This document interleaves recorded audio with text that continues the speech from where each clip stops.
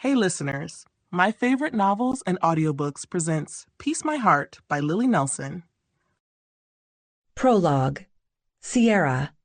I blamed everything on the fever. Everything.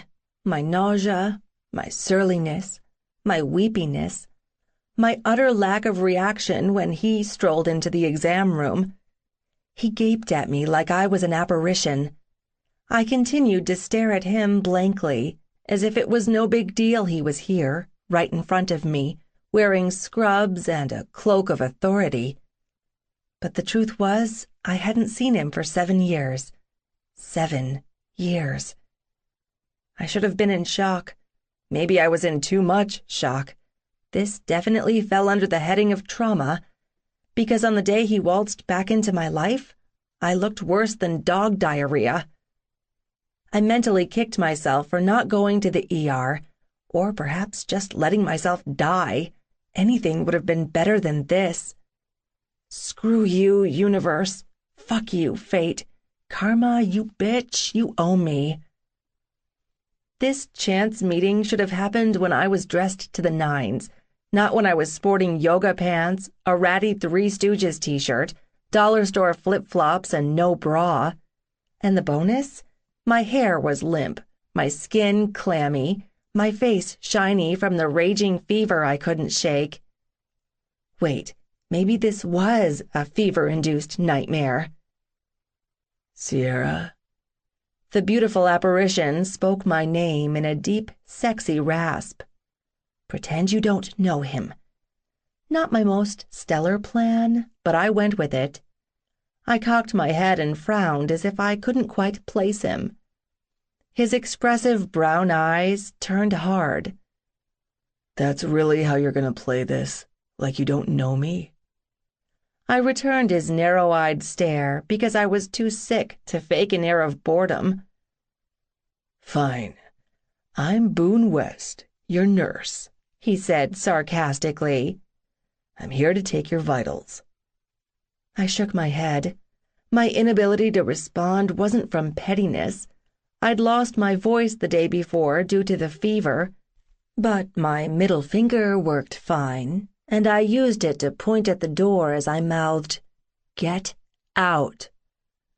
Nice try, but keep your arm out like that so I can take your blood pressure. My heart rate skyrocketed. So no freaking way was he putting a blood pressure cuff and a stethoscope on me. Boone moved in cautiously as if I were a feral creature.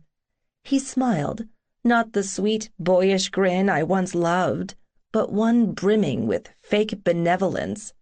My belly flipped, which pissed me off, and I wished projectile vomiting were my superpower instead of this uncanny ability to be at the wrong place at the wrong time, every time. I jerked away from him. Look, Sierra, he said reasonably, I wasn't expecting to run into you here. Not like this. Let me do my job and we'll talk afterward. I shook my head so hard my vision went wonky.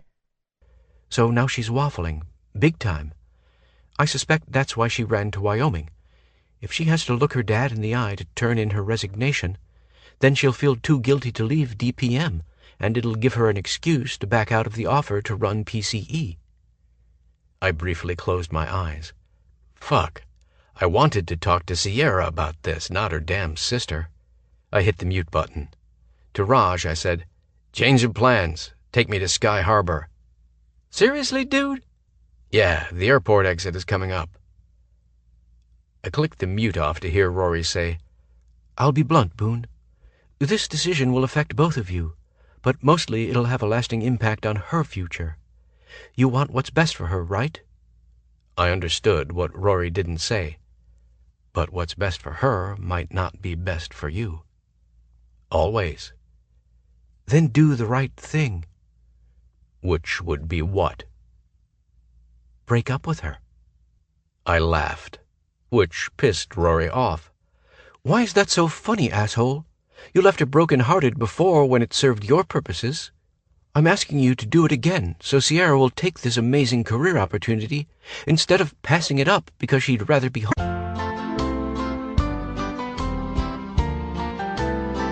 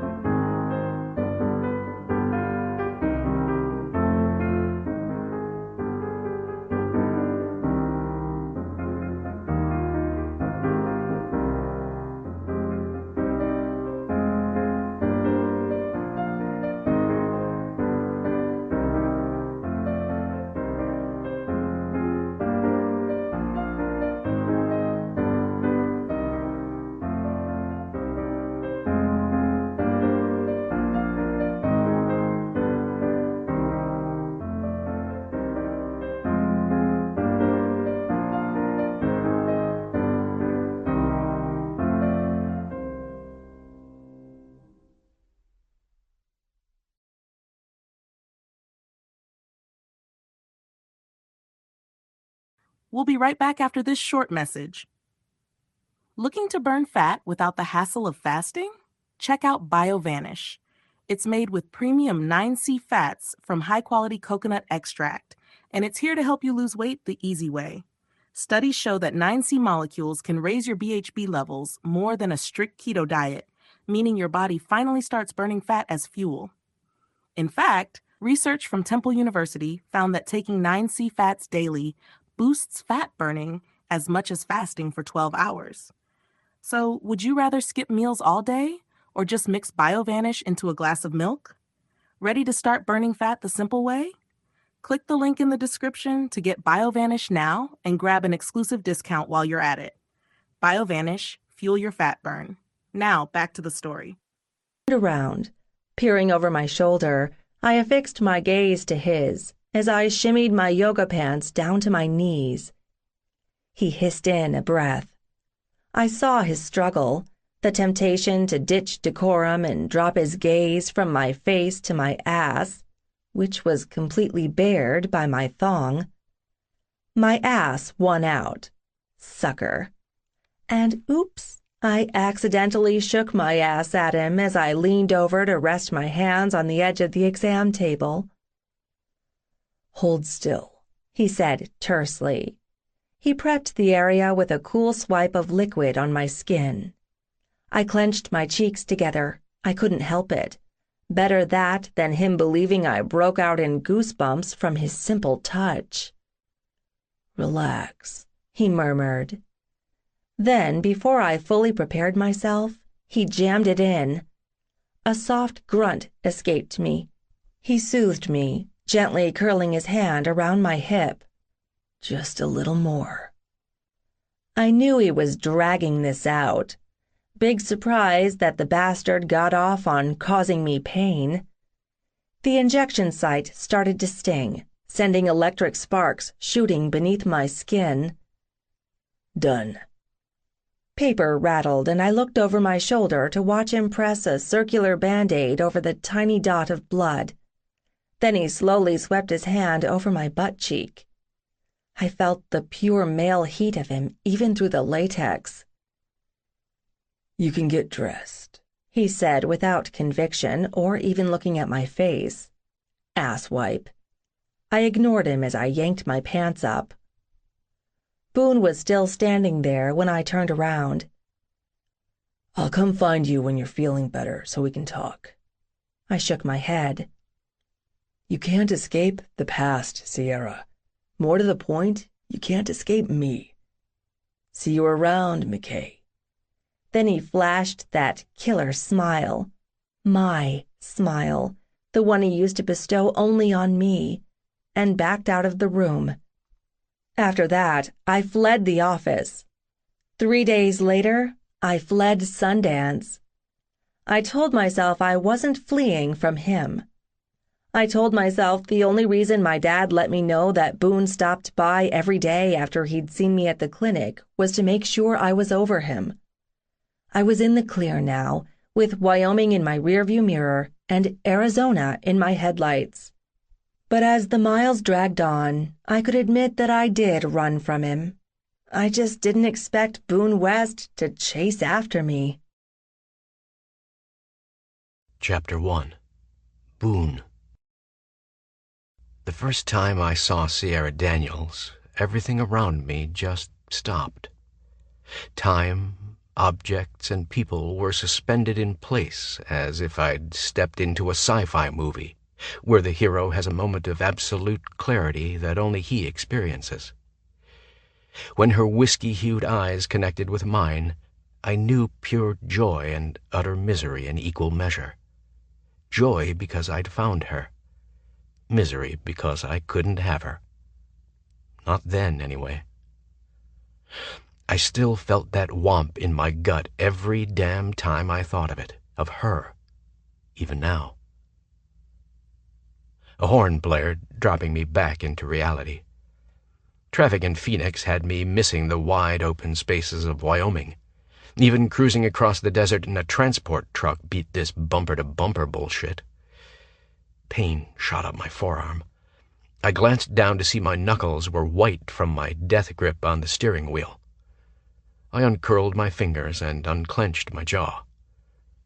Breathe, man. Stay calm.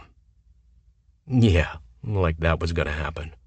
It had been 7 years since I'd seen her. 7 years. Technically, that wasn't true. Sierra had shown up at the clinic in Sundance 10 days ago. Our mutual shock at the unexpected run-in had been overshadowed by the fact that she was so goddamn sick. My hands tightened on the steering wheel again. It still burned my ass that she fucking ran away from me as if I was the dirty rat responsible for infecting her with the plague. When I'd driven out to her dad's house the next day to check on her, Gavin Daniels refused to let me see her. While I understood his protective streak, especially given my history with his daughter, I pointed out that Sierra was an adult. He didn't have the right to make that decision for her. That's when Daddy-O reiterated it had been Sierra's decision. She wanted nothing to do with me. A reaction I'd shrugged off and blamed on her high fever. Justification? Or cockiness on my part? Both. But I knew in the marrow of my bones that an apathetic woman wouldn't have made such an edict because she wouldn't have cared. Sierra cared. Being a determined bastard, I'd shown up at Sierra's house every day. Being a stubborn McKay, she refused to see me every day. By the third day, I recognized that even Gavin and his wife Priel were starting to feel sorry for me. I used that to my advantage when Gavin informed me on day 4 that Sierra had returned to Phoenix. My demand for her phone number garnered a "fuck no," and the door slammed in my face. My request for the name and address of the place she worked resulted in a detailed description of the legal definition of stalking. My promise that I would willingly let every male member of the McKay family, notoriously bad-tempered cowboys, hog-tie me to the flagpole in the middle of town and take turns beating the ever-loving fuck out of me if I harmed a single hair on Sierra's beautiful head, had finally convinced Gavin of my sincerity. He provided the information I wanted. After I'd signed a binding legal contract. In blood. Okay, not in blood, but the pen I'd used had contained red ink, so it was a distinct possibility. But I'd gladly sign a deal with the devil himself if it meant I had a shot at making things right with the one woman I'd never forgotten. So, here I was, trying to implement a plan of attack on the fly. The irony of this situation? I'd had meetings scheduled in Phoenix before Sierra and I had crossed paths. That had to be a sign. Had to. Maybe that was wishful thinking on my part, but no one has ever accused me of being an optimist. I'd lived with the brooding Boone moniker since my 3rd birthday. Could Sierra see me beyond who I used to be?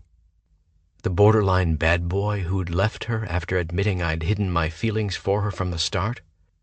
But you aren't that kid anymore. So, I'd changed. Big deal. It'd be a sad situation if I hadn't. I could thank the United States Army for the significant improvements in my life and the opportunities that joining the military had afforded me. Way to sound like a recruitment poster, douche. Fuck. Where was my confidence? I was educated. I'd expanded my language skills. I'd become a team leader. I'd learned the art of compromise and negotiation. I'd effectively erased most of that punk I used to be. But what if that's the guy she wants? Fuck that. I could offer her things now that I couldn't before. I had a career, a pension, a nice car, a bright future. She always had those things that you worked so hard to get. What can you give her that no one else can? What makes you special? My mind blanked. I heard a crack and realized I'd been grinding my teeth so hard my jaw had popped. All of this speculation meant squat. My male pride assured me I'd come this far and she wouldn't refuse to see me. It kept reminding me I'd had a connection with Sierra I hadn't experienced with anyone else. Unfortunately, my pride also had a sadistic streak. It suggested I'd never gotten over Sierra because she'd never really been mine in the first place. My pride was a total dickhead most of the time. The GPS reminded me to turn right at the next intersection and then announced my destination had been reached. After I parked in the visitor's lot, I bent down and peered through the bottom of the windshield so I could see the Daniels Development Group office building from the ground up. I'd always known Sierra came from money, yet I also knew that Gavin Daniels had been responsible for that financial success after expanding the business he'd inherited from his father. Did Sierra feel pressured to make an equal, or even bigger, mark with her role in the family business? She had the brains to do it, but did she have the drive?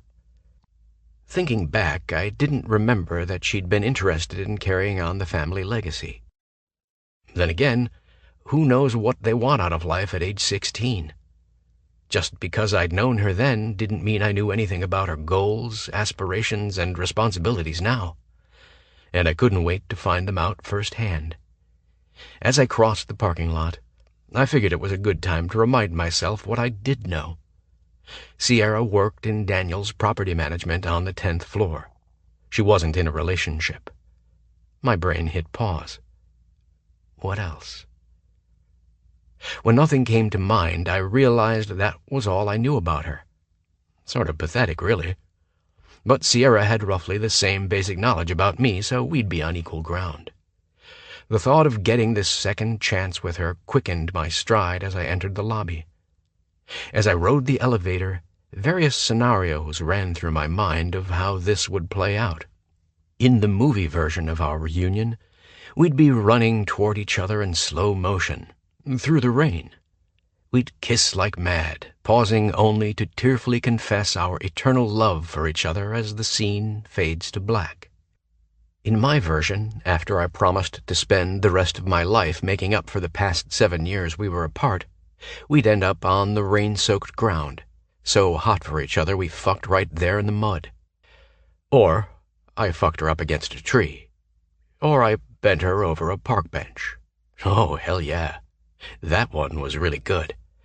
Especially when I imagined my hand twisted in that gorgeous dark hair of hers, pulling just hard enough to make her gasp as I whispered dirty, dirty promises in her ear. Jesus, man, get a fucking grip. You really want to stroll in sporting wood? And is sex all you really want from her? Well, no, but I sure as hell wouldn't pretend I wanted to be her friend either. The elevator stopped on the 10th floor, and the doors slid open. For just a moment, I froze. Was I truly ready for this? Don't be a pussy. You're a fucking soldier. You've dodged sniper fire and IEDs. This is cake. I wiped my sweaty palms on my khakis before I strode to the receptionist's desk. I bestowed my most charming smile on her. I'm here to see Sierra McKay. Chapter 2. Sierra. Tuesday was my busiest day of the week. I'd been scrambling to catch up after my absence. I'd gone to Sundance to see Marin, my BFF from high school, and meet her new baby boy, and have a heart-to-heart with my father about my place in the company. But because I'd gotten sick, I hadn't seen Marin or her sweet baby, and I hadn't had that talk with my dad either. Mostly because I'd chickened out, again. In addition to my tasks at Daniels Property Management today, I had a presentation to prep for next week for PCE, Phoenix Collegiate Entrepreneurs, a women's business group we organized at ASU when we realized there weren't any support groups for our demographic: women starting home-based businesses, or women in jobs where their colleagues were predominantly male. 10 business admin students, all female, all who'd had some level of success in starting a business, had banded together and pooled our knowledge so we could help each other. Within 6 months, our group had 50 members and a dozen women in the community who'd volunteered as mentors. Being a founding member of the group was one of the things I was most proud of. I still spent a considerable amount of time volunteering for PCE because creating a better business environment for women remained my passion. I just wished I could do that here, reignite the passion I'd brought to this job.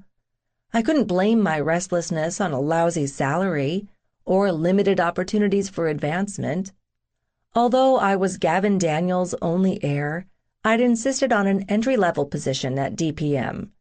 I could have gone to work for several other companies after graduating from college. I'd been heavily recruited due to my impressive resume, my work founding PCE, my GPA, and the connection to my father. But since I'd indicated an interest in taking over both Daniel's development group and Daniel's property management when Dad retired, I figured I had at least a dozen years to learn how to run everything. Since I'd spent more time at DDG over the years, I wanted to understand DPM from the ground up. That didn't mean I was a third-generation slacker with entitlement issues and zero work ethic. During college, I'd worked as my father's virtual intern. No pay, but what I'd learned had been invaluable. There'd been resentment after I'd officially been hired at DPM.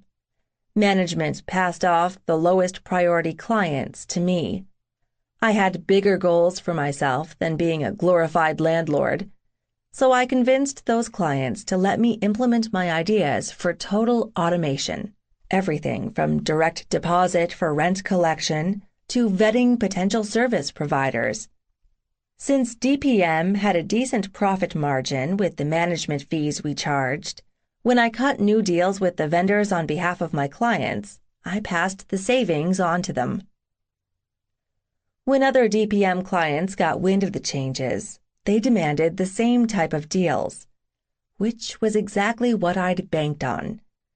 So, my first year as a glorified landlord, I'd completely revamped the entire DPM payment system. Color, the CEO, impressed. But he'd also been agitated that none of his longtime managers had attempted to modernize an outdated business model. So he'd rewarded me for my innovative thinking by granting me a promotion, a big promotion, from entry-level to upper management. That's when the nastiness really kicked in, the implication that I hadn't earned the promotion. My father was a brilliant businessman and the smartest guy in any room, and thankfully I'd inherited some of his business acumen. But I'd risen up the ranks on my own merits. I'd put up the amount of hours I'd worked against anyone else's. Another fun aspect of the job, in addition to the assumed nepotism, was the sexism and the ageism. Men I'd known for years were patronizing and condescending when they dealt with me. How could I possibly know anything about real business? The ink on my diploma was fresh. I had tits, not balls. What really rankled were the smug remarks about having Daddy fight my battles. No wonder my enthusiasm had cooled. 2 raps sounded on my office door, then Nikki poked her head in. "Your 11:30 is here?" I frowned at my assistant. "Marty's early?" "It's not Marty. I assumed you forgot to enter in this appointment." She sent another quick glance over her shoulder. "You want me to send him packing?" "No, show him in." I printed out my questions for Marty. I planned to pick his brain about what to look for when hiring a headhunting firm. PCE had reached the stage where it needed a full-time paid administrator. From the doorway, I heard, "A corner office already?" That voice. For years, it had haunted me. A deep rasp that couldn't possibly be as sexy and compelling as I'd remembered.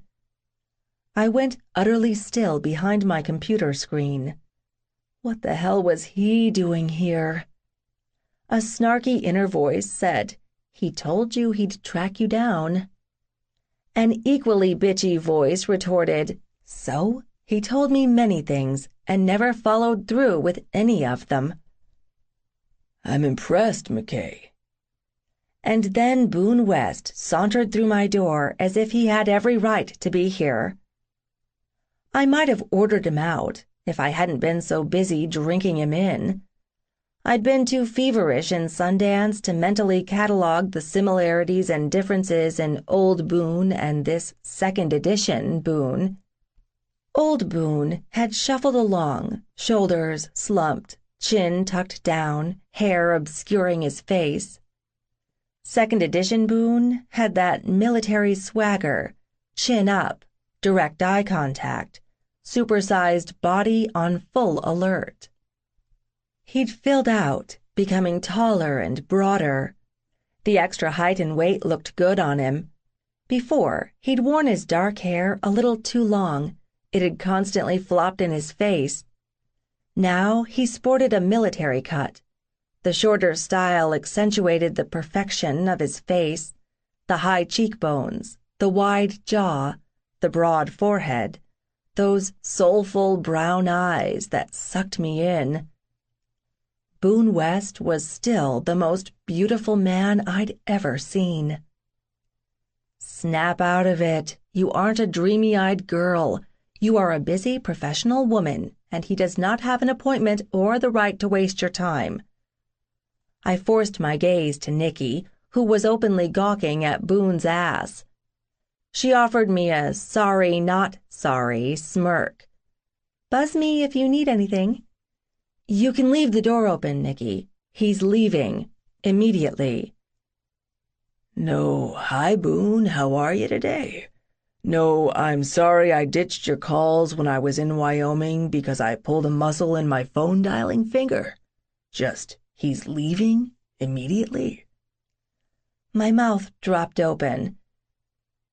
You remember that conversation? I remember everything that happened between us, Sierra. Everything. Then you'll remember why I have nothing to say to you and why I'm telling you to get out of my office. Boone shook his head at me. I'm not leaving until I get what I came for. Pushy bastard. How about I give you what you deserve instead? Which is what? A swift kick in the balls? He grinned. Luckily, I wore a cup, just in case. Bully for you. Go away, Boone. Nope. We have unfinished business. Wrong. We were finished the moment you got on your bike and left me and the state of Wyoming behind. Since 7 years have gone by, we're past the legally recognized statute of limitations for immoral acts and criminal behavior. Not that being a selfish, lying asshat is against the law. So if it'll speed things up and send you on your way, I'll accept your apology even when it's years late. His eyes narrowed. I'm not here to apologize. Of course you're not. I pointed to the door. Please let it hit you in the ass on your way out. I returned my focus to my monitor, dismissing him completely. 5 seconds later, he slapped his big hands on my desk. I jumped. Boone peered over the edge of my computer screen. Your reflexes are good. So, how are you feeling? Any lingering issues from the strep virus? You came all the way to Phoenix for a house call? Not hardly. Then why are you here? I doubt the Army just lets you flit around from place to place whenever the mood strikes you. Damn it, you were supposed to act uninterested. He smirked because he knew he'd hooked me. I'm glad you asked. I'm here on leave for 2 weeks. I intended to tell you in Wyoming that I was already scheduled to be in Phoenix directly after my stint in Sundance. Do not react. And this affects me how? Boone's intense gaze encompassed my entire face. Us being in the same place at the same time isn't a coincidence, Sierra. Yes, it is. No, it isn't. It's fate. My stomach cartwheeled. You knew it. That's why you ran from me in Wyoming. I didn't run. I drove. He shrugged. And yet, No matter how we got here, we are both here. Do not get sucked into this conversation. Awkward silence distorted the air. Boone stepped back and sat in the chair across from my desk. By all means, make yourself comfortable. I will, thanks. I was being sarcastic. I know. I'm ignoring it because you don't really want me to leave. In my head, I said, "Oh my God, cocky much? Get out or I'm calling security." But I would not give him the satisfaction of an emotional outburst. Instead, I said, "You are mistaken if you think I have nothing better to do than entertain you. I have another appointment."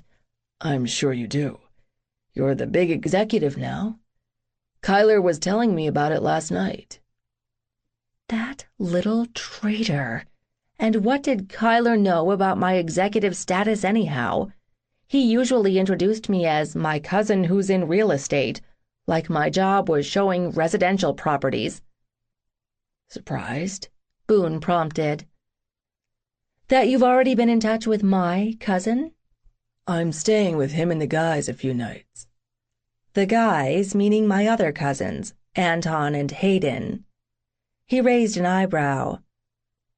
That sounded a little possessive. Kai's my cousin too, McKay. Like you have to remind me, West. Boone sank back in the chair as if settling in for a good long chat. It's been a while since I've seen Kai, Hayden, and Anton. It's weird that they're these big grown guys and not the skinny runts I remembered. Anyway, we were talking last night and I mentioned I was coming here today. Hayden said something like, "Your cousin is my cousin, but that don't make us cousins," which sounded wrong, coming from him, because he always talked like he was reading from a textbook, even when he was annoying the hell out of us on the bus. Which reminded me about the first time we met on the bus. I saw you talking to Kai and thought, it figures, the gorgeous new girl in town is a relative. I was so relieved to find out that we weren't related at all. Then Kai made a crack about kissing cousins. Whatever you're trying to do, Boone, stop. What do you think I'm trying to do, besides reminding you that it wasn't all bad between us? His agitation that I'd interrupted him allowed me to remain cool. I think you're beating a dead horse. Boone quirked an eyebrow at me. That's a little folksy coming from you. You want it in plain terms? Fine. I have no desire to reminisce with you. I paused. Ever. Bull. I know you, Sierra. No, you don't. Not anymore.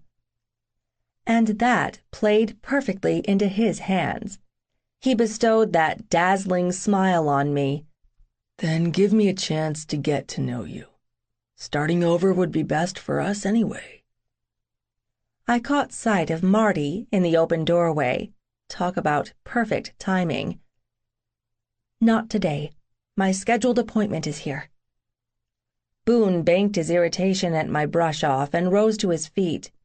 After sparing Marty a quick glance, he returned that laser focus to me as I stepped around the desk. Today I'd worn my favorite power suit, a pencil skirt the color of black cherries I'd paired with a cream-colored sleeveless shirt with a swoopy drape of fabric that allowed a hint of cleavage. My black heels were 1950s-style peep-toe pumps, with white stitching and dotted with tiny cherries the same color as my skirt. I rocked this outfit and always felt a boost of confidence wearing it. When our eyes met again, Boone didn't hide the fact I'd wowed him. Eat your heart out, fucker. See you around, West. His eyes narrowed. He moved in and brushed his right cheek across mine until his lips met my ear. You aren't shaking me off that easy. I can try. Boone's soft laughter burrowed into my ear and sent vibrations throughout my entire body. Fair warning. I'm more stubborn than you. I'm that burr you can't shake off until I get completely under your skin. I've got nothing but time to convince you we need to talk so we can fix this between us." He retreated and offered Marty a "Hey," and a chin lift before he strolled away. I found myself watching that finely muscled ass and wondering. When I looked up at Marty, he lifted a brow at me. "I could have come back if I was interrupting something." "You weren't." I snagged my suit jacket off the coat tree. We were done. He held the door open as we left the reception area. "Is he a friend of yours?" "Former friend." "Maybe you should tell him that." I started to argue, but I suspected Marty was right. Chapter 3. Boone. I wasn't expecting anyone to be around when I returned to McJock Central. My McKay cousins had a sweet setup, even if they had to drive several miles to get to the ASU campus. They'd invited me to crash on their couch until my Army buddy Raj got here from Fort Hood, so I'd stopped by to pick up my stuff before my meeting at the VA. It surprised me to see Kyler sitting at the dining room table. When Kai wasn't in class, he was in football practice, or at team meetings, or watching game tapes, or working out. Everyone claimed I was an intense guy, but I was a candidate for ADHD meds compared to Kyler McKay. Even now he exhibited impressive multitasking skills, performing bicep curls with free weights as he flipped through a textbook. He glanced up and flashed me a sheepish smile. It was really fucking spooky how much he looked like his dad, but a supersized version. "Hey, didn't think I'd see you again today. Did you plan on IDing me in the morgue later?" "Nah, I figured Sierra would just maim you. That's more painful than a quick death." After his methodical inspection, he said, "You don't look worse for the wear. You sure I don't have icicles on my face?" "Icicles in the desert? Dream on," Kyler laughed. "But, dude, you had to expect this from her." I ran my hand over the top of my head. "Yeah, I did. But that doesn't mean I like it. At least you're not bleeding. So what happened?" "I blew it. She was prickly as a damn cactus. She acted like I'd assumed we could just pick up where we left off 7 years ago." The weight in Kyler's left hand froze mid-air. "You didn't tell her that?" "No," I scowled at him. "I'm not a complete idiot." "I didn't think so. Did you act all, 'I'm in the Army now, I'm a big badass soldier, and you will listen to me, woman'? What the fuck? No, I didn't do that." "Did I?" "The cold shoulder doesn't sound like Sierra." Kai frowned. "Wait, if you were at her office, I take that back. That is exactly how she'd react. She's got the whole Stepford thing going on at work." That description fit. "Why?" "Since she's the boss's kid, she has some whacked-out idea she has to rise above the fray. One night, she got a little drunk and told me her male colleagues treat her like a bimbo who's just collecting a paycheck from daddy until she gets married and pregnant." Jesus. Which is total bullshit. Sierra is so freaking smart, and she knows business, especially her dad's business that she's been around her whole life. I wish she'd tell those assholes to fuck off and show them being like everyone else and not rocking the boat won't set you apart. "You speaking from experience?" Kyler lowered the weight to the floor. He sighed before looking up at me. "Yep, and it's ironic I learned that from her." "How?" "Sierra helped me deal with family shit when it came to picking a college. Dad wanted me to go to University of Wyoming, period. Then the football recruiters flew me and Dad down here to talk about the program. After the meeting, while I was getting the tour of the ASU campus, Sierra took Dad aside for a come-to-Jesus chat. Whatever she told him clicked, because after that, Dad was completely on board with me attending school here. Now I really wanted to know what she'd said to stubborn Cord McKay to get him to change his mind. Did she have the same chat with Cam about Anton? And with Kane about Hayden attending ASU too? Those two had it easy after I broke the first barrier. Our folks decided it'd be better if we had to go away to college that we were together. I wasn't a social media guy, so I knew nothing of McKay family gossip until those 2 weeks I'd been back in Sundance.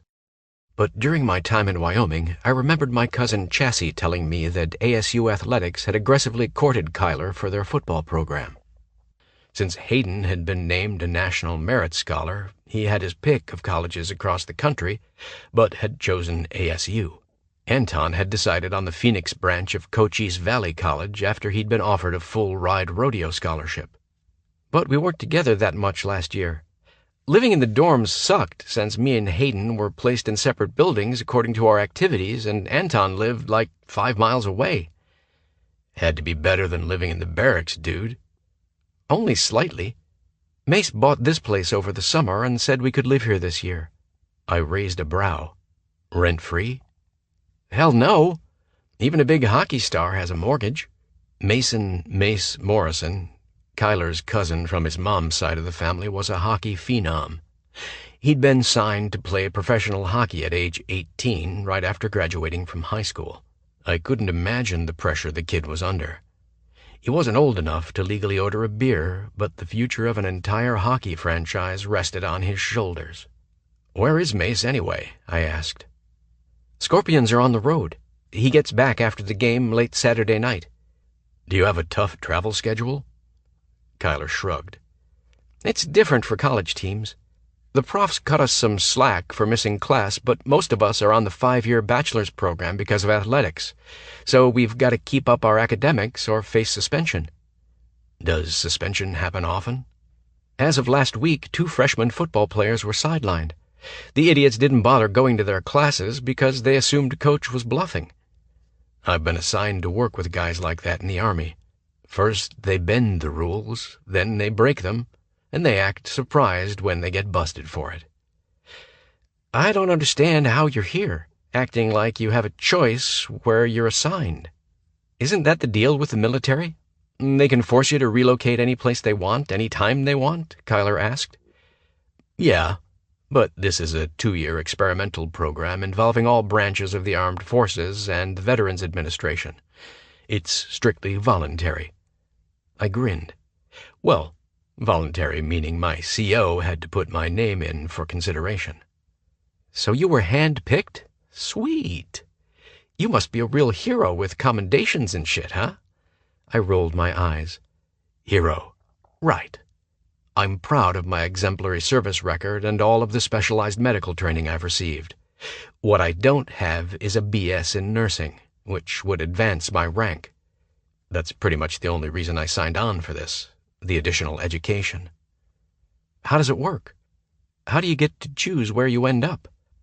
Since the VA system has had issues in recent years, the preliminary program is focused on active duty medical personnel working with civilian healthcare specialists in the places with the highest number of violations.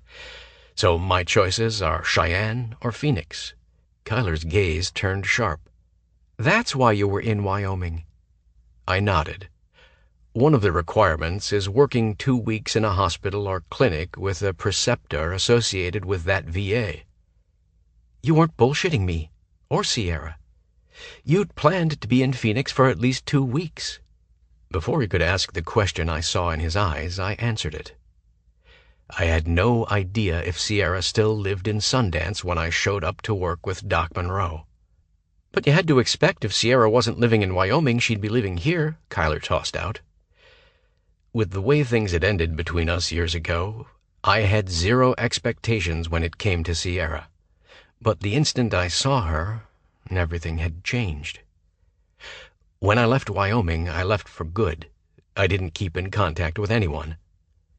It wasn't like anyone had sought contact with me either. Besides, my dad bailed out of the state. My mom moved to Montana with my sister and brother. My uncles were busy doing their own shit, and the McKays... I shrugged. Anyway, approval for the program happened fast, which is odd for the government. Not a lot of information has been released to us individually about specifics, but I've heard that'll change once I submit my final request. You did that today, didn't you? Yeah. Raj was gonna flip his shit when I told him. You don't know where you'll be going to school? I doubt it'll be a traditional campus setting like you're in, especially since the Phoenix VA is a teaching hospital and affiliated with over 100 colleges. I just hope the hours I spend in the classroom every week count toward my required duty hours. It'd blow if I had 18 credit hours of instruction, plus I had to work a full 40. I shrugged. But it's a possibility. Will you tell Sierra you'll probably be here for longer than 2 weeks? I shook my head and walked to the fridge for a bottle of Gatorade. Not until I figure out what to do next. Kyler snorted. You know what you need to do, West. Kiss her stupid and beg her forgiveness? Like that'd work. What? Approach her on a professional level. Show up at her office tomorrow and pile on the guilt that she'd thrown you out before you could explain you were trying to hire her. Then tell her you'd like to look at rental properties since you'll be around a while. Ideas raced through my head. A variation on Kai's suggestion because I didn't want to tip my hand too soon. I needed to get her to spend time with me. I'd deal with any backlash of what I had to do to make that happen after the primary goal had been achieved. Wasn't it better to beg for forgiveness than to ask for permission anyway? Quick thinking, Kai. Damn, you're good. He grinned. It's what I do. Learn to think on my feet and adapt fast. The doorbell rang. Kai glanced at his phone and said, Shit! He stood, whipped off his sweat-stained wife-beater and tossed it aside. He yanked on a Sun Devils football t-shirt and looked at me. You have all your stuff? Trying to get rid of me? Hell yes. The teaching assistant, my tutor is here. I said, Tutor? I thought I was the only one who needed extra help. Kyler blushed. Then he disappeared around the corner. I scanned the living room to make sure I hadn't left anything before I hoisted my duffel bag and entered the foyer. A tall, gorgeous redhead dropped her hand from Kai's crotch when she saw me and seemed nervous that Kai would introduce us. He didn't. McKay, you dog, nailing the teacher's assistant. She could teach him all sorts of new tricks. If for some reason Raj gets delayed tonight, you're welcome to stay here again, Kai offered. I appreciate it. I maintained a straight face when I said, Study hard, but a word of advice. Staying in one position too long will cause back and neck problems. Change positions frequently. Late afternoon, I paused in the lobby of the apartment building, looking for the buzzer marked Ramos. I pushed number 220 and immediately heard a static-filled, Yo! It's West. The door lock buzzed. I took the stairs to the second floor. Raj had left the door cracked open. The instant I stepped inside, I'd wished I'd left my sunglasses on. The walls and the ceiling were so goddamned pink it felt like swimming in a bottle of kinky pink. In here, Raj called out. I stepped through a doorway into the combination living room and kitchen. Raj grinned at me. Welcome to the Pink Palace. How old is your sister? Don't most girls grow out of the pink phase at, 13? Not to kill. I expected she'd repaint after I mentioned it was like being inside a vagina, but she just called me a pig. Raj indicated the floral couch. You're crashing on the sofa bed. Great. I dropped my duffel on the floor. Tell me you picked up beer. In the fridge. Thank you, Jesus. I popped the top and snagged the chair across from him. The miniature dining table was covered in a frilly pink lace tablecloth. How was the drive? Long. I hate driving by myself. You hate doing anything by yourself. The result of having 2 older brothers and 2 younger sisters. I was always surrounded.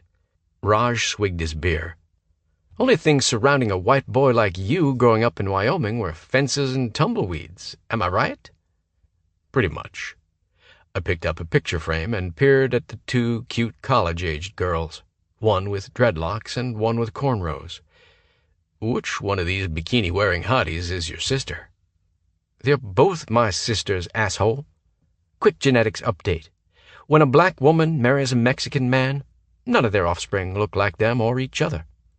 Raj joked about his mixed heritage all the time. His genetics seemed evenly split. He had the height and hair from his African-American side, but he had lighter skin and hazel eyes from his Mexican side. We'd gone through basic training together.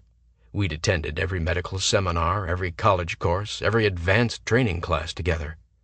We even shared an apartment in Fort Hood. Some of our supervisors swore we shared a brain, so the Army fuck-up affected us both. "What's up, West?" I set the picture down. "Nothing. Why?" "I know you, man. You're brooding. What gives?" "Woman troubles."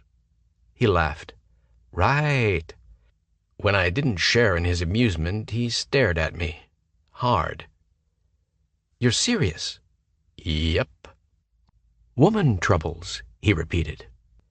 "First time you've ever said that in all the years I've known you." "There's a reason for that, and she lives in Phoenix." His eyes went comically wide. Then he said, "Start talking." Raj knew more about me than anyone in my life, but he didn't know about Sierra. It's a long story. "I've got time, and so do you." "It's complicated." "You're stalling. Now you know I ain't going to leave you alone until you tell me whatever it is that you should have told me a long damn time ago." I scrubbed my hands over my face. "You know about my fucked-up childhood. So by my senior year of high school, I was biding my time until graduation and I could start a real life." I swallowed a mouthful of beer. "Then she showed up." "Who?" "Sierra. The instant I saw her, all those freaking clichés bombarded me. A bolt of lightning. The earth moved. Time stood still.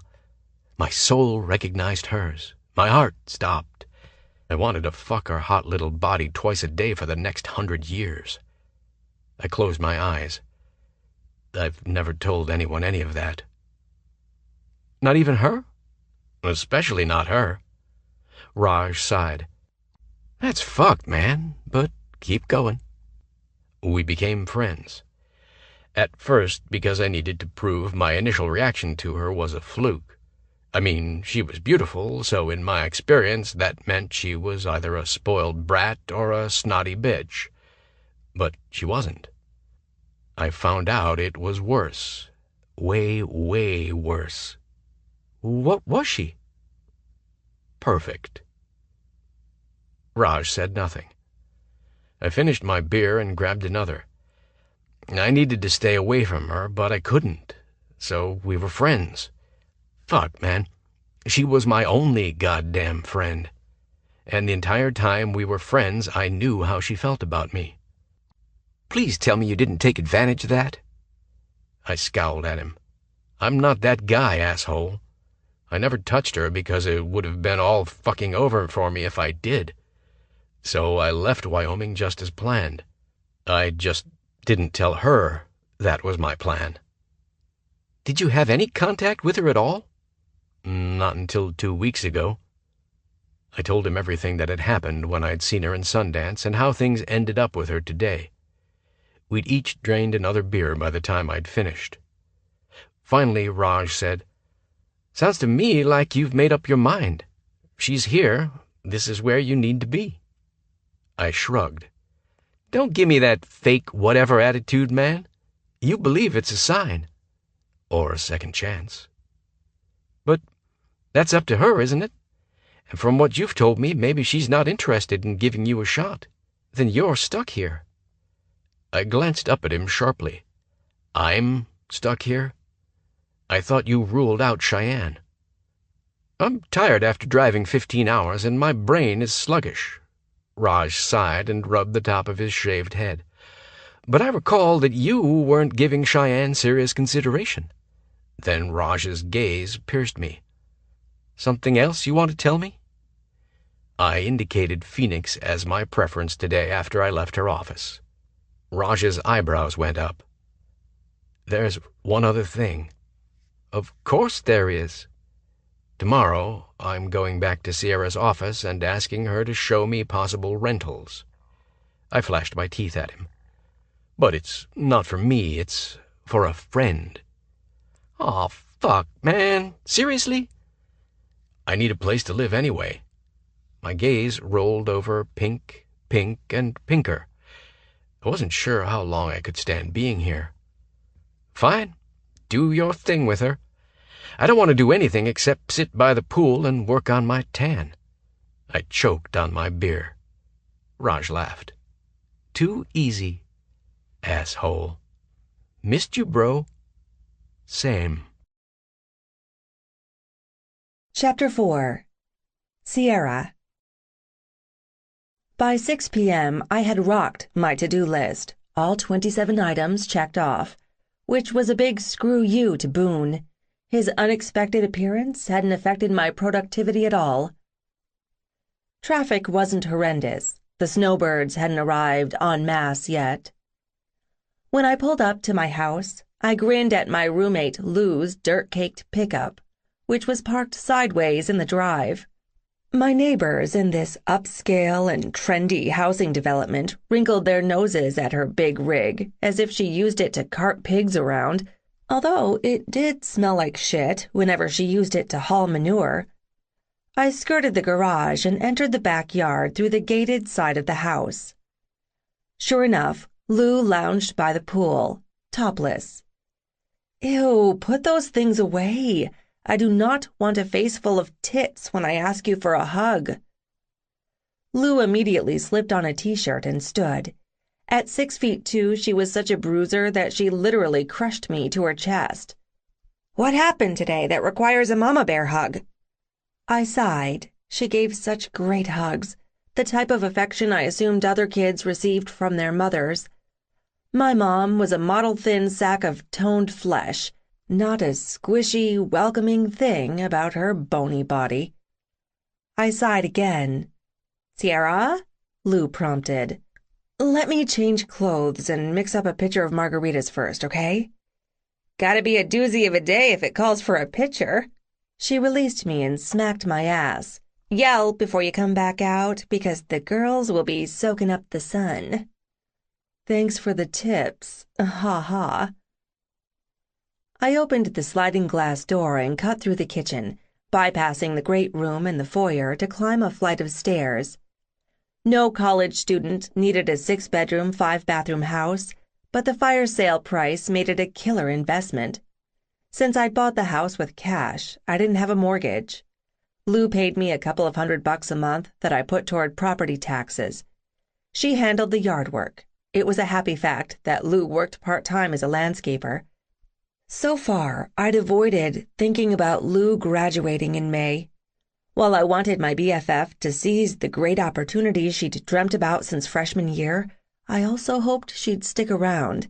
Then we could do this adulting thing together, although I had a 2-year head start in the working world. In my bedroom, I kicked off my heels and ditched my clothes for my bikini. After twisting my hair into a messy bun, I returned downstairs to whip up a batch of margaritas. I opened the sliding glass door and yelled, "Incoming!" before I grabbed the tray. Lou had her top on, and she'd cleared a space on the table between the loungers. I handed her a glass, poured one for myself, and lowered into the chaise. One long sip of cold, boozy, limey goodness, and I felt the tension melting away. Killer margs, S. Thanks. So, your day. Were you dealing with Bridezilla again? I groaned. My mother's impending marriage reception resembled a circus. I had not so jokingly told Lou that my mom actually considered hiring Cirque du Soleil performers for the entertainment. Mom hadn't laughed when I pointed out that no one wanted to dance to the sounds of flying trapezes and limbs being contorted. I hadn't heard from her since. No surprise there. Our rocky relationship had crumbled completely after she'd returned from France, and I did not miss her, or her petty, nasty bullshit.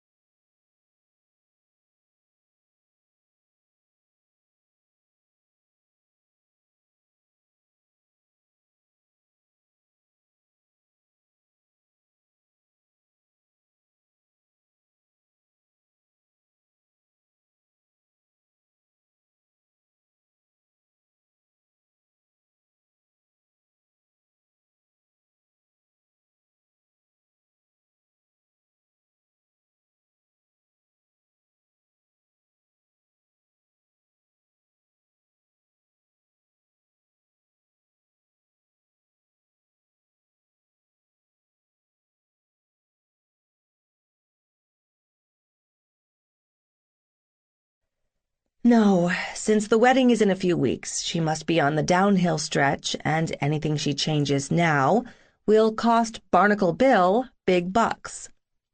Lou snorted. You will slip up and call him Barnacle Bill to his face one of these days. No doubt. My mother's husband-to-be had earned his millions from the fishing boat companies he owned up and down the Gulf of Mexico. He'd retired to Arizona, away from the water. Then he started golfing as if it was his religion.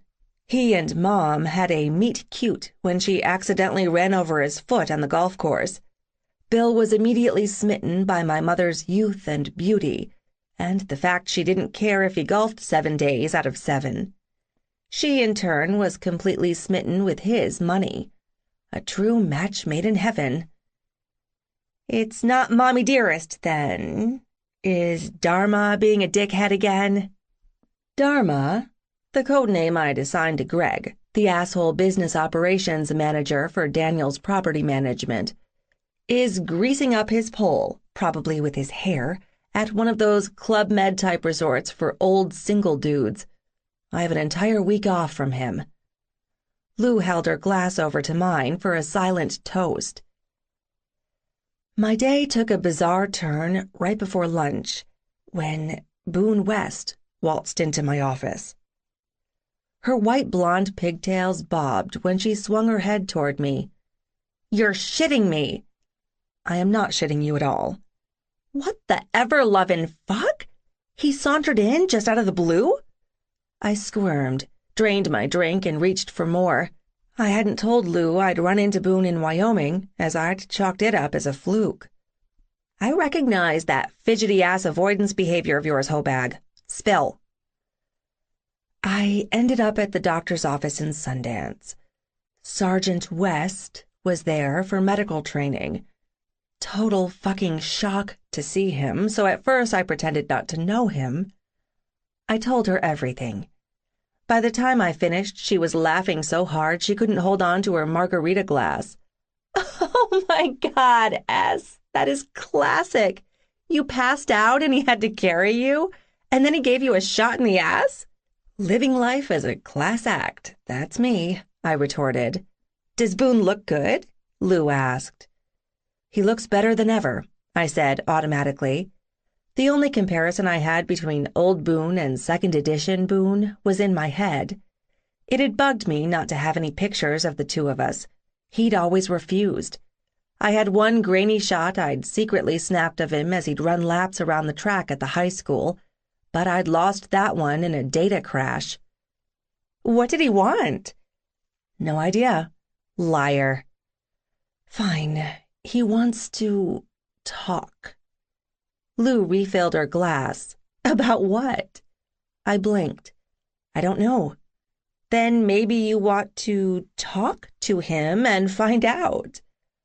Or maybe I ought to skip a conversation with him and just stab myself in the heart to save him the trouble of doing it to me again. I felt Lou staring at me. It still hurts that much? What happened between you two 7 years ago? Yes, no, shit, maybe. I sighed. When you say it like that, it sounds ridiculous. Then I'll toss it out there that by not talking to him, you're not allowing either of you a chance for closure. All you're doing is holding a grudge, and that's not like you. I don't think he wants closure, Lou. Well, duh. The man followed you from Wyoming to Arizona. She started singing Michael Jackson's Wanna Be Startin' Something. Knock it off, or I'll punch you in the throat. She laughed. Just calm your tits, girlfriend. She slurped her drink. Besides, why would that be a bad idea? I tipped my head back. The sky had taken on the white film that stretched across the horizon prior to sunset. Sometimes I missed seeing the stars. Stargazing had been one of Boone's favorite things, and while he marveled at the stars, I marveled at him. My epic crush had been so embarrassingly obvious to him that I still blushed when I thought about it. "Why are you dodging the question?" Lou prompted. "I'm not. I'm just creating an ordered list of why that's a bad idea.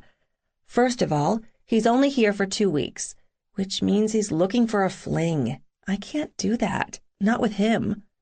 "Why not?" "What if I fell for him again, knowing he'll leave again?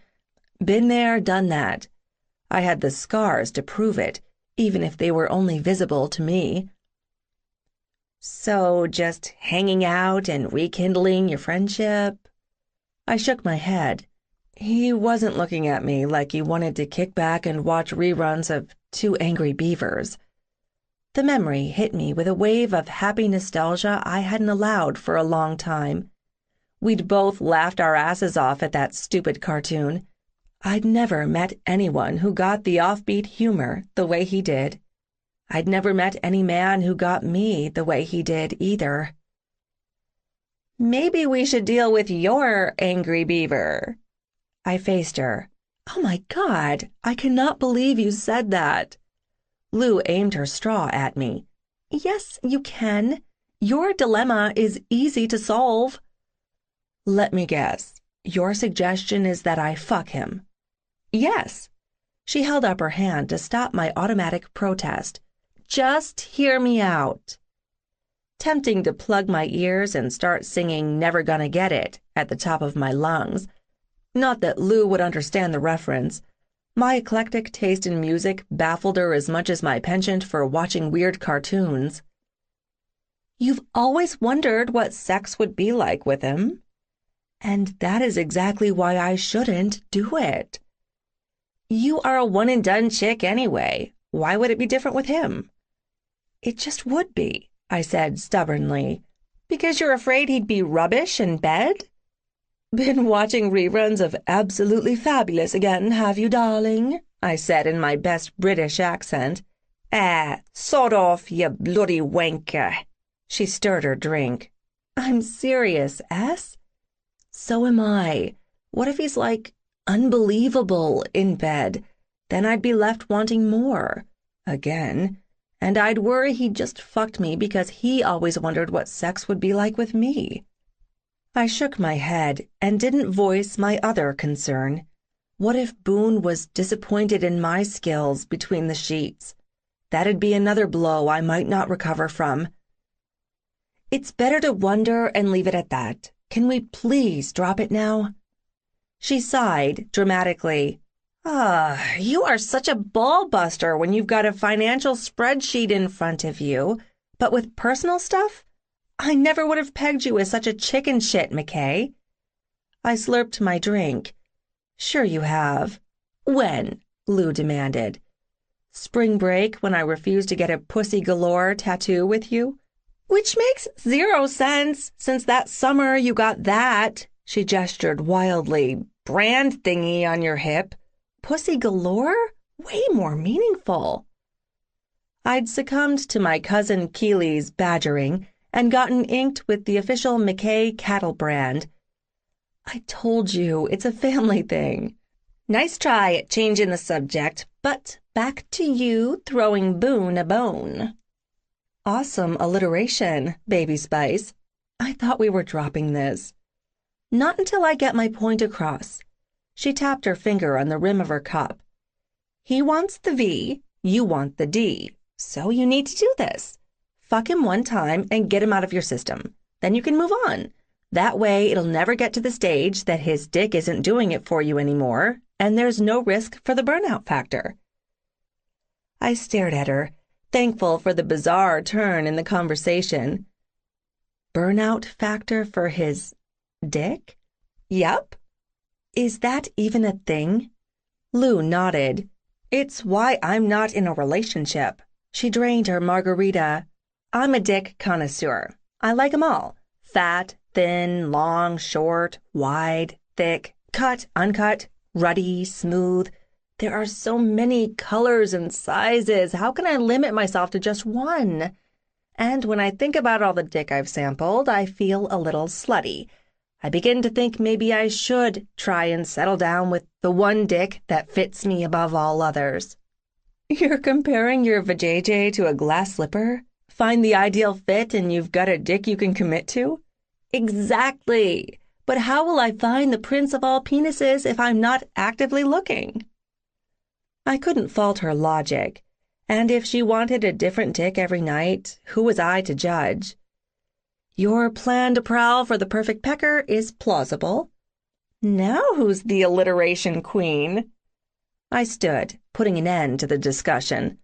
I'm hitting the pool for a quick swim before I decide whether to make another pitcher of margaritas or whip up a batch of white chocolate chip macadamia nut cookies.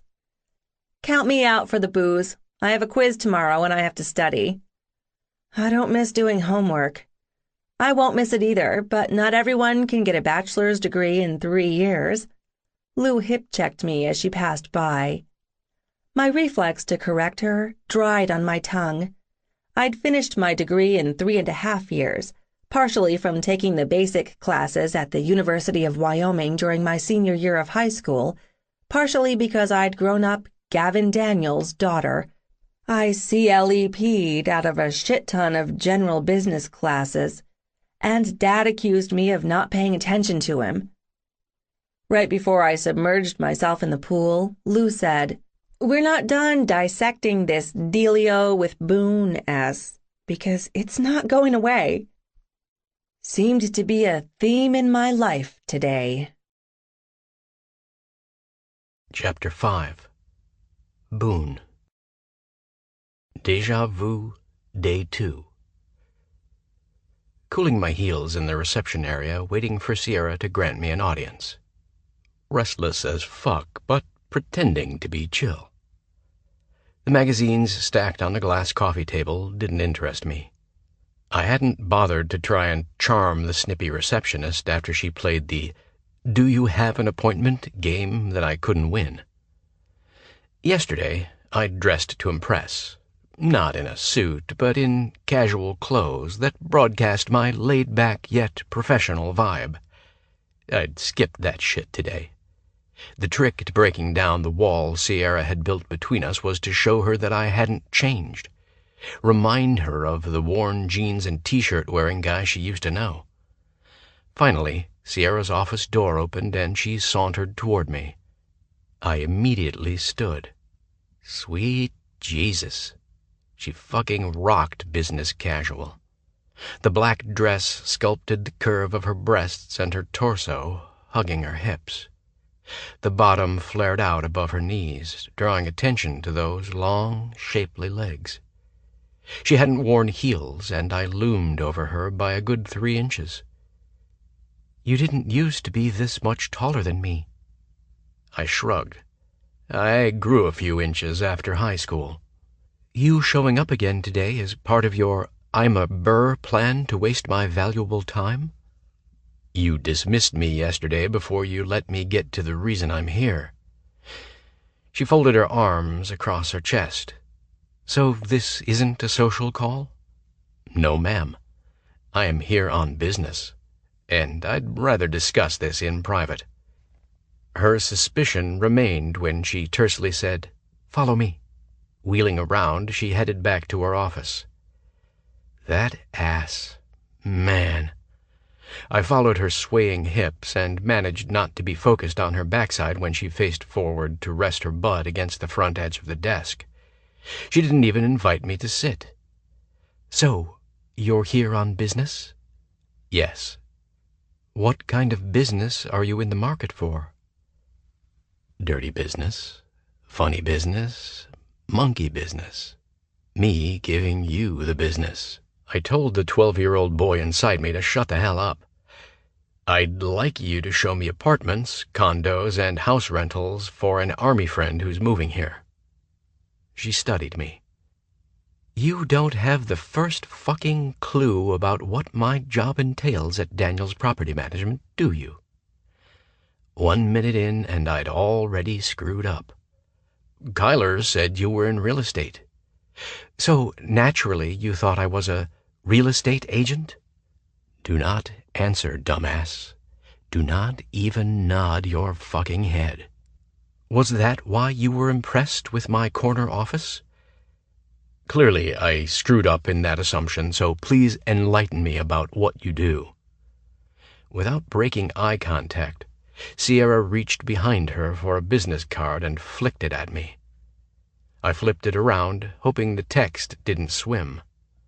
Big, bold black letters on a cream background read, Sierra McKay, Executive Vice President, Commercial and Industrial Property Expansion Specialist, Daniel's Property Management. I looked at her. Impressive. What does the title mean? She flashed her teeth. That I don't drive clients around showing them residential properties. Ouch. But feel free to keep my business card in case your friend needs to hire a company to oversee a full remodel or restoration of his commercial property. I specialize in coordinating all aspects of revitalizing retail spaces, any size from 600 square feet to 60,000 square feet. I tucked the business card in my front pocket after making sure it listed her contact number. To be honest, I didn't even know that was a thing. A very real, very complicated thing, which doesn't leave me time to act as a real estate guide for you or anyone else. She pushed up from the desk. My assistant, Nikki, will give you a list of reputable realtors we deal with. So that's it? I said tightly. No BS, Boone. What do you really want from me? Professionally? I want a Phoenix native to help me navigate all the suburbs and figure out the best, safest, and most affordable place for my friend to live. You are obviously an expert in the real estate field, which, yes, I mistakenly took to mean you could show me specific apartments, condos, and houses for rent. But your skill set being way above that pay grade doesn't change the fact I would still like your help. Why are you pressing me on this? Think fast, man. Because I trust you. If there's no commission on the line, then you can be completely honest about my options. You mean your friend's options, she said sharply. Fuck. I almost blew that. Yeah. You can help me narrow down my buddy Raj's choices. Why does Raj trust you so much? Because I'm trustworthy. Except you're lying like a motherfucker right now, aren't you? And what is going to happen when she finds out? I'd worry about that later. Right now, I had her on the hook. Then something Kyler had mentioned clicked, and I played my only trump card. Besides, you helped Mays find the McMansion he bought last summer. Kyler wouldn't shut up about how everything went seamlessly with you involved, even when residential rentals and sales aren't in your wheelhouse. That big-mouthed asshat, she muttered. I moved in closer. Would it really be horrible spending a few hours with me this morning? Sierra got that squinty-eyed stare as if she was envisioning her daily schedule. So I quickly added, or I can come back this afternoon, or even tomorrow sometime if that works better for your schedule. Actually, today is the only day this week that my morning schedule is flexible. Do not punch your fist in the air and shout booyah. So you'll do it with me? Those tawny-colored eyes of hers snapped to mine. Excuse me? You'll give me an overview of Phoenix. She sighed. You are such a pushy bastard, West. But yes, she eyed the file folders on her desk. I didn't really want to deal with all of this quarterly stuff anyway. I'm happy to be your excuse for ditching office work for a few hours. Sierra smiled at me, and my damn heart near burst. "You tried to get me to ditch school with you once." "I remember. Feeling flush with cash for a change, I offered to buy you a DQ chili dog. I promised to have you back in time for fifth period. You turned me down." My eyes searched hers. "Why?" "Because I didn't want you spending your money on me," she said softly. "I knew how hard you worked for it." Being this close to her, smelling her perfume, watching the pulse pounding in her throat, I'd wanted this, but I had no idea how to act on it because I had zero experience with starting a relationship. My conscience snapped. I'm pretty sure luring her in with a lie is the worst possible option. Sierra sidestepped me and returned to her brusque demeanor. "I'll need to speak with my assistant before we go. I'll pick you up at the main entrance in 10 minutes. "I have a call to make." Total lie, and wasn't I just turning into fucking Pinocchio? So that'll work. I assumed she'd loosen up once we left Stepford Central. During my 23-minute stint in the reception area, I'd watched Sierra's colleagues whose icy demeanors were identical to the one she'd perfected. I couldn't blame her for following the crowd, especially if she was trying to blend in. But she'd never blend. She never had. After taking the stairs to the first floor, I cut across the blacktop to a small grassy area with a stone bench. What rocket scientist decided it'd be a great idea to plant grass in the damn desert? With time to kill, I checked my cell phone and saw that my dad had called again. With only a 7-minute window before Sierra pulled up, the call couldn't go long and I'd be done with it. I dialed and immediately began to pace. He answered with a gruff, "Hello?" "Hey, Dad." "I started to think you wouldn't call me back. It's been a few weeks." "You don't get to lay a guilt trip on me, old man." "Life is busy and all that. What's up?" "Chet told me you were in Wyoming." "I spent 2 weeks working at the clinic in Sundance. Now I'm in Phoenix." "Chet was pretty vague about your plans. So was Remy when I asked him." He paused. "My brothers have always looked out for you." "They wouldn't have had to if you would have stepped up and done your parental duty." "That's always surprised me," he continued. "Growing up, they had their own little world. I never fit in, and our folks were goddamn apathetic. My grandparents had the same level of interest in me as their son had. Near zero." "Whatever. Did you really call me to talk about my uncles?" "No, but I want to talk to you about some stuff." He coughed. "Are you sick?" I said sharply. "Nah. Always been a point of pride. I became a workaholic, not an alcoholic. Then one day I woke up and realized that too much work has the same effect as too much booze. I'd lived 28 years of my life in an absolute fog." An uneasy feeling took root. "Did Chet and Remy put you up to this?" "Nope. Look, this ain't a conversation to have over the phone." He swallowed so loudly I heard it, and my stomach pitched.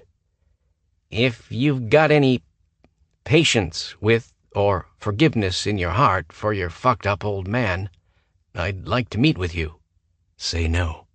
Tell him it's too little, too late." But it wasn't. I wasn't that lonely, sad boy whose daddy missed his every major life event. Now I understood things weren't always what they seemed, and hard choices were called that for a reason. Also, I'd built a damn good bullshit meter. If his explanations sounded like excuses offered out of delayed guilt, I'd know it. "Boone?" "Yeah, I'm here. Just thinking." I exhaled. "Where and when do you want to meet?" "I've got to drop a load in Flagstaff sometime in the next month or so. Could you meet me there?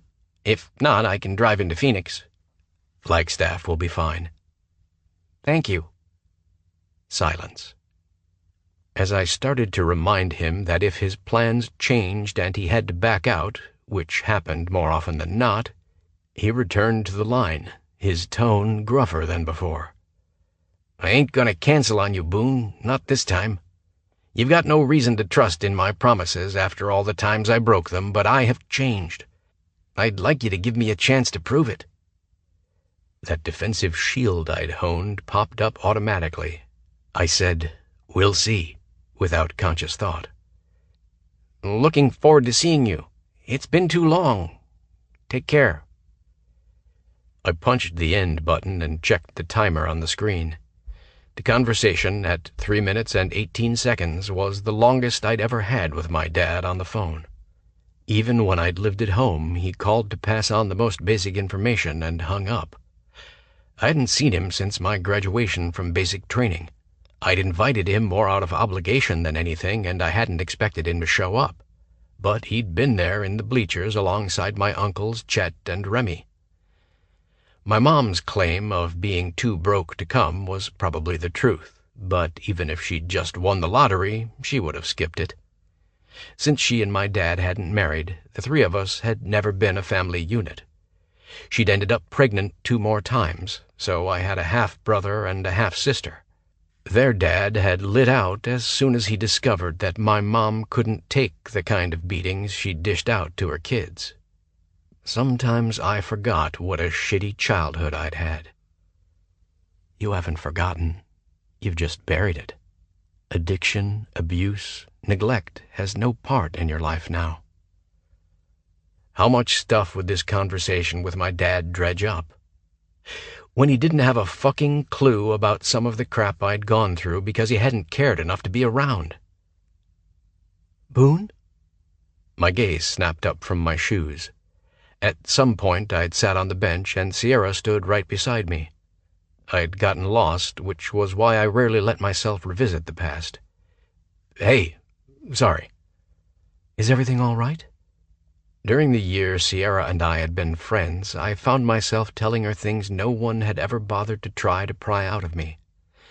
I hadn't found that kind of acceptance again until I'd become friends with Raj, and I hadn't looked for that kind of connection with another woman. Is that why you're so adamant about rekindling your relationship with her? To prove to her that you aren't the same bitter boy, but knowing she'd understand your past helped mold you into the guy you are now? A warm hand touched my cheek. I blinked and tipped my head back to look at her. "Boone, what's going on?" "Had a weird phone call." "Do you want to talk about it?" My gut tightened. That sweet concern sounded so much like my Sierra from years past.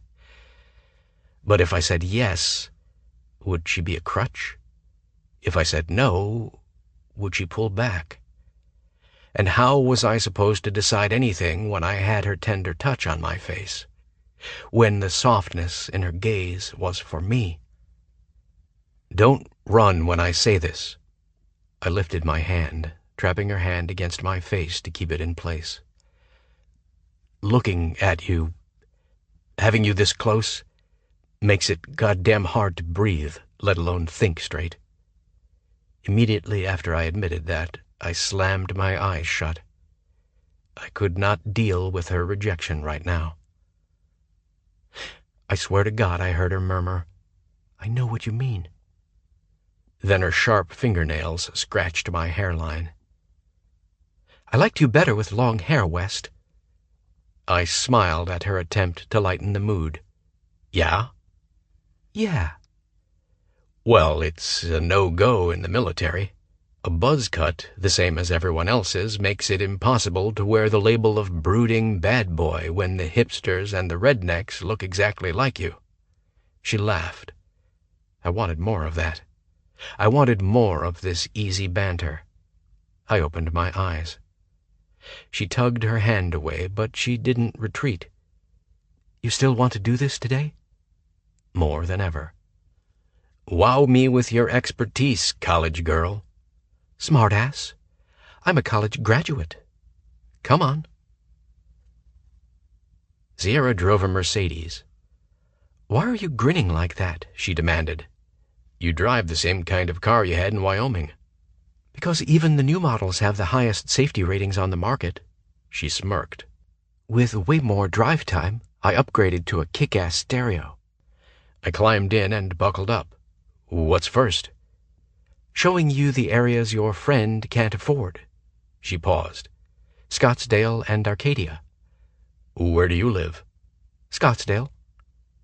I bore white knuckles as Sierra wove in and out of traffic.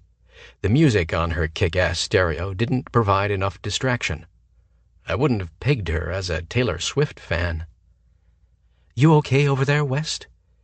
Trying not to think about whether my life insurance info is up to date. Traffic is the one thing I hate about Phoenix. Did you always know you'd come back here? She weighed her response. Dad moving us to Sundance felt like punishment, even when he did it so we could both get to know his family together. That first year was rough on so many levels. Junior and senior years of high school, I became more involved with everything. The McKays expected I'd attend UWYO because I'd taken classes there my senior year, but I picked ASU. Why? I felt like a third wheel with Dad and Riel. That didn't mean I wasn't flipping cartwheels because they found each other. But between me and Riel's daughter Rory, they'd never lived alone together without kids. Plus, I knew if I hated Laramie, I could drive home for the weekend. Going to ASU felt more like an adult decision. Had your mom moved back from France? Was that part of it? No. Her dipshit boy toy in Paris ditched her after he decided to settle down with a younger woman and have kids. She returned to Phoenix after my first year at ASU, a total mess. Her plan to feel young, hip, and cool was to hang out with her college-age daughter. I groaned. Fun for you, huh? Oh, it gets better. Then she decided hooking up with a college-aged guy would prove her hotness. So, as usual, she chose the easiest option and banged my boyfriend. Fuck. Seriously? Her behavior didn't shock me as much as she'd hoped. I went, you can have him. In a way, she did me a favor. The guy was a total, sup, bro, frat boy douchebag with a small dick and smaller ambitions. I had no idea what the fuck to say to that. Did I laugh? She acted unaffected now, but it had to have pissed her off when it had happened. Oh, so now you don't have anything to say? I did laugh at that. Parents suck. At least you have one good one. Both of mine are worthless. Just say the word, baby, and I'll track down that cheating frat boy douchebag and beat his tiny dick ass. 4 years after it happened? He won't suspect you waited that long to get revenge. And I'd love to pound the shit out of a guy who'd had Sierra in his bed and hadn't cared enough to keep her there. Sierra laughed. The Army would approve of that response? It's not like I'd wear my uniform. I'd be in total stealth mode. I'll take it under consideration, tough guy. During her thorough tour of the city, I listened to her spiel without much comment because I liked the sound of her voice, and I appreciated seeing the area through her eyes. She clearly loved living here more than she ever had in Wyoming. After 2.5 hours, my stomach rumbled. Can we stop for lunch? It can even be fast food. I just have to eat something. I pointed to a cheesecake factory. How about there? That's not fast food. It's close, though. Fine. She pulled into a parking garage. Feeling antsy, I climbed out of the car first and waited for her at the bottom of the steps.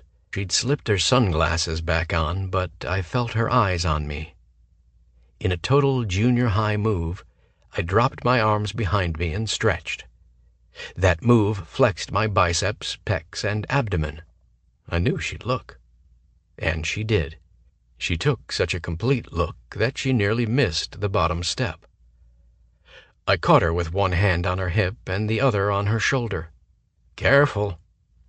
Sierra peered at me over the tops of her sunglasses. Next time you want to remind me you're still rocking a killer body, wait until I'm on level ground, 'kay? She brushed past me so fast she didn't see my big-assed grin. We'd been seated maybe a minute when Sierra said, "Excuse me, I'll be right back." I started flipping through the 100-page menu. The text was swimming by the time I reached page 5. I closed my eyes and blanked my mind, but when I looked again, I had the same problem. I shut the menu and set it on the edge of the table. Sierra slid back into the booth. When the waitress returned, I ordered a hamburger. She looked at Sierra. "And for you?" "The almond joy cheesecake and a can of Red Bull." After the waitress left, I said, "Just cheesecake?" "Since it's my entire daily caloric intake, yes, just cheesecake. I'll suffer through a salad for dinner." Sierra set a file folder on the table. "My assistant scrounged up a few options for rentals from one of our clients that owns both commercial and residential properties. You want to go through these?" "Not really." "Then what is the purpose of this lunch?" "Besides, to share a meal together you didn't have to cook for me?" I shrugged. "I wanted to sit across from you to give my neck a break from twisting around so I can see your face. Only getting a side glimpse of your glare doesn't have the same power as full frontal." "You want me to glare at you?" "You will glare at me when I suggest we clear the air and say the shit that's been on both of our minds the last 7 years. Then we could hug it out." She smacked my forearm. "No and no. Keep it focused on business between us, Boone." Dirty business popped into my head. Sierra must have read that on my face because she smacked my other forearm. "I can leave you here if you don't behave." Was I making any progress with her? I hated to fall back, but I didn't want to put her in full retreat. "So, business. You never mentioned you wanted to go into the family business." "That's because it wasn't on my radar as a self-absorbed 16-year-old. But by age 17, I realized I needed a life plan, so I made one." She talked about investing her inheritance in flipping houses and her luck in getting out before the real estate market crashed. She mentioned funding her buddy Marin's home-based business. None of her triumphs were detailed in a bragging manner, and she groaned about her failures. I tried to listen without my goddamned mouth hanging open. So much for my assumption Sierra had skated through college with minimum effort. She'd even founded a college organization for women entrepreneurs. After graduating a year early, she'd started at the bottom at Daniels Property Management. Within 2 years, she'd earned the title and responsibilities of a company vice president. The woman was 23 years old. "Say something," she demanded. "You make everyone look like a slacker, don't you?" She blushed. "I don't know about that. For better or for worse, I wanted to be in charge of my own destiny." "Your dad had to be impressed with you taking the initiative." "Maybe that was a teeny part of why I did it." The food arrived. After forking in a bite of cheesecake, she released a husky sigh. I froze. Now there was a sexy sound.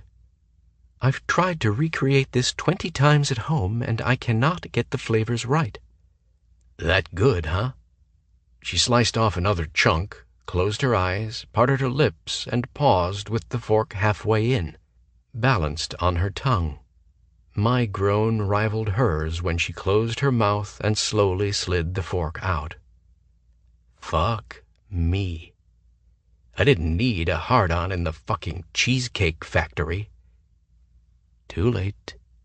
Maybe she didn't notice my jagged breathing and discreetly adjusting my cock beneath the napkin on my lap. Sierra's cell phone began to vibrate halfway through the meal. She answered. "Sierra McKay." Her frown deepened as she listened. "May I ask how your department ended up with that information?" "Not from my office." "I'm positive." "Because I'm the only one with access and I didn't discuss it with anyone." She rubbed the spot between her eyebrows with her thumb. I tuned out her words and focused on the cadence of her voice. With her distracted, I seized the chance to study the face I'd only seen in memories the past 7 years. The sharp angle of her cheekbones, the smattering of freckles across her nose, the line of her stubborn jaw, the tiny divot in her chin. She bit her bottom lip. A pink tinge crept up her neck. Would she jerk away if I covered her restless hand with mine? I had this urge to smooth the frown lines between her eyebrows with a soft kiss. I thought about all the affectionate things I'd seen couples doing without thinking, without knowing that guys like me watched with envy. I'd never had that with any woman, never wanted it before. But I wanted it now with Sierra. No, I understand. But Greg led me to believe we'd discuss this when he returned next week. I wasn't aware you were looped in, and to be honest, I do have an issue with it. She scowled. No, I do not need to bring up my concerns with the CEO, who is my father. But I'll also remind you that he is your boss, and he does have more important things to do than deal with a security breach in your department. Pause. You brought it to my attention. We're dealing with it today. Call Mr. Avila's office and set up a meeting. I'll have my assistant follow up in 30 minutes. She ended the call and tossed the phone aside. Problems? Greg, the misogynistic dick cunt, gave his fucking junior assistant a task list before he slithered off on vacation. Not only am I not ever under the supervision of a junior assistant, this little fuckwad thinks because Greg constantly remarks about me running to my father with problems that he can too. Junior Asslicker isn't supposed to have the information that he's following up on anyway. But it is a breach of protocol, and now I have to speak with Greg's supervisor, who respects me even less than Greg. Dick cunt? She glanced up with a sheepish smile. The term covers both sexes insult-wise, so I can assure myself I'm not sexist. I laughed. She shoved her plate of half-eaten cheesecake aside and drained her Red Bull. I have to return to the office. I figured. You don't want a to-go box for that? She shook her head. I lost my appetite. I refused to let her pay for lunch. She was on her phone almost the entire drive back. After pulling up to the main entrance, she turned toward me. Any questions? I want to see you again. Any questions about Phoenix? She reiterated. I want to see you again in Phoenix, someplace besides your office. That wasn't a question. That was a demand. I shrugged. We still need to have that talk. There's nothing to talk about, Boone. Fuck that. I leaned across the console. It sucked hanging out with me today so much that you don't want to do it again? This was about business. That's the only reason I agreed to help you. Sierra, you are so full of shit. Be honest with me, for Christ's sake. Like you're being honest with her? She opened her mouth. I braced myself for her denial, but she exhaled loudly. Okay, maybe it didn't suck hanging out with you, even when you fucked around with my radio because you still have crap taste in music. But I have other things, business things, to focus on today. So can you cut me some slack, please? Sure. Maybe she'd grant me a break when I told her the reason I was pushing so hard to talk was so I could tell her the truth about how long I'd be in Phoenix. Just understand, I'll jerk on that slack line and haul you in if it goes on too long. I reached for the one section of hair that always ended up stuck to the corner of her mouth. Thanks for taking time for me today and giving me a glimpse into the world you live in now. I always knew you'd do great things, Sierra Daniels McKay. I twisted her hair around my finger and let it uncoil. Brains and beauty and ambition. Intimidating for a lowly army grunt like me. Sierra's gaze cut to my mouth. Her eyes heated. She parted her lips. All clear signs she wanted me to kiss her. I had the control of a fucking saint, not yanking her forward and planting my mouth on hers. A fucking saint. Then she headbutted me and said, "Get out of my car, Grunt. I've got names to take and asses to kick." See you around, McKay. Chapter 6. Sierra. After 2 spectacularly shitty days at work, it was Friday night, and I deserved to get my drink on. With Greg's absence this week, I thought I'd have a reprieve from the corporate crap. No such luck. I wish I could have taped the conversations as proof that men were as catty and cutting as women. Worse, maybe. At one point, I had to bite my tongue to keep from demanding that Greg's junior assistant, Peterson, drop his trousers so I could affirm that he did indeed have balls. I'd never dealt with such a whiner. He expected management to listen raptly as he relayed how his coworkers' actions made him feel. Evidently, his emotional outbursts didn't make him feel like a whiny douchebag who needed his ass kicked. That's when I'd drifted into my Fight Club fantasy and imagined choking him out with my knee in the spot where his balls used to be. The one upside to the week, besides seeing Boone twice, was using my frustration to move mountains. Literally. Lou had claimed a corner of the backyard as a place to showcase her landscaping design work. I agreed to buy the raw materials, but we had to take delivery of the truckload of river rock on Wednesday. Between Lou's classes and her job, she didn't have time to fill a wheelbarrow, push it across the yard, dump it, and repeat 200 more times. Not really that many times, but it had sure felt like it. Surprisingly, physical labor turned out to be awesome therapy for me, better than baking. Anger gone, muscles so sore I fell into a near coma after soaking in the hot tub. Plus, I had actually shocked my normally unflappable roommate. She'd expected to come home to a pile of muffins, cookies, pies, cheesecake, and brownies. Baking was my go-to stress reliever. But Lou hadn't let me off the hook when I'd mentioned that spending time with Boone had been the only upside to my Wednesday. She'd reiterated her bone Boone and bail stance, and then she'd gone to bed, leaving me to wrestle with figuring out what he wanted to talk about. Why couldn't Boone just say, "Hey, McKay, let's have a beer after you get off work, swap stories about what we've been doing the last 7 years, and I'll tell you what's on my mind"? I might have said what the hell, but the way he kept saying, "we have to talk," I heard the dun-dun-dun of ominous music in my head and wanted to run the opposite direction. After this week's sensitivity sessions, an even worse scenario tormented me, that somehow brooding Boone had become in touch with his emotions, like that fucker Peterson, that Boone might expect me to finally vocalize my hurt and disappointment to him about his decision to go off in pursuit of his life goals and dreams. Screw that. Maybe we ought to discuss how much of a dickhead move it had been when you'd given me, half an hour notice before you skipped Wyoming for good.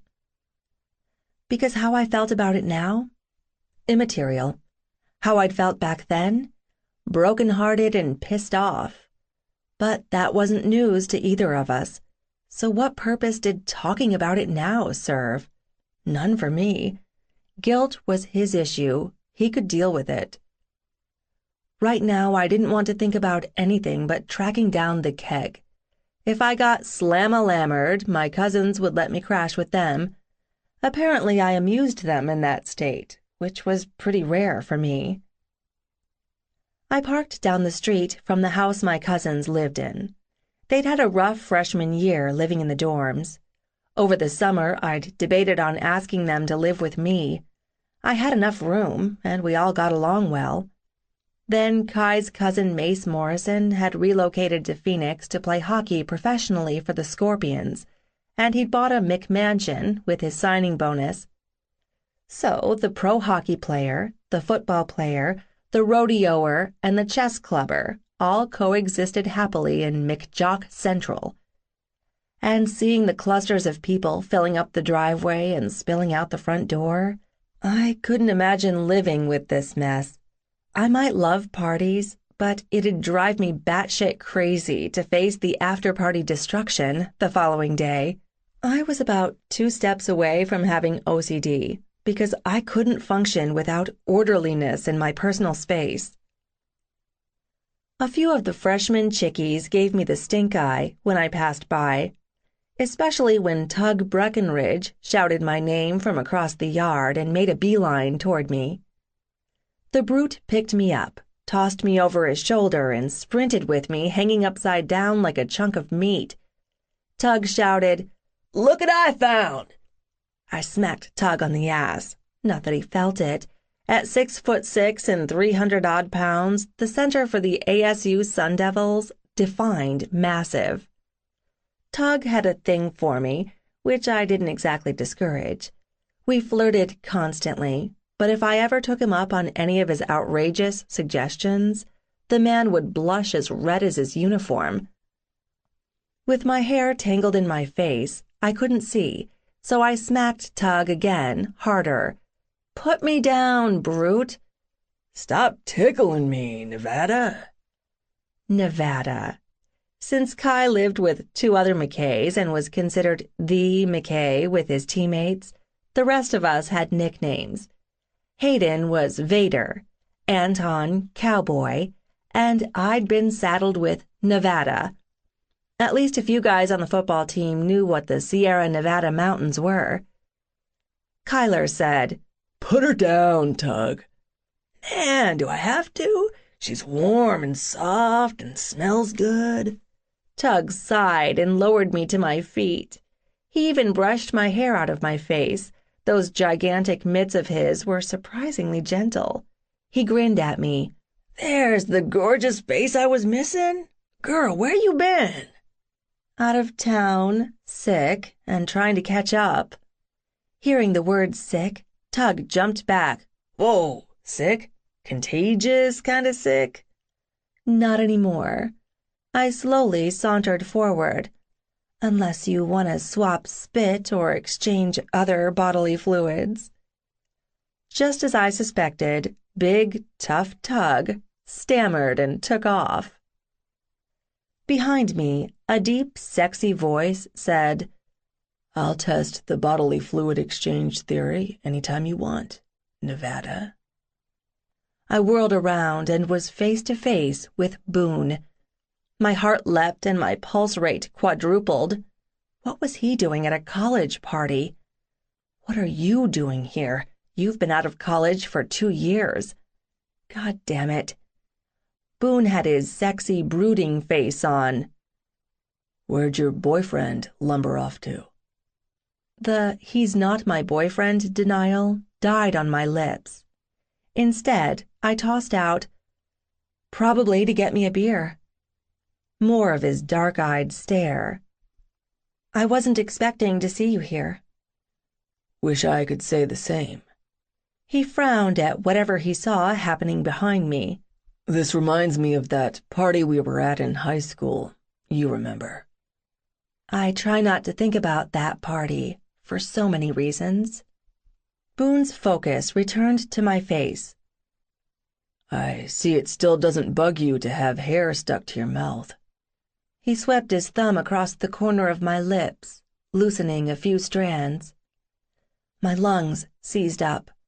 Boone used to do that all the time, usually while complaining that my spit had glue-like properties. That simple touch had seemed so intimate back then. It still did. Then his questioning eyes were back on mine. "What?" "Why is it I get this close to you and I forget what the hell I wanted to say? Oh, right. Because you're usually chewing my ass about something I already said or did wrong." I smiled. "You usually deserve it." He smiled back, and I had that cartwheeling sensation again. "Maybe you'll get lucky and meet someone who doesn't annoy you like I do." "You don't annoy me, Sierra. You frustrate me, but that's another conversation." Not going there. "Have you met many people?" "This chick asked if I was in her art history class. I said no, and she still hung around." "Well, yeah. Have you looked in the mirror lately?" "Some girls only come to these parties to bang a football player. And before you piss me off, no, that's not the reason I went to jock parties." "Tug is the exception." Tug and I are just friends. I let him go He-Man on me because he's shy around women, and our back-and-forth bullshitting builds his confidence. The rest of the guys on the team are cocky. That's probably what Miss Art History recognized in you, that cockiness." His shrug said, "It is what it is." Props to him for not denying it. I'm surprised they're partying tonight when they have a game tomorrow. None of the starters are drinking booze. I pointed out a dozen team members in our vicinity. Water or energy drinks. Kai kicks them out early, and he's in bed before midnight. When I noticed Boone looking at me oddly, I said, "What?" I said it before, but I'll say it again. It's weird to think you're hanging out with Kyler. He used to bug the crap out of you on the bus. You'd hide from him in the back seat, remember? Wrong. I sat in the far back because that's where Boone always sat.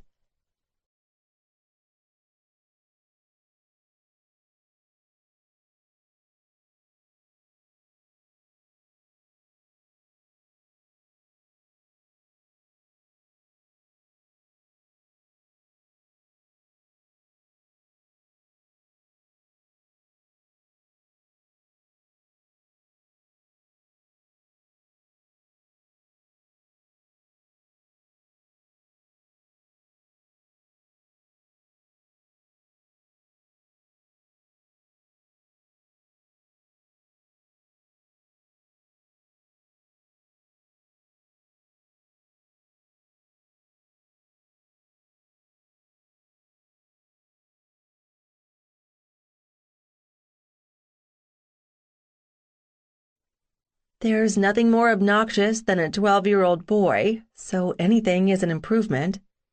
He grinned. Why didn't we throttle the McKay-Keteers every day when we had the chance? We? I poked him in the chest. You stopped riding the bus. I still had to deal with them. I would have preferred being on the bus to working 2 jobs. Hayden caught my eye and started to jog over. Speaking of the McKay-Keteers. Hayden dropped his arm across my shoulder for a one-armed hug. Sup? He saw both my hands were empty. You're not drinking tonight? I've yet to reach the keg, and I'm in dire need of a beer. I'll grab you one, Boone said, and he was gone. Hayden caught me watching Boone walk away. I bristled. What? You two are acting awfully cozy. Cozy is not the word that comes to mind with Boone. He's as cozy as a grenade launcher. He said the same thing about you. Hayden stepped in front of me. Just watch yourself with him, okay? Sex-it and exit Hayden had the balls to issue me a warning? Asshat. Formerly the shyest of the McKay-Keteers, the lone blonde of the trio had shot up and bulked out. Now a super hottie with charisma and brains galore, he'd made a name for himself as the sweet talker who could charm any woman into his bed. Aw, look at you, man-whore, concerned for my virtue. I patted Hayden on the cheek. Don't worry that pretty head of yours, Brainiac. The only thing I'm making with Boone is conversation. He laughed. Oh, right. I give it a week before you get you some of that, 'cause he is as hot for you as you're pretending not to be for him. Just keep it casual, true? Whatever. You coming to the game tomorrow? Have I missed a home game yet this season? I'd become a huge football fan over the years. Watching my talented cousin killing it on the field just kicked up my excitement level. No, football fanatic. He punched me in the arm. I can't wait to see how bloodthirsty you get at Mace's hockey games this year. Since the Scorpions were consistently at the bottom of their division, we scored great season tickets for fairly cheap. Mace had blushed when I showed him the Scorpions jersey I'd bought sporting Morrison on the back and asked him to sign it. There's an extra ticket floating around at tomorrow's game. You should invite Lou. Lou has to work. I returned his punch to the arm. It was our thing from our school bus days. And dude, stop bird-dogging my roomie. She will chew you up and spit you out. Or she might prefer a taste of Wyoming sage in her man meat. He smirked. Anyway, I came over to tell you it's Meatopia weekend. It is. Good thing I didn't get tickets to Sunday night's game. Don't bring that up with Kyler. His ticket deal fell through. Hayden frowned. It's killing him. His beloved Broncos are in town, and he can't be in the stadium.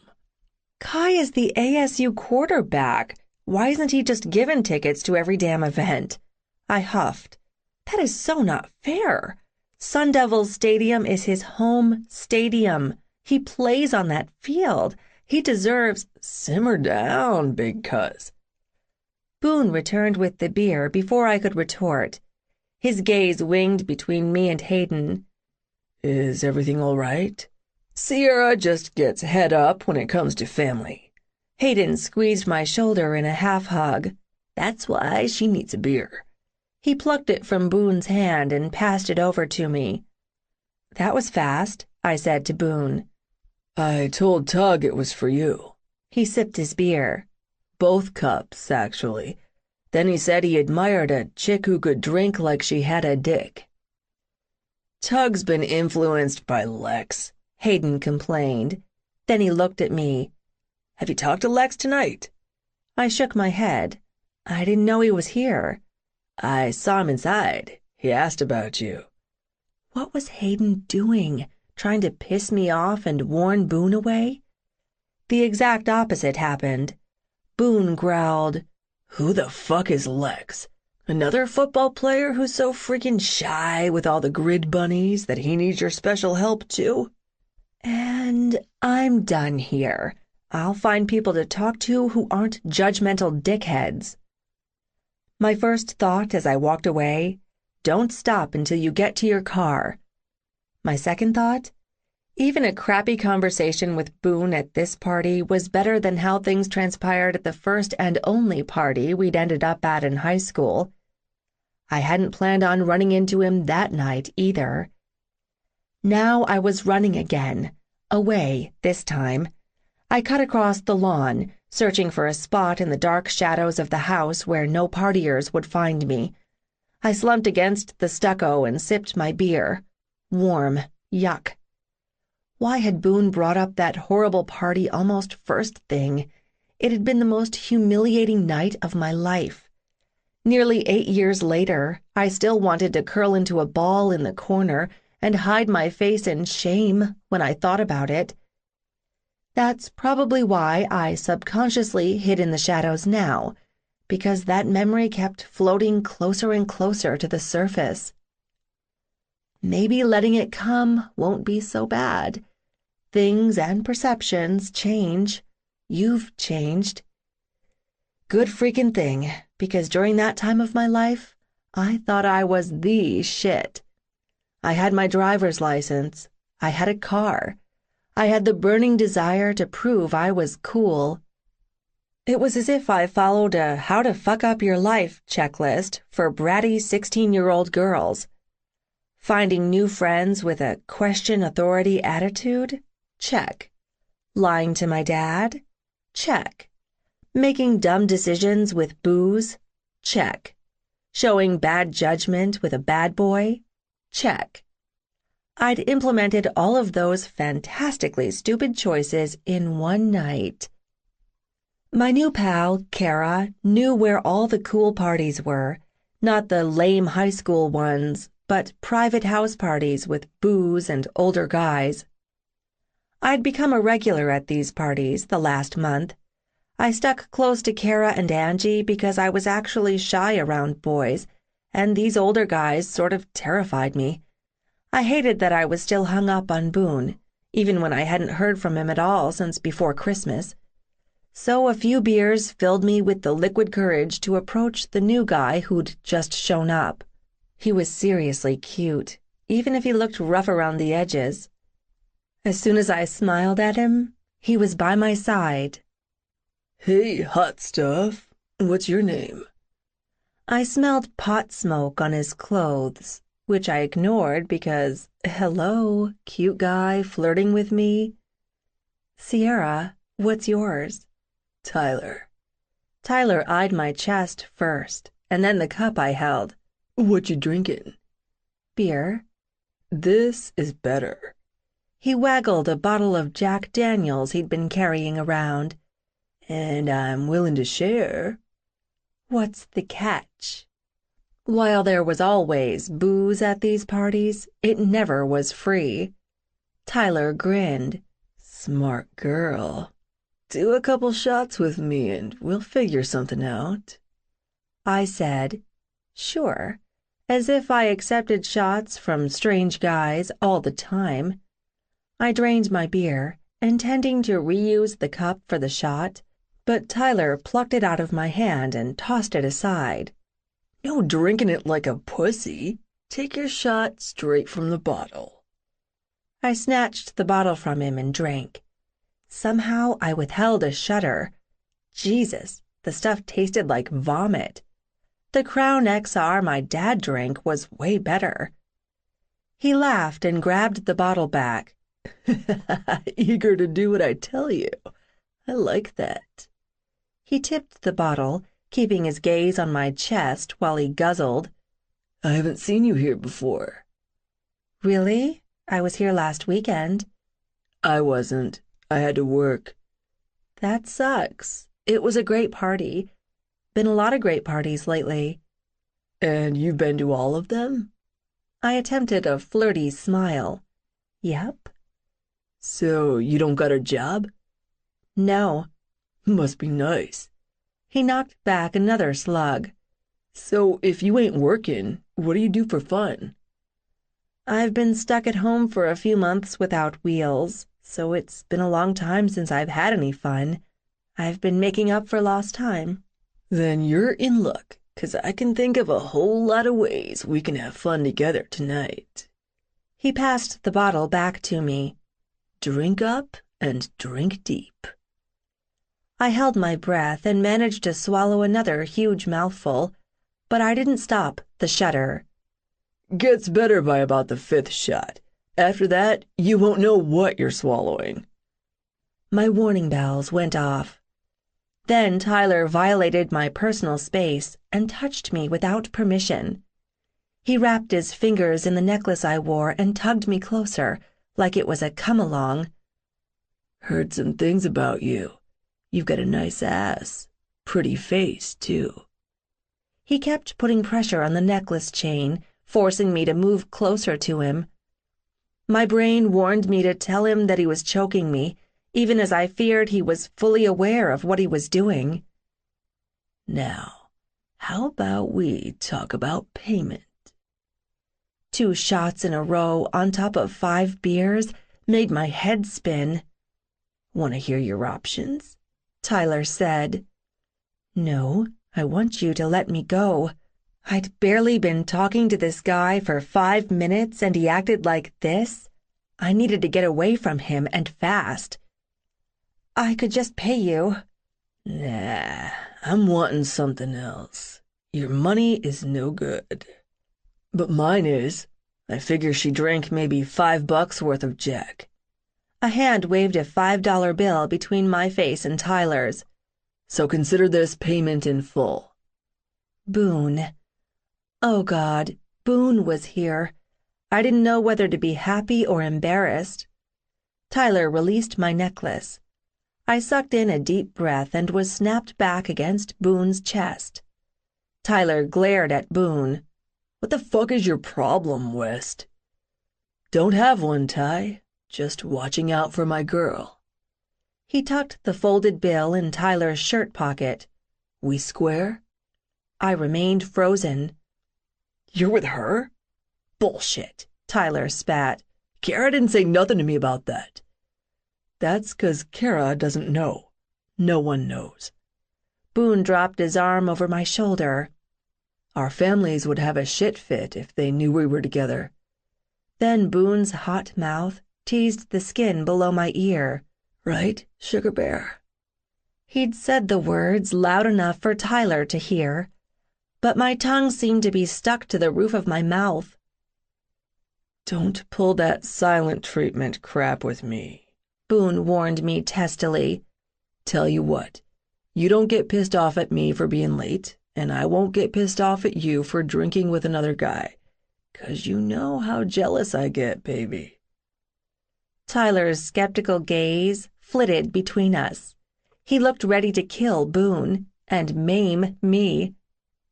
Boone twined his fingers in my hair and pulled my head back in a move that showed his displeasure I hadn't answered him. Then he put his mouth on my ear and whispered, For Christ's sake, Sierra, act like we're together, or Tyler will fuck me up and then he'll fuck you.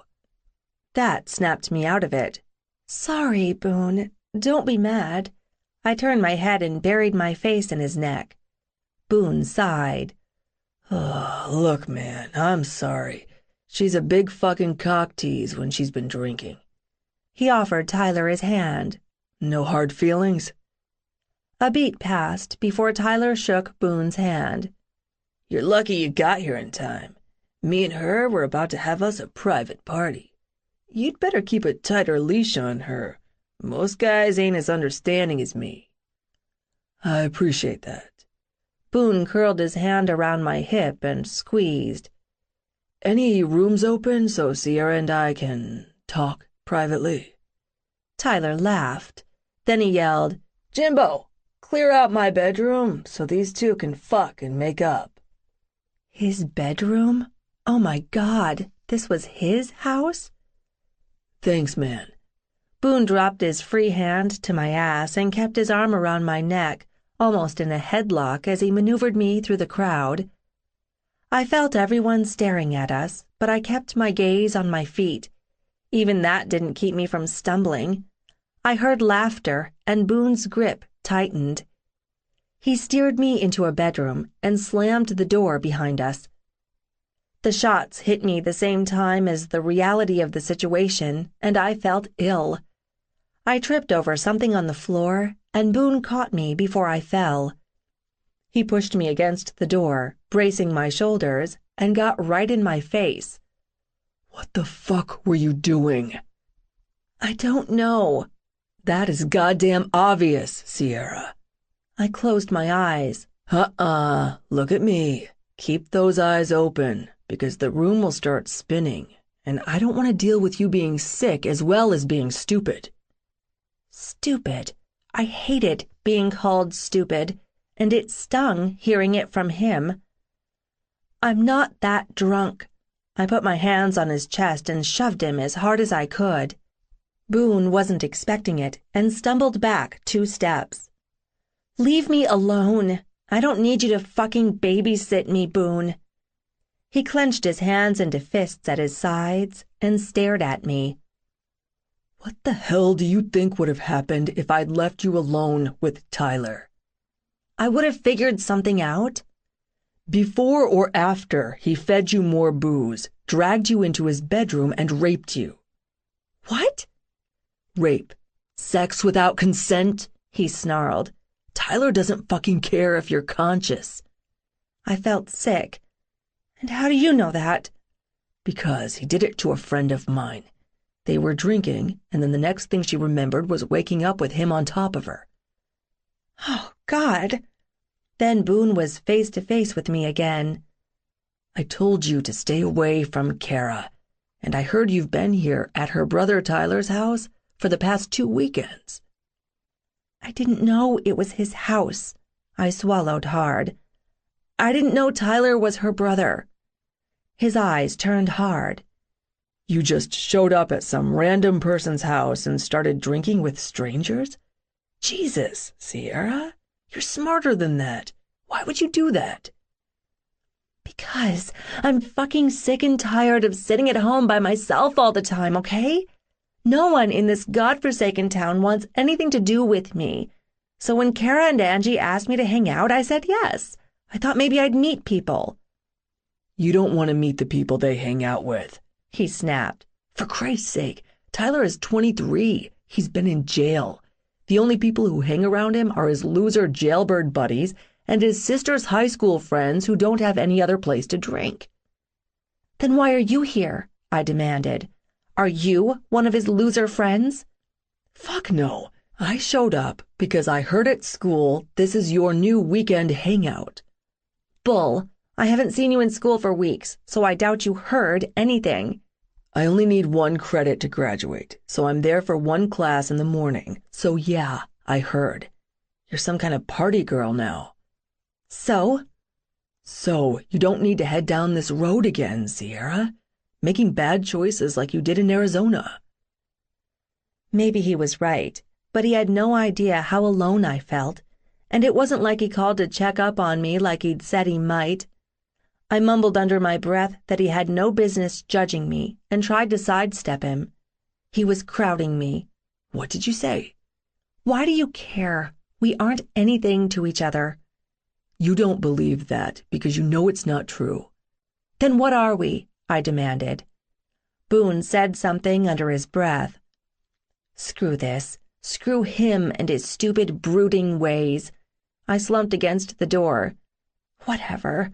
You've done your good deed, protecting me from Tyler. Thank you. You've made it clear I'm a fucking idiot and a pain in your ass. So go away. I'm just supposed to what? Leave you here?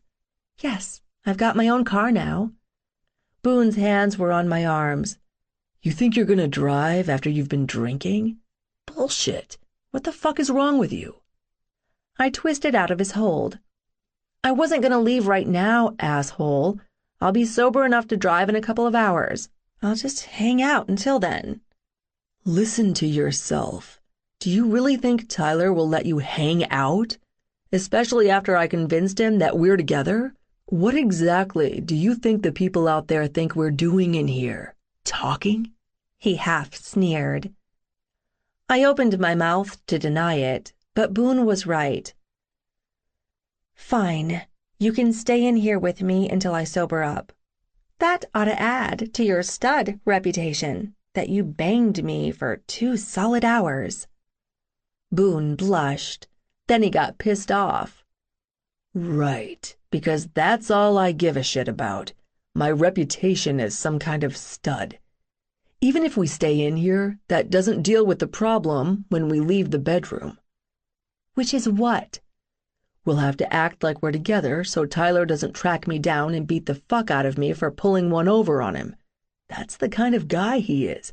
Making him look stupid turns him psycho.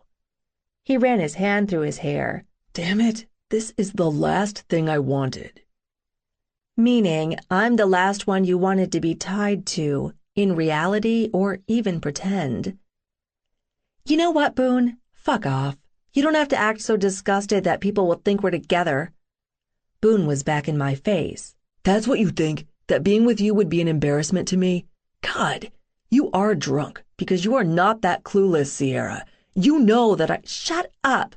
We'll have a very loud and public breakup Monday morning at school. Or better yet, let's have a big fight now. Want me to scream and storm out? Jesus, I'm not doing this with you. He gave me a once-over. Where's your coat?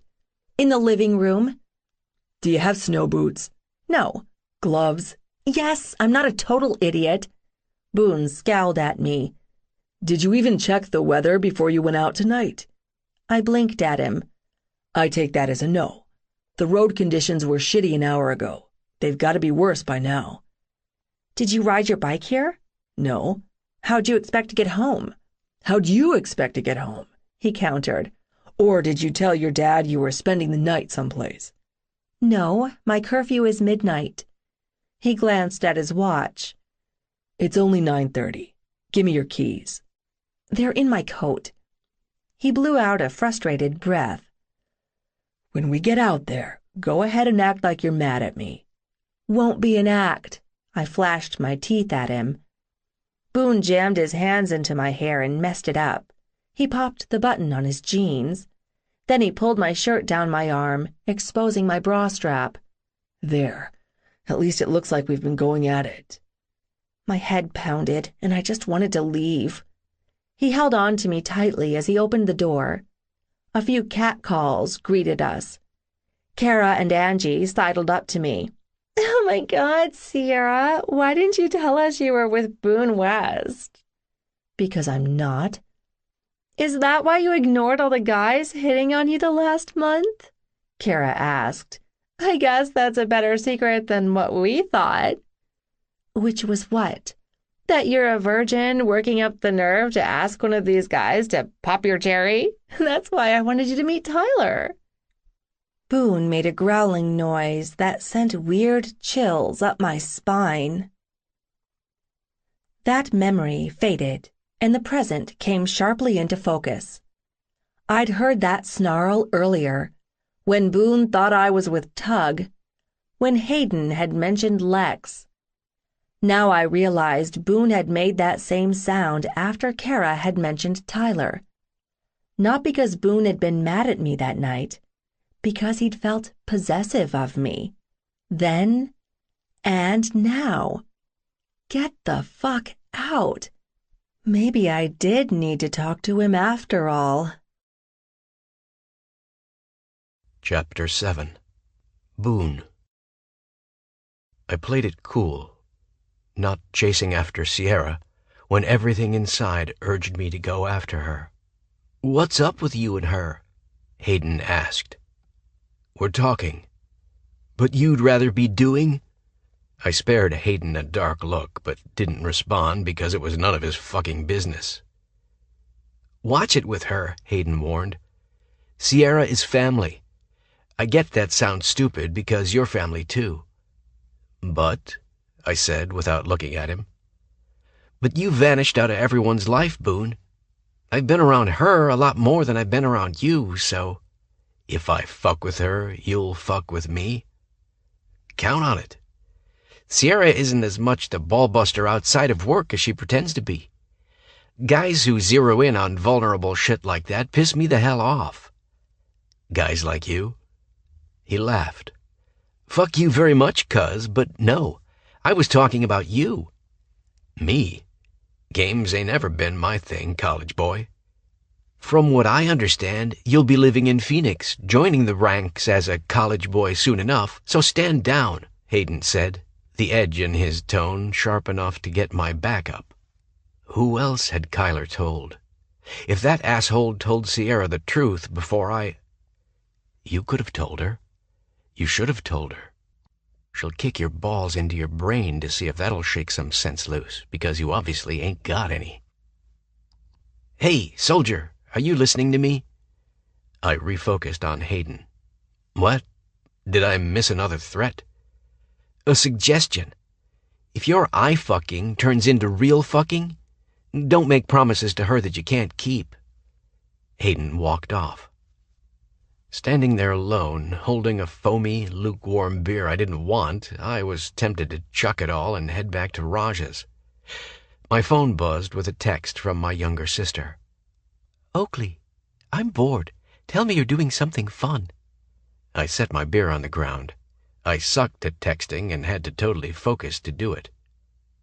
Me, at a party. "Oakley, jealous?" Me. "Don't be, it sucks. I want to leave. Why are you bored?" "Oakley, I'm babysitting. The kid crashed and there's nothing to do in this house." Me. "Homework?" "Oakley, oops, I forgot to bring it, smiley face, but I'm not failing any classes, yet." I snorted. My sister had been born with one of those brains that found anything science-related fascinating and easy to understand. Me. "You done with college apps?" "Oakley, my counselor has been really cool, so yeah, she's making me apply everywhere." I had a brief moment of panic. Applying for college wasn't free. How was she paying for it? "Oakley, stop freaking out about where I'm getting the money to apply." I laughed. Brat knew me so well. "Oakley, as much as I hate being a charity case, most admissions programs are waiving the fees due to my financial hardship and living in a rural area reality." Me. "Did you hear my huge sigh of relief all the way in Montana?" "Oakley, yeah, it smelled like beer and farts." Me. "Brat. Later, Twig." "Oakley, same to you, Coon." "Must have been a fascinating conversation," Sierra said. I glanced up and said, "What?" She pointed at the ground. "Your beer tipped over and you didn't even notice." "I didn't tip it over. I kicked it over because it tasted like shit." "Are you a beer snob now, West?" "When it comes to cheap, warm beer, yep." "Then I won't offer to get you another." I crossed my arms over my chest. Couldn't find anyone who wasn't a judgmental dickhead? "It's better to stick with the dickhead you know, so I'm back with you." I should be offended by that. And yet you're not. Sierra sipped her beer, and a foam mustache clung to her upper lip. Jesus, I wanted to wipe my tongue over it, lick and suck and taste her mouth for hours. When our eyes met again, I swear to fucking God she was testing my control by just leaving it like that. "What?" she asked innocently. "So this Lex guy is a dickhead?" "No, he's a friend of Hayden's I've been trying to hook." "I do not want to hear about your hookups, Sierra," I snarled. She laughed and kept laughing. I leaned in and squinted at her. "Are you high?" "What? I'd have to be high to find something you say funny?" "Piss off. Getting high is for squares." "You are such a dork, McKay. Who even says squares anymore?" "My dad. His vernacular is da bomb. He's totally on fleek." I laughed. I wanted to grab her and get right in her face and tell her how goddamn much I missed this. This part had always been so easy with her. Didn't she remember? "Anyway, Growly Caveman, if you would have let me finish instead of cutting me off, I would have told you that Lex has applied for an internship at DDG next semester. I've been trying to set up a meeting between him and Marty in personnel for 2 weeks. Hookup was a bad word choice." Sierra took another drink and licked her lips. "Not that it matters. Given the intense way you were texting, I figured you were making hookup plans of your own anyway." So she wouldn't come right out and ask who I'd been texting, but she clearly wanted to know. "Sierra, I'm not interested in just a hookup while I'm in Phoenix." The way her gorgeous eyes widened and then went soft. Please let that mean she read between the lines, since I was still feeling my way around this thing with her. "Still lying about it, you mean?" "I was texting my sister Oakley." "Oh, how old is she now?" 16. I clicked on the photos icon and scrolled until I found the one I'd taken last month. I held the phone out to her. During my stint in Wyoming, I drove up to Bozeman.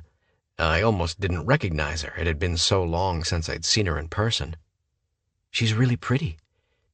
"She looks nothing like you." Sierra's startled gaze met mine. "That came out wrong. I meant—" "I know what you meant." I pocketed my phone after she handed it over. "What's your brother doing? Crockett, right?" Speaking of high, our mother had to be smoking a big bowl when she picked our names. "He goes by Rock. He's 15. Plans on joining the Marines. For Rock, I suspect it's boot camp or jail." Sierra shifted her stance. "Was boot camp as horrible as the movies and TV make it out to be?" "The physical challenges weren't as bad as the written tests. I sweated bullets about my instructors finding out I'm dyslexic, since there's no special dispensation for soldiers with a handicap. I either had to keep up or they'd discharge me. It's another don't ask, don't tell policy. Until they wanted to exploit you as a success story, even when they had nothing to do with your success. My only option was to spend a shit ton of money on tutors." She blinked at me. "Whoa, back up. I didn't know you were dyslexic. You told me you had learning issues, but I thought that was when you were younger." "The dyslexia was undiagnosed until I started high school, so that's why it took me so much longer to catch on to reading and learning when I was a kid." "We spent weeks going over the boxes of family paperwork for my school project. Why didn't you tell me?" I rubbed the back of my neck. Gee, Sierra, I don't know why I didn't want to share another embarrassing thing about myself. She got in my face. I wouldn't have cared, and I wouldn't have blabbed to anyone either. It sucks that you didn't trust me. But then again, you didn't need my empathy weighing you down, did you? We stared at each other. Then Sierra realized we were chest to chest and retreated. I snagged her hand before she could get too far. Can we just keep talking like this? Her eyes searched mine. Why do you keep hinting that there's some big thing we need to talk about? Here was my chance. My heart rate jumped 24 points and my hand turned clammy. Before I opened my mouth, I heard footsteps on the rocks behind us. "Nurse West, you got a sec?" Kyler asked as he approached us. Never failed. "What's up?" "Some drunk chick started to fall out of her chair on the patio and Hayden tried to catch her. He ended up twisting his ankle and smacked his face into the concrete. He refuses to go to the hospital. Can you take a look at him?" "Typical stubborn McKay," I muttered. "Where is he?" "Upstairs." Kai threw a look over his shoulder. "Tug has already started kicking everyone out." As soon as I started toward the patio door, Sierra fell into step beside me. "How often are you asked to administer first aid at a party?" "Damn near every one of them I'm at." "I'm surprised you still go to them." "And miss my chance to stitch up drunk guys after a fist fight, or have a random chick barf on my shoes?" I said dryly. "Woman, that's what I live for." She snickered. "You're out of college, McKay. Why do you keep partying with the underclassmen?" "I graduated early, so I still know people in school. So far this year, I've just been to parties here. It's weird. Maybe I have outgrown them." People still milled around in the house. As I started up the turn in the stairs, I saw we had rubberneckers trailing behind us. I found Hayden stretched out on the floor in the hallway in front of his room with a bag of frozen tater tots pressed to his face. "So, chivalry ain't dead after all, huh?" "Fuck off." "I'll take a look at your face first." I stepped over Hayden and lowered to my knees to get closer. "Where'd you hit?" "The ground."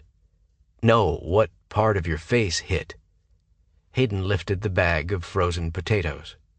I hissed in a breath. An angry-looking cement burn scraped his cheek, but hadn't started weeping fluid yet. A bruise had already welled up on his cheekbone beneath the scrape. I didn't see that any part of his face had been split open, so there wasn't any blood. "Does your head hurt?" "Sudden massive headache." "Over-the-counter pain meds will help. You can take 800 milligrams of Tylenol or Advil every 6 hours. Keep icing it. But if the swelling increases, go to a clinic." "Fine." I slid over and picked up his foot. "Let me know if it hurts when I start poking around." "You just want to see if I scream like a girl," he retorted. "Dude, I already know that you scream like a girl." His lips twitched. "Asshole." I slipped my hand beneath his calf. The area around his ankle was swollen. "Did you hop or hobble into the house?" "Hopped up the stairs. Tried to hobble down the hallway, and when that hurt, I crawled." "Did you feel anything pop?" "No." "When you put weight on it, did you feel anything grinding?" "No." "Oh, are you a doctor?" I glanced up to see a brunette with an enormous rack dropping to her knees across from me. "No, I'm not," Hayden drawled. "But if you want to play doctor, hot stuff, I'm game." "Not you," she said, wrinkling her pert nose. "Him."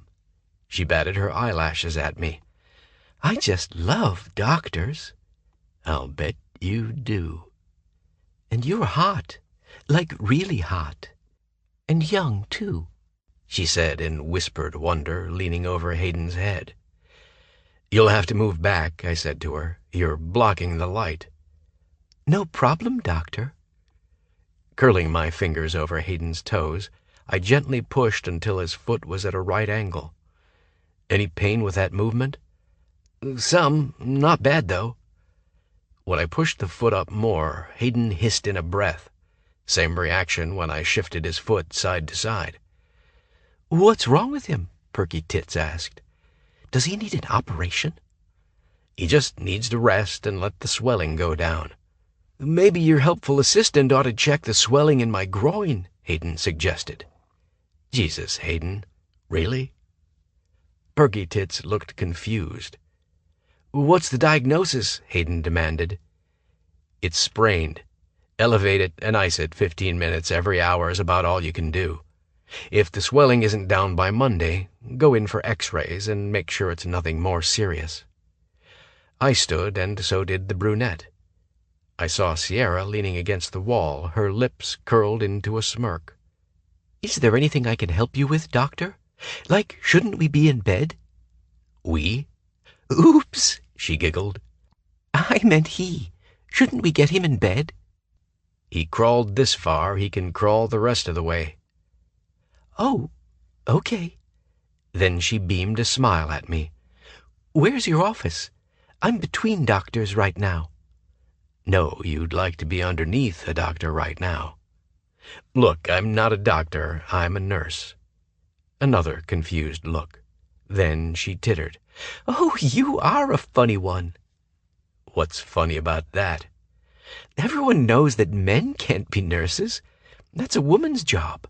Be a waste of breath to try and set this bimbo straight, but I'd try. I'm a nurse, an army nurse, actually. Her lips formed a pout. "If you weren't taking new patients, you could have just said so," she said with a girlish pout. Sierra sidled up to her. "Okay, Donna Reed, the 1950s are calling. Why don't you toddle on back there?" Perky Tits spun around to face her. "My name is not Donna." She stomped off in a huff. "Damn it, Boone, why didn't you tell her the best way to help you would be to take care of me, letting me rest my weary, injured face in the soft pillows of her chest," Hayden said with a whine. "For shame, Hayden McKay," Sierra said on a mock gasp of outrage. "You'd take advantage of her giving nature?" "I would have given her back plenty, trust me. Now I'll be dreaming about those tits, crying in my pillow that they're forever lost to me." "Poor baby." Hayden crawled the last 10 feet to his room. The hallway had cleared out, leaving Sierra on one side and me on the other. "You had quite a little fan group there, Doctor." I scowled. "You mean Perky Tits?" "I mean the half a dozen other women hovering while you examined numbnuts." "I didn't notice." "Don't bullshit me, West. You didn't feel the lovesick looks they shot your way?" I locked my gaze to hers. "No, I didn't notice. Know why?" I started toward her, prepared to tackle her ass to the carpet if she attempted to run. "When I'm around you, Sierra, you're the only woman I see. And before you toss out a smart-ass retort, I want you to really think about what I just said. Because you know damn well it's true. How many hot little co-eds were flitting around here tonight?" "I don't know." "Neither do I." I paused to let that sink in. "I didn't come here for them. I came here for you." Her breathing had gone choppy. Her face and neck were flushed. I pressed closer. "How long you plan on playing this game of cat and mouse with me?" "That's what you don't understand. This isn't a game to me. You blow into my life and act like you have every right to be here." "I do have every right." "Wrong. You don't know me anymore. Not like you think you do." "I'm trying like hell to change that. You shut me down at every turn. Every turn." The way I'd gritted that out sounded as if I'd swallowed gravel. But my gruff tone put fire back in her eyes. She slapped her hands on my chest hard enough I felt the sting as if I was shirtless. "Every turn? Really? We've seen each other 3 times. That's it. Just 2 days ago you swore that you came to see me in a professional capacity. So you don't get to act all growly and frustrated with me, fucker, because I haven't thrown myself at you." "Is everything all right?" Kai asked from the middle of the hallway. "It's fine. We're fine," Sierra answered. We're discussing what came first, the chicken or the egg. It's always been a hotly contested debate between us." Her unique way of deflecting things hadn't changed. Totally smartass. Still made me smile. "So, what's the definitive answer?" Kai asked. I said chicken the same time Sierra said egg. "You two are so full of shit," Kai said. "Some of us more than others," she retorted. "Boone, before I kick you out, I forgot to ask if you need a ticket to the game tomorrow. I have an extra one." "Wish I could go, but I'm working the day shift tomorrow and Sunday." "Working," Sierra repeated with a frown. "Why are you working when you're on leave?" Fuck me. In my peripheral vision, I saw Kyler backing away, shaking his head at me, and Sierra saw it too. "Answer the question, Boone." "Because I'm not on leave anymore." "Then why did you tell me you were?" "Tuesday, when I saw you, I was on leave. Wednesday, when I saw you, I'd made some changes, so I wasn't on leave." "You can change your military duty status just like that?" she snapped. "Bull." "It's complicated." Her eyes turned hard. "Are you even in the Army?" "Yes, I'm in the Army." "Where do you live?" "I'm based out of Fort Hood, but as of this week, I'll be living in Phoenix." I took a step toward her. "This is what I wanted to talk to you about." "Because it's some big secret?" Realization dawned on her face. "Did everyone know about this but me?" Jesus, this was spiraling. "No, just Kyler." "So you managed to tell him the truth, but you fucking lied to me?" "Look, it's not what you think." "I think nothing changes with you." Her bitter laugh sliced through me. "You manipulative bastard. The tour of Phoenix was to check out housing areas for you, wasn't it?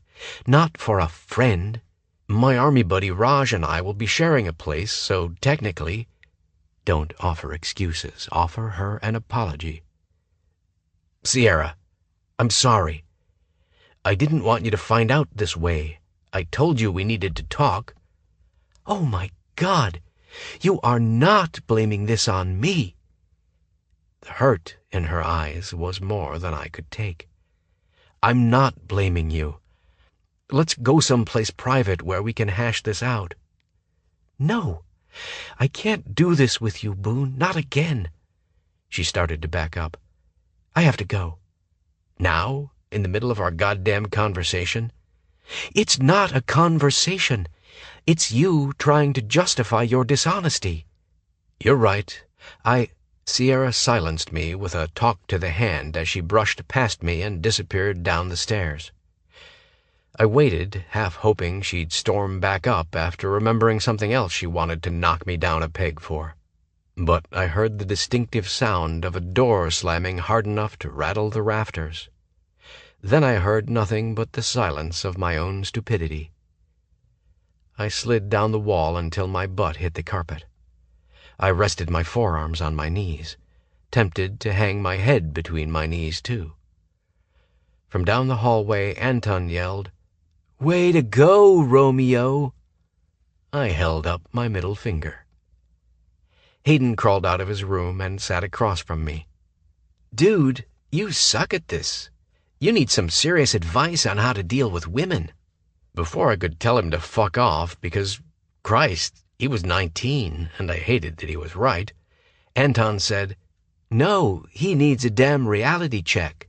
Boone, buddy, why are you doing dumb shit to screw this up with Sierra?"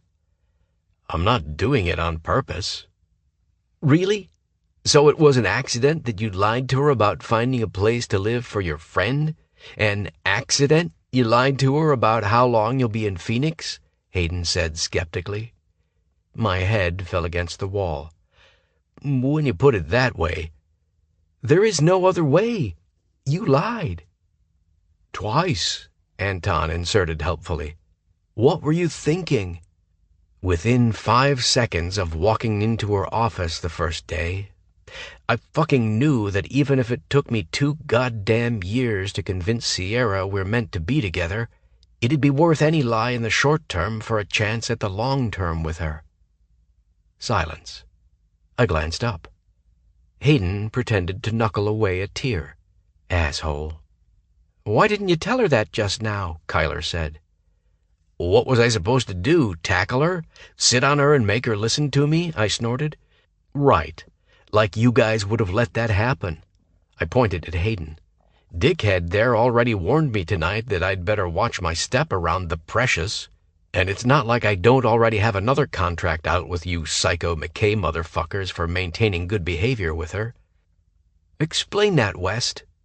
I relayed my deal with Gavin, which, in hindsight, meant I provided them with a legit reason to make fun of me for the rest of my fucking life and to beat the fuck out of me.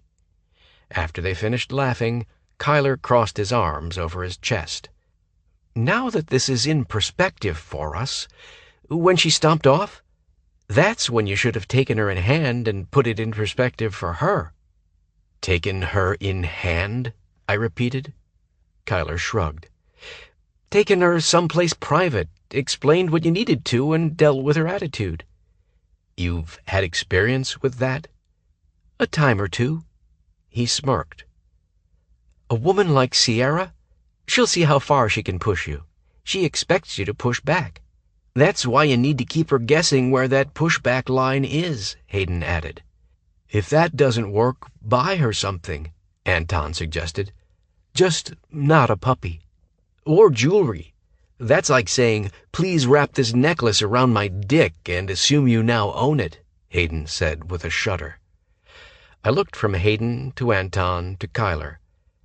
"You guys don't have a fucking clue about women, do you?" Hayden cheerily said, "Nope." Anton said, "Does anyone really?" "Awesome. Thanks for nothing." But we are going to give you something," Hayden said. "What?" "Another chance with Sierra, cynical fucker," Anton said. "Come over Sunday night after you get off work for food and football," Kai said. "Be ready to explain everything to her. Sierra gets mad fast, but she's not unreasonable.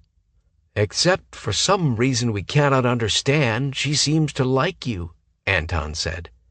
"Fuck off, McKay." "That's the thanks we get for playing the love doctors between you two?" Hayden made obnoxious kissing noises. I ignored him and stood. "Seriously, guys, I appreciate it. This thing between me and Sierra, it's important. See you Sunday." Chapter 8. Sierra. My favorite thing about fall wasn't the break from the brutal summer temperatures. It was that fall meant football season. I loved football, a love my dad passed down to me. Since he had custody of me on the weekends growing up, he'd usually tape the games so it wouldn't interfere in our limited time together. So when I became a cheerleader in high school and knew little about the gridiron, Dad insisted watching games would be the best way for me to learn. I fell in love with the sport. From that moment on, we plunked ourselves on the couch for college games on Saturday, pro games on Sunday, Monday, and Thursday nights. We were both Cardinals fans, and over the years we've attended as many live games together as we could fit into our schedules. Sometimes we even talked on the phone during the games. With tonight being Meat-topia and a family Sunday night football event, I'd spent the day watching other games in between bouts of baking. Since Lou wasn't around and I didn't need to gorge on cookies and cupcakes, I froze all the goodies to take to the PCE meeting Tuesday night. Bull, you're hiding the evidence of your manic baking spree because Lou would know something was up with you. So what? Putting all thoughts of Mr. Liar out of my head had required lots of egg cracking, butter whipping, and dough punching. I rang the doorbell to my cousin's house with my elbow since my hands were full. Kai opened the door and grabbed the top 2 containers. "Sorry, I would have helped you carry this from the car." I thought I had it under control. Story of my life. I followed Kai into the kitchen. After I set the containers on the counter, Kai hugged me. Thanks for coming over. Then he scowled at my Cardinals t-shirt. Good thing I know your taste in brownies is better than in football teams. Hilarious. I eyed his Broncos jersey. We could cut up your shirt and use it for extra napkins if we run out, I suggested sweetly. Or, better yet, toilet paper. Ooh, I felt the burn of that one all the way over here, Kyler, Hayden said from the stool at the end of the counter. He held out his arms, expecting his hug. Give me some sugar, and no lip about my wearing of the orange. That's one of the things I loved about my family, the open affection. I noticed Hayden had his leg propped up. How's the ankle? The swelling is down, but it's still sore. You probably shouldn't have gone to the game yesterday. We were on our feet for the entire thing, I pointed out. Hayden grinned. It was worth it to see Kai kicking ass. True dat. ASU had lost the game after the defense had fucked up, but Kai had great stats. I lowered my voice. QB is okay today? I'm fine, Kyler said. It sucked to lose, but that means we're more focused on preparing for this week's game against OSU. I scanned the dining and living room. Where's Anton? Out manning the grill, obsessing about the smoke-to-sweetness ratio of his ribs, Hayden said. Just as long as he doesn't obsess to the point we don't get to eat the damn ribs, I am starving. Mace lumbered in. At least he was wearing a Cardinals jersey. At 6'5", with shoulders as wide as the door frame, his big body threw a shadow across the kitchen counter. He had shaggy reddish-brown hair and a baby face, a face that sported a black eye and a swollen lip from last night's hockey game. According to my cousins, Mace's baby face disappeared the second he laced up his hockey skates. I didn't see that side of him, just the shy guy who let his housemates do most of the talking. Thanks for letting me hang out, Mace. This is the second time this weekend. Love having you here, Nevada. And is that what I think it is? He leaned over the foil-covered glass baking dish. Yep, I figured you all burned extra calories, so you deserved a treat. You are the best woman on the planet, Hayden declared. Why can't I find someone like you? Because you're not looking? Got me there. He's auditioning, Kai said with a snort. Very few of them get a call back. Damn straight. Mace and Hayden bumped fists. I glanced out the patio and saw Anton headed in with a huge foil-covered pan. I rushed to open the door. Thanks, darling. Happy to see your pretty face, because you always add class to our meals. Cowboy to the core, charmer to the core. Deadly combination for a lot of women. For me, it was just fun to sit back and watch these boys come into their own as men. Knock, knock, sounded from the foyer. Speaking of men, of course Boone was here. You'd better get used to seeing him at family events since he's, fucking living in Phoenix now. No matter. I was an adult. I'd deal. I'd just ignore him. But somehow I started humming pretty loudly as I aligned the dishes buffet style. In addition to the potato salad and cornbread muffins I'd brought, someone had cracked open a can of baked beans. Anton pulled back the tin foil to reveal the biggest pile of ribs I'd seen outside the Crook County Fair cook-off. Next to the ribs were ears of corn. That looks like heaven, Mace said on a reverent whisper. It is. Dig in while it's hot. The game starts in 30. Bottles rattled, and I glanced over to see Boone setting a case of O'Doul's on the counter. He stepped back, and I noticed he was wearing scrubs. Scrubs were not sexy, but scrubs were sexy as sin on Boone West, RN. The jerk.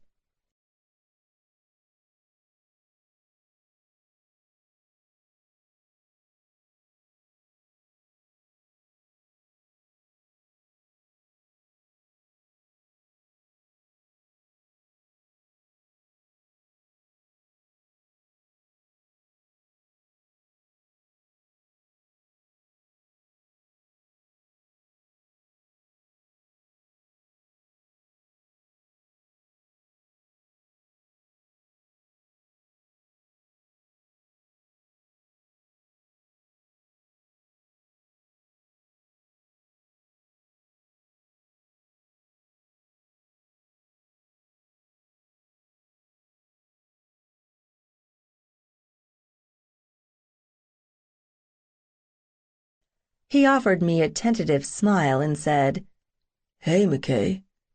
Immediately, 3 other people said, "What?" "Now I see the need for nicknames," Boone said. He handed a bottle to Hayden. Mace snagged an O'Doul's. "You've got to have beer with ribs. Got to. And this stuff ain't half bad." I grabbed a bottle. I twisted the top off and took a big drink. I said, "You weren't lying about this near beer being good," to Mace while I looked directly at Boone. His jaw tightened. Then he leaned in and said, "Did I hear you humming Lion Eyes right after I walked in?" "Yes, I love the Eagles." "Bull, you always hated it when I played Eagles tunes." "But the song fits, doesn't it?" I said sweetly. "Are you a Miranda Lambert fan?" His eyes narrowed. "Gonna bust out into a chorus of White Liar next?" "Probably, and I'll follow it up with Would I Lie to You by Eurythmics. I considered tossing in Little Lies by Fleetwood Mac, but Motorhead's Don't Lie to Me is in line with my angry mood about the whole situation." "Christ, I'm sorry, okay?" "Heartfelt apology there, Scooter." I poked him in the chest. "Not okay. Not even fucking close to okay." He struggled to respond. I let him.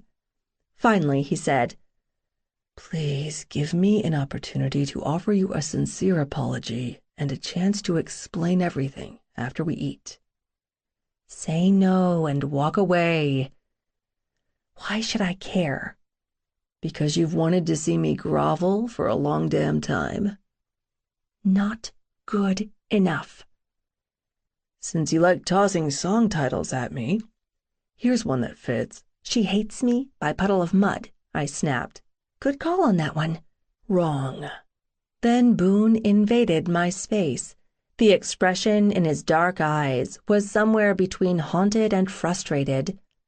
"Let me finish. Every time I've heard I Won't Give Up by Jason Mraz, I've thought of you, of us. Every time, Sierra. Tell me you didn't think of us when you heard it." I didn't retort or back away. My stomach pitched. My chest felt tight, as if I couldn't get any air. Music has always played a big part in my life.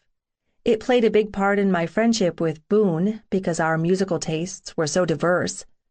But the fact he'd mentioned that song, the one tune guaranteed to make me think of him and what could have been, that spoke to me on a level no amount of groveling or "I'm sorry" ever could have. Maybe it was against my better judgment, but I found my anger toward him softening somewhat. I could be civil long enough to hear his apology. "You have one shot at offering me a fucking stellar and believable request for my forgiveness, West." He didn't offer a cocky smile. He just quietly said, "Thank you." I turned back toward the food and saw our cousins pretending that they hadn't been watching us whisper fight. Mace piled his food on a platter. Evidently a regular-sized plate wasn't big enough. "Seriously, dude, these ribs are fucking awesome. I'm so glad you guys moved in." He paused and looked at Anton. "Not to seem ungrateful for this spread, but what are we having next month?" Anton wiped his hands on a towel. "Brisket and sausage." Mace actually whimpered. Boone cocked an eyebrow at Kyler. "Anton is the meat master, and Mace is a self-professed meatitarian after his mom turned vegan his last year of high school. Once a month, we have Meatopia. The rule initially was no chicks, because we'd never get laid again if they saw us eat like this. But then Nevada showed up with brownies, so she's totally in." I raised my bottle to Mace. "Kai, can I borrow some clothes? I don't need barbecue sauce on my scrubs." "There's a basket of my stuff on top of the dryer. Pick anything but the Broncos jerseys." "No self-respecting Cowboys fan would be caught dead wearing one anyway," Boone shot back. "At least you're consistent," I said to Boone. "Meaning what?" he said warily. I smirked. Your taste in football teams is as crappy as your taste in music. His gaze lingered a bit too long on the Cardinals team logo stretched across my chest before his eyes met mine. Back at you, babe. Mace and Kai were sitting at the dining room table when I noticed Hayden hadn't moved. "Hey, sweetie, would you like me to fix you a plate? And if you promise not to spill, maybe next time you can sit at the grown-ups table with the rest of us." Kai and Mace laughed. Anton said something about a sippy cup. Piss off, all of you. Seriously, hop along. What do you want? Some of all of it. After I loaded his plate, I took it into the dining room. Back in the kitchen, I stood next to Boone, watching him play Jenga with a pile of ribs. He looked over his shoulder at me. Promise you won't watch me eat, McKay. I've seen you eat. Not like this, you haven't. Just like that, I was thrown back to the times I'd ended up cooking for him, when I'd figured out he'd probably never had enough to eat. His appetite had gone beyond typical teenage boy eat everything in sight hunger to real hunger. "This ain't my first Meatopia, soldier boy. See if you can keep up." Boone bypassed my potato salad, so I said, "Hold on," and spooned some on his plate. "What is this?" "German potato salad. Try it." He squinted at the pile. "Isn't potato salad supposed to be yellow and have potatoes in it?" "Not all potato salad is yellow. It looks a little brown because I didn't have red onions or Yukon Gold potatoes, but it tastes awesome." What else is in it?" he said suspiciously, like I'd attempted to sneak in zucchini. "Bacon, caramelized onion, mint, and sauerkraut." "You always did mix some weird shit together, but it ended up tasting good." Boone came to a full stop when he saw the pan of brownies. "What is that?" "My all-access pass to Meatopia. Salted caramel brownies baked on top of chocolate chip cookie bars and finished with marshmallows, coconut, M&Ms, mini peanut butter cups, and raspberry buttercream frosting." Hearing that description, my blood sugar just shot up 50 points. "You have to try the brownies," Mace said. "You've never tasted anything so good." Boone's gaze hooked mine. "You want me to taste your goodies, Sierra? Lick up some of that cream like a man starved for such sweetness." Heat shot down my center straight between my legs. A devilish smile curled his lips. Anton had outdone himself with the ribs. The guys were stuffed to the point I thought I might have to roll them into the den for the football game. They rallied long enough to help tidy the kitchen and direct me on where to put the tiny amount of leftovers. Kyler grabbed the dish rag out of my hand. "I didn't invite you over to eat with us and expect you to do the dishes as payment." "I know that. I just ate too much, and if I sit in front of the TV, I'll fall into a food coma. So you go watch the game, and I'll be in when I'm done out here." "You sure? You've been looking forward to this game all week." I hip-checked him. "Oh, I'll be in to put you Denver donkey lovers in your places when the jeers about the Cards stomping them gets too annoying." "You wish." He held out his hand. "Standard bet, no points spared." "None needed," I said and shook it. "I'll put 20 on the Cardinals," Boone said from behind me. "Sweet, easy money. You coming in to watch the game?" Kai asked him. "I'll help Sierra finish the dishes." After Kyler left, Boone said, "Wash or dry?" "I'll wash." "They do have a dishwasher." "Which is already full of dirty dishes." I paused to stack the plates. I checked. Boone waited until I was elbow-deep in soapy water before he said, "I am sorry. I should have been honest with you about how long I'll be in Phoenix. I should have told you I needed a place to live. Totally fucking stupid on my part to skate around all that stuff." I waited for him to tack on a but he didn't. I set a soapy plate in the empty side of the sink and said, "Why did you lie?" He rinsed it, dried it. Fear, maybe? I don't fucking know. I reached for the next plate. Maybe I worried you'd think I was a creeper if I said, "Guess what? I'm part of a pilot program between the Armed Forces and the Veterans Administration's medical personnel. I'll be living in Phoenix and attending school here the next 2 years. Is housing available in your neighborhood?" His laugh resembled a groan. Which could actually be considered a death wish, since your dad warned me against stalking you. I whipped my head toward him. "You talked to my dad? When?" He draped the dish towel around his neck and rested his butt against the counter. "You refused to see me when you were sick. Then, after he happily informed me that you'd gone back to Phoenix, I was a little pissed you'd left. So I demanded he hand over your address and phone number, and, well, you can imagine how that went over." "What did he do?" Boone's cheeks turned pink. He brought his clasped hands on top of his head like a suspect under arrest. That movement caused his t-shirt to ride up. My gaze zoomed to the hard ridges of his abdomen and a tease of dark hair that disappeared into his waistband. His silence had me peering over at him, half afraid he'd seen me checking out the map to his treasure trail. But his eyes were closed. "He gave me the address to your office and told me what floor you worked on." I can't believe my dad just handed it over. Boone looked at me. "Not until he passed on 3 articles of what constitutes stalking behavior, and not until I—" He emitted an embarrassed laugh. "Not until I told him I'd let all the bad-tempered McKays beat my ass in public if I ever did anything to hurt you." "What?" "Yeah, that was my brilliant idea to prove my sincerity or whatever. I just didn't expect him to take me up on it and actually make me sign a fucking contract." I had to have misheard him.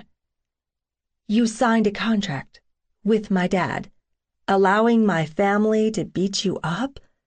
"If I ever harmed a hair on your beautiful head." "Boone, why would you do that?" Then those soulful brown eyes were close enough I could discern flecks of gold. "Because I want a chance to get to know you, and for you to get to know me, so we can see where this goes." "And if it doesn't go anywhere?" His expression said he didn't buy that at all. "Neither do you." Boone touched my face, so sweetly, so tenderly I couldn't breathe.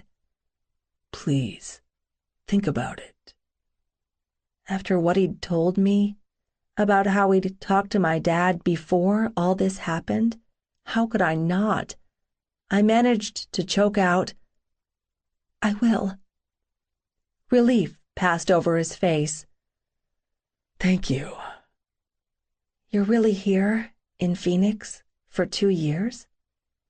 "Yeah, I'm working at the VA, and I'll be taking classes. Some of the details are still vague, and that's not me being vague. That's just how the government works. So, see, I have no idea why I wouldn't just tell you that." He tugged at the strands of hair that stuck to the corner of my mouth and tucked the hair behind my ear. "Does knowing I'll be here longer than 2 weeks change anything?"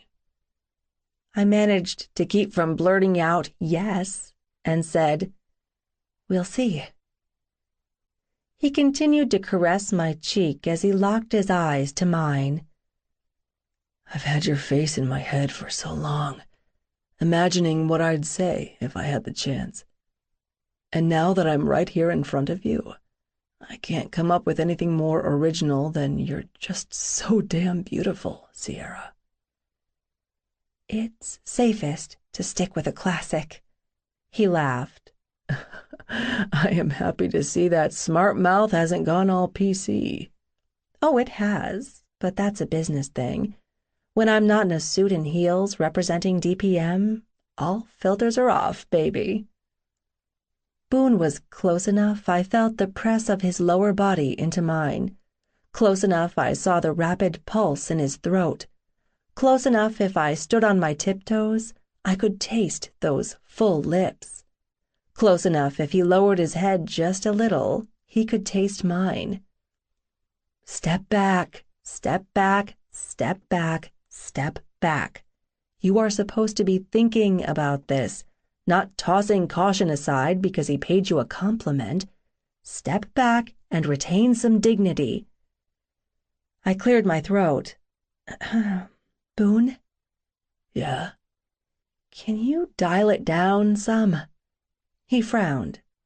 What? Lower the wattage of the intensity that is Boone West. He took a big step back, and another. Then he turned away to rest his hands on the top of his head again. He blew out a breath. Now his t-shirt rode up in the back, giving me a peek at the curve of his spine above his hips. Nice. Very fucking nice. Stop ogling him. When he turned around, I had to pretend I hadn't been checking out his ass, and damn near drooling at seeing his t-shirt pulled against the muscles in his back. How had he achieved such ropey forearms? That was some serious sexy right there. Let's finish the dishes. It didn't take us long.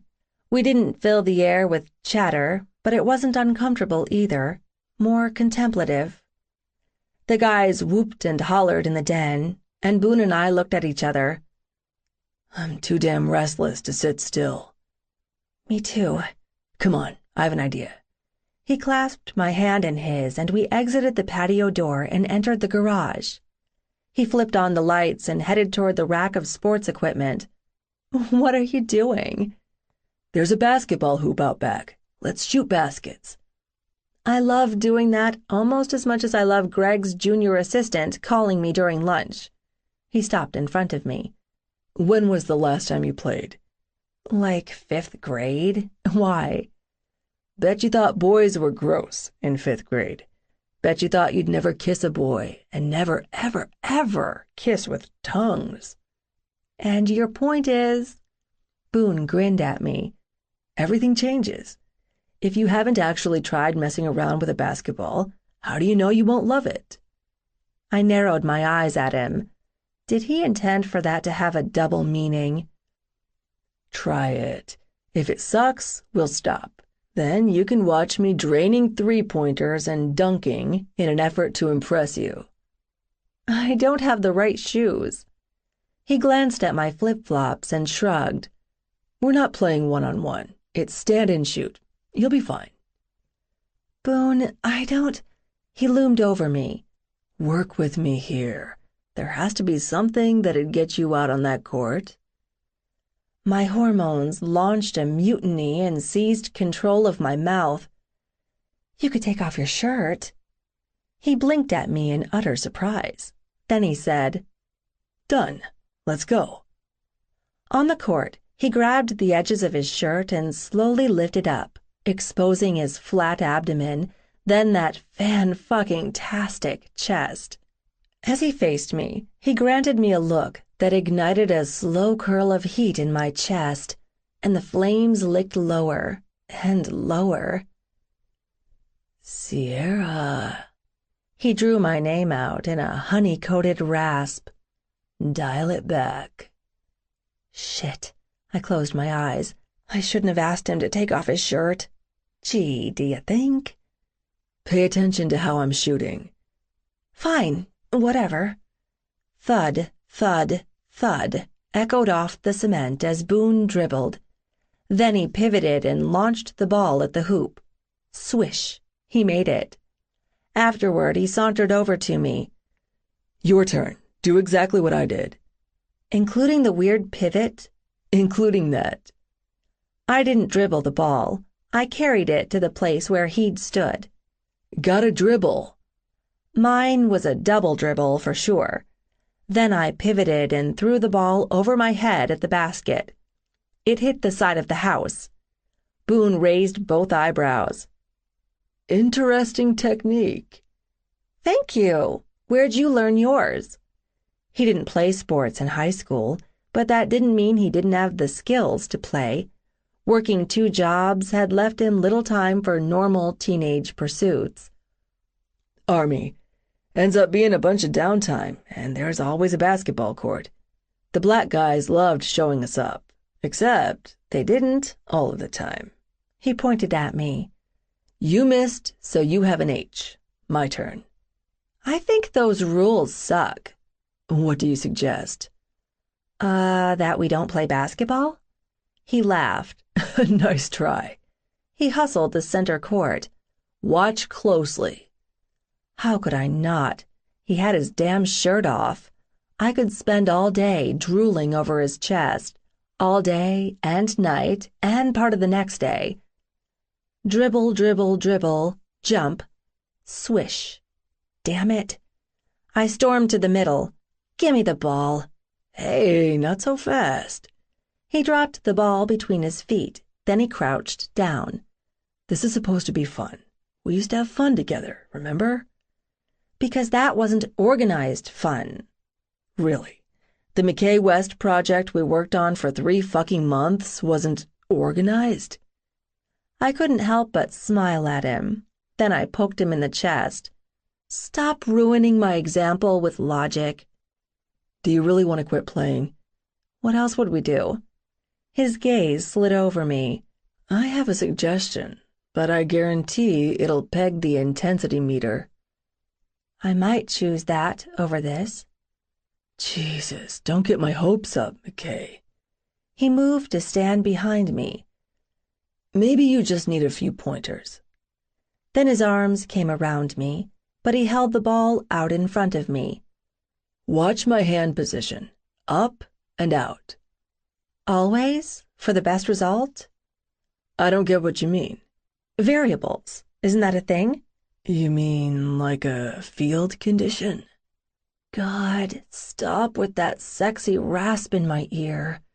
How about we just concentrate on you making this one shot? My breathing turned choppy. He had to feel the increased movement of my chest rising and falling with the way my back was pressed against him. Power comes from here. He squeezed my arms with his. Tighten your core. That'll keep you stable. Stable. I was starting to come unhinged, and the core part of me that tightened wasn't my damn abs. Hold the ball. Dribble a couple of times, and then shoot. Boone stepped back, and I almost crumpled into a pile. The man was such a powerful force. Once again, the universe proved the joke was on me.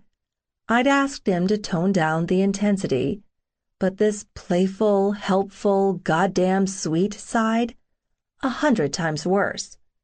As I stood there, clutching a ball, I understood that I had no defense against this man. None. A good offense wasn't even a good defense. Concentrate, Sierra. You can do this, he said in a yay team, pep rally kind of voice that I never in a million years imagined I'd hear from brooding Boone West. That was the last straw. I whirled around and whipped the ball at him. Who are you? When he peered over his shoulder with a smirk, all cute-like, I wanted to punch him. Seriously, how was I supposed to resist this? You can't. More to the point, you don't want to. What is going on with you? He demanded.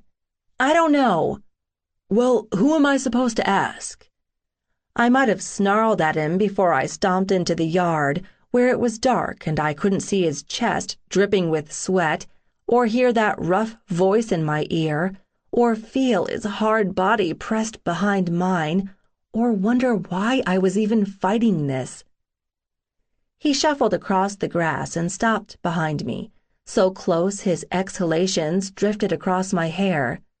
He said one word. Talk. I don't know what... Look at me, Sierra. Talk to me, not into the damn air. I faced him. Fine, I want to talk about new rules. New rules. When did we have old rules? Before, unspoken ones. Boone studied me. What the fuck are unspoken rules? You know, before, when we were friends, we hung out, we ripped on each other's choice of music, we argued about TV shows, we heckled each other's favorite movies from the 80s. Again, with all the negativity, McKay, He said with annoyance. We had some of the same favorite movies like Top Gun, The Princess Bride, and The Terminator, but I'll never understand what you saw in Dirty Dancing because that one is just plain stupid. You want to talk stupid? How about Blade Runner? I shot back. This is what I'm talking about. You complained when it was my turn to pick a movie, and I acted like you were a grumpy pain in the ass. You pretended not to notice that I had a massive crush on you. I took a breath. Those rules. Those weren't rules, he scoffed, but whatever. New rule. He bestowed that dangerously devilish grin. No rules. I put my hand on his chest to push him back. Stop being cute. Just like that, he did. Boone flattened his palm over my hand on his chest. He dropped his other hand to my hip, spreading his fingers out and squeezing my flesh. The erotic intimacy nearly liquefied my bones. Then he upped the ante and pressed his warm, firm lips to the base of my jaw. Truth between us, Sierra. I'm not the cute couple guy. I'll always be intense. Especially when it comes to this. Especially when it comes to you. I've wanted you for too fucking long to pretend it'll be anything less between us. I slid my hand across his chest to feel the increased pounding of his heart and felt my pulse race in response. It's always been like this. I didn't imagine it, did I? No, baby, you didn't. The interruption from Kyler calling out our names was probably for the best. Boone stepped back. He brought my palm to his mouth for a soft kiss. We'll pick this up later. Later tonight? Later this week? When? By the smirk on his face, he knew exactly how much he'd flustered me. Not with the admission of the need between us, but that he hadn't indicated a time when we'd have another chance to act on it. Chapter 9. Boone. Kai had done me a solid, interrupting at that moment.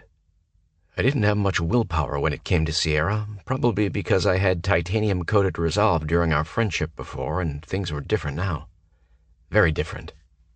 She's the one who's holding back, not me.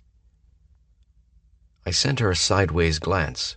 She'd wrapped her arms around herself as if she was cold. Thankfully, I'd slipped my shirt back on before I'd followed her across the yard, or this might look more like an interrupted hookup. "What have you two been doing?" Kyler demanded. "It's almost halftime and you hadn't watched any of the game."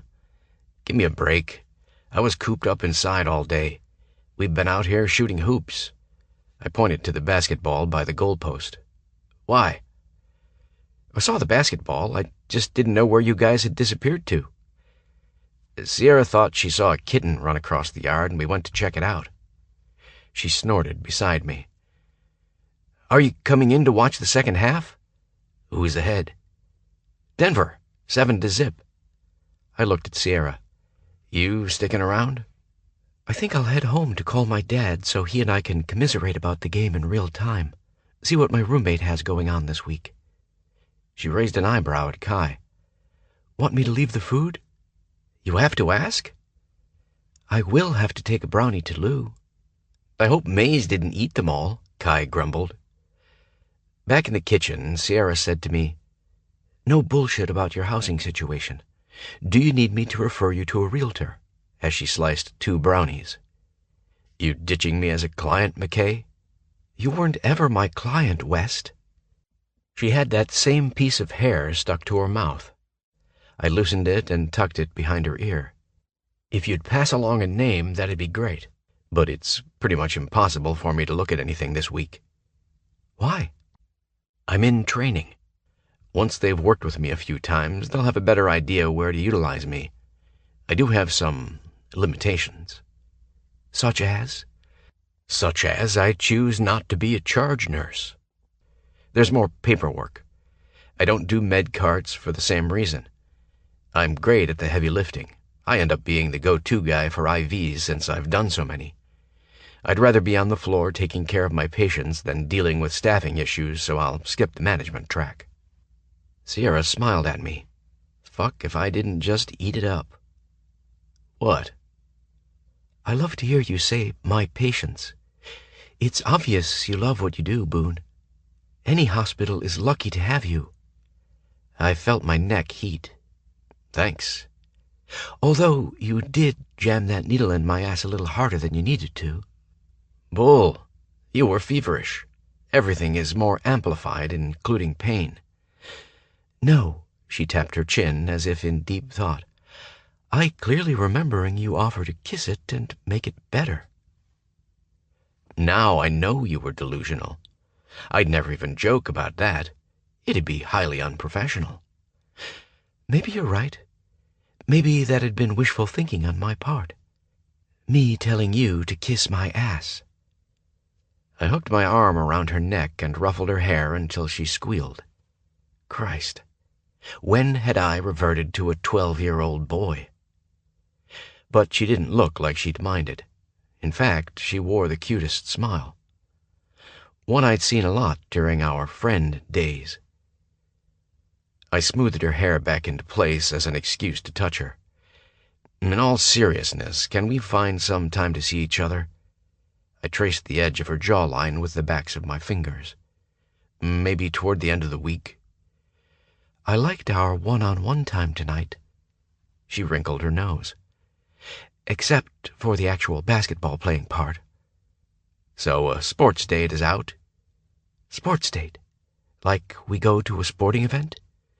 No, like we play racquetball or golf. Maybe go rock climbing or to a batting cage to hit baseballs. Boone, those are horrible ideas for a date. I laughed. She grabbed the plate of brownies. You have my number, West. That was better than I'd hoped for. See you around, McKay. After she left, I sliced off a chunk of brownie. A huge chunk. Mace could suck it, since Sierra spoiled him with this all the damn time, and poured myself a glass of milk. My thoughts wandered to Sierra's earlier comments about rules, specifically the unspoken rules that had existed between us. Rules I'd set, but she'd abided by without question. Total dick move. Yet we'd ended up better friends for it. Sierra was the first girl I'd had a real friendship with. I'd loved every minute of how she'd been able to give me shit and take it without getting all weepy and girly, or throwing herself at me. I remembered, too, the last day things had been easy like that between us. The week of prom.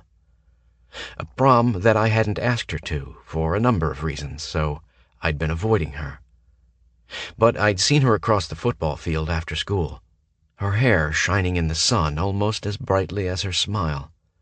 That goddamn laugh of hers drifting to me on the spring breeze, and once again, I couldn't resist the pull of her.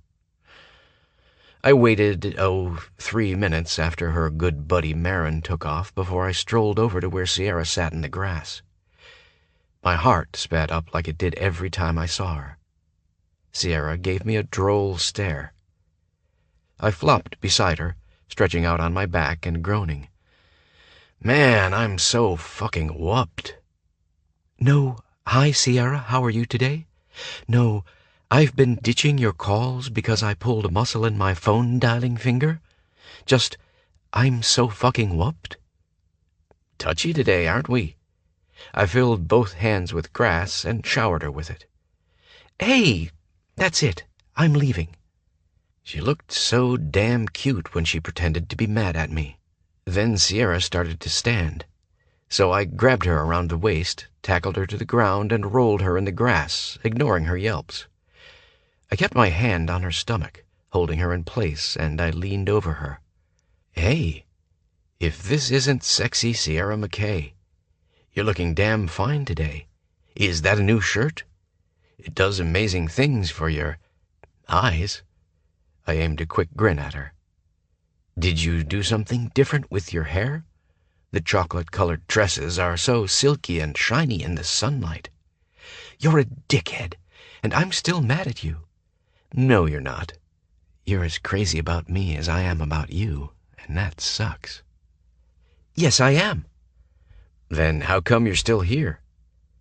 Sierra pointedly glared at my hand pressing into her stomach, my fingers spread out like a starfish so I could touch as much of her skin as possible. But the heat created some kind of suction with my palm, and I felt her belly ripple from my touch. No freaking way was I moving my hand now. Those striking, whiskey-colored eyes met mine. I wanted to know what she was thinking as she gazed up at me. Did she see the same longing in my eyes that I saw in hers? Then she looked at me with regret and forced herself to sit up, dislodging my hand. You suck at returning text messages, West. I've been studying for finals and covering Alan's shift since he's on vacation. Or I've been working out. I can tell. You've got some beefy biceps going on.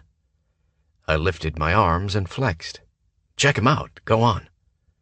She bumped me with her shoulder. No, it might compromise your virtue if people saw me feeling you up. Might be worth it. I let my gaze take in every nuance of her pretty face. I wanted so badly to trace the curve of her stubborn jaw. Once with my fingers, once with my mouth. A breeze wafted over us, ruffling her hair, which still had green chunks twisted in it. Sorry for throwing grass at you. I started to lean in and noticed Sierra's focus was on my throat. Could she see how being this close to her sent my pulse pounding? I plucked 2 pieces of grass out and let them spiral to the ground. Boone. Relax, I said gruffly. I'll get him out. She remained motionless as I began at her scalp and worked my way down the silken strands of her hair. She had to know I was deliberately dragging this out. But I had this chance. It might be the last one to touch her casually, so I took it. Why didn't you return my texts? She asked. I suck at texting. What did you need to talk to me about? Once again, Sarah's gaze roved over my face. She saw too much. The intensity in my eyes, the change in my breathing. My lips parted to release shallow breaths, the hard set to my jaw as I fought the urge to press my lips to that sexy, sassy mouth of hers. When she continued studying me, I murmured, Sierra? Oh, right. I wanted to see if you were coming to the branding next Saturday. You don't have to help with the actual work part, just come to the after-party. Why the invite? The McKays need a West whipping boy? Or are your dad, psycho uncles, and cousins going to castrate me? She turned her head and sank her teeth into my wrist, hard. Jesus, McKay, let go. She slid her mouth free and licked her lips. Yep, as salty as I expected. What'd you do that for? And why had I liked that bite of pain? I imagined her dragging her lips across the red mark as she looked up at me with those big, questioning eyes. Because you're being a dick. Remind me not to really piss you off, I muttered. Too late. I'm already mad at you. Anyway, I'm filling in the blanks on the McKay-West feud for the entire McKay family. I wondered if you wanted to be there since you helped with the research. I pulled a section of hair from the corner of her mouth and tucked it behind her ear. I can't. I'm working at 12 that day. Disappointment flooded her face. But I heard there's a pre-graduation party at Phil Nichols' parents' cabin at the lake that night. She said, Are you going? I wouldn't have told you about it if I wasn't. Cool. Then I'll show up. Think Angie, Kara, and Tyler will be there? I'll flatten that fucker Tyler if he comes anywhere near you. I didn't bother to hide the menace in my tone. So we'll have to pretend we're together again? God, I hope so. Maybe. You have to be tired of that. Never. I needed to get things back on the friendship track, so I lightly butted her forehead with mine. I gotta finish my workout. See you around, McKay. Dude, tell me you did not eat the last fucking brownie. I blinked at Maze, and the memory disappeared. No, there's a couple left. Brownie hoarder much? So? I never get home-baked stuff. Ain't no one said I gotta share. He'd rather have a plate of homemade cookies than a blowjob, Hayden said, hobbling to the counter. Maze nodded. True that. Any chick can learn to give a great blowjob, but learning to make killer desserts is a fucking art form. Kyler followed Anton into the kitchen. He smirked at me. Sierra looked a little mussed up when she walked by. Were you making time in the kitchen? Or did you go back outside and get distracted looking for that poor lost pussy? Jesus, Kyler. He laughed. Don't even fucking start with me, West. I owe you. But when you two do finally find the balls to get balling, don't do it here, okay? Hayden said. I don't need to hear you doing my cousin, cuz. I find this whole cousin stuff disconcerting, Mace said. Wow, Mace, big word, Anton said, clicking away on his phone. I'm proud. Gotta keep up with you college guys, but you have to admit it is weird. Sierra is your cousin. He pointed to Kyler, Anton, and Hayden. But she's not yours. He pointed to me. And yet they're all your cousins, but she isn't. I shrugged. No different than you being cousin to Kai and no one else. Hayden leaned forward and slapped Mace on the arm. You totally dropped the puck. You aren't related to Sierra, so you could have made a play for her and her tasty baked goods. Sierra is smoking hot, don't get me wrong. She's too bossy for me. I want a sweet, docile woman who bakes like Betty fucking Crocker and looks like Selena Gomez. Mace sent Anton a look. Hey, cowboy. Your sister Liesel bakes, right? How old is she? Without looking up from his phone, Anton said, I will shove a hockey stick up your ass and turn you into a human popsicle if I ever see you eyeballing my sister, puckhead. That was my cue to go. Good luck at the game on Saturday, Kai. Win or lose, there's a party here Saturday night. Swing by if you have a chance. Chapter 10. Sierra. Lou had been complaining all week that she was bored. Every night she dared me to mix up my routine and go out with her. Monday night I passed on heading to the strip club, despite her cajoling that her favorite strip-and-go-naked drinks were 2 for the price of 1. Tuesday night, I was so keyed up after my PCE meeting that I would have accepted her invite to play craps at the Talking Stick Casino if I hadn't gotten cornered by a new member. Wednesday night, I worked late and came home to find Lou splashing in the pool naked with a dick that fits contender. So Thursday night, when my phone rang and my hands were wrist-deep in dishwater, she said, Hot damn, and answered the call on speakerphone. Sierra's phone, Lou speaking. What you need? Hey, Lou. You're Sierra's roommate? Roommate? Groundskeeper. Pool boy when my wild girl wants to role play. Lou added a loud rawr. Jesus, Lou, knock it the hell off. Just ignore her, Boone. Is this a bad time? No, it's the perfect time because I'm bored out of my mind, Lou answered. Please say you called to offer us entertainment options, Mr. Sexy Voice. Actually, that's why I called. Want to meet at Blue Smoke? Shoot some pool and have a drink with us? Boone asked. Who's us? Me and my roommate. I started to say, that sounds like a snooze fest, Lou said with a yawn. It's Thursday night, ladies' night. I want to dance and drink 2-for-1s on your dime. So get your rowdy selves to Diego's, another voice in the background said. Evidently Boone had us on speakerphone too. Do you know where that is? Lou snorted. I I haven't always lived in Scottsdale. We'll be there in 45. I rolled my eyes. Of course Lou knew where Diego's was. She prided herself on finding places to party outside of the normal college zone. Hallelujah! Lou grabbed the dish towel, wound it up, and popped me in the ass. Get moving! We have to leave here in 15. Ouch! God, Lou, that mark is gonna swell up. Better have Boone look at it. He's a professional. She waggled her eyebrows.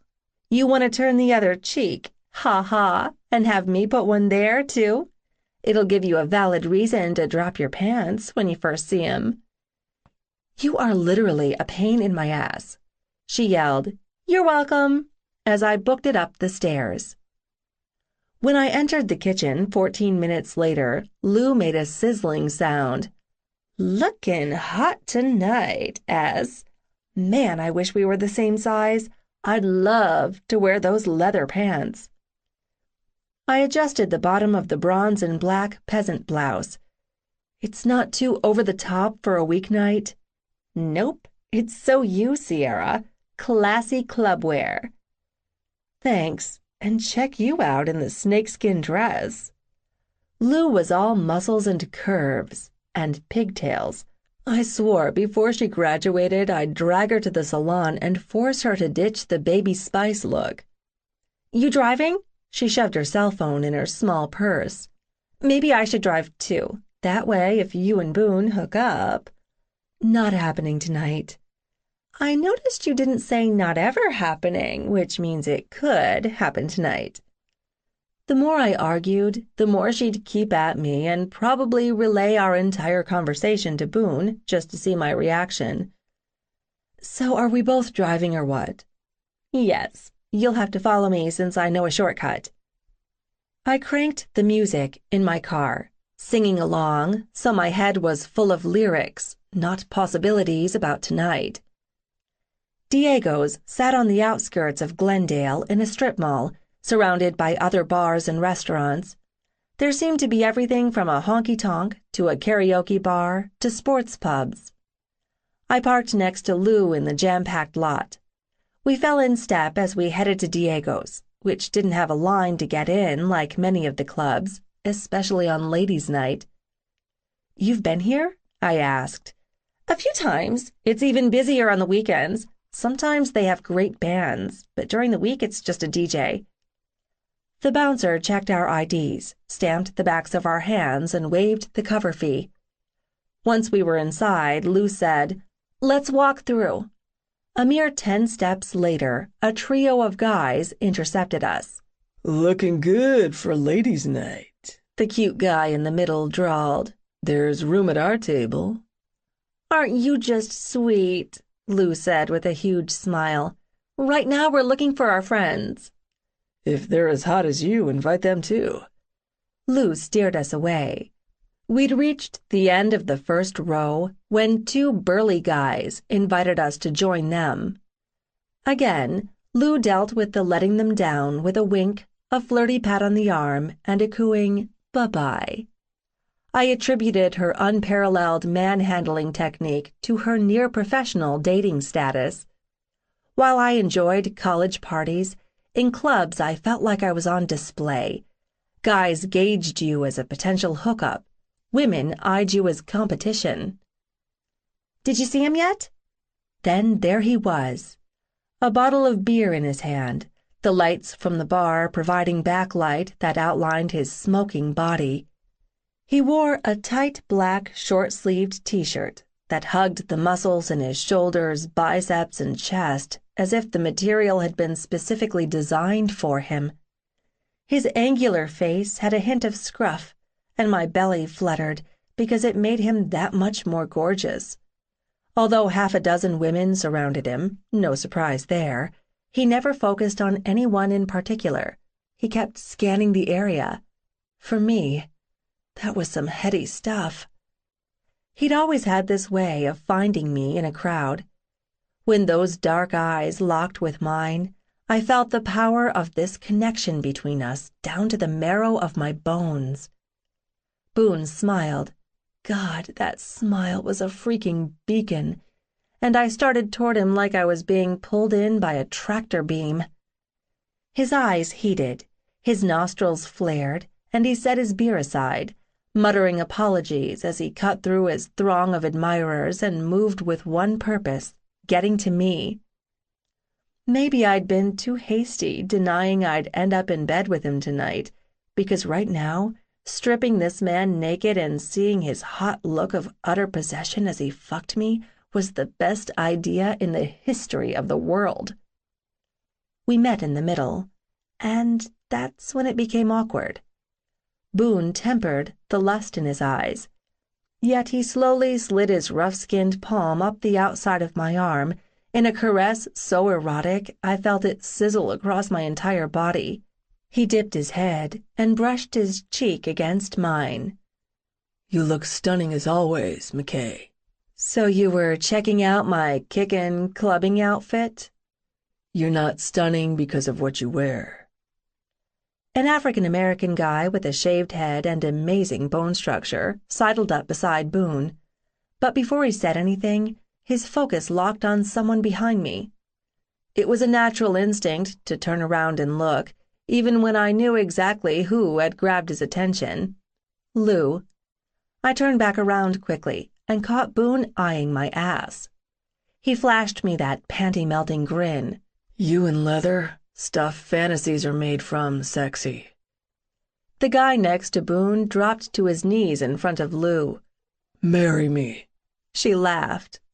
Aren't you a charmer? If I say yes, can I prove it by peeling away the snakeskin that's covering your spectacular body? Only if you use your teeth. She cocked her head, blindfolded. He clasped his hands together in front of her. I think I love you. Knock it off, Raj, Boone said. Raj rolled to his feet and demanded, Woman, what is your name?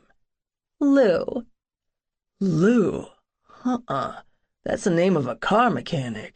An old balding white guy with a stogie in one hand and dirty magazine in the other. Your mama did not birth an angel and name her Lou. Baby, what is your real name? I held my breath.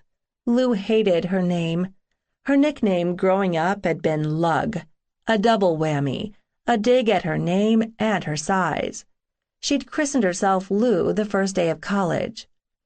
She offered her hand. Lucinda Grace. What the hell? She'd told him her middle name without making him work for it? Raj ran his mouth across her knuckles and nuzzled the inside of her wrist. I'm Raj, the man who's gonna ruin you for all other men. Raj, she cooed. Let me try that out. See how it sounds rolling off my tongue. She let her head fall back. Yes, Raj, right there. Oh, baby. Oh, Raj, you know I need it harder. Then she said, Raj, on a throaty moan, dragging his name out to 6 syllables. I didn't dare look at Boone, or Raj, for that matter. Your lips were made to say my name, Lucinda Grace. My lips were made for a lot of things. Buy me a drink, and let's discuss some of my favorites in detail. He yelled, 1 glass of champagne for finding the woman who will bear my children, at the bartender, and slipped his arm around her waist, directing her toward the bar. Lou sent me a wicked look over her shoulder. Black Snake Moan is gonna have a whole new meaning tonight, girlfriend. And they vanished into the crowd. So, now you've met Raj, Boone said dryly. It is a pity that our roommates don't get along. I looked at him. Is that his play? Propose, flatter, and fuck? Because Lou has her own playbook. They ought to be well matched, then. His eyebrows drew together. But that's a first for Raj. For Lucinda Grace, too. He chuckled and took my hand.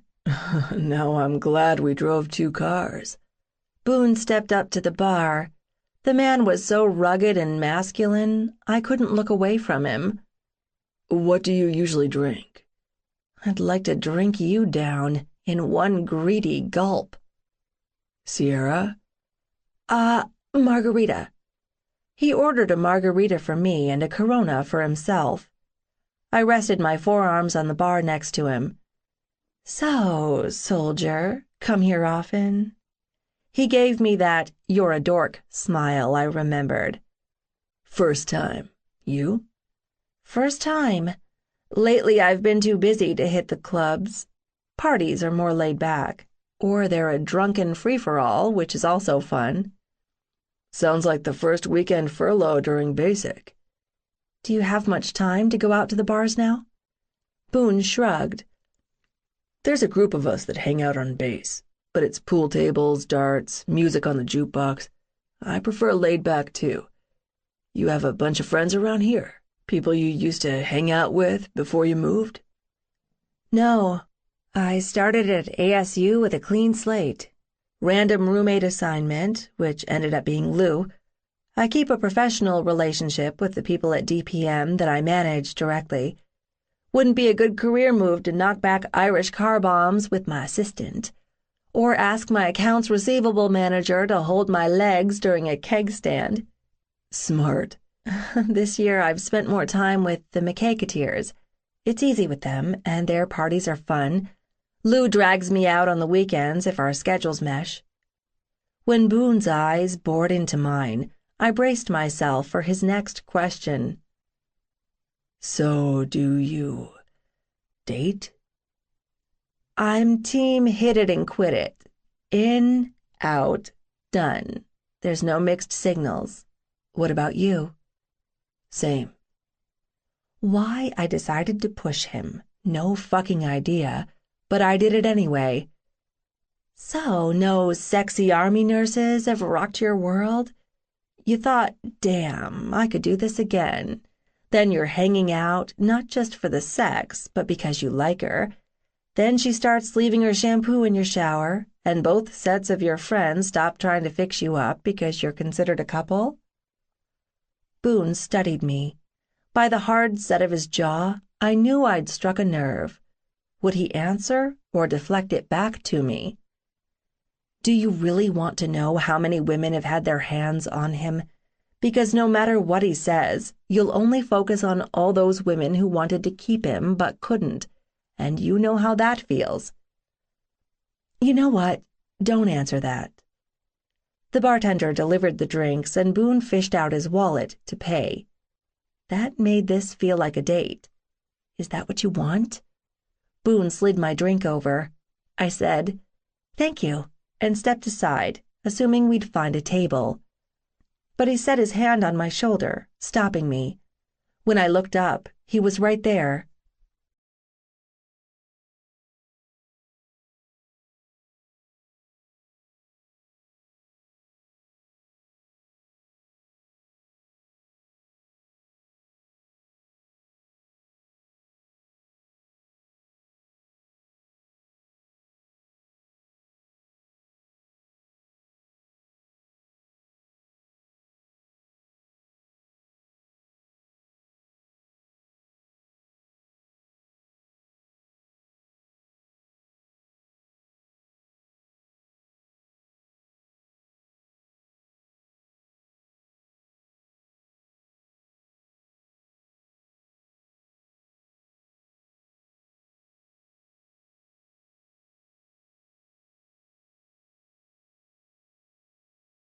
From the day I left Wyoming, I've been 100% focused on getting as much medical training as I could handle.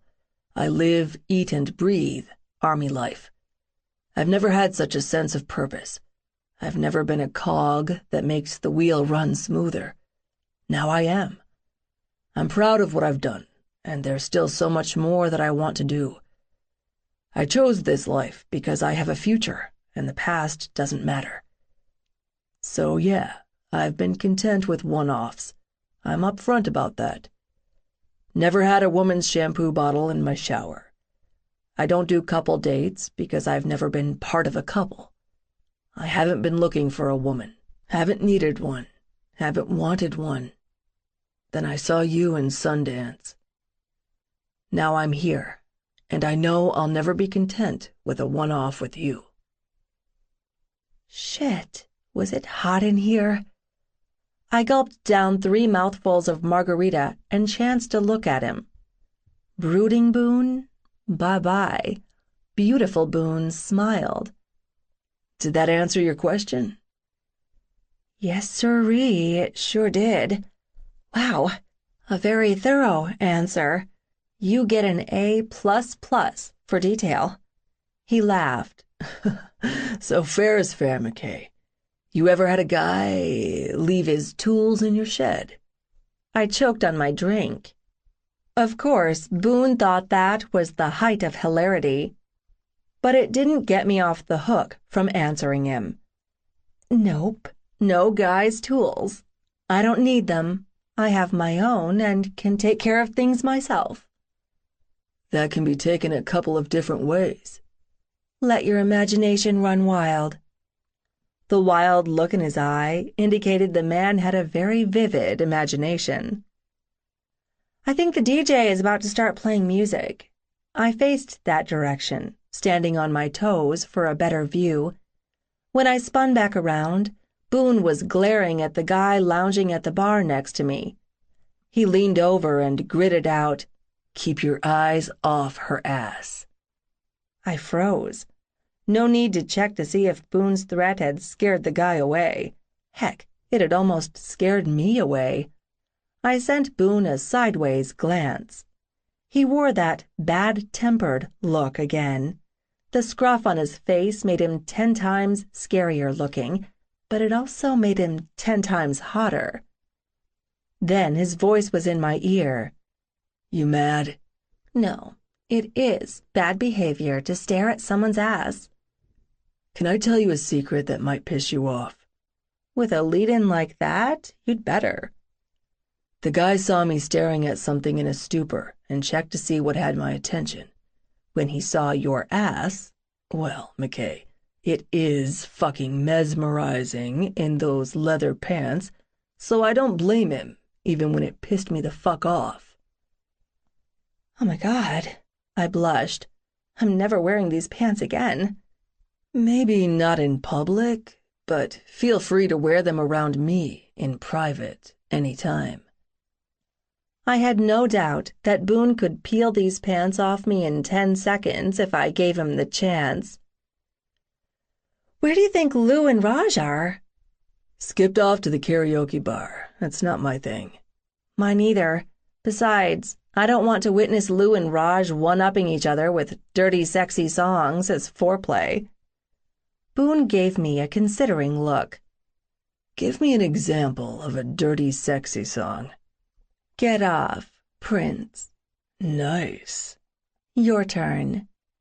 Closer, 9 Inch Nails. Oh, yeah, I love that song. Very dirty sexy. Okay, you win. Boone smirked at me. And for my winner's prize, you're dancing with me. Chapter 11. Boone. Sierra cocked her head, those shrewd eyes searched mine. Not a good idea, Boone. Why? Because we've never danced together. Exactly why we need to do it now. How do I know that you're not a shitty dancer who'll tromp on my toes or embarrass me with disco moves? I braced my forearm on the bar and leaned in, losing my train of thought when I caught a whiff of her sweet perfume and, beneath that sweetness, the earthier musk of her skin. Brushing my lips across her ear, I murmured, "Only one way to find out if I've got the moves like Jagger, McKay." She laughed. "Okay." I clasped her left hand in my right, towing her behind me until we reached the farthest edge of the dance floor. Sierra brought our clasped hands up and rested her left hand on my right shoulder, keeping our bodies a proper distance apart like we were in 5th grade gym class. "Nice try, but you belong here." I circled my arms around her neck. Then I placed my hands in the small of her back with my forearms resting on her hips. "Much better." "Says you. But if your hands migrate toward my ass, you'll get a knee to your nuts, West." I chuckled. Tough talk. Try me. If you want to touch my nuts, all you got to do is ask. No need to get violent about it. She had no response for that. Conversation was the dead last thing on my mind as I finally held this woman in my arms. She matched her rhythm to mine. Even our breath synchronized as I felt the rising and falling of her chest and her exhale across my neck. I bit back a groan. I'd always known we'd move together like this, which was why I'd never allowed our bodies to touch during those months we first got to know each other. I'd even lied about why I planned to skip prom, claiming I didn't have the money or the right transportation. But the truth was, if I'd seen Sierra dressed to the nines and then spent the entire night body to body like this, I would have had her stripped bare as soon as we were alone, and I never would have left Wyoming. What are you thinking about? She demanded. Because you're making some Neanderthal noises. I'm thinking about the real reason I didn't ask you to prom. Is this the I wouldn't have been able to keep my hands off you excuse? Not an excuse, Sierra, and you damn well know it. Her disbelieving snort vibrated against my neck. I'm so glad you were able to keep your virtue and my hymen intact when you took off a month later. I wasn't falling for her attempt to rile me, which in turn would rile her and give her an excuse to stomp away mad. That's the only time in my life I've come close to being virtuous. I think you had virtue confused with self-interest, she retorted. Sliding my left hand up past the nape of her neck, I sifted my fingers through her hair until I had a good grip. You're going there? Good. We need to get this shit out in the open so we can move on from it. I felt the ferocity flicker in my eyes, knew she saw it and didn't bother to try and hide it. I secretly ate it up that a girl like you had a thing for me, that you saw me beyond the bullshit of my life, but God damn it, don't pretend you didn't know how I felt about you that whole time. I didn't know, she said hotly. Bull. You were the only person I spent my non-working hours with. I didn't hang with the guys. I didn't have any friends at school besides you, Sierra. Because you were too busy working toward getting the hell out of Wyoming to bother with any of that normal teen life stuff. So, why did I go out of my way to make time for you? Only you. Because you were the most important person in my life. In pressing my point, I ended up increasing my grip on her hair. What we were to each other was always deeper than just friends. I didn't want to just be your friend, Boone. You'd have less resentment toward me now if I'd turned our friendship into something more and then left? You didn't give me a choice. She twisted out of my hold and broke eye contact. I hated you for that. The knot in my gut tightened. Hated? With the power of 1,000 fiery suns kind of hatred that a 16-year-old girl excels at. After you left, I spent most of the summer in Paris with my mom. I got rid of that pesky virginity as soon as possible to a sophisticated and experienced French college senior named Jean-Michel. I ground my teeth together. The worst part wasn't you not taking me to prom. The worst part was finding out, literally at the last minute, that you had cared about me the way I'd dreamed you would. Her gaze sought mine. Then you kissed me and satisfied your curiosity so you could move on. No, no, I repeated more vehemently. That goddamn kiss wrecked me, Sierra. She went utterly still. Wrecked me, I repeated. Curling my hand beneath her jaw, I feathered my thumb over her bottom lip. I didn't kiss another woman for a goddamn year because I couldn't get this mouth out of my mind.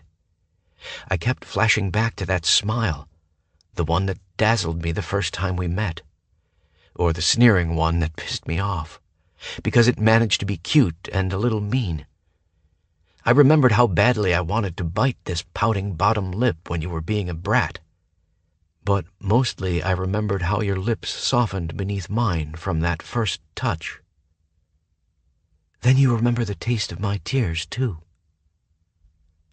Those words hit me as hard as a punch to the gut, but I soldiered on, continuing to gently stroke her lower lip while inching closer. "And you know the taste of mine," I said softly. That startled her. Then she whispered, "You're right. God, I'd forgotten."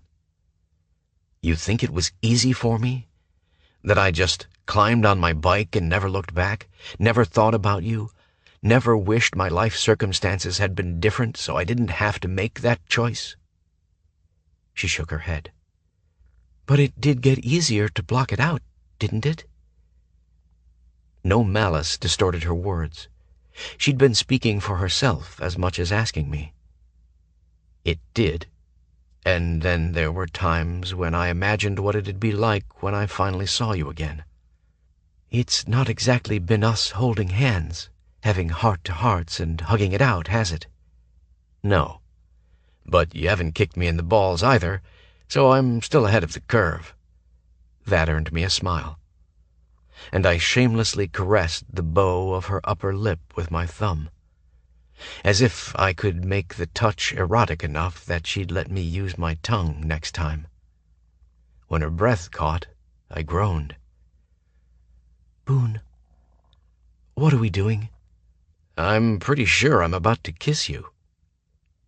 I shifted the position of my hand, lightly resting it on her throat. "Are you going to run?" Sierra's eyes were affixed to my mouth. "Not right this second. But I reserve the right to freak out afterward, so you'd better make this good." Of course she'd throw down a challenge. Such a fucking temptation to smash my lips to hers and devour her. Give her a preview of how explosive it'd be when we finally sated this hunger with more than just hot, grinding kisses. And yet, that's what she'd expect. I didn't have to prove there was heat and passion between us. It had been there when neither of us really knew what to do with it. Sierra needed a reminder of the other side of me, the tender side I'd only ever shown to her. I pushed her hair back before I framed her beautiful face in my hands. I nuzzled her cheeks, letting the scruff on the edge of my jaw brush the corners of her lips. Her soft, surprised moan flowed into my ear like a smooth shot of whiskey. That, right there, I craved more of that. I took my time aligning our mouths, kissing the divot on her chin before I began to lightly tease my lips across hers. Each pass a little longer until the pressure of my mouth on hers was constant. No tongue, just languid dedication to relearning the shape of her mouth beneath mine. Even as my head spun with the incredible intimacy of this, the tightening of her fists in my shirt, her soft sigh gusting across my lips, the tiny squeak when I used my teeth, I committed every reaction to memory just in case this was all I ever had from her. I'd keep it with all of the other memories I had of her, of us. She had no idea of the power those memories held for me. We swayed together, the pace set by our bodies' rhythms, not the music. So addictive, this druggingly sweet exploration. The whisper-soft glide of my lips, taking in little sips of her breath from hers as she exhaled. My tongue followed the seam of her lips. On the second pass, I pushed in deeper, my tongue connecting with her teeth. On the third pass, she opened her mouth fully, and it was on.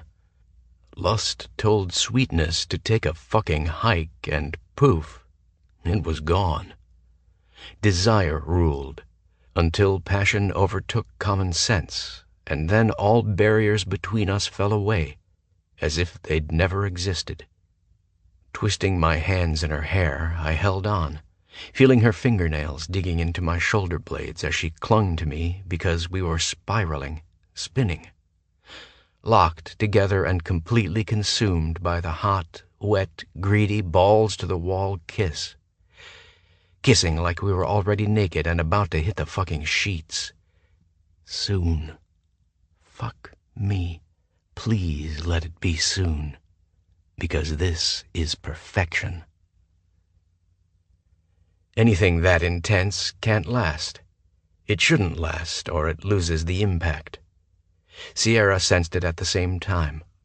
The kiss ended, but I felt like we'd finally begun. "Boone," she panted against my throat.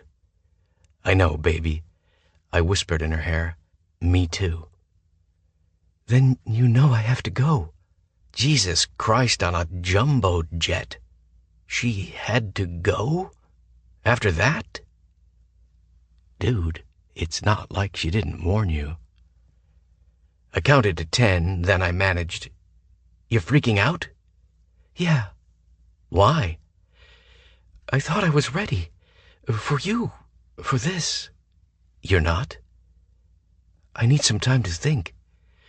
"Sierra, Christ, woman, you're scaring me. Are you having second thoughts?" That's when she looked at me. "The truth?" "Always." "You walked back into my life less than 2 weeks ago. We've been together half a dozen times. This is the first time we've had any intimate contact. And that was life-changing. I'm pretty sure if I was already on fire and you asked me if I wanted more gasoline, I'd say, 'Yes, please,' just to get me some more of that." "That's the most flattering thing you've ever said to me." She poked me in the chest. "It wasn't meant to be, jackass. I'm getting caught up in the whirlwind of you, and when it stops and spits me out, I won't know where or who I am." "I'm not going anywhere this time." I kissed her forehead, her cheeks, her mouth. "Don't run, please." "I'm not running, but this reminded me of the last time we kissed. It reminded me that you have the power to break me. Listen to me." I trapped her face in my hands. "The only reason I came to Phoenix is because you're here. There, I fucking said it. You are it for me. You always have been. So that power to fucking crush a heart to dust runs both ways."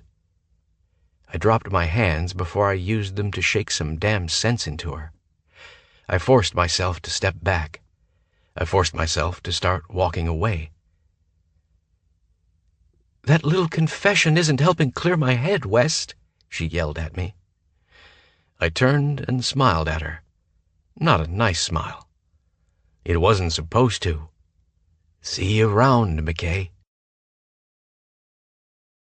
Chapter 12. Sierra. I tossed and turned for hours after I'd left the bar. I'd known that Boone would kiss me. I'd wanted it. So when it finally happened tonight, I thought I'd prepared myself.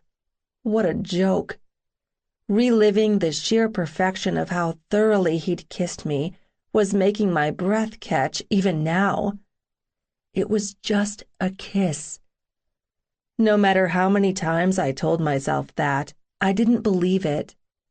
It hadn't felt like just a kiss. Looking into Boone's eyes, I knew it hadn't felt that way for him either. And then he'd told me the truth. "The only reason I came to Phoenix is because you're here. There, I fucking said it. You are it for me." So his kiss hadn't been to remind me of the past. It had been a promise for the future. A future I never thought we'd have. Because the first time he kissed me was also the last time I saw him, for 7 years. God, I didn't want that to happen again. I shut my eyes. Every sight, sound, scent, and feeling I'd had that night crashed over me. Sleep wouldn't come, but the memories did. The bright moon glow that night had sent silvery light across the clearing. Seemed a little strange, Boone calling me out of the blue and asking me to meet him. I hoped it meant something more than he was bored.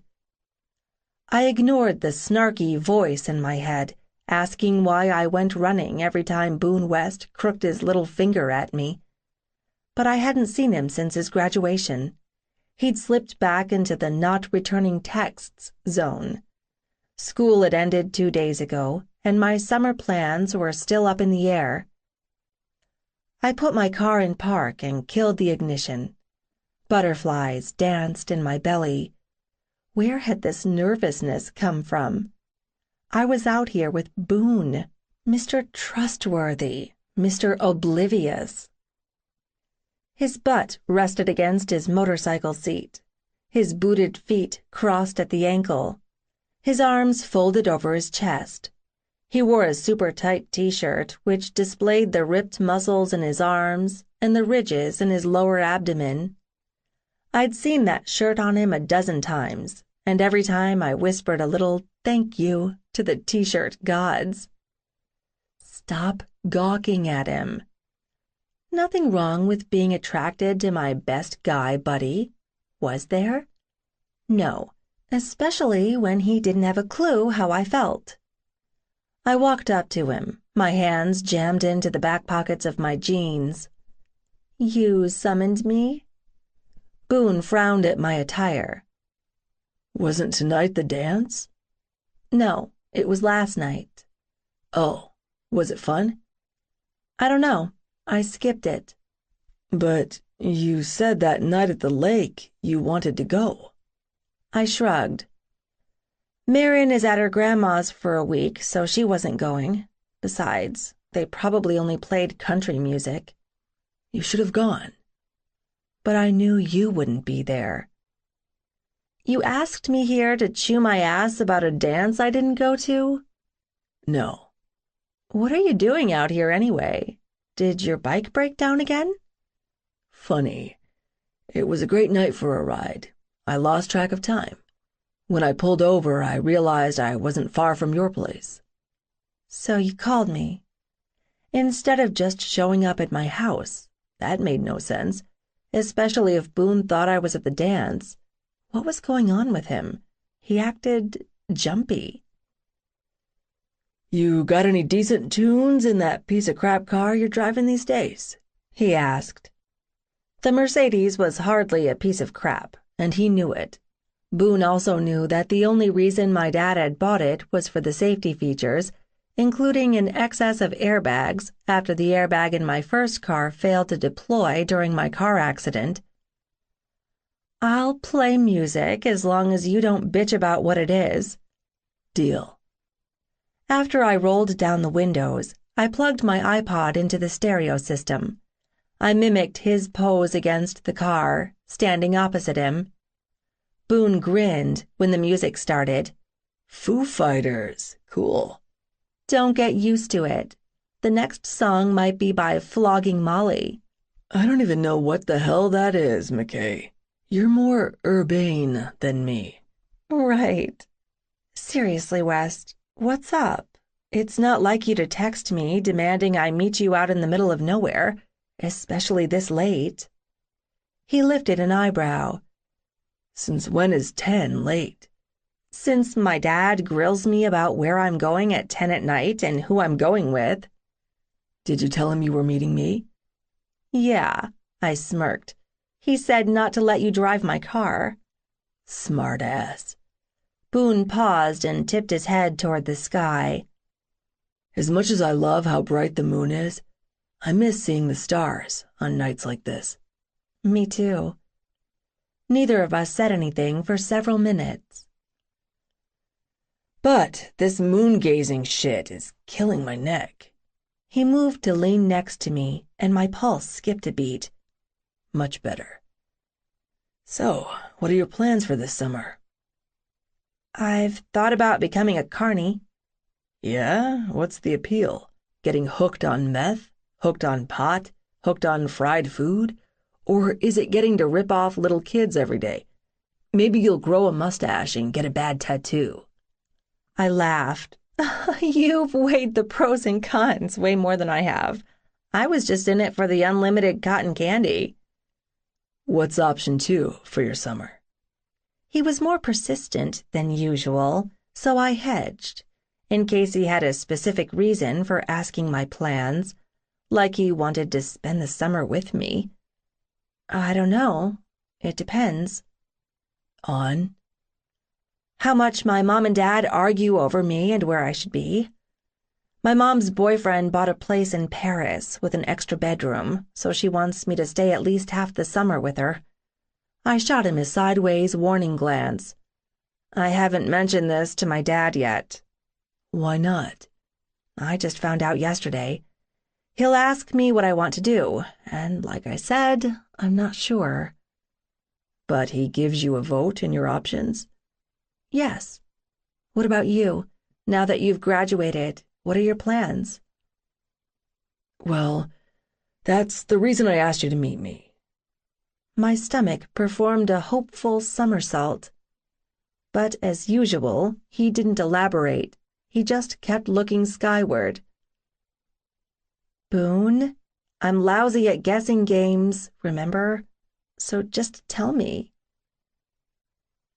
I won't be here this summer because I joined the Army. I gave him a 10-second pause and hip-checked him. You have a bizarre sense of humor sometimes. He faced me. I'm not joking. I joined the Army. A sick feeling took root as I realized he was serious. Then I exploded.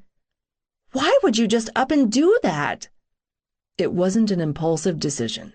I've been thinking about it for a while. How long? Almost 3 years, since my youth forestry counselor suggested it when I was 16. And this was the first time he'd mentioned it, after all the time we'd spent together? But we're at war. The military sends the newest recruits over there. Another horrible thought occurred. You've got medical training, which means they'll put you on the first cargo plane and drop you right in the middle of a combat zone. Sierra, that's what I want. To get yourself killed? I demanded. No, to help keep others from dying. But you do that every day as an EMT. It's not the same. I can't make a living as an EMT in rural Wyoming.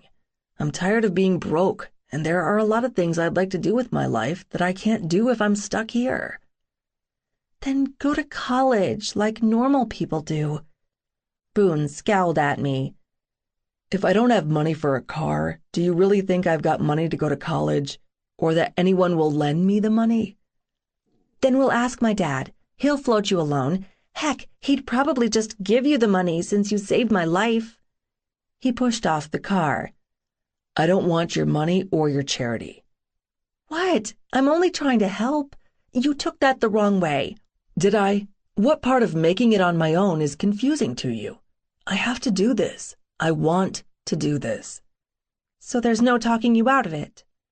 Boone shook his head. It's a done deal. I wanted to scream at him, throw myself at his feet and beg him not to go, but that was the epitome of childish. Instead, I tossed off a breezy, "Fine, whatever. Go be a hero. Get yourself killed. Later." I sidestepped him and ducked around the front of the car, hoping to make it inside before my tears were obvious. But he latched onto my upper arms and forced me to look at him. You don't mean that. Yes, I do. His gaze roamed over my face. Then why are you crying? He demanded softly. Because I hate that you're doing this stupid thing. And I hate you. The last word came out as a sob. No, baby, you don't. Don't call me that. Sierra, come here. No, don't touch me. You don't mean that either. Boone crushed me to his chest. I fought him for a few seconds, swinging punches that didn't land, yelling and thrashing, but he just held on. I gave up fighting the pull of him and clung to him as I cried. How many times had I imagined Boone holding me, stroking my hair and murmuring sweet things to me? Hundreds, but never like this. My voice was muffled against his chest when I finally spoke. When do you go? Tomorrow morning. I squirmed away from him. You're just telling me now? When did you sign up? Boone looked away. Tell me. 3 days after your accident. All the air left my lungs. I forced my lips to form the word why. Because that night at Tyler's party, when I told him we were together, I wanted it to be real. You think I would have shot you down? No, His eyes were locked on mine. I know you would have said yes. My cheeks burned with mortification. He'd known how I felt all along. You understand my history. Since I was 12 years old, I've been counting off the damn days until I can get the hell out of Wyoming. Last fall, the start of my senior year, I was taking the prep classes I needed, and I was getting a year of practical experience as an EMT, and moving on was finally within my grasp.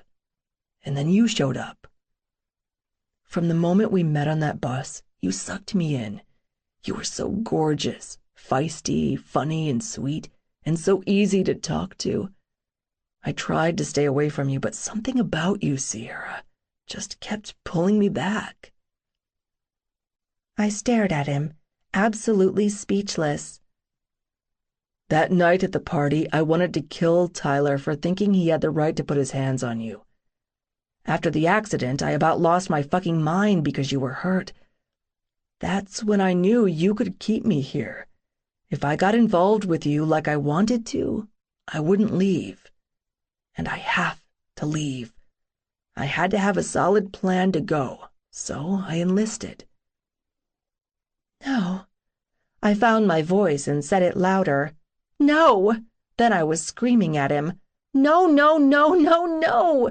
You don't get to do this to me, Boone. You don't get to treat me like a friend and then tell me you've always felt more for me the night before you fucking leave. You don't get to make me feel guilty for you joining the Army because I have some kind of magical hold over you. That's total bullshit and it's not fair. God, this could not be happening. Not fair? You think this has been easy for me? Especially the last 4 months? When we've been together all the damn time because I couldn't stay the hell away from you? And I had to act like it's not fucking killing me when you look at me like your world would be perfect if I just kissed you? Infuriated, I slapped my hands on his chest and shoved him. The only thing you can kiss, Boone West, is my ass. I spun around and considered kicking over his stupid bike as I skirted the back end of my car. Jerk, asshole, jerk off, asshat. He wanted to leave me? Fine, he could just go. I'd be better off. Such a fucking liar you are, Sierra. So that's it, Boone shouted. That's how you're going to say goodbye to me. I whipped a U-turn and marched back up to him. How did you expect I'd say goodbye?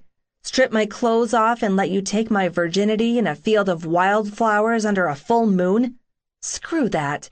I'm saving my virginity for someone who deserves it. And that is not you. I punctuated each word with a poke on his hard chest. Boone said, You do that, in a throaty rasp I'd never heard from him. In the meantime, I'm taking this. He wrapped one hand around the back of my neck and clamped the other on my butt, pulling me in for a kiss. I should have shoved him away, but his kiss was like a drug, intense, determined, amazingly seductive, as if he was trying to convince me that his passion for me was, and always had been, real, that he'd been imagining this kiss for as long as I had, that he'd wanted it as much. Our mouths and tongues clashed, and I slipped my arms around his waist, my hands clutching his shirt as if that could keep him here. The kiss was beyond anything I'd ever experienced, rough and sexy, bringing alive things inside me that I'd heard about but had never felt. Then Boone slowed it down. The kiss became soft, an unhurried tease, as if we had all the time in the world to explore, to learn each other. But we didn't. By this time tomorrow, he'd be gone. I kept kissing him, even as my tears fell. Then Boone's hands were on my face, trying to wipe away the moisture. He moved his mouth back. I felt his lips against mine, and his breath in my mouth as he whispered, Sierra, baby, please don't cry. He planted tender smooches on my trembling lips. His mouth wandered down my neck, and my entire body erupted in goose flesh. He nuzzled the sweep of my shoulder and stopped, breathing against my skin. I had to bite my lip to keep from sobbing when he strung soft kisses along my collarbone, right where the injury from the car accident had hurt the most. But that pain was nothing compared to the pain I felt now. Boone entwined his fingers in my hair and tipped my head back. His beautiful eyes were dark with remorse and something else, something that made my pulse quicken. I knew it'd be like this between us. But it's still not enough. He didn't answer. He just consumed my mouth again. While kissing him was better than I'd dreamed, it still felt like someone was stabbing me in the gut with a rusty knife as Boone took the kiss deeper until I feared I'd never get out. I broke away first, resting my forehead to his. Sierra. Don't say anything. We stayed like that for a long time, not looking at each other, clinging to each other, so close but so far apart. I whispered, I have to go. Not like this. There's no other way. This was your choice. He placed one last soft kiss on my lips. I pulled away from him. Goodbye, Boone. See you around, McKay. I hadn't looked back, not once, not even in the rearview mirror when I bumped over the cattle guard. I just drove away. And for the first time in a long time, when I thought of that night, it wasn't as painful. Maybe being older helped. Maybe the passage of time helped. Or maybe the fact Boone was back in my life again made all the difference. With that surprising, comforting thought in mind, I finally fell asleep. Chapter 13. Sierra. 2 obnoxiously loud knocks sounded on my bedroom door Saturday night. I didn't have time to dive into my closet before Lou burst in and said, Sierra, what the hell? Get ready for the party. I'm not feeling it tonight, Lou. Bull, you'll feel it if you get your ass out of bed and into something slutty like this. My BFF had gone all out for the party. She'd tied the billowing ends of her low-cut poet's shirt below her breasts, showcasing the flame tattoo around her navel above the plaid skirt. The rest of her outfit, fishnets and patent leather over-the-knee dominatrix boots, brought to mind Bavarian bar wenches. Despite the contrasting styles, I'd be damned if the outfit didn't work. You are the bomb, Lou. I know, right? So get up and slip on the mermaid dress. I wore the mermaid dress, nicknamed such because the metallic material resembled shimmering fish scales, and the skin-tight fabric fit to my every curve, whenever I needed a pick-me-up. I already told you I'm not going. You are killing me here. This isn't like you, lying in bed navel-gazing. It's been a rough week. I'm taking time to regroup and reassess. Reassess tomorrow. Hit the party for 1 hour. If it sucks, you can go. Her pause lasted like 15 seconds. Kyler is your family. Today was a huge game for him. You know he wants you there helping him celebrate. I was at the game, which is the important part. Besides, I doubt he'd even notice if I didn't show up. And that is not a statement of pity. It's a statement of fear. You're skipping the party because you're afraid Boone will be there. Afraid? I snorted. No. Lou flopped on the edge of my bed. You're giving Boone way too much power. You were happy living your life before he showed up, and you'll be happy living your life after he's gone. A blip in the radar. That's all he is. Boone wasn't a blip on the radar. That was the problem. He was the whole fucking map. You need a mood enhancer. What's the shot your sister Rory always makes? Bang me from behind? Lou snapped her fingers. Let's pregame with those. I'll line up the shot glasses. You find that inner slut and let her come out and play. It was impossible to resist Lou in a party mood. I loved her for that. Fine, I'll get ready. but I'm not wearing the mermaid dress." Lou knocked back 3 shots to my 1. Mine was more like a half shot, which turned me into the DD. Parking was a bitch. Why did the neighbors in this upscale neighborhood put up with this? It wasn't like the house was just down the street from Frat Row. I'd never seen so many people. Lou spied her senior design project partner, and they strolled away, arm in arm, singing the school fight song. As I wove through the throng, I didn't recognize a single person.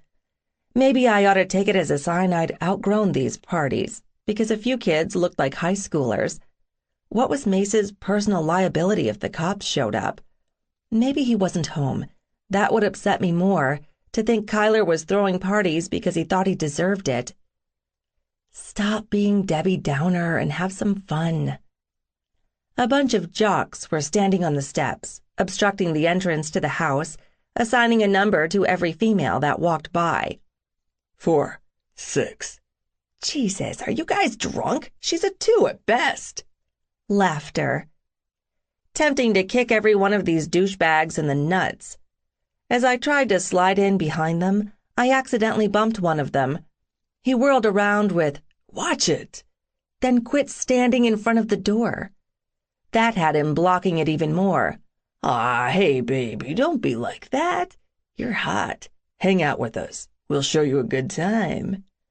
Pass. I'm meeting someone. Now let me through. Surprisingly, he moved. I'd just made it inside when I heard, "Face and body a solid 8. "Yeah, too bad she opened her mouth, 'cause it dropped her to a 3. Bite me, fuckers. Music blasted. The air temp inside was stifling. I scanned the clusters of people, hoping to spy Lou's pigtails, when I caught a glimpse of the action in the living room. A guy sat in the center of the couch, 2 topless blondes straddling him, 1 chick riding each thigh. They were making out like crazy. They took a break to focus on the man whose eyes were closed, and he wore a stupid, happy grin. Yeah, Mace was completely down with this party.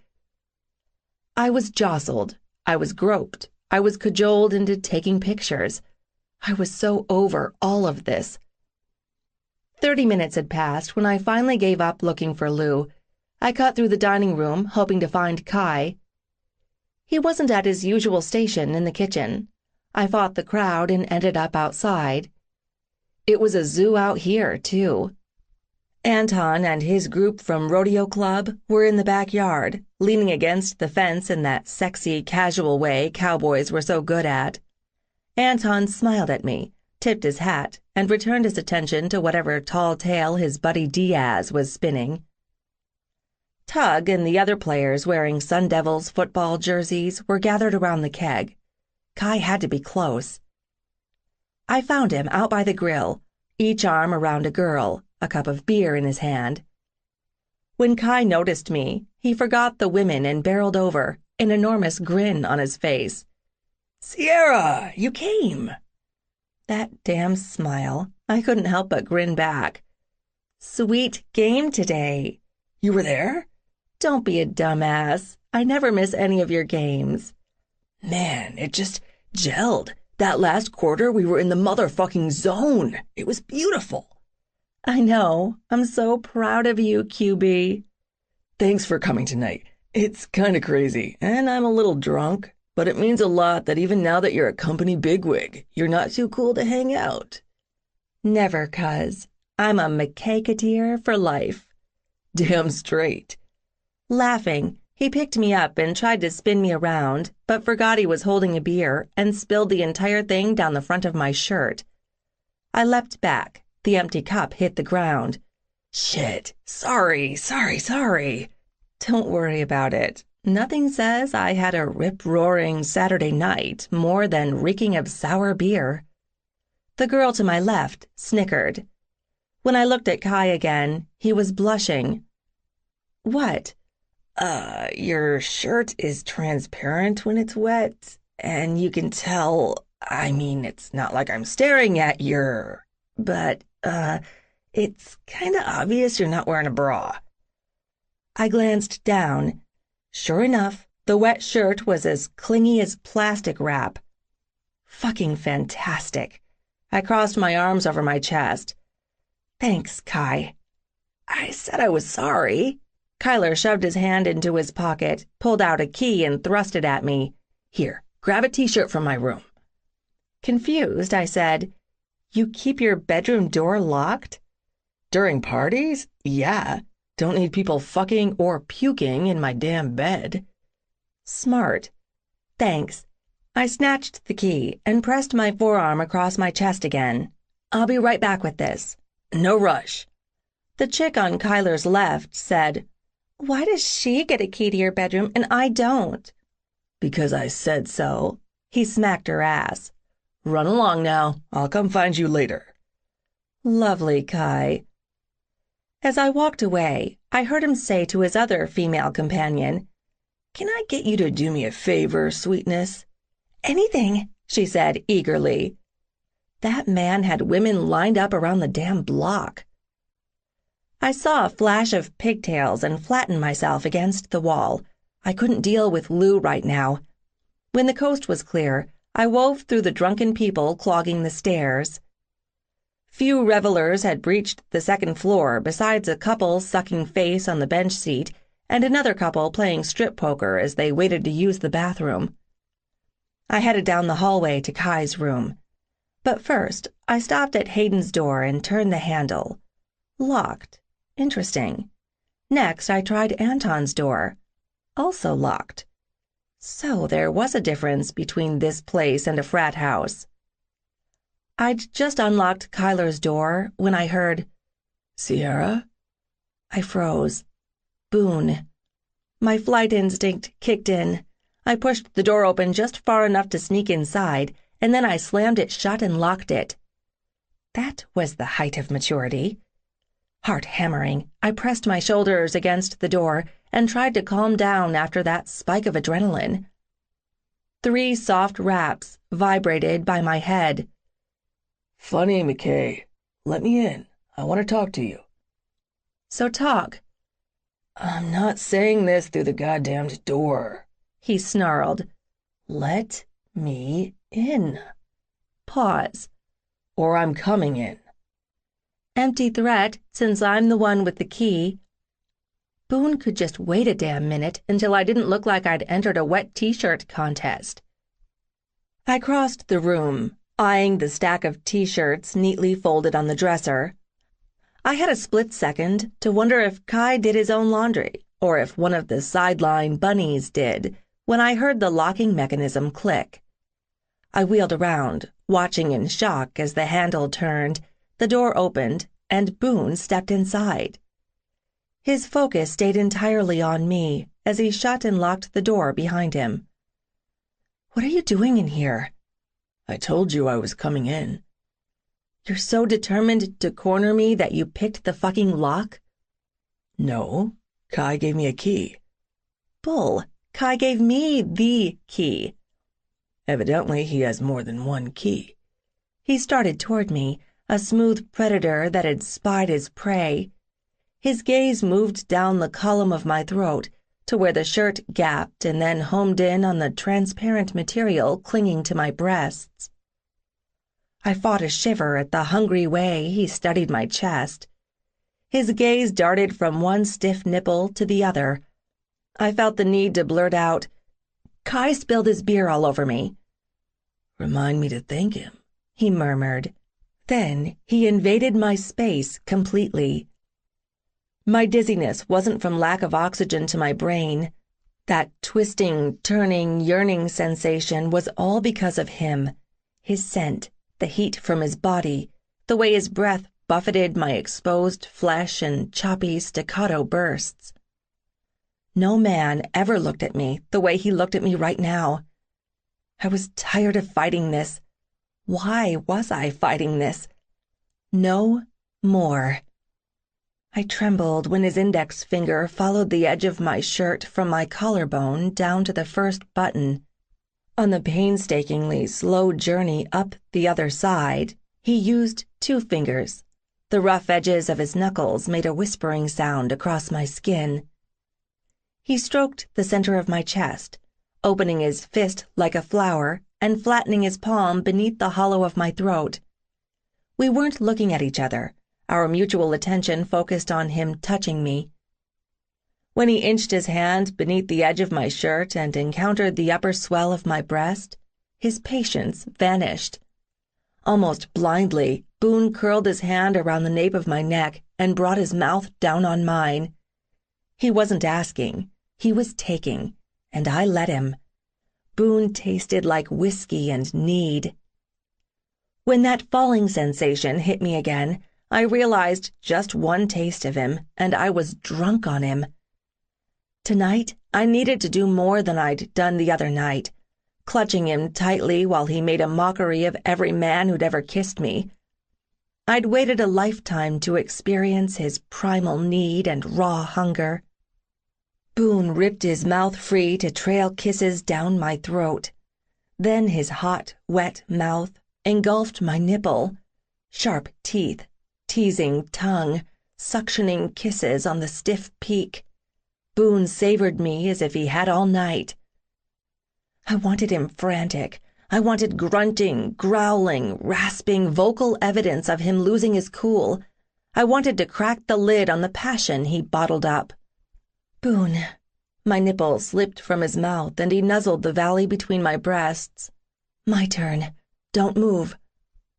As I smoothed my fingertips over the deep cut of his triceps and the muscled grooves of his forearms, I rubbed my lips across his left pec. When the hard nub of his nipple rose up to greet me, I opened my mouth over it, blowing a hot puff of air out through the cotton fabric. A deep groan grumbled, and then he pulled away. Looked like my turn lasted about 30 seconds. Next time, I wouldn't ask. He curled his hand around the front of my throat and reconnected our mouths. His tongue fucked along mine, thrust and retreat, again and again until my head spun. My brain functioned enough to keep touching him. I inched my hand down the center of his body until my fingers connected with the waistband of his athletic shorts. The elastic stretched as I pulled it down. The stubborn material caught on his hip bone, but another tug and his athletic shorts hit the carpet. Handy that Boone wasn't wearing underwear. I formed my fist around his hardness, covered in warm, satiny skin. Somehow we'd ended up against the edge of the bed. Using both hands, I pushed his ass to the mattress. Then I was on my knees, my hair teasing the insides of his thighs, when I bent my head and enclosed the tip of his cock between my lips. His musky scent, his salty taste, I opened wider to take more of him, when his strong hands, and even stronger will, apparently, tilted my head back, dislodging his cock from my mouth. Jesus, Sierra, he hissed. Stop. No. My eyes issued a challenge as I pushed the head of his cock just past my lips, letting it rest on my bottom teeth as I flicked my tongue over that sweet, sweet spot beneath. The way his eyes and nostrils flared, yeah, he hadn't really meant stop. But he choked out a soft, "Why?" "Because I want you. I want you like fucking crazy. But that's not obvious with the hot and cold way I've acted. So let me show you how hot it can be." I nuzzled his shaft where it had bounced back up against his outstanding abs, taking a moment to worship those hard ridges with my tongue. As I slowly jacked his cock, I rubbed my face across the lower half of his abdomen. High on the scent of his skin, drunk on this taste of power, I brought the rigid flesh into my mouth, bit by bit. His hips jerked. When the very tip of his cock kissed the back of my throat, I swallowed. Fuck. I sucked hard and was rewarded with a grunt. I bobbed my head, eager to push past my comfort zone and see how far I could take him. I need my hands on you. I didn't remind him this was my show, because it was his dick after all. His eyes held a wild look I'd never seen as he placed his hands on my head, his thumbs resting on the corners of my mouth. I started to make a fist around the base of his shaft when he grated out, "No hands, just this mouth." Okay, Boone telling me what he wanted? Really hot. Keeping my eyes on his face, I set my hands on his thighs and rubbed my lips back and forth across the smooth curve at the top of the head. "Lick it." My tongue darted out and licked a drop of pre-cum before dipping into the slit, searching for more. "Lick lower." I swirled my tongue around the rim, watching his eyes avidly follow every movement. So, Boone liked to watch. I could definitely work with that. "More," he said in a gravelly tone. More what? I breathed against his damp flesh. He shivered. "Of everything." I smiled. Since he held my head, I had to lean forward to get his cock in more than halfway. Then I clamped down and sucked. "Motherfuck, do it again." That's when he set the rhythm and the speed. I couldn't tear my gaze from his face, flushed with passion. His eyes glittered with lust as he watched his cock tunneling in and out of my mouth. It wasn't long before Boone hit the boiling point.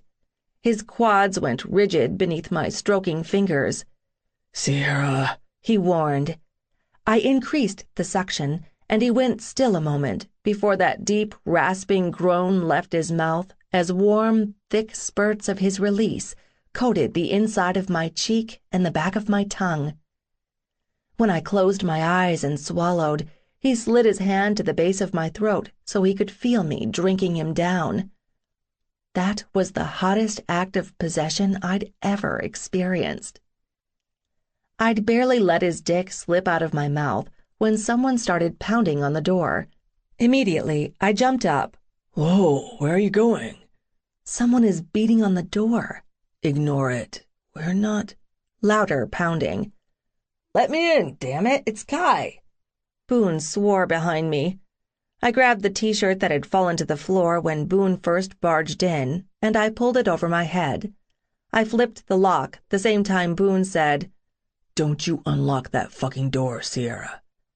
"I'm dressed. I'll see what he wants." "God damn it." I slipped out and slammed the door behind me. Kai was at the bottom of the stairs when I caught him. "Kyler, what's going on?" "The cops are here." "Shit." "They're being pretty cool because things did get out of hand." Kai set his hands on my shoulders and practically shoved me out the side door. "I need your help." "What's going on?"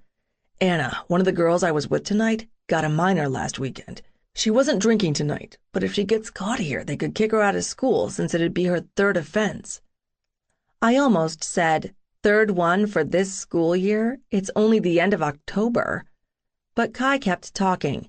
"I don't need this on my conscience, and she knows she better not show her face here again after this. But for now, can I get you to drop her off at her dorm?"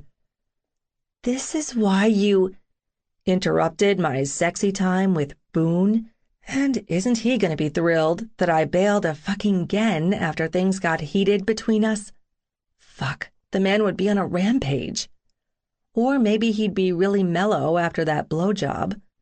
Either way, it appeared I wouldn't be around to find out. "Aren't the cops checking IDs of everyone leaving the party? They'll catch her that way." "Yeah, but, she's already under a blanket in your back seat." "What? Are you serious?" "Look, we were, talking over by the hedge when the cops showed up. She panicked, jumped the hedge, and then— Fuck, I had to talk to her through the damn hedge before the cops caught her. I told her to look for your Mercedes because you never lock it." "Aren't you just Mr. Prepared when it comes to damsels in distress? Helped a lot of underage drinkers hide in the bushes, have you?" Kai's sheepish smile was there and gone. "No comment. Anyway, everyone has to take a breathalyzer before the cops will let them leave." Fucking awesome. This just keeps getting better. "But since you're over 21, there's a different line for you." "There's a line?" "Yeah. He smirked. It was a hoppin' party before it got busted. Where's Mace? Will he get in trouble? Since the cops were asking for his autograph, not likely. Direct me to the shorter blow-and-go line. You owe me big time for this, Kyler McKay. Thanks, Sierra. You're the best. Did you and Boone have a good talk? No, but he was getting a pretty spectacular blowjob when you interrupted us. So yeah, I'll let you deal with him because he ought to be in a great mood. We'll be right back after this short message. Looking to burn fat without the hassle of fasting? Check out BioVanish. It's made with premium 9C fats from high-quality coconut extract, and it's here to help you lose weight the easy way. Studies show that 9C molecules can raise your BHB levels more than a strict keto diet, meaning your body finally starts burning fat as fuel. In fact, research from Temple University found that taking 9C fats daily boosts fat burning as much as fasting for 12 hours. So, would you rather skip meals all day or just mix BioVanish into a glass of milk? Ready to start burning fat the simple way? Click the link in the description to get BioVanish now and grab an exclusive discount while you're at it. BioVanish, fuel your fat burn. Now, back to the story. Chapter 14. Boone. I rang the doorbell. I paced as I waited for fucking ever for her to come to the damn door. Did she have to stop for a snack on the way? Because the house was freaking gigantic. The lock clicked. From behind the door as it swung open, Sierra said, "Did you forget your key again?" Didn't we already have a discussion about keys tonight? She froze inside the doorframe. So did I when I saw the tiny red bikini she had on. Jesus, it was like she'd waved a red flag in front of a bull. "Boone, what are you doing here?" I lifted a brow. "You're surprised? After you blew me and ran off?" She blushed. "I didn't run off. Didn't Kyler tell you what happened?" "No, I'm not exactly happy with Kyler tonight." She swallowed hard. All that did was remind me how fantastic it had felt when she'd done that with my dick in her mouth. I took a step toward her. "You and I are done with parties, Sarah. Done. For good. From that first one 7 years ago to the one tonight. Done. It never ends well for us." "True."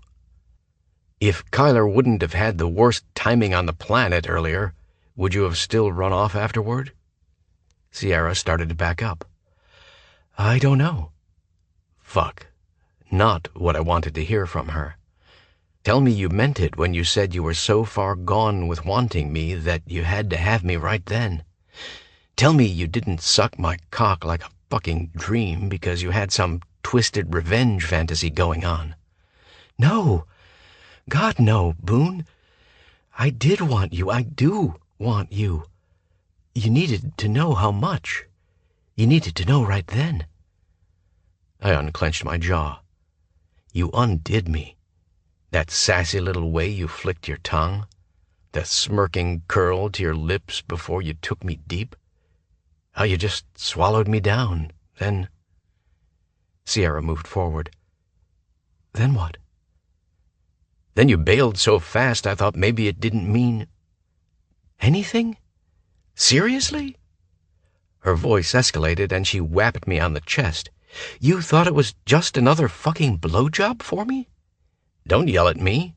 You left without a word, without a text, without a call, without anything. I was a little busy getting breathalyzed, having my ID checked, sneaking an underage girl out from underneath the cops' noses, driving her back to campus, all while I still had the taste of you on my tongue, and every time I took a breath, all I could smell was the scent of your skin and that intoxicating cologne you wear." Her chest was heaving when she paused. "Besides, the phone line runs both ways, asshat." Asshat? Really?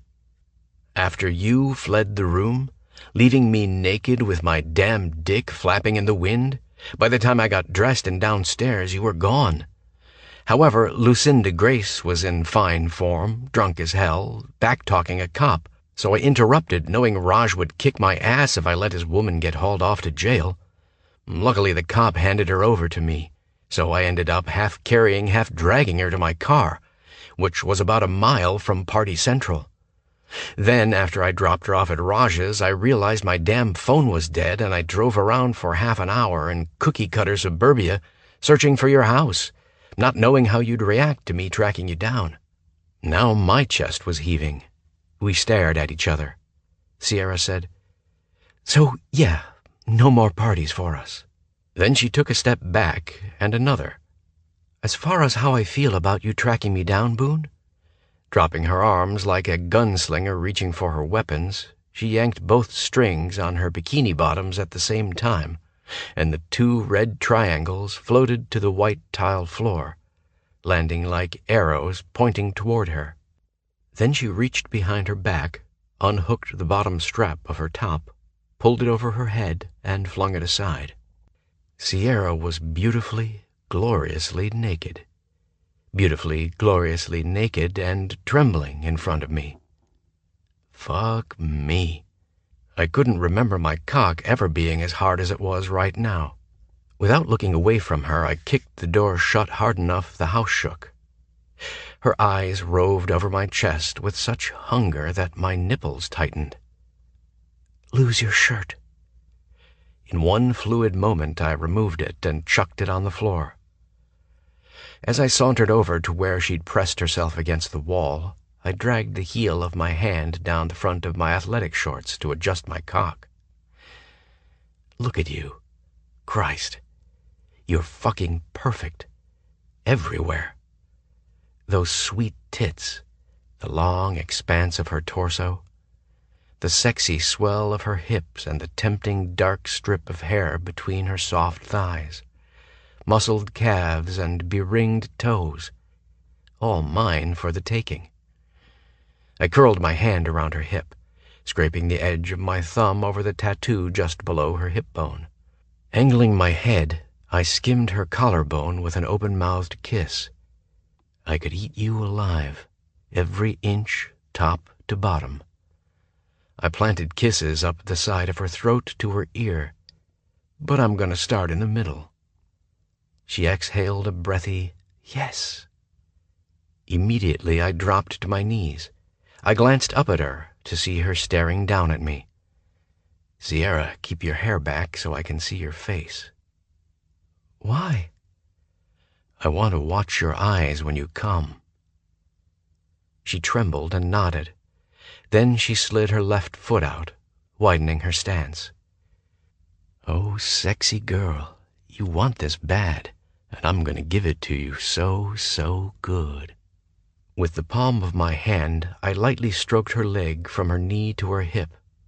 I leaned in, nuzzling the sensitive inner flesh, and caught the scent of her. My mouth honed in on it, landing on that soft strip of hair. I allowed a moment to bury my face right here and fill my lungs with her musky, sweet perfume. My fingers followed the rise of her mound, and then spread her open, bearing all that glistening pink flesh to my gaze and to my mouth. I pressed my lips to the hot skin, intending on gifting her clit a butterfly kiss. But as soon as my lips connected with the slick proof of her arousal, all plans for sweet kisses vanished. The woman was so fucking wet my mouth was sliding around. So wet for me, for what I could do to her. Closing my eyes, I flattened my tongue, gathering as much of her essence in one short lick as I could. I groaned. "God, you taste fucking amazing." I lapped up one side of her fleshy folds and down the other, stopping to tease her clit until she wiggled and squirmed. But I still couldn't get close enough, deep enough. I needed more of the tang of her coating my throat, more of Sierra's essence filling me, more of it covering me. With more on a continual chant inside my head, I used my right hand to hold her against the wall when I gripped the back of her right thigh and brought it over my left shoulder. "Boone!" "Better. Fuck. That was so much better. Now I had all of her, right there. I dragged my thumb down that pretty pink split in her sex and pushed it inside her. Almost instantly her body rewarded me with a new sheen of wetness. Her hand gripped my hair so hard it hurt. I gorged on her. No tongue technique, just raw fucking hunger as I ate at her. "Boone, please." I paused to breathe, but I kept rubbing my mouth over this beautiful part of her that had become my new obsession. "Sierra, I just need..." "What?" "I need it fucking all. Give it to me." I dove back in, my mouth all over the place. She went crazy when I used my teeth. I went crazy when her fingernails dug into my forearm. I settled over her clit, relentless in getting her to come. And then she did. Her belly clenched underneath my hand, her thigh tightened around the back of my neck, and all that smooth skin around her clit seized up and pulsed beneath my mouth like fucking applause. A husky moan drifted down to me as she rode out her orgasm on my face. "Yeah, that's it. Take it." When the pulses faded, I growled against that tender flesh because I wanted more. More of the tart taste of her glazing my face. More of her soft thigh pressed against my cheek. I blew a stream of air across the wet tissues, holding fast when she gasped and tried to retreat.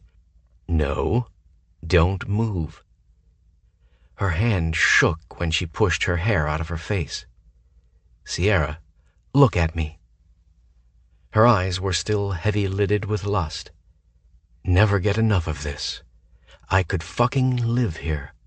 Just survive on the fucking taste of you." I dragged my mouth up the inside of her thigh and met her gaze. "Again. I need that again. Right now." "You need it?" "Yeah, baby, I do. This pussy is goddamn addictive." Sierra said, "I don't think I... Oh my God, what are you..." Her head fell back against the wall and she moaned. "Whatever that is, don't you dare stop." I found the finesse I'd lacked earlier and built her up more slowly, despite my cock protesting that it was time for a turn. I glanced up at her to see her peering down at me. That's when she came. So hard and so fast she didn't make a sound as my tongue drew lazy circles on her quivering clit. It was hot as fucking fire. I backed off and brushed my wet mouth across her belly, lowering her leg even when her standing leg was decidedly wobbly. Standing, I reached for the condom in my pocket before shoving my athletic shorts to the floor. Sierra watched me with those big hazel eyes as I ripped the package open and rolled the condom on. Less than a foot separated us. I braced my left hand on the wall by her head, then my right. I lowered my head as she parted her lips and our mouths collided. Every atom in my body fired with need as all that soft, bare skin rubbed against mine. Sierra's touch had turned frantic. Her hands were in my hair, following the cords straining in my neck, then trailing down my chest and belly until her fingers connected with my cock. No delicate touch this time. She closed a fist around it and squeezed. I tore my mouth free from hers and panted against her neck. "Wait. We've waited long enough." She turned and nuzzled the side of my head. "Please." And I was done. Dropping my hands to her ass, God, I loved that squeak she made, I said, "Wrap your legs around me." I reclaimed her mouth as I centered her left leg above my hip, then pressed her back against the wall to lift and position her right thigh. She wiggled, pushing down to where my cock was trapped between us. "Sierra," I said against her lips, "keep your eyes on mine." I snaked a hand between us and circled my cock at the base, then slid her up so the head rested at her slick opening. With both hands free, I pressed my palm over her left breast and curled my left hand around the right side of her face. I pushed inside her, trying not to grit my teeth because she was so fucking tight. When her eyes started to flutter closed, I squeezed her breast. Look at me. Boone. Feel me. All of me. I want to know that you're right here in this moment with me. I am. My fingers traced her cheekbone and the hollow beneath. Then I outlined the swell of her bottom lip and the upper bow, mapping her face while I stared into her eyes. I'd paused with my dick halfway in. Not only was Sierra's tight, wet heat and the promise of more killing me, my legs were bolstering us both and my core was picking up the slack. My entire body shook and I needed relief. I couldn't stop the snarl when I canted my hips and slammed home those last few inches. Oh, God, Boone! I rested my forehead to hers, panting like I'd been hammering into her for hours and it had been one stroke. Fuck. Her nipple stabbed into my palm, and I pressed my fingers into the soft flesh of her breast, which was completely covered in goosebumps. You feel perfect. I knew you would. I kept an eye lock on her as I withdrew and thrust again. Yes, more. She swallowed a groan when I rocked up, deep, hard, and fast. I fit my mouth to hers. The kiss was wet and messy. An open-mouthed clash of primal sex noises as I started to fuck her without pause. Sierra's fingernails gouged my ass and she started pumping her hips for faster friction, so I knew she was close. I clamped my hands on the insides of her legs and pushed her thighs open so they were almost parallel to the wall. Then, with my groin in constant grinding contact with her clit, kaboom! And I didn't have a fucking prayer of holding back when she clawed at me, moaning my name with throaty reverence as she came. Her pussy walls clamped around my dick with rhythmic pulls so intense my legs bobbled as her body proved it owned me, just as much as her heart and soul had already laid claim to me. I let go with a harsh grunt, my release made sweeter and more perfect with Sierra whispering, "That's it, Boone. Give me all of it. Don't ever hold back with me." Fuck. I shuddered through every pulse with my face buried in her neck. I kept thrusting. For how long, I had no idea. Time had no place here. Just small pumps of my hips, even after the last hot spurt, unwilling to lose this connection with her. Her grip tightened on my hair. "Don't stop!" I opened my mouth over the spot on her neck that caused her to squirm and gasp. When I used my teeth, she whimpered. When I teased with butterfly flicks of my tongue, she begged. And when I sank my teeth in and sucked hard on that sweet, sensitive flesh, she emitted a little scream and bucked against me as she came again. Hottest fucking thing ever. The bonus?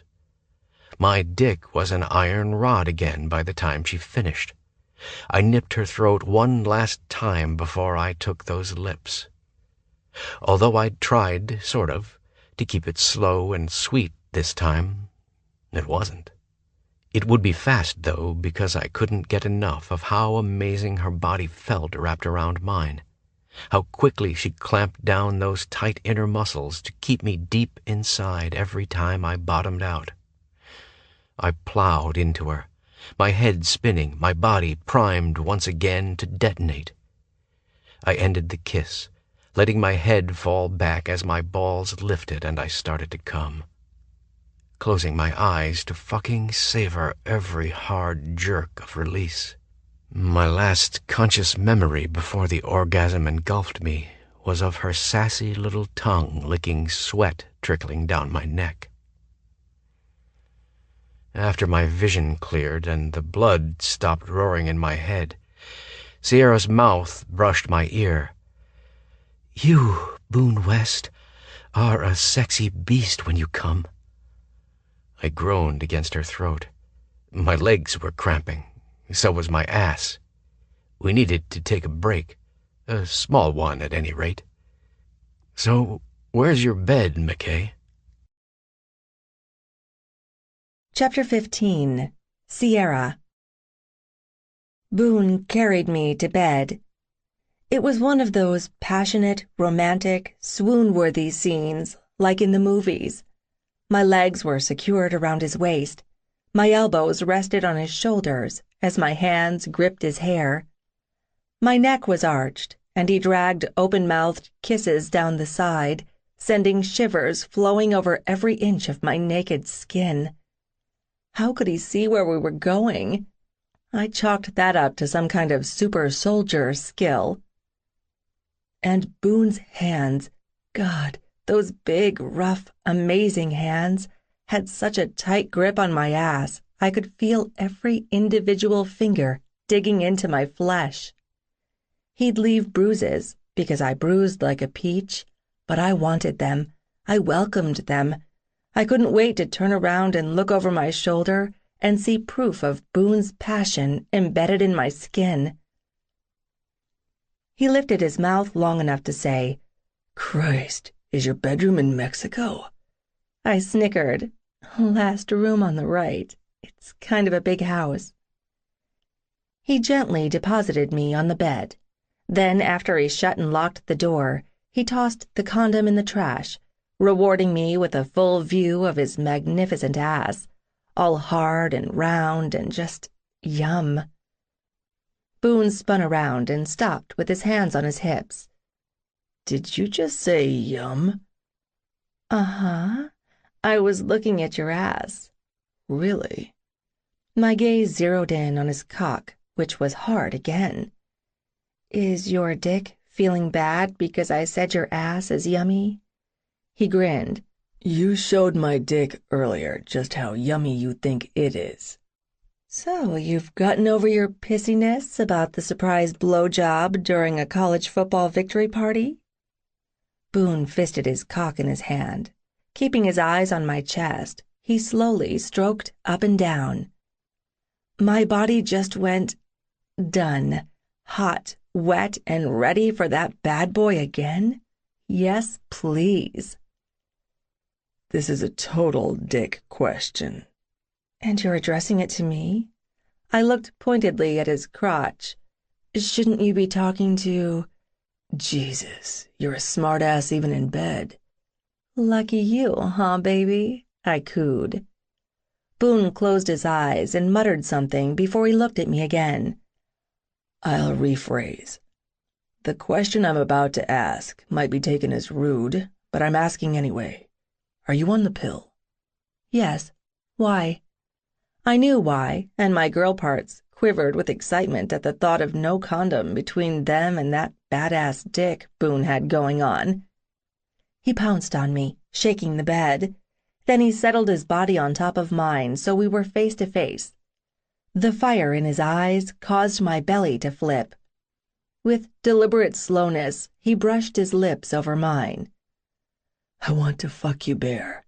Nothing between us. I'm clean.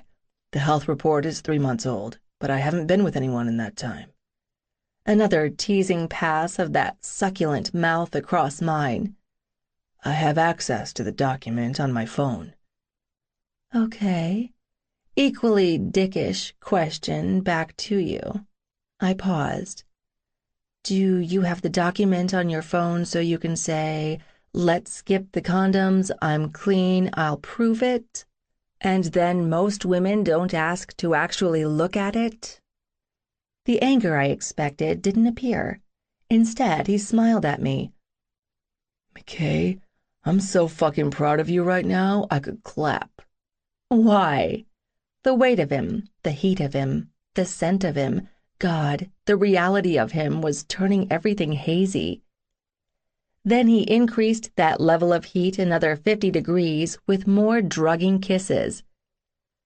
"Because you didn't just assume I'm telling you the truth about being clean. You questioned it." "Oh, Well, go me for passing the Truth in Medical Intentions pop quiz from my very favorite medical professional. Those hot brown eyes just watched me. What? You're nervous. Of course I'm nervous. Why? I cupped his jaw, and my thumbs met in the middle of his lips. I outlined that damp flesh, bottom and top. Because this is you. I've wondered what this would be like with you since the first time you looked at me on the bus. And what just happened in the foyer? My mouth between your legs until you came on my face twice, and then my cock slamming into you so hard neither of us could fucking breathe? What was that? Some pent-up aggression on your part. Some desperation on my part. I wanted that, trust me. We both knew the first time it'd be about intensity. But this is different. We've dealt with the lust twice. So much lust, Boone. I murmured against his mouth. That there wasn't time for nerves. So I'm anxious because I don't know what to expect now. Not that I have a fear of disappointment. But you do have fear of something. Yeah. He kissed me. Tell me. Now that we're lovers, that's not all I want us to be to each other. Sierra, baby, the last 2 weeks haven't been some calculated build-up. Now that we've banged each other's brains out, I won't be scouting for a new conquest. I know that. It's just... Warm, firm lips glided over mine. Then he kissed my cheeks, the corners of my eyes. His mouth migrated to my ear with more of his barely there kisses. An unfamiliar, dizzying rush of need swamped me. Boone whispered, You think too much. He rolled, and I was on top of him. But with the way he'd crossed his arms over my back, he retained the upper hand from below. He nudged my jaw with the top of his head, his prompt for me to bare my neck to him, which I did without hesitation. His nuzzles were surprisingly sweet, achingly tender, completely unhurried. The heat of his breath in my ear elicited a head-to-toe shiver and a soft moan. I'll never lie to you. More heated breath and the pass of his soft lips on my ear. I'll want you naked, a lot, a whole lot. I can't think of any better way to show you how I feel about you than when we're like this. Just us, here in this place that is ours alone, because we can make it whatever we want it to be. We can be smug in the knowledge that it's never been like this, for either of us, ever, with anyone else. In that moment, I felt Boone West reach inside my chest and wrap his big hands around my heart. It didn't scare me, this hold he had on me. It felt right. I sighed. He chuckled against my throat. Freak out done? Mostly. Can we get back to being freaky now? He was such a guy. By all means, West, bring it on. Once again, I found myself flipped onto my back. Boone was right in my face. Condoms. What did you decide? Oh, this is up to me? I'm thinking maybe you'd better double bag this bad boy. I wrapped my fingers around his shaft at the base, and he hissed. He seems a little ornery. Sierra, focus. Condoms. Yes? No. You told me you're clean. I will be checking that medical report as soon as your phone is charged up. And I'm on the pill, but you didn't ask if I'm clean. I know you are. You had blood work done in Sundance. An STD screen was part of it to rule out all factors for infection and fever. I was worried about you, so I checked your labs when they came back to make sure nothing was missed. I appreciate you looking out for me. I touched my lips to his. Sounds like we can skip condoms. Boone smashed his mouth to mine. Damn, but the man could kiss. This kiss was pure seduction, soft, melting, teasing, licking his way into my mouth, easing back to brush the scruff on his cheek across my lips, sending a spike of heat straight between my legs. He circled my right wrist with his left hand and slid my arm up above my head. Then he threaded his fingers through mine, squeezing slightly. The calloused edge of his thumb made lazy circles around the bone in my wrist. If I closed my eyes and concentrated, the movement mimicked the way he'd traced his tongue around my clit. My clit throbbed hard once in remembrance, and I moaned. Boone trailed biting kisses down my neck to the ball of my shoulder. His right hand skimmed my side from my hip up to the outer curve of my breast. I held my breath each time his teasing fingers almost reached my areola. I'd been so focused on that, I'd lost track of his mouth. Then wet heat engulfed my nipple, followed by a hard suck. My back bowed off the mattress. He shifted, pressing his hip over mine to keep me still, as he continued to torment my breast with lazy flicks of his tongue and cool puffs of breath. Through it all, he kept my hand clasped above my head, his heavy arm stretched out over mine, so I felt every flex of his powerful biceps. Boone's silence as he showed me the pleasure he took in my body served as a reminder of his intensity. Every touch was so electric that when I glanced down, I expected to see flares of blue lightning dancing across my skin. Then he fed me languorous soul kisses that rocked me to the marrow of my bones. He moved with sensuous intent as he switched sides, teasing the wrist bone of my left hand and pinning it above my head. His left hand traveled down the center of my body until his fingers breached the curls between my legs. He followed the seam of my sex to where I was wet, really wet. His rumble of satisfaction vibrated in my lips and tongue as he kissed me, sending a reverberation down my throat and exploding in a wave of tingles throughout the rest of my body. He stroked my slit, stopping at the top to tease the bundle of nerves nearly hidden in the folds of my swollen sex. Then another long, slow sweep down, and he pushed 2 fingers inside me. With his mouth controlling mine, I couldn't arch up. Every swirl across my clit and 2-fingered plunge proved that he set the pace. I couldn't force this orgasm to happen on my own. It was his to give me. When my thighs started to shake and I dug my nails into his forearm, he didn't pause in his rhythm, but he pulled back so our lips were barely touching and gritted out, "Give it to me. I want to feel you coming around my fingers." "Boone." "You're close. I can feel it. Let it go." I sucked in a breath of air on a gasp when Boone fastened his mouth to the side of my throat, in the one place guaranteed to set me off again. And it did. I shattered, my pussy pulsating around those thick fingers, my clit throbbing against the hard press of his thumb.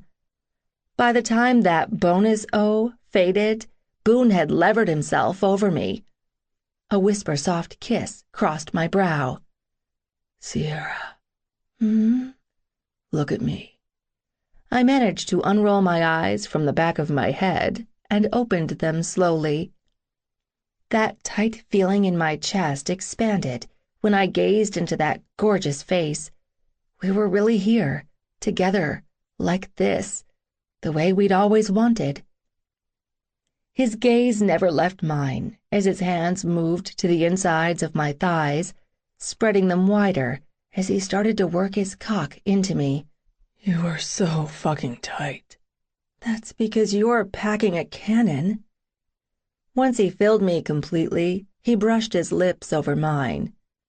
"Feeling this hot, wet pussy bare around my cock? This might be rocket fast. Put your hands on my ass and hang on." I murmured, "You're so bossy," but my fingers were already digging into that smooth, hard muscle. You can complain when I don't get the job done. When he slammed back in twice in rapid succession, I might have screamed. Cocky Man just chuckled against my neck. Then he pushed up so we could watch his cock tunneling in and out of me. You're so wet. Fuck. It makes me crazy to see that. Makes me want to bury my face in you again. Anytime you want to do that, feel free. You don't even have to ask. That got his focus back on my face. He angled his head and bit my bottom lip, holding it between his teeth like he'd held my clit, flicking his tongue over it like he'd teased my clit. My clit pulsed hard. Then he let my lip go, only to kiss me in that fleeting manner so he could watch my eyes as he fucked me. The man was an animal in bed.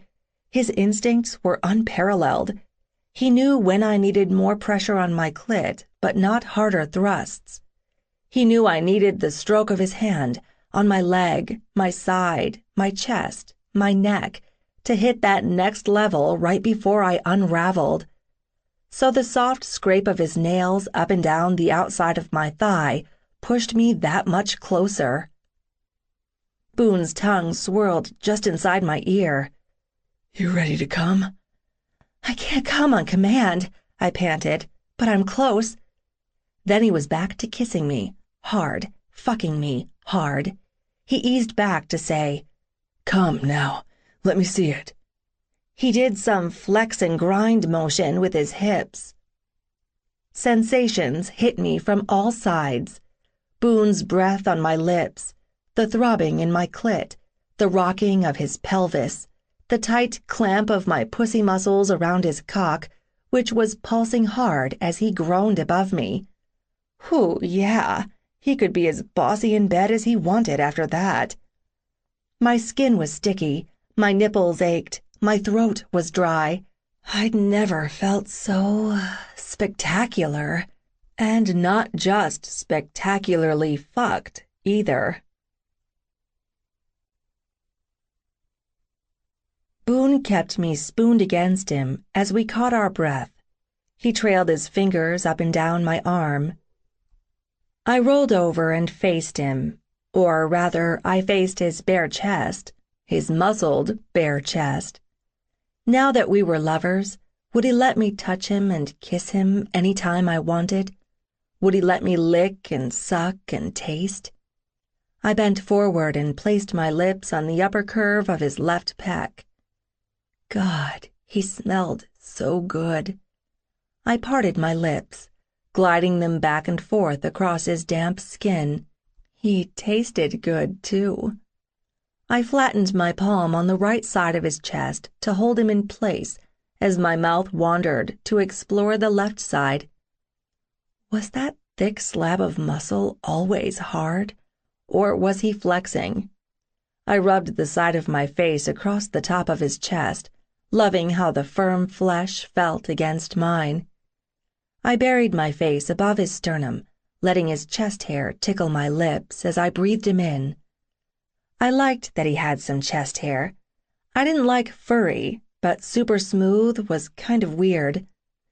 The delineated line of his lower pecs grabbed my attention, and my tongue darted out to follow the deep cut. How often did he have to lift weights to stay so amazingly ripped? My fingers had been caressing the right side of his chest, and my thumb connected with his nipple. I pressed kisses back up his torso until I reached the flat disc, circling it with just the tip of my tongue. Then I lapped at it, tasting the salt and musk of him. I used my teeth, watching how fast the disc pebbled when I blew a stream of air across it. I played around doing what I wanted until I realized Boone hadn't said anything for quite some time, and I could feel his heart beating much harder. I peered up at him. Having fun? He asked in that sexy, growling tone. I forgot about after-sex talk and everything else when faced with the glory of his chest. Sorry. Don't be. I loved it. You did? but I wasn't doing anything specific, like trying to turn you on. Boone curled his hand around the side of my face. That's why I loved it. But it did turn me the fuck on, watching how much you liked touching me. So I really can touch you anytime I want? He laughed. Why is that funny? Because of the look on your face, like I've just given you a present. Being here with you in the present is the best present I've ever gotten. Then I found myself flat on my back with Boone on top of me. He hadn't been kidding about being turned on. Chapter 16. Boone. I couldn't sleep. I should have had the best sleep of my life in Sierra's bed with her wrapped around me. But I was panicked. I needed to move so I could think, so I could breathe. When Sierra shifted her position, I escaped. I found my athletic shorts in the foyer where I'd left them and slipped them on before I made a beeline for the sliding glass door in the kitchen and stepped into the night. The patio tiles were still warm, as was the air. The light from the pool cast shimmery shadows across the water. I paused by the edge. Since I hadn't seen exercise equipment, I couldn't burn the feeling off. Maybe a quick dip would loosen me up, cool me off, keep these thoughts from churning and becoming murky. I eased down the steps into the water that was colder than expected. I wished I could turn off the pool lights. Darkness and water would be my own sensory deprivation tank. To get that effect, I closed my eyes when I submerged myself, holding my breath until my lungs ached. I popped up like a cork and bobbed around for a bit before I sank below the surface again. I repeated this process a dozen times until the jittery feeling was gone. After I climbed out of the water, I stretched out on the cement and stared at the sky. No clouds, no stars, just the continual orange glow of urban light pollution. I closed my eyes. That panicked thought jumped out first thing. She'll think you're a freak. How can I tell her the truth? How can you not tell her? She will know. It's not like it won't be obvious. It hasn't been so far. Haven't you lied to her enough? A lie of omission is still a lie. Fuck. I'd always resented my parents, but until that moment I hadn't really understood how much they'd fucked me up. I'd always told myself I didn't care, and I hadn't, not until now, not until it mattered, not until this ignorance in yet another part of me that had nothing to do with my dyslexia might cost me the one thing I couldn't bear to lose, Sierra. Either by seeing her pity if I'd nutted up and told her the truth, or by sensing her frustration if I didn't, and she witnessed my inadequacies firsthand. How fair was it that I could be so spectacularly fucked after the most fucking spectacular night of my life? I don't know how long I lay there, mired in dark thoughts. I heard the whisper of feet crossing the pavement. Sierra. She probably thought I'd run out on her. Maybe I should have. Maybe she would have been better off. No, you fuckhead. You are here. You will goddamn deal with this. If she kicks your ass to the curb, it won't be because you weren't honest with her. A beach towel landed on my belly and I jumped. A puff of air flowed over me as she spread a towel out beside me. Softer scraping as she settled next to me on the cement. I tucked my towel under my head as a pillow. She broke the silence first. You're freaked out. Yep. I didn't elaborate, yet, and she didn't ask. But she reached for my hand. My heart raced. One little thing, one thoughtful gesture that reminded me that I wasn't alone. One small sign of solidarity with me. But that was all it took. I was all fucking in with this woman. No holding back anything. I said, I didn't mean to wake you. You probably wouldn't have, since you're so stealthy, Mr. Army Soldier, but the alarm for the patio door went off. In my haste to escape, I hadn't noticed the alarm. So much for my special training. It did? It's funny how many times I've been woken up by a door alarm. Lou actually keeps track of how many of her hookups sneak out in the middle of the night. Do they know that she knows exactly when they bail? No, which is why it's so funny. She paused. Until it happened to me. My gut twisted. You thought you'd get up and find me gone? I wasn't sure. I figured it was your turn for a freak-out moment, since I've had several and hit the road at every major turning point so far. The thought had crossed my mind to just go. Even if I would have found you gone, Boone, I would have come after you, like you always come after me. She squeezed my hand. I squeezed hers back. It didn't seem odd that we were lying side by side on her patio in the middle of the night, staring at the starless, cloudless sky. You want to talk about why you freaked out? She asked gently. Yeah. I paused. And fuck no. Sierra laughed softly. She didn't push. She didn't say anything. She didn't have to. I knew even if it took me a fucking hour to find my balls and spit this out, she'd still be right there beside me, waiting. I compiled an ordered list in my head. High points, low points. Problem was, they were all low points. Quit stalling and man up. It took 2 tries before I forced the words out. I freaked out because I've never spent the entire night in bed with another person. Never? Never. Not even as a kid? She asked. Nope.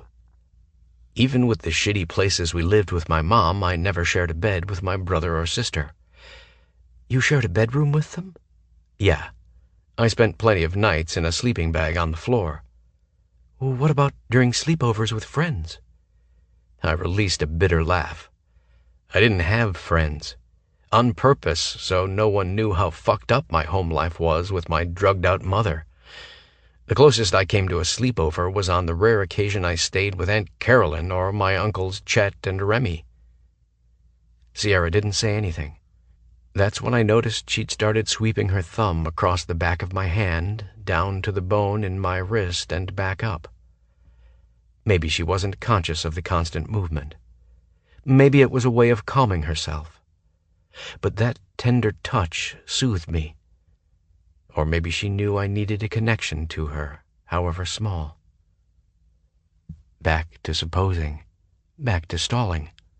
You started this. Finish it. I inhaled and exhaled, trying to stop my heart from racing like a trapped rabbit's. Then I moved in with my dad and had my own room and a double bed.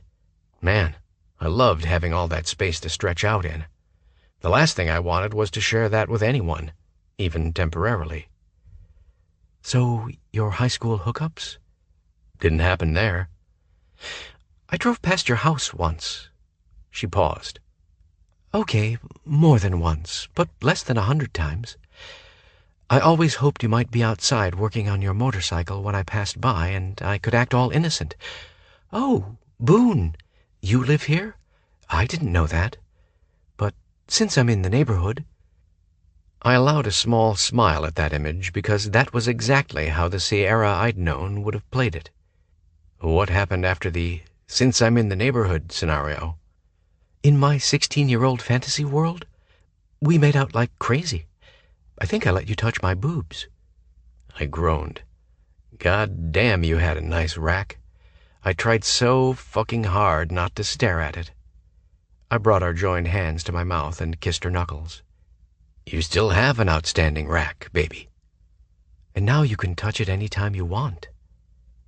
Silence settled between us again. When I didn't speak, Sierra prompted me. So you had your own bed at your dad's. After that?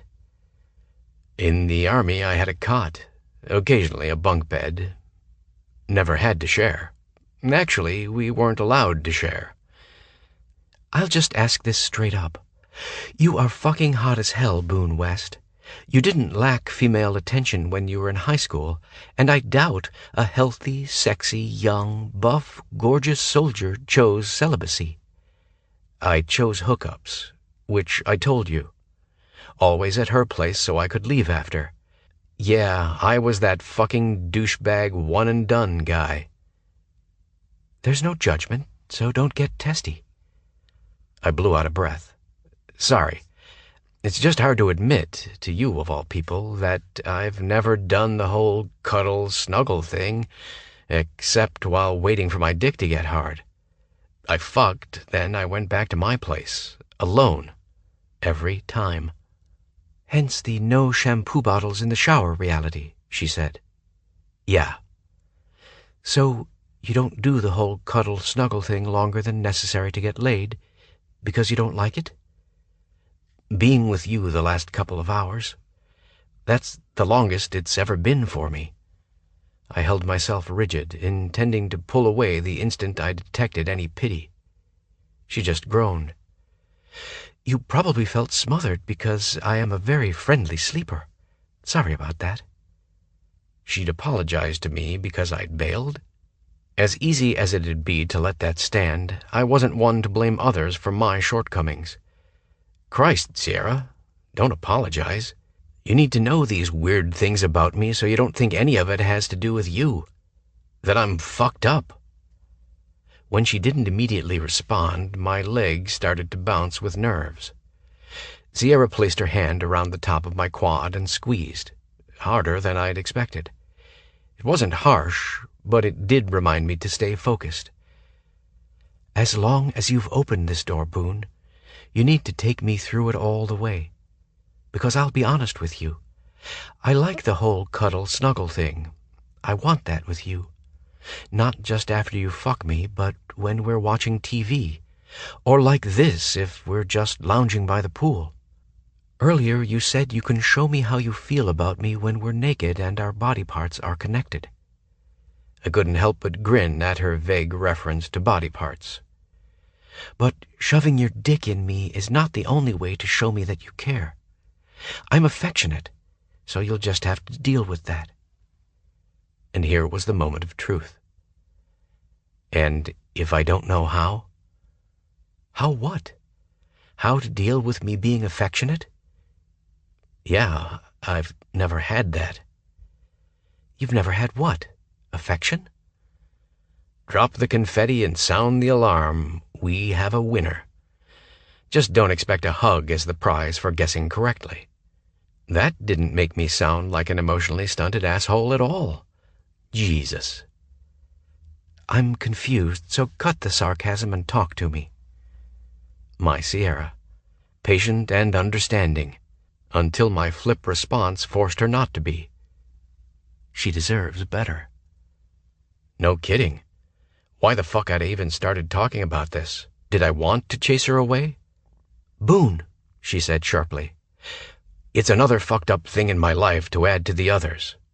Tell me. Junkie mom, aloof dad. They both resented me and neither of them liked me much, so they didn't bother faking affection. They yelled at me, or in my mom's case, she beat on me. But did either one of them ever give me a hug? Nope. She let that sink in before she murmured, Never? Never. Not once. And it isn't something I'd exaggerate, because who the fuck wants to admit that to anyone? Before Sierra asked if I'd ever confessed this to anyone else, I kept talking. My mother was drugs, not hugs. Bad thing about her being high was she didn't give a damn about eating, so I went hungry. The good thing about her being high was she didn't take out her bad mood for not being high by beating the crap out of me. And your dad? He wasn't around until he had no choice but to take me in. So he's too fucking macho for that hugging shit. He couldn't even give me a half-assed bro hug when I graduated from basic. It was the norm with him, and I didn't realize it was abnormal until I had this weird fever dream during a visit to the ER. In my dream, all these dads and sons were on this big baseball diamond, slapping each other on the back, high-fiving, hugging. And me and Dad were in the bleachers watching, not looking at each other. That's when I noticed Dad didn't have any arms. Whoa, heavy shit, Boone. It wasn't a drug-induced hallucination, just a fucked-up glimpse into my psyche. The total lack of emotion or affection would make me a textbook example of why Freddy sets fires or why Billy is a bully. Except I didn't let it become a thing. I didn't let it define me or use it as an excuse. But from an early age, I was adept at slipping lies into conversation, so my shitty life was explainable instead of pitiable. In grade school, when kids complained about getting dumped off at their grandparents' house for the weekend, I chimed in I was tired of it too, when I never spent a single night at my grandparents' house. In middle school, I'd call the cafeteria food crappy and refuse to eat it when the truth was I didn't have enough money for lunch. In high school, I'd tell people I didn't have a car because my dad insisted we work on the classic he'd bought for me together.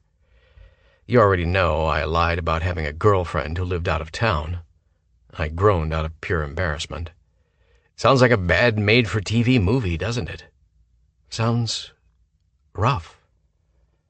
I couldn't look at her, and I closed my eyes as if it'd keep me from looking inside myself. After a few moments passed, Sierra said, "While I'm grateful you told me all of this, I want to know what it means for us." "It means I don't know how to be the normal kind of guy, boyfriend, whatever. The hand-holding, cuddling up, sleeping together all night, Netflix and chill type. That's part of why I freaked out. I started to feel that I don't have anything more to offer you now than I did 7 years ago." My breath left my belly when Sierra climbed on top of me. I could feel us chest to chest. Her face was so close to mine, her breath drifted across my lips. "Boone West, you look at me right now." My heart hammered when I peeled my eyes open. I expected to see pity on her face. Instead, I saw ferocity that brought my heart into my throat. "The only difference between us is I've had my family show me love and let me love them back. You haven't. That is not your fault." This understanding about the things that formed me, without judgment, without pity, this was my definition of love. I studied her, this woman who fucking owned me. "Sierra, I don't know how to do this." "What?" "Love." My hand and my voice shook when I touched her face. "The other reason I freaked out? What if what I want from you is too much? Everything you are, everything I am when I'm around you. That's the life I want with you. It's always been you." Shock flashed in her eyes, followed by recognition. She whispered, "You knew. That's what you meant the night you kissed me. You told me if we'd been together the way you wanted, you wouldn't have been able to walk away from me." It wasn't a bullshit line. You scared the hell out of me, Sierra. Without thought, without knowing what it meant to me, you gave me a small taste of your affection. And we were just friends. I'd never had that, and I almost couldn't wrap my head around the fact it could be better. I traced the arc of her cheekbone with my thumb. Tonight proved that wrong. Jesus, woman, I paused, breathed. I'm at a loss to even find words for how everything shifted in my world tonight. Mine too. Neither of us would have been ready for that 7 years ago. Everything in my life was a struggle. You deserved more than a broken kid. You probably deserve more than me now, but I've thrown it all down for you tonight. Everything I've never told another soul. I'll be honest. You have utterly wrecked me tonight. I waited for her to explain, or act very Sierra-like and offer me reassurance. But she didn't. I'd had years to process this. She'd need more than 5 minutes, so I forced myself to let it go. For now. Finally, she said, "We have a history, and like you mentioned that first day in my office, it wasn't all bad. I just never understood how deeply the good parts affected you.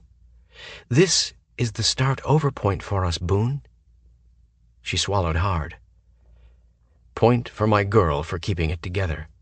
Because if she started to cry, Christ, I would too. I cradled her face in my hands and locked my gaze to hers. "I'm all in with you, Sierra. All fucking in." We'll be right back after this short message. Looking to burn fat without the hassle of fasting? Check out BioVanish. It's made with premium 9C fats from high-quality coconut extract, and it's here to help you lose weight the easy way. Studies show that 9C molecules can raise your BHB levels more than a strict keto diet, meaning your body finally starts burning fat as fuel. In fact, research from Temple University found that taking 9C fats daily boosts fat burning as much as fasting for 12 hours. So, would you rather skip meals all day or just mix BioVanish into a glass of milk? Ready to start burning fat the simple way? Click the link in the description to get BioVanish now and grab an exclusive discount while you're at it. BioVanish, fuel your fat burn. Now, back to the story. She turned her head and kissed my wrist, nuzzling her cheek into it with a sigh. "That right there, Boone. The way you reached for me without thinking. That is affection. You do things like that around me all the time. You always have." "I did? Get the fuck out. Maybe I wasn't entirely hopeless." "And you're always messing with my hair, which hits all the sweet, sexy, and possessive buttons. You watch me closely." She smirked. "I'm not talking about the way you leer at my ass, but how you study my face, my eyes, my body language, as if you want to provide me with whatever I need, before I even know I need it. I'll be honest. You were right to challenge me that I'd always known you'd felt more for me than friendship. Sometimes I used to catch you looking at me like you were a work of art that I wanted to lock away because no one would ever appreciate your rare beauty like I would. Sweet talk and dirty talk coming from this sexy mouth. Not sure which I like better." She brushed her lips across mine with deliberate seduction. "And speaking of sexy, tonight when you were on your knees with your mouth on me, the hungry sounds you made, the words you said, the way you used that wicked tongue, knocked my entire world off its axis." Her body trembled. Sex wasn't just a game changer for us, but a life changer. It opened all of this up. Things you wouldn't have told me before. 7 years ago, I wasn't ready for you, for this, and neither were you. My eyes searched hers. But now? Now? We go forward and learn how to be all fucking in together. I brought her mouth to mine and kissed her from the depths of my soul. When our bodies started arching and moving together, searching for that ultimate connection, I said, "Bed, now," against her lips. Sierra slid down my body, planting kisses on my chin, on my throat, on my collarbone, and finally placing a warm, soft, lingering kiss on the left side of my chest that I felt through the skin and muscle straight to my heart. We were in a dreamlike state, weaving through the dark house, hand in hand, landing on the twisted sheets in a tangle of arms and legs, kissing and touching, eager yet still patient enough not to push the pace. So when I finally levered myself over her, our skin damp and marked with love bites, our mouths swollen, her hair tangled and spread out on the pillow in a swath of dark silk as she writhed in eagerness, all I could think was mine. Her eyes were closed as I teased the head of my cock between her legs. "Sierra?" "Hmm?" "Look at me. want to stay in this slow and dreamy state, in this cocoon." She turned her head to the side, offering me her throat. "I want your eyes on mine." Sierra did look at me then. "Why?" "Because I get off watching them when I do this." I plowed into her with one fast snap of my hips. Her back bowed up and she gasped, and came right away. Hard not to feel cocky about that. I continued to watch her as I fucked her slowly. Every time she looked away, I said, "Eyes on me." Her face softened. "Boone," she touched my throat. "This is real." My arms shook. My gut rippled. My ass cheeks ached. "I promise, if you close your eyes and reopen them, I'll still be here." How had she known that was my fear? That this was all just a dream? "Let go. Take what you need." "I have what I need. You." But fuck if my balls weren't boiling with the need to come. Sierra put both hands on my chest. "Stop. Back up." Pushing to my knees, breath heaving in and out of my lungs, I watched as she scooted to the side of the bed. Wearing that sassy smile, she beckoned me over. "New position. But after this, we've got to give it a rest because I'm getting chafed." I glanced down at my dick and my knees, both a little red. I'd put up with a lot of soreness if I could stay buried in that tight pussy all night, but her being chafed was a different story. Leaning over, I kissed her, a slow tangle of tongues and sweet licks and nibbles. "If you're too sore, I can stop." "No, I just want to try this." Her cold feet landed on my belly as she inched her toes up my torso. "With my legs on your shoulders." My inner beast roared a "fuck yeah" snarl, and I pulled her up higher. My cock homed in on her pussy almost without my assistance, and I slid back inside. Sierra reached for my hands and pulled me down. "Rest your weight on me." Damn, that felt good. I kept a slow pace until little Miss Position Changer said, "Stop again." "What?" "We're taking a break after this, so maybe you'd better make this one count." She was seriously telling me how to fuck her? Of course she was. I loved that, even when it sort of annoyed me. So I lowered her heels to the mattress and dropped to my knees. "What are you doing?" "Making this one count. Any objections? You have another position in mind?" No surprise that she didn't offer suggestions. Only after I made her come with my mouth did I return to making love to her. Her soft sighs were as satisfying as her gasps and groans. Her gentle touches and melting kisses were what I needed. After I poured myself into her again and my mouth was tasting the sweet flavor of passion on her skin, she whispered, "I want you in my bed all night, Boone. But if you need space, there's a blanket on the couch in the living room." "Thanks. But I'll be fine right here." Chapter 17. Sierra. Boone slept in my bed all night. Not entwined with me, but I'd just been happy to wake up and find him still there. Although it had been a late night, I wasn't one for sleeping in. Before I tiptoed out of my bedroom, I tucked the covers around Boone's shoulders. I wanted to smooth my hand over the nape of his neck and kiss his forehead, but I wouldn't chance waking him. I grabbed my exercise clothes. I used a corner of the extra family room for a workout space. I'd never be a toned gym rat, but I did feel healthier if I worked up a sweat. After setting the program on the elliptical for 45 minutes, I hit shuffle on my iPod and did my time in hell. Most people I knew could multitask while churning away on an exercise machine. Not me. Music was the only thing that distracted me enough not to say fuck this and hop off the machine to do something productive that I actually enjoyed. After I finished, I poked my head into my bedroom and saw Boone still sprawled in the same position. I smirked at seeing the scratch on his shoulder blade, knowing he bore my marks in other places, as I bore his. I left the door cracked open and headed to the kitchen.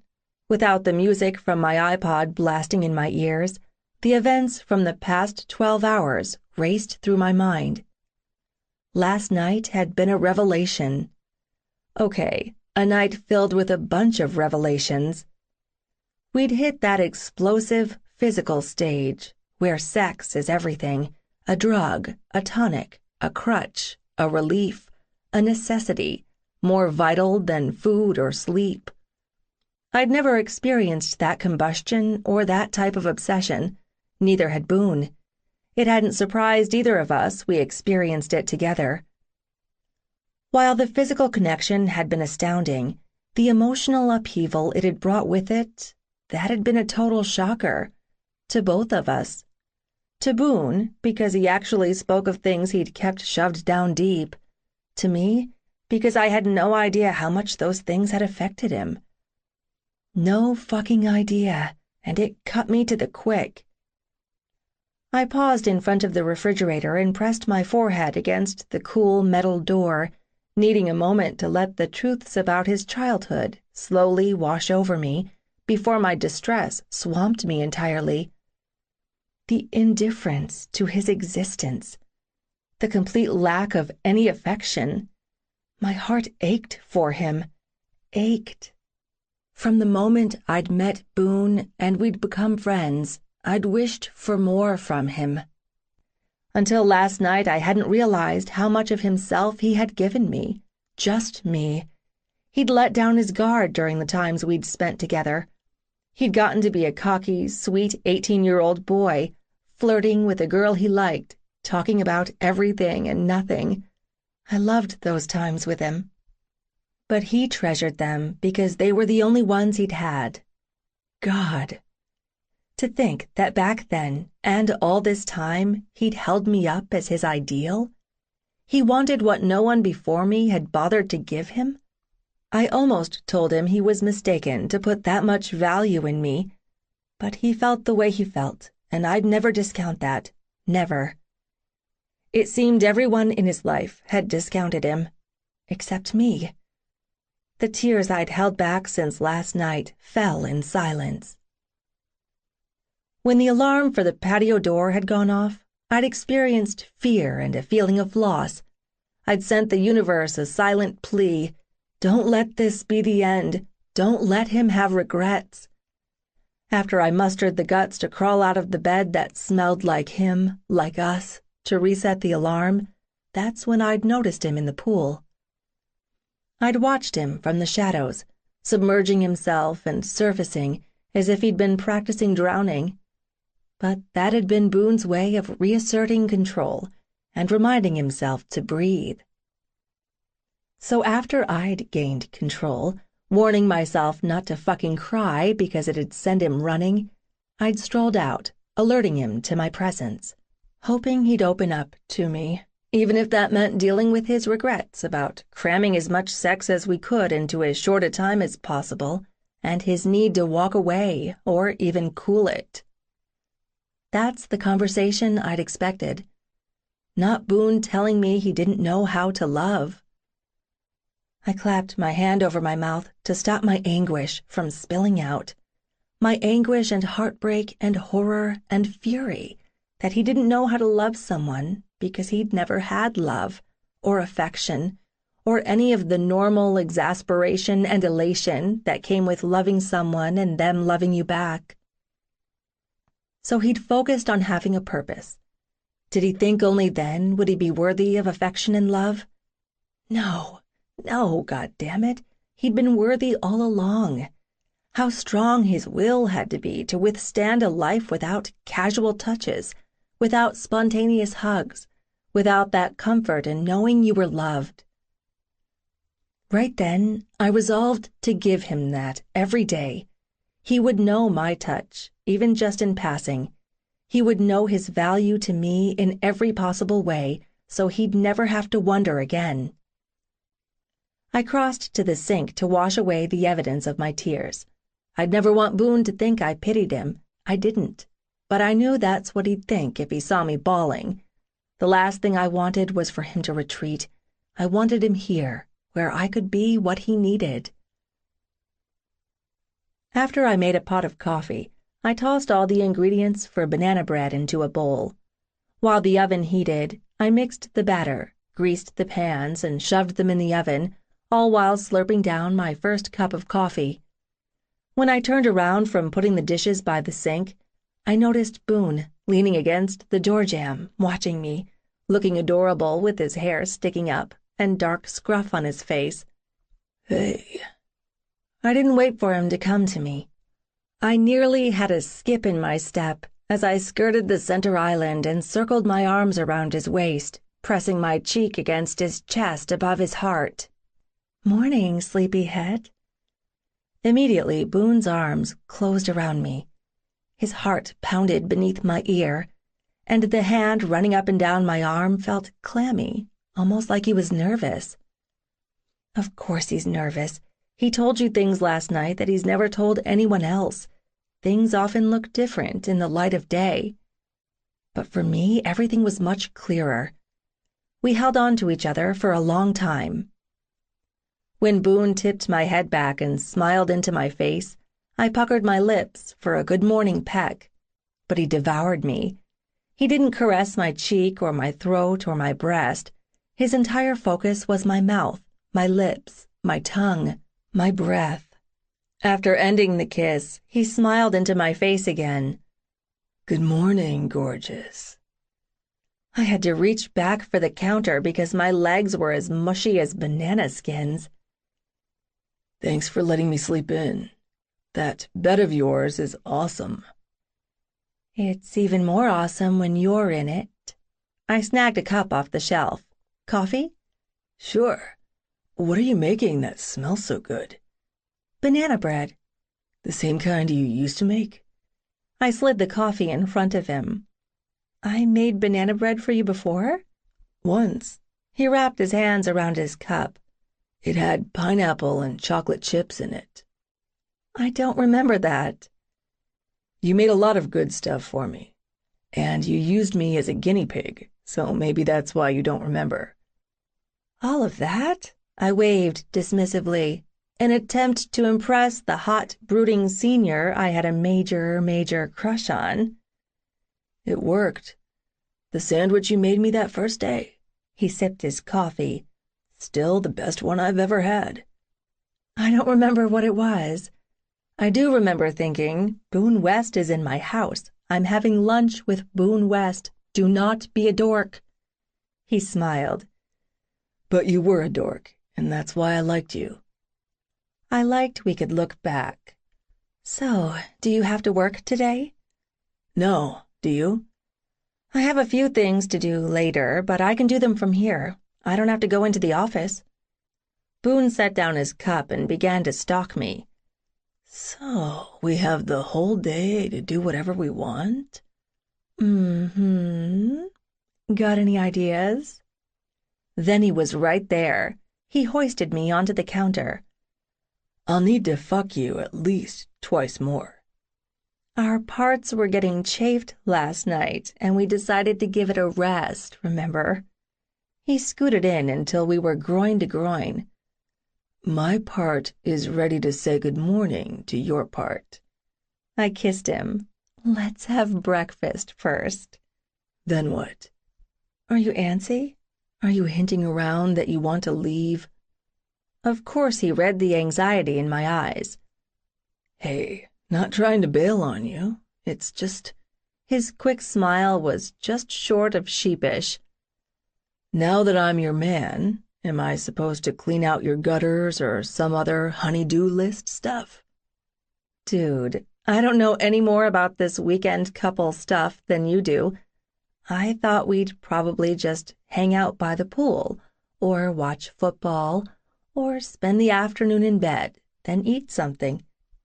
He curled his hands around my face. This all fucking in stuff is awesome. I almost laughed it off, but his intensity, holy shit. Boone got closer yet, peering even more deeply into my eyes. That wasn't a flip response because you suggested sports, sex, and food. I get that. Does it scare you? He stroked my cheekbones with his thumbs. It doesn't scare me. I flattened my hand over his heart. It excites me. It humbles me. Humbles you? Why? The intensity in those dark brown eyes didn't lessen.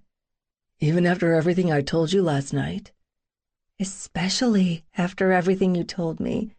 And here you are, owning up to how you feel first thing this morning. No backtracking, no excuses. You thought I might say, sorry, babe, I said some stuff last night that I didn't mean? I don't want to piss you off by saying I didn't know how you would react or what would happen this morning. Boone rested his forehead to mine. Although he held me gently, his entire body vibrated with tension. But I know what I wanted to happen, I said softly. What? This? Can you be more specific? I tipped my head back to look at him. That there is an us, and it's a new beginning, not just closure from our past. That we're both all fucking in. He breathed a sigh of relief. You're my past and my future. We are gonna figure this couple communication shit out, Sierra. I know. So let's get the big stuff out of the way first. Big stuff, like... Like I want you to move in with me. I laughed at his utter look of shock. Not expecting that one, were you? No, ma'am, but you've got my attention. I busied myself refilling our coffee before I laid out my plan. I looked at him. You want logical or emotional first? Logical. You've been looking for a place to live. I have a 6-bedroom house. So I'd rent from you. I sighed. Okay, it doesn't appear that we can separate logic and emotion. You're probably going to be over all the time because we're all fucking in. I have a kick-ass house with a pool and a big garage. You need a place to live. Logically, you should live here. Lou pays rent? He asks. Yes, she does yard maintenance and I pay the utilities. Even if we share a bedroom, I'll pay to live here. I hated talking about money. You could pay for part of the utilities. Boone crossed his arms over his chest. What's that run a month? In the summer months, when it's brutally hot, it's about $1,200. The rest of the year, half that. So you're happy getting the short end of the stick and paying more than your fair share in your own damn house? I slapped my hands on the counter. Keep that in mind, West. It is my house. If I want to give Lou a break on rent because I trust her and like having her live with me, I can. Same with you. I'm not going to take extra money from you that I don't want or need to run this house because you feel you owe me. I don't think you're a charity case either. I own this house, no mortgage payment. I knew when I bought it I didn't need this much space, but it was one of those real estate deals I couldn't pass up. The price was ridiculously low, and I had capital gains I had to invest in something. So the only payments I have on it are utilities, insurance, and property taxes. You don't want to live here without paying something? Fine. But I don't expect you and Lou to foot the bill so I can live here free and clear. He walked around the center island and stopped behind me, bracing his palms on the edge of the counter, caging me in. Jesus, you're stubborn. He rubbed his lips across the top of my ear. I'll pay the utilities. We'll talk about the grocery bill later. For right now. He dragged an open-mouthed kiss from the hollow below my ear down the side of my neck, making sure to hit every blasted hot spot he'd discovered last night. I'm ready for my breakfast. My body was a mass of goosebumps even when my skin went hot and tight. My vision turned hazy. My brain veered offline when he peeled my yoga pants down my legs. Next, he stripped off my t-shirt. He licked up my spine, starting at the small of my back. By the time his tongue reached the band of my bra, his hands had it undone, and he tossed it aside. "Boone, Turn around." I did, and his mouth was on mine as his hands cupped my breasts, then followed the outline of my body, stopping at my hips. He eased up on the kiss to say, "Hop up on the counter." but he needn't have bothered telling me as he lifted me up without any effort. The hunger in his eyes sent another shiver through me, as did the possessive growl when he put his hands on the inside of my thighs and pressed them open, bearing me to him completely. Boone didn't say another word. He just lowered his head and feasted on me.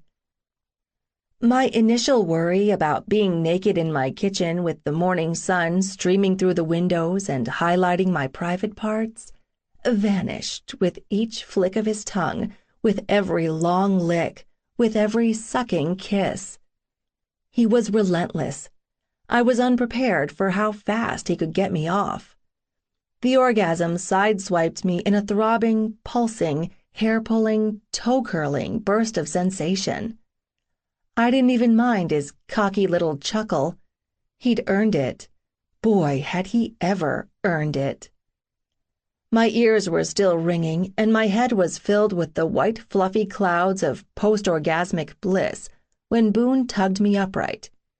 He said, "Hang on," and pulled me off the counter, keeping his hands on my ass as I locked my shaking legs around his waist and circled my arms around his neck.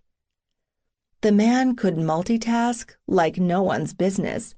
He carried me, almost blindly since his mouth was busy on my throat. He growled, "Need inside you now," and laid me on my back on the kitchen table. Boone didn't take his eyes off mine as he shoved his athletic shorts down. He fisted his cock and jacked himself. "You're wet enough to take me." Not a question. That confidence, that passion, that raspy voice, all of it sexy as fuck. Then those rough-skinned palms were on my knees, pushing them apart. Seeing the way his eyes glittered and the determined set of his jaw, I felt the need rising in me again, tingles, chills, anticipation. He slammed his cock into me to the hilt in a near-punishing stroke. I gasped and locked my ankles above his ass. He grinned and did it again. He angled forward to take a nipple in his mouth, not wavering in the pounding rhythm he set. I couldn't look away from him, so beautiful and fierce, lost in passion, and answering his body's demands. When I began to slide up the table from his powerful thrusts, I latched onto his biceps to anchor me. That caused him to slow down. Boone layered his chest over mine and planted the palms of his hands beside my head. He gave me that dirty grin and began to do a circle and grind thing with his hips. I managed to choke out, "What the hell is that?" His lips teased mine with whisper-soft kisses. "Like that, do you?" He pressed down on the upstroke, giving my clit extra friction. "Yes." "Come like this for me." Another feather-light, seductive kiss. "I fucking love to watch you come." "Might be too soon," I panted. He shook his head. "You're almost there." His mouth migrated across my jaw. He proved my readiness with the steady rocking of his pelvis until I unraveled again. After I floated back to earth, he whispered, "You're beautiful." "Boone." He picked up the pace. His hard fucking with table-thumping ferocity lasted half a dozen strokes. Then he threw back his head and let go. Before he fully recovered, The timer on the oven started to ding. I scrambled upright. I'd totally forgotten about the banana bread. Then Boone was in my face. Not letting you go without this. He kissed me with the mix of surety and sweetness that I needed. How he'd picked up on that in less than 12 hours. Don't dissect it. Accept it as your good fortune. Against my lips, he murmured, You deal with the banana bread. I'll wipe down the counters. We are such a great team already. He laughed. All fucking in, baby.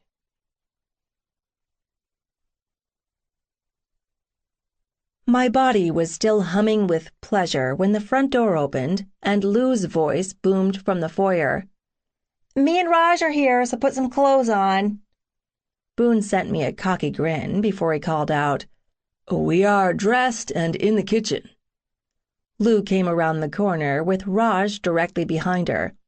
I thought I smelled banana bread, but I figured you two wouldn't surface from the bedroom for at least 3 more hours. In a house this size, why would we limit ourselves to one room? Boone replied, keeping his eyes on mine. Lucky thing you weren't here half an hour ago. I tried to hide my blush behind my mug of coffee. It looks like you had time to wipe the butt prints off the refrigerator, Miss Neat Freak, Lou said.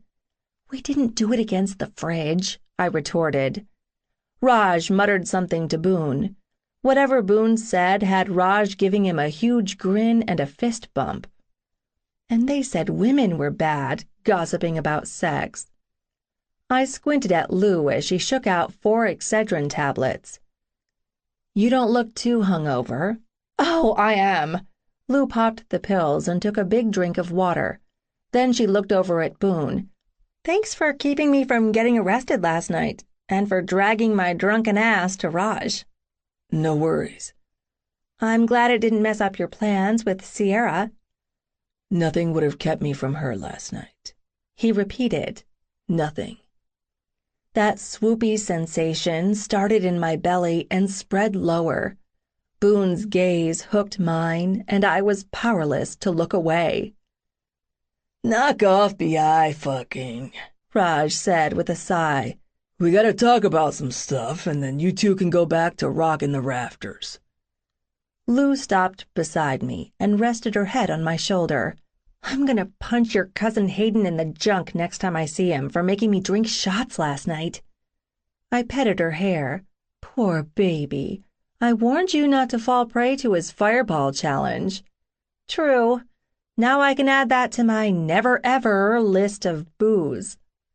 So what did you need to talk about? I asked. Living arrangements, Raj said. Boone and I exchanged a look. Good thing we'd already discussed this. Well, not this part, specifically. Since you're as crazy about Lou as I am, and you're used to living with Boone, you're welcome to move your stuff here, Raj. He grinned. While that is downright sweet and thoughtful, for now, I think my woman wants to move in with me, at least until my sister gets back and kicks us out. He dipped his chin toward Boone. West is staying with you? Yes. Imagining waking up with Boone every morning and sharing the same space the rest of the time, hello, belly flip. But I'd never had a roommate besides Lou. What if Boone and I weren't compatible with the day-to-day roommate stuff? Then it's settled. Lucinda Grace, baby, get your things. You're ditching me? I said to her. Temporarily. She lifted her head. Something in my face had her turning toward Raj and Boone. Can you guys give us a moment? Sure, Raj said. I'm gonna make you get your stuff out of my car anyway, West. Come on.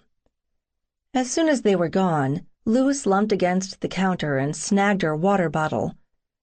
You were baking first thing this morning, S. Just making breakfast for my man.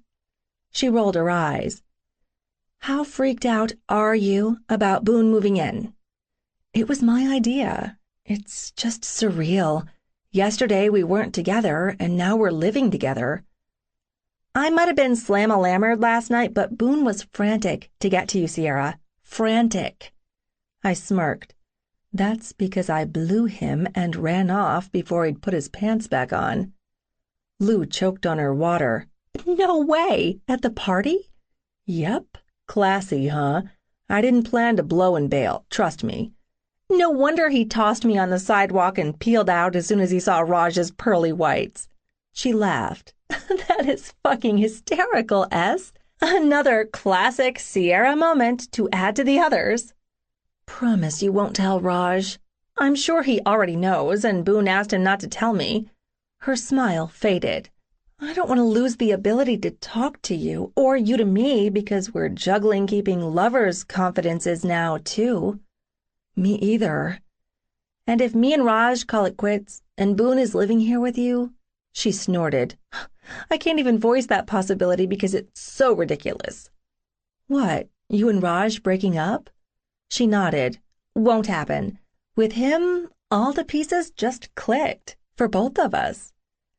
I'm happy that you found the one true dick that fits. I dodged her arm punch and laughed. So, I'll just ask you straight out. Is this thing with Boone about sex and making up for lost time? My knee-jerk reaction was, I don't know. But you do know. The man is a fucking machine. Sex with him? Amazing. Physically, we're in sync. But we spent a lot of time talking last night, and things are different for us. More solid. I groaned. Jesus, Lou, please tell me I'm not letting my body make this decision and I'm ignoring common sense. If that were true, it'd be the first time since I've known you. Thank you for that. You're welcome. Lou drained her water. Come on, help me pack some stuff. I waved her off. Go on. I don't need to see your sex toy collection again. She stretched and her shirt rode up, giving me a glimpse of the hickeys in a heart shape around her tattoos. Cute love bites, I said. Lou glanced down. Oh, those. They're starting to fade. You should see the ones on my ass. I blushed and said, pass. You're so cute, pretending you don't have marks like this all over yourself. Before she walked out of the kitchen, she said, While I'm sorting through my sex toy collection, you sure you don't want me to leave the big black dildo, since I don't need it anymore? Do not blush. No, it's not like I can repurpose it. Maybe you can't, but I can. Lou smirked. Come on, maybe I can give you a few tips. Chapter 18. Boone. I could not keep my hands off Sierra. Not that I tried.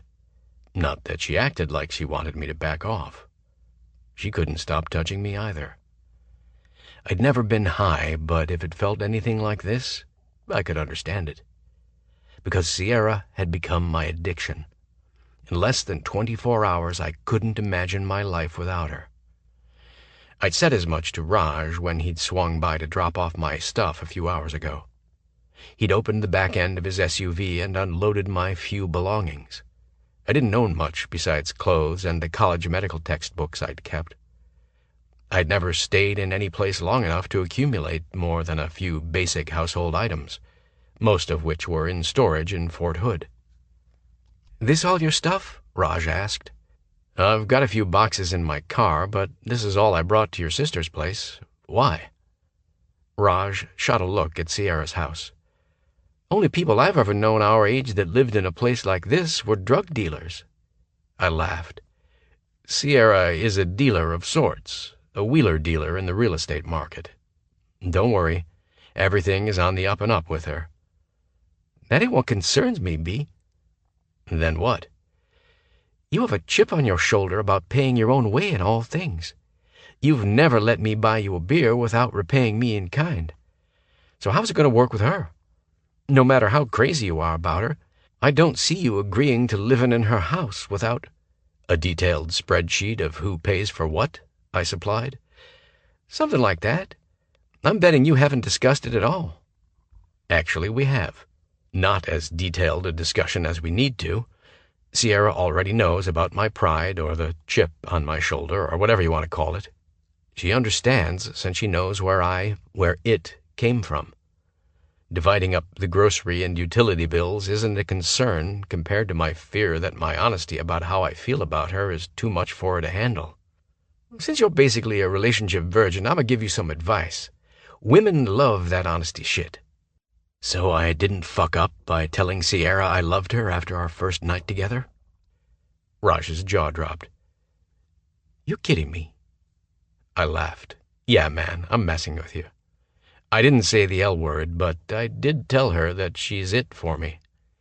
Since I'd kept my true feelings from her before, this time she deserved to know from the start that I wasn't fucking around with her heart.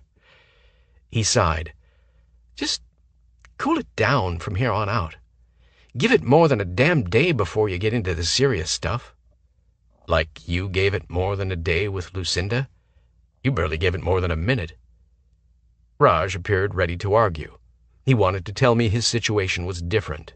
Instead, he just sighed. We'll check this convo for now. Fair enough. I carried both duffel bags and my suitcase into the house and dumped them outside Sierra's bedroom, where they remained 3 hours later. A soft hand landed on my belly and I jumped. Sorry, I didn't mean to wake you, Sierra said. Would you think I was asleep? You were frowning. I thought you might be having a bad dream. I covered her hand with mine.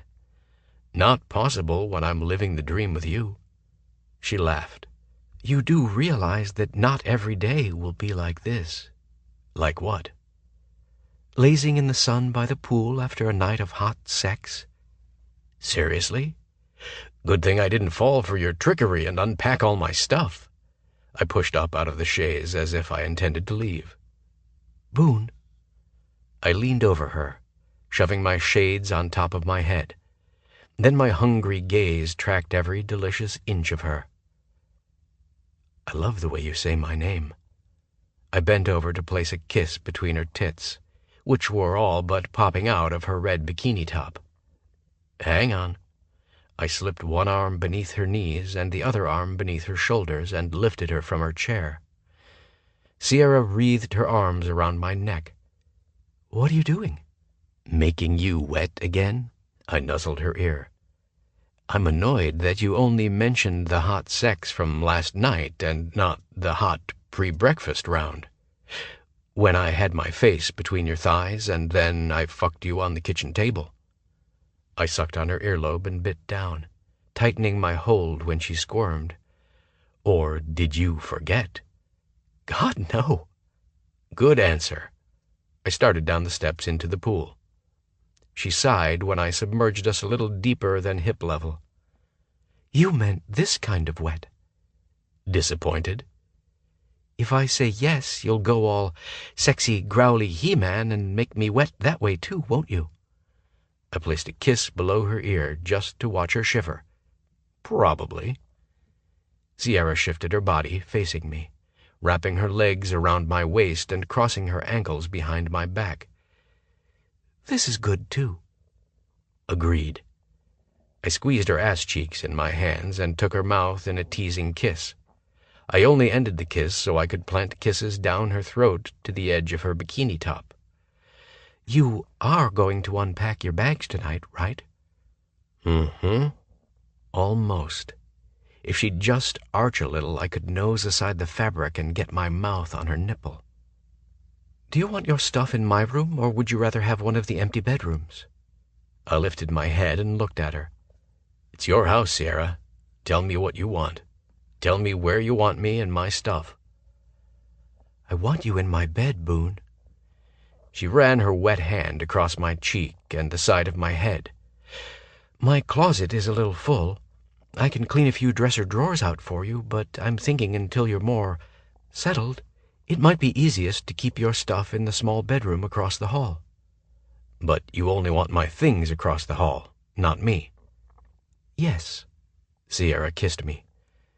I don't want you to feel trapped, so maybe you'd feel less panicked if you had your own space to retreat to if need be. Then you could gradually move into my room, or maybe you'll decide you prefer to have a dressing room of your own.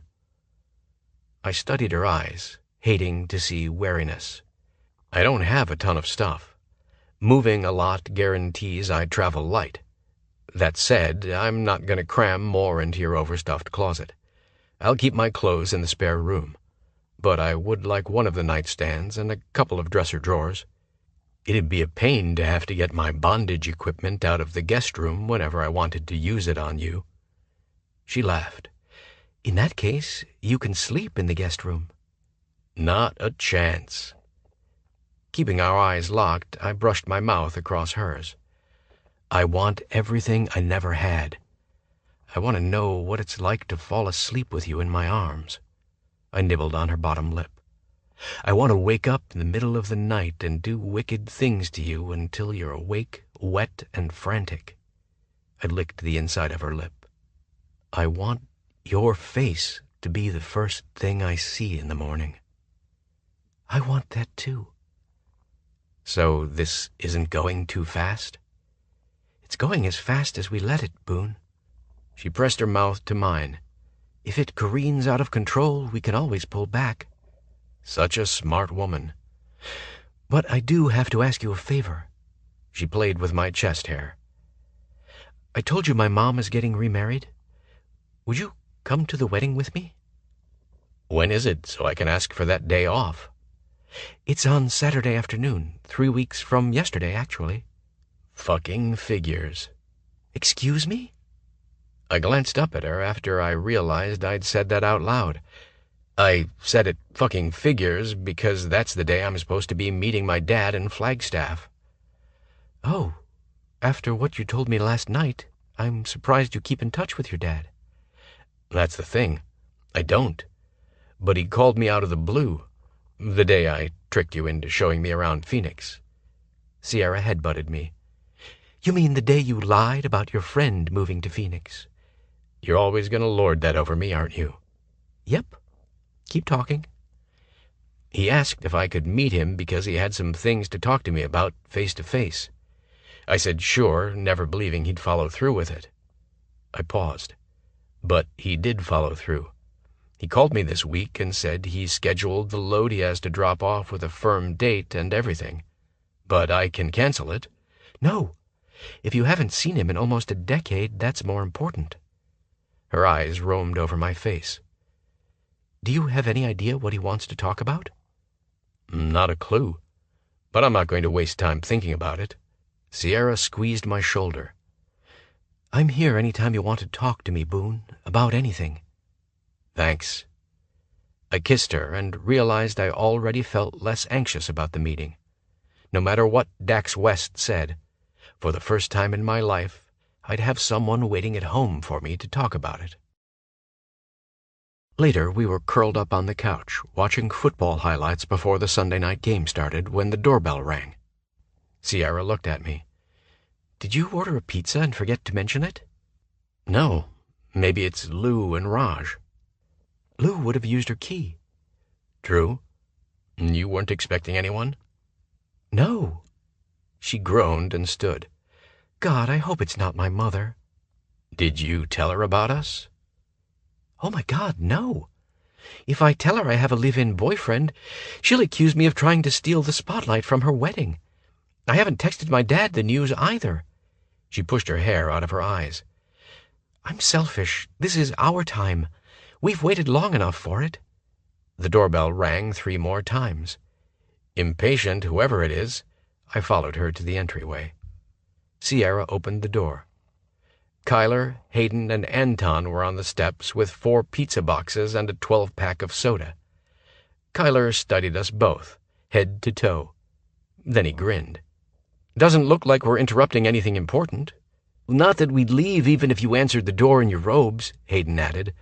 "But we figured there'd be a chance of finding Boone strung up by his balls, and who wants to miss that kind of entertainment?" "Jesus, Hayden," Anton said. "Why are you here?" I asked. "To watch football," Kai said. "We brought food." "I see that, but what's wrong with your TV?" Sierra asked. "Nothing. We just wanted to make sure you were okay." On one hand, fuck them for implying I'd ever hurt Sierra. On the other hand, thank fuck for them looking out for her. Come in. There's room on the coffee table for the food. Sierra kissed Kai's cheek as he walked past, and then socked him in the stomach. Hey, what was that for? The kiss was for giving Boone a key to your room last night. The punch was for making me smuggle Miss Underage out from under the cops' noses. She propped her hands on her hips. I can't believe Mace is okay with all the parties you've had lately. He's not okay with it, especially not after last night and the cops showing up and busting people, Kai said. I never expected it'd get out of control so fast. That's what happens when you're a football star, Anton said. Everyone wants to bask in the glory of your presence. Kai flipped him off. Where's Mace? I asked. Watching game tapes before he leaves in the morning. He asked for peace and quiet, so we're giving it to him, Hayden said. We figured you'd have the game on tonight, Kai said to Sierra. He tipped his chin toward her Cardinals jersey. Ugly shirt, by the way. His Broncos t-shirt earned him a sneering once-over. Back at ya. Past time to retire the Manning t-shirt. Oh, right. That's the only reminder of the Donkeys' former glory years, since they sucked donkey dick this year. Knock it off, you two, Hayden said. Focus on the common goal of jeering at the Panthers and the Vikings for the next few hours. Hours? So much for my plans to keep her occupied on that couch, not thinking about any balls besides mine. You are such a romantic, classy motherfucker, West. Anton drawled. Interesting addition to the entryway, Sierra. What? He pointed behind her. That. Everyone turned and looked. Uncomfortable silence followed. Very uncomfortable silence, because there was a 10-inch black rubber dick stuck to the center of the catch-all table with a heavy-duty suction cup. Where the hell had that come from? Looks like someone forgot to put their toys away, Hayden said. But if there's another explanation, I'd love to hear it. All eyes swung to Sierra. It's not mine. Then I felt those same curious eyes on me. Fucking awesome. Dude, is it wearing a cock ring? Anton asked me. How the fuck would I know? It's not mine. Hayden shook his head. This is TMI, but denying it? Come on, cuz. Fess up. It's Lou's, Sierra blurted out. Then she hastily added, Lou's idea of a joke. She mentioned repurposing it. She lifted the key ring from the base of the dildo. See? Just a harmless key ring. Not a cock ring that'll make your dicks pull a turtle. More silence. There's always that one person who takes it too far, Kyler deadpanned. Go. She shoved him. Then she shoved Anton and lastly Hayden, who looked like he had another question. We'll meet you in there. I grabbed her as soon as we cleared the corner in the kitchen. You okay with them being here? As my man, would you escort them out if I asked? Hell yeah. I'm fine with it.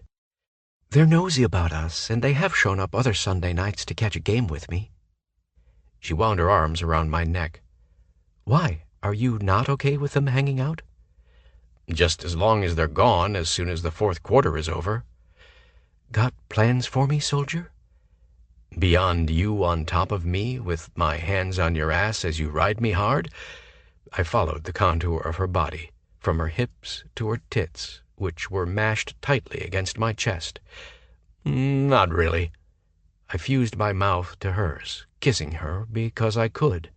This all-fucking-in thing really is awesome, she whispered against my lips between soft smooches. Someone cleared their throat. Where are the paper plates? Sierra stepped back. I'll get them. No one said much as we polished off the pizzas. The McKay Kateers were more subdued than usual. I suspected hangovers all around. At first, Sierra sat beside me on the couch. It surprised her when I pulled her onto my lap. I didn't want to take baby steps with her affection. I wanted to fucking run with it. I trailed my fingers up and down her arm. I twisted her ponytail around my finger. I caressed the top of her thigh. All normal things most guys had probably done 100 times by the time they reached my age. But this was a first for me. Watching football with my family and having my girlfriend snuggling into me. A strange sense of contentment rolled over me. Sierra went to scrounge up ice cream at the start of the fourth quarter. She'd stayed on my lap long enough my legs had fallen asleep. As soon as the pins and needles feeling vanished, I got up and used the bathroom. I stopped to take a picture of the black dick and sent Raj a text. Me. Forget your dick since Lou has you by the balls? He responded immediately. RJ, not my D. My D has another 4 inches on that puny wannabe. RJ. P.S. Fuck off. I started around the corner when I heard my name and stopped. Boone seems to be good with all of this, Hayden said. Why does that surprise you? Whoa, you don't have to get defensive, Hayden said. I'm not defensive, I'm protective, which is entirely different. Protective of Boone? Why? I held my breath. Surely she wouldn't tell him or their other cousins about our private conversation last night. Because of what he and I are to each other now. I'm protective of that, so that makes me protective of him. Maybe I'll even be secretive about all of this. She paused. How you think that'll go over in the gossipy McKay family? Hayden laughed. Well, darling, you'll probably find out soon enough. Oh my God, seriously? Who fucking blabbed already? You? Who do you think blabbed? Hayden volleyed back to her. Kyler. Yep, he already told his folks that you and Boone reconnected. Why? I'd like to say it's only because he's happy for you two, but I'm pretty sure he used the news to deflect their interest from him because he doesn't want his family knowing all the stuff he's been up to outside of football. That little fuckface. I should have gut-punched him a lot harder. My tough-talking woman. Look, Kyler, Anton, and I, it sounds weird, but we're all invested in this thing with you and West. Please tell me you jackasses haven't been taking bets on when Boone and I would finally do the deed. We're not douchebags who'd do that to our own family, Sierra. Sorry, I'm just... She paused. Paranoid that something or somebody will try and ruin this for us. I promise you that won't happen. Boone almost ruined it when he fucked up with you that first party. After you took off, we all told him to stop being a lying dumbass. Man the fuck up and tell you the truth. We even gave him a place to do that when we invited him to meet Topia last weekend. You needed that push. Last night, he needed a push. I called and invited him last night only after you showed up. Don't you take all the credit for this, asswipe. You're lucky I'm so forgiving. Sierra laughed. But you're all a bunch of romantic idiots. Hayden laughed too. Guilty. I suppose I need to talk to my dad before the McKay gossip reaches him. Gavin doesn't know about you and Boone? Of course he knows Boone is back in my life. Boone made that clear to him before he left Sundance and relocated to Phoenix like a crazy man. I fucking loved the mix of awe, sweetness, and resignation in her tone. But I haven't called him today and shared the news that Boone is living here after all that went down last night. She paused. I probably wouldn't use those exact words to describe it. It must have been some night. I've never seen you blush that hard, cuz. Sierra dropped her voice, and I couldn't hear her response, but it caused Hayden to laugh. I walked into the kitchen and stopped, my gaze moving between Hayden and Sierra. Am I interrupting something? Nope. Just giving Sierra a hard time about her lousy taste in men, Hayden said with a smirk. I looked at her and cocked an eyebrow. She skirted the kitchen island and wrapped herself around me. I believe my McKay cousins are taking credit for us getting together. I'll admit they gave me opportunities, but the credit belongs solely to you, gorgeous. I kissed the top of her head. 6 minutes left of the fourth quarter. Even I can take a hint that broad. Me and Anton would have cleared out at halftime, but you know how Kai is. Football and pussy are the two main focuses of his life. Hayden stilled. Shit, Sierra. That was crude. Sorry. Doesn't make it less true. And it's not like I didn't know that. Anton walked in from the living room side and swiped a soda. That ain't entirely true. Kai cares about his grades. He popped the top and took a long drink. As evidenced by the fact he's banging both his literature tutor and his statistics tutor. Hayden's eyes narrowed. Why the fuck would Kai need tutoring in statistics? He's like a statistics savant. Apparently he gets more Anton amended. Personal attention if he perpetuates the dumb jock stereotype, and then miraculously gets an A in the class. So I can't fault him for his strategy. Besides, did you see his math tutor? He whistled. Smoking hot. Is she a curvy redhead? I asked, because I could see why he asked for extra help. We'll be right back after this short message. Looking to burn fat without the hassle of fasting? Check out BioVanish. It's made with premium 9C fats from high-quality coconut extract, and it's here to help you lose weight the easy way. Studies show that 9C molecules can raise your BHB levels more than a strict keto diet, meaning your body finally starts burning fat as fuel. In fact, research from Temple University found that taking 9C fats daily boosts fat burning as much as fasting for 12 hours. So, would you rather skip meals all day or just mix BioVanish into a glass of milk? Ready to start burning fat the simple way? Click the link in the description to get BioVanish now and grab an exclusive discount while you're at it. BioVanish, fuel your fat burn. Now, back to the story. How would you know what she looks like? Sierra demanded.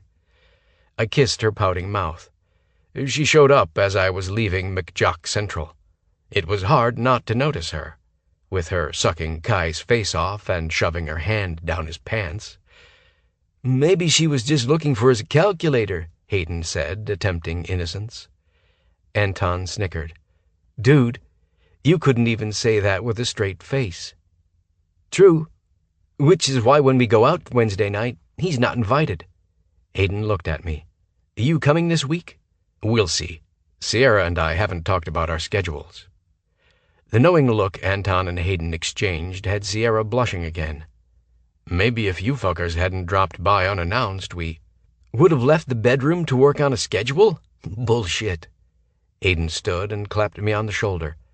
Just text me this week and let me know what's up. He pulled Sierra away from me and hugged her. Don't be a stranger. Then Anton hugged her. You should come Wednesday night. So I can sneak you shots?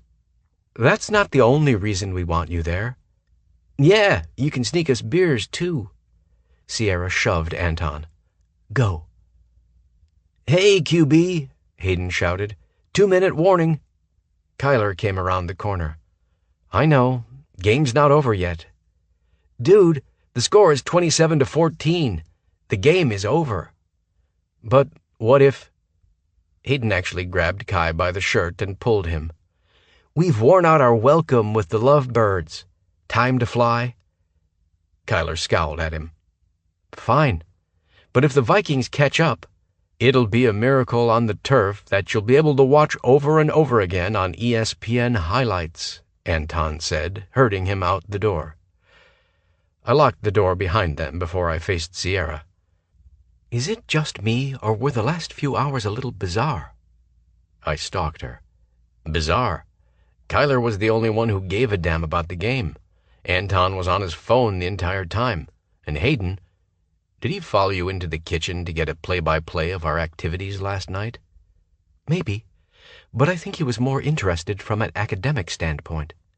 Academic? She headed into the great room and shut off the TV. He's super analytical. I think he wanted to know if the naked scenarios we'd each created in our minds over the years lived up to the hype. I stopped short of reaching her. Did Hayden ask you that outright? No, but I got the feeling if he could have cornered us individually and asked us, he would have. For academic reasons, I said. Indubitably. I chuckled. She cracked my ass up. So, do you want to talk about this week's schedule? We should. She sauntered closer. But do you want to? Not really. I have an idea for something else you could do. She walked her fingers up my chest. It involves clothes removal. I circled my fingers around her wrist and brought her hand to my mouth, nipping the base of her thumb. Show me. Sierra twisted her hand to thread our fingers together, then she towed me past the foyer.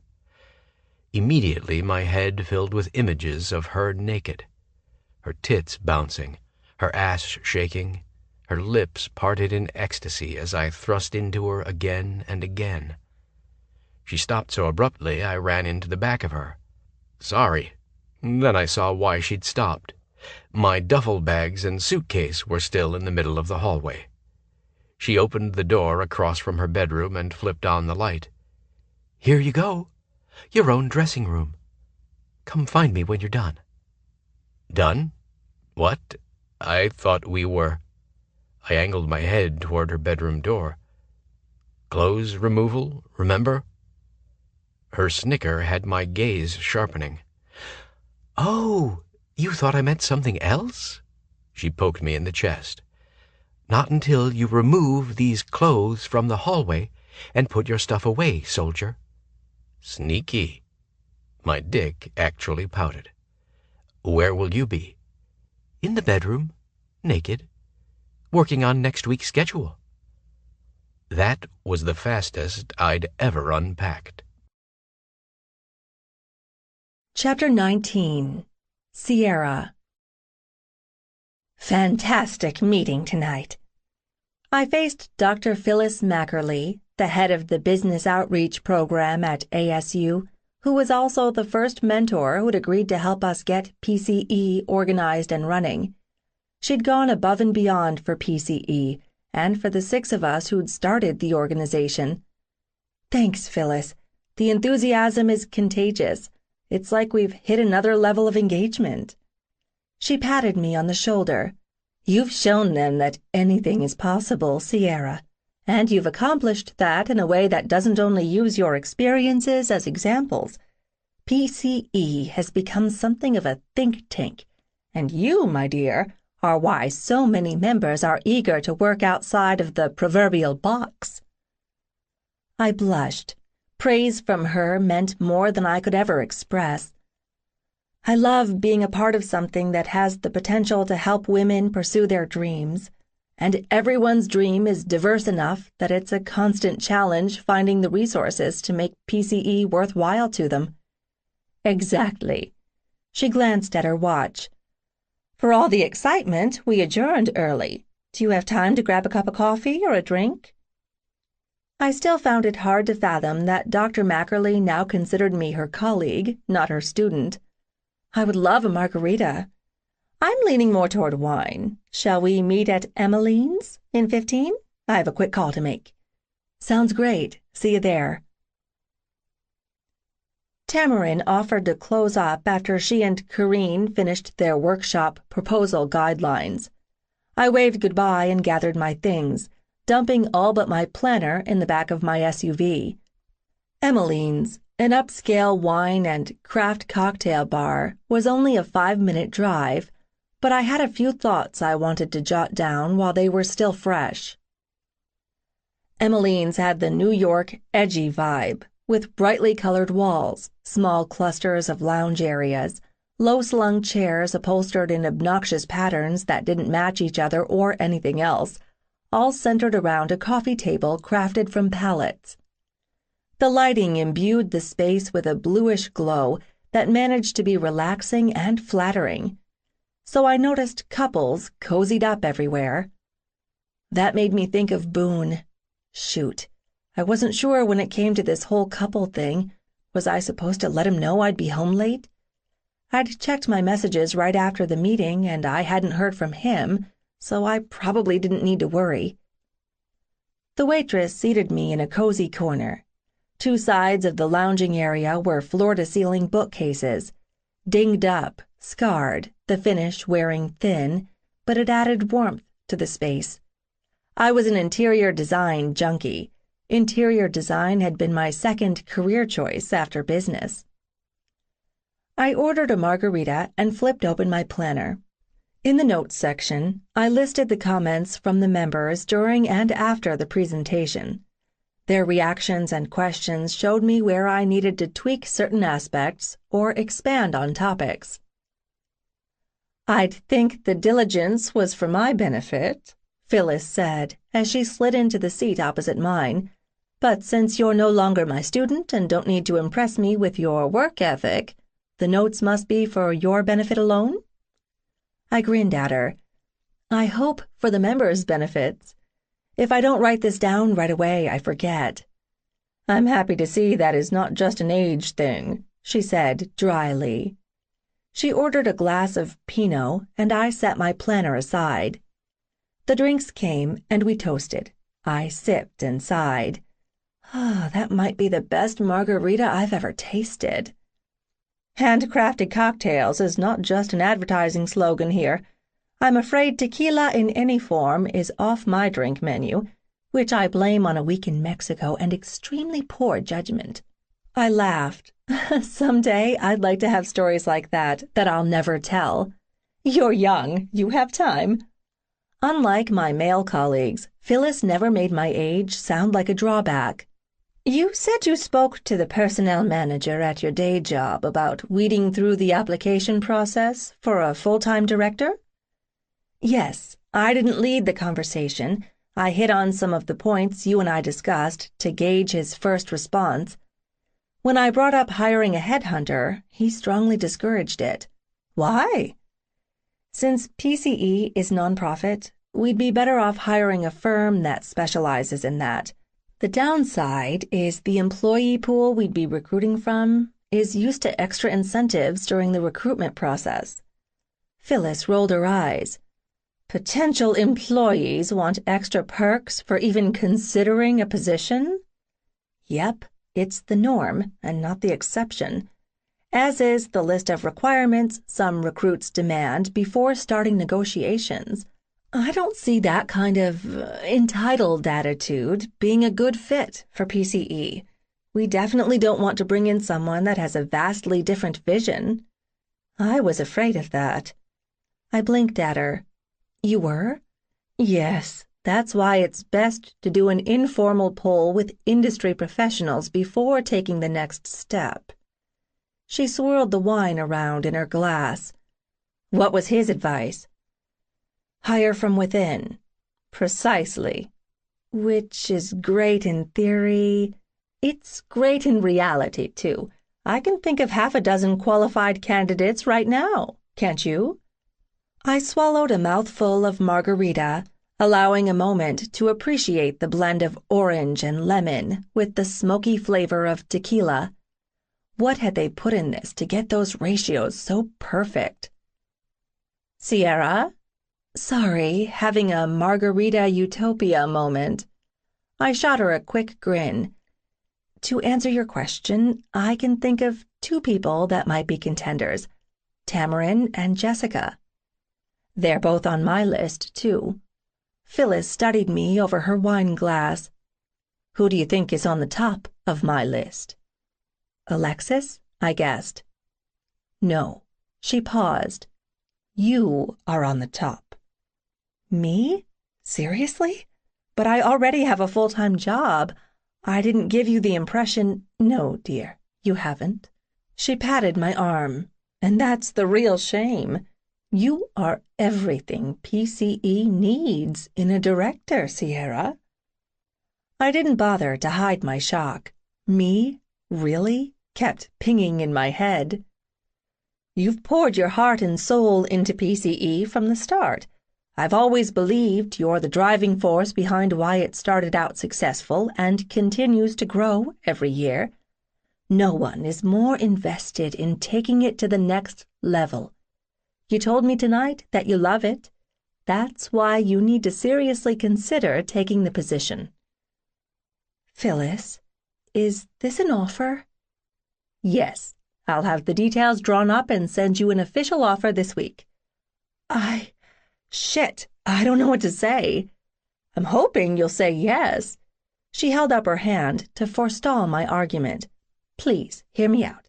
I'm so proud of everything you've accomplished. I'm proud to have played a small role in your growth as a businesswoman.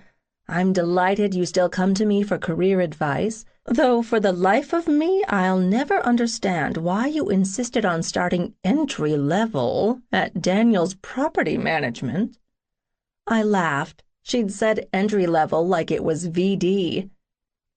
I suspect you're struggling more in your position than you let on.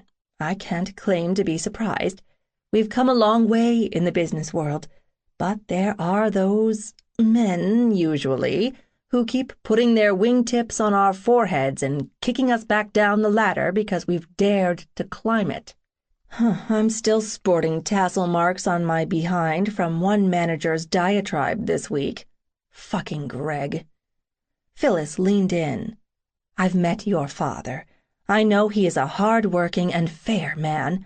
While I understand your reluctance to bring company issues to his attention, I have to ask, if he wasn't your father, would you have the same reaction? If my father didn't own the company, chances are, as a senior-level VP in a subdivision of the main corporation, that I wouldn't have the ear of the CEO. So in some ways, the accusations that I get special consideration and privileges because I'm the daughter of the CEO are true. Damn tight spot you're in. What keeps me going is the belief that change comes from within. If I say, screw it, this isn't worth it, the status quo wins, and I've let down the women in the company who are hoping that I'm the one who can set things right. She blinked at me. Crap, had I pissed her off? Sierra McKay, I am so fucking proud of you. The F-bomb? From Dr. M? Get the fuck out. Why? You're actually practicing what I preach. Few students do that out in the real world. Your tenacity is admirable, and yet I really believe you'd be happier if you spent your working hours in an environment where you're needed and where your true passion lies. So, please, read over the offer for PCE this next week. Take some time to think it over. Call me if you have any questions. I will. Thank you for everything. Thank you. You are my shining star student, Sierra. I want to make sure you get the chance to show the world what you can do. She pushed back and stood. I stood too and gave her a hug. Drive safe. Hope to hear from you soon. After Phyllis left, I settled in and tried to process everything that had just happened. But my mind was swimming with too many possibilities, too many variables, too many questions. This type of decision was out of the realm of my experience. And the people I'd normally talk to about it, well, one just offered me a job and the other owned the company I worked for. I did have one more option. After I got in my car, I activated the hands-free option for my cell phone and said, "Call Rory." I didn't worry that I was calling too late. Night owl Rory would rather do anything than sleep. She answered the call by saying, "Please tell me you're using Bluetooth so I don't have to worry about you wrecking your car when you're talking to me." Hands-free all the way, baby, and I'm not that bad of a driver. She snorted. "Huh, it's the big city. Everyone is in a hurry, and you don't have to be the bad driver to end up in a car crash." Let's start over. Hey, sis, how's life in the woods with your very own flannel and jeans wearing lumbersexual? Fantastic, but I prefer Dalton to wear no shirt. I don't blame you. Is it creepy to say I'd ogle him without shame if I saw him demolishing big logs with just an axe and his rippling muscles?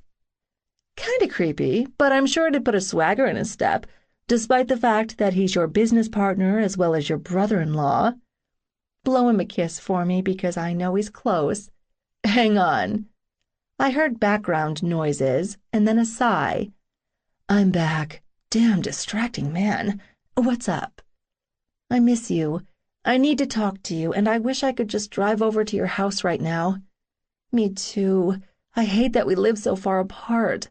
Why'd you have to move all the way to Arizona? Why'd you have to move to the middle of nowhere, Montana? I countered. Rory laughed. I ask myself that same question sometimes. But you didn't call to talk about me. She paused. So your dad and my mom told me Boone West is back around, specifically in Phoenix. Rory's mom had married my dad when I was 16 and Rory was 22. Since we both had been only children, we'd immediately latched on to each other. I believed we were closer than blood siblings because we were both so grateful to finally have a sister. Sierra, she prompted. Sorry, yes, Boone is in Phoenix. Is he out of the military? He's still in the Army. It's this big complex political program that's allowed him to be on educational leave while on active duty. But he's in Phoenix because you're there? I'm not the only reason he's here, but I'm the biggest reason. How deep are you in with him? He's living with me. She went quiet for a moment. It's good, Rory. Better than I ever imagined. I still feel the need to punch something, like his face. I grinned. She was such a tough talker. You're loyal, and I love you for that, but I didn't call to talk about my relationship with Boone. That surprised her. You didn't? No, I need some career advice. I passed the turnoff to my house and decided to keep driving. This stays in the sister vault. We created the sister vault as a place where we shared things we didn't want her mom or my dad to know about. Got it. So what's going on? I was offered another job today. Since when were you looking for another job? I wasn't. Rory knew about my involvement with PCE, so I didn't have to waste time laying that part out. I could delve right into the pros and cons list I'd already started to compile. I talked for a good 5 minutes without interruption, but I wondered if we'd lost the connection because Rory rarely let me ramble on. You still there? Yes, just trying to process it all. First off, damn girl, I am so freaking proud of you. What positive forward motion in your career just to be offered the position. I grinned. I knew she'd understand. Thanks. Second, it has to feel empowering that you're the most qualified person to expand the company beyond the startup phase. It is. PCE has always been more than just a service organization I belonged to in college. Which is why your former advisor knows you're the best person to take PCE to the next level, Rory pointed out. And I have to ask this, so don't be coy or downplay your abilities. But didn't you consider applying for that top spot? I chose my words carefully. Yes and no.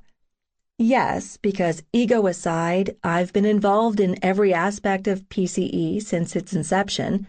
No one is as familiar with the ins and outs as I am. That might be because I'm a bit of a control freak. Rory gasped. You? Takes one to know one. A moment of silence followed. I sensed Rory gearing up to get nosy. Look, I know you said you didn't call to talk about Boone, but I have to ask if the reality of being naked with him lives up to the romantic fantasy I've held on to for 7 years, especially since I was a virgin the one and only time he kissed me. I paused. Well, I asked him to move in with me within a few hours of us hitting the sheets the first time. Rory laughed. Right now, it's intense and glorious and necessary. Sex could be all-consuming if that was all there is between us, but there's so much more than that. When you're past that fuck-your-brains-out 24/7 stage, call me, and I'll share my tips on how to train and tame your man. I heard my brother-in-law Dalton repeat, "Tame?" in the background, and I knew Rory was in for it. Then Dalton's voice came on the line. Sorry, Sierra, it's past Rory's bed tame. Later. Click. I wasn't expecting Boone to be home since his shift went from noon to midnight, but his vehicle was in the garage. I found him in the kitchen, books, notebooks, and papers spread out across the breakfast bar. I tossed my laptop bag and purse on the table just as Boone spun around on his bar stool. "When did you get off?" I asked him. "I was waiting for you to come home so we could both get off." The possessive way he growled that as his hot eyes ate up every inch of me sent tingles zipping down my spine. "Boone." Then he gritted out, "Fuck me." "What?" Boone stood and started toward me. "Look at you, all professional and put together in your sexy-ass business suit." "Sexy-ass," I repeated. "Uh-huh. Oh, that skirt is perfectly acceptable in a business environment. Not too short, not too tight." His eyes roved up my body. "So's the blouse. Not too see-through, not too low-cut. On any other woman, this outfit might actually look boring." He finally let his gaze connect with mine. The primal lust in his eyes sent fire licking along my skin. I was shocked my clothing hadn't spontaneously combusted from the heat between us. "But on you, it's way hotter than if you were wearing nothing but a garter belt and pasties." I managed to eke out a soft, "Why?" "Because it issues a challenge. It screams power. It demands, are you man enough to peel back the armor? It reminds me that I'm the luckiest motherfucker on the planet that you're mine." He snarled the last word. Then he was on me, hands in my hair, mouth owning mine, body to body, as he drove me backward until my ass met the sliding glass door. Boone's need swamped me. He wanted me like this, as the woman I was now, not the girl I'd been. I didn't have to prove I was smart and strong and feminine. He knew it, celebrated it, embraced it. I surrendered completely to the moment and to him. But when my grabby hands reached for him, Boone broke the kiss. Circling my wrists, he pinned my hands above my head on the sliding glass door. "Leave them there." Then he nosed aside the collar of my blouse so he could make me squirm, make me wet with that wicked mouth on my skin. "I'm gonna fuck you like this," he panted against my neck, "wearing this suit and those bang me baby high-heeled shoes." "Yes, please." Boone rocked his hips into mine and reconnected our mouths in a hot, wet kiss. I couldn't get enough of the slow stroke of his tongue, how he teased and took. His fingers slipped the buttons on my blouse free with such deliberate care that the sound of his fingertips scraping the fragile fabric made me arch closer. I wanted the calluses stroking my skin. He trailed biting kisses from my lips to my ear. "Hold still." I could only moan. The fuzziness in my head, the tightness of my skin, the wetness between my thighs made my thoughts incoherent beyond the word more. Sudden freedom around my rib cage meant he'd popped the front clasp of my bra. Immediately, he pushed the lace cups aside, as well as the edges of my blouse. He flattened his palms above my breasts and smoothed his big hands down my torso slowly, making sure every inch of my soft skin felt the rough touch of his. When he reached my hips, his grip tightened.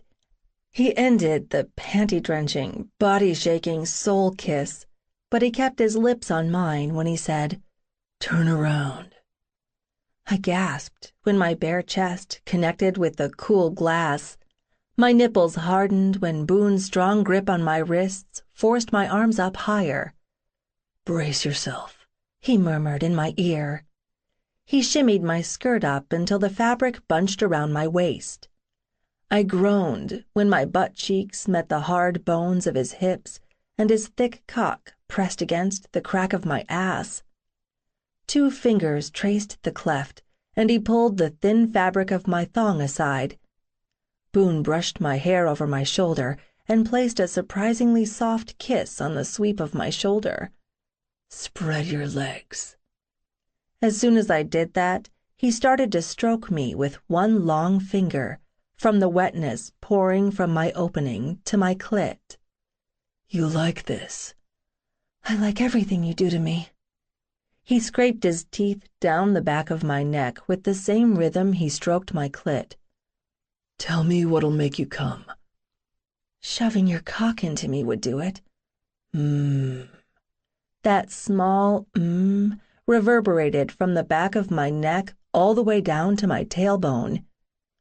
I thought Boone would torture me with the mad skills of his fingers until I came, but he held me open and impaled me in one hard, fast, thorough thrust with that magnificent cock. "Yes, God, more, please." "Give me your neck," he demanded. From our first intimate encounter, he'd discovered that hot spot and exploited it shamelessly with his hungry, sucking mouth. Thrashing beneath him, my mind hazy from pleasure, my body teetered on the brink of orgasm. He rested his hand between my hip bones to hold me in place as he fucked me, but that hand position also allowed his thumb to apply constant friction on my clit. "Come for me, and I'll give it to you harder," he murmured, his deep voice a rumble against the sensitive skin of my neck. I was so wet his thumb slid around in the slipperiness, forcing him to adjust his hand and use his fingers to pinch that swollen bundle of nerves. Pinch, teeth on my neck, cock driving into me. I only lasted about 3 rounds before that coiled tension unspooled. I gasped with each hard throb. My fingers squeaked against the glass as I tried to hold on to some reality before bliss sucked me under. My pussy spasmed around the thick intrusion of his cock, and Boone hissed in my ear, "Jesus, Sierra. Fuck, fuck, fuck. So good." He hammered into me, grunting, growling deliciously dirty words I only half heard through the veil of pleasure still surrounding me. When Boone started to come, I shook myself out of my sexual stupor to watch him in the glass, such fierce masculine beauty undone by me. I almost came again just from that. In the aftermath, he buried his face in my hair. He wrapped his arms around me, giving my arms a rest. His chest heaved against my back. His body shook. When his breathing leveled out, I turned my head and brushed my hand down the side of his face. "Hi," he groaned. "Fuck. I'm such an animal when it comes to you. I didn't even say, 'Hello, baby, how was your day?' I just—" Made me wet, made me ache, made me come like a banshee, and made me feel like the most powerful woman in the world? Yep, that about covers it. And you'll never, ever hear me complain about that, West. I wrapped my arms around his arms wrapped around me. Don't apologize. This explosion of need is part of who we are to each other and what we are together. It's hot, it's sexy, it's overwhelming. It's also new and fresh and just so tempting that we can fuck each other stupid or hard or sweetly anytime we want. "Thank you." Boone planted an open-mouthed kiss behind my ear. "It's your own fault for being sex in a business suit and heels." I laughed softly. He straightened my clothing before he fixed his own. Then he hugged me and smooched my lips with a chaste kiss. "So, baby, how was your day?" Chapter 20. Boone. I'm old. Raj looked at me like, what the fuck, dude? I'd rather turn a taser on myself than go out tonight. I just want to go home and cuddle up with your Pookie Bear? Fuck you. Just because you call Lucinda Pookie Bear doesn't mean I have a stupid pet name for Sierra. I'm way more creative than Pookie Bear as a pet name for my sweet Lucinda, which means your pet name for her is something worse than Pookie Bear. My pet name for her is fucking awesome. Then share it. This name does not leave this car, or I will put you in fucking traction, feel me? My buddy, such a damn drama queen. I feel ya. Hit me with it. Raj smirked. I call her Sugar Snatch. She lets you call her that? Better than my first attempt, Honey Dripper. Don't need to crack the KY with her, if you know what I'm saying. Jesus. He laughed. So why you want to be a pussy and skip the fun shit? I scrubbed my hands over my face. Because I'd rather shower and veg in a quiet place for a few hours. It's been a loud day. A college pool hall ain't gonna let my mind rest and reset. I stared out the window at the city lights. It had been a crap day, and I'd be happy to see the ass end of it. Hey, you weren't the only one who failed. Both Jenkins and Abel did, too.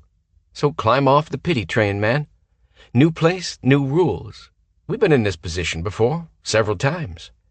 I get that. I appreciate the Raj rah-rahs. It just felt different. Jenkins and Abel don't have dyslexia as an excuse. They just flat out fucked up. Way worse than you did. Dyslexia as an excuse. Fuck that. I never used it to explain away something dumb that I'd done. I hated that my fucked up way of learning was a disability, a fucking handicap. It's a flaw, an unfixable one at that.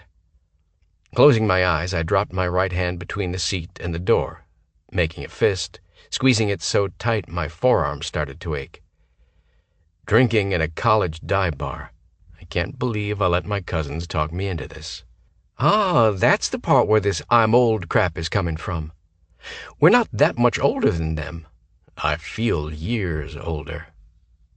Well, dude, you're acting like a grumpy old man, so knock that shit off. Sierra's coming, right? After she gets done at work.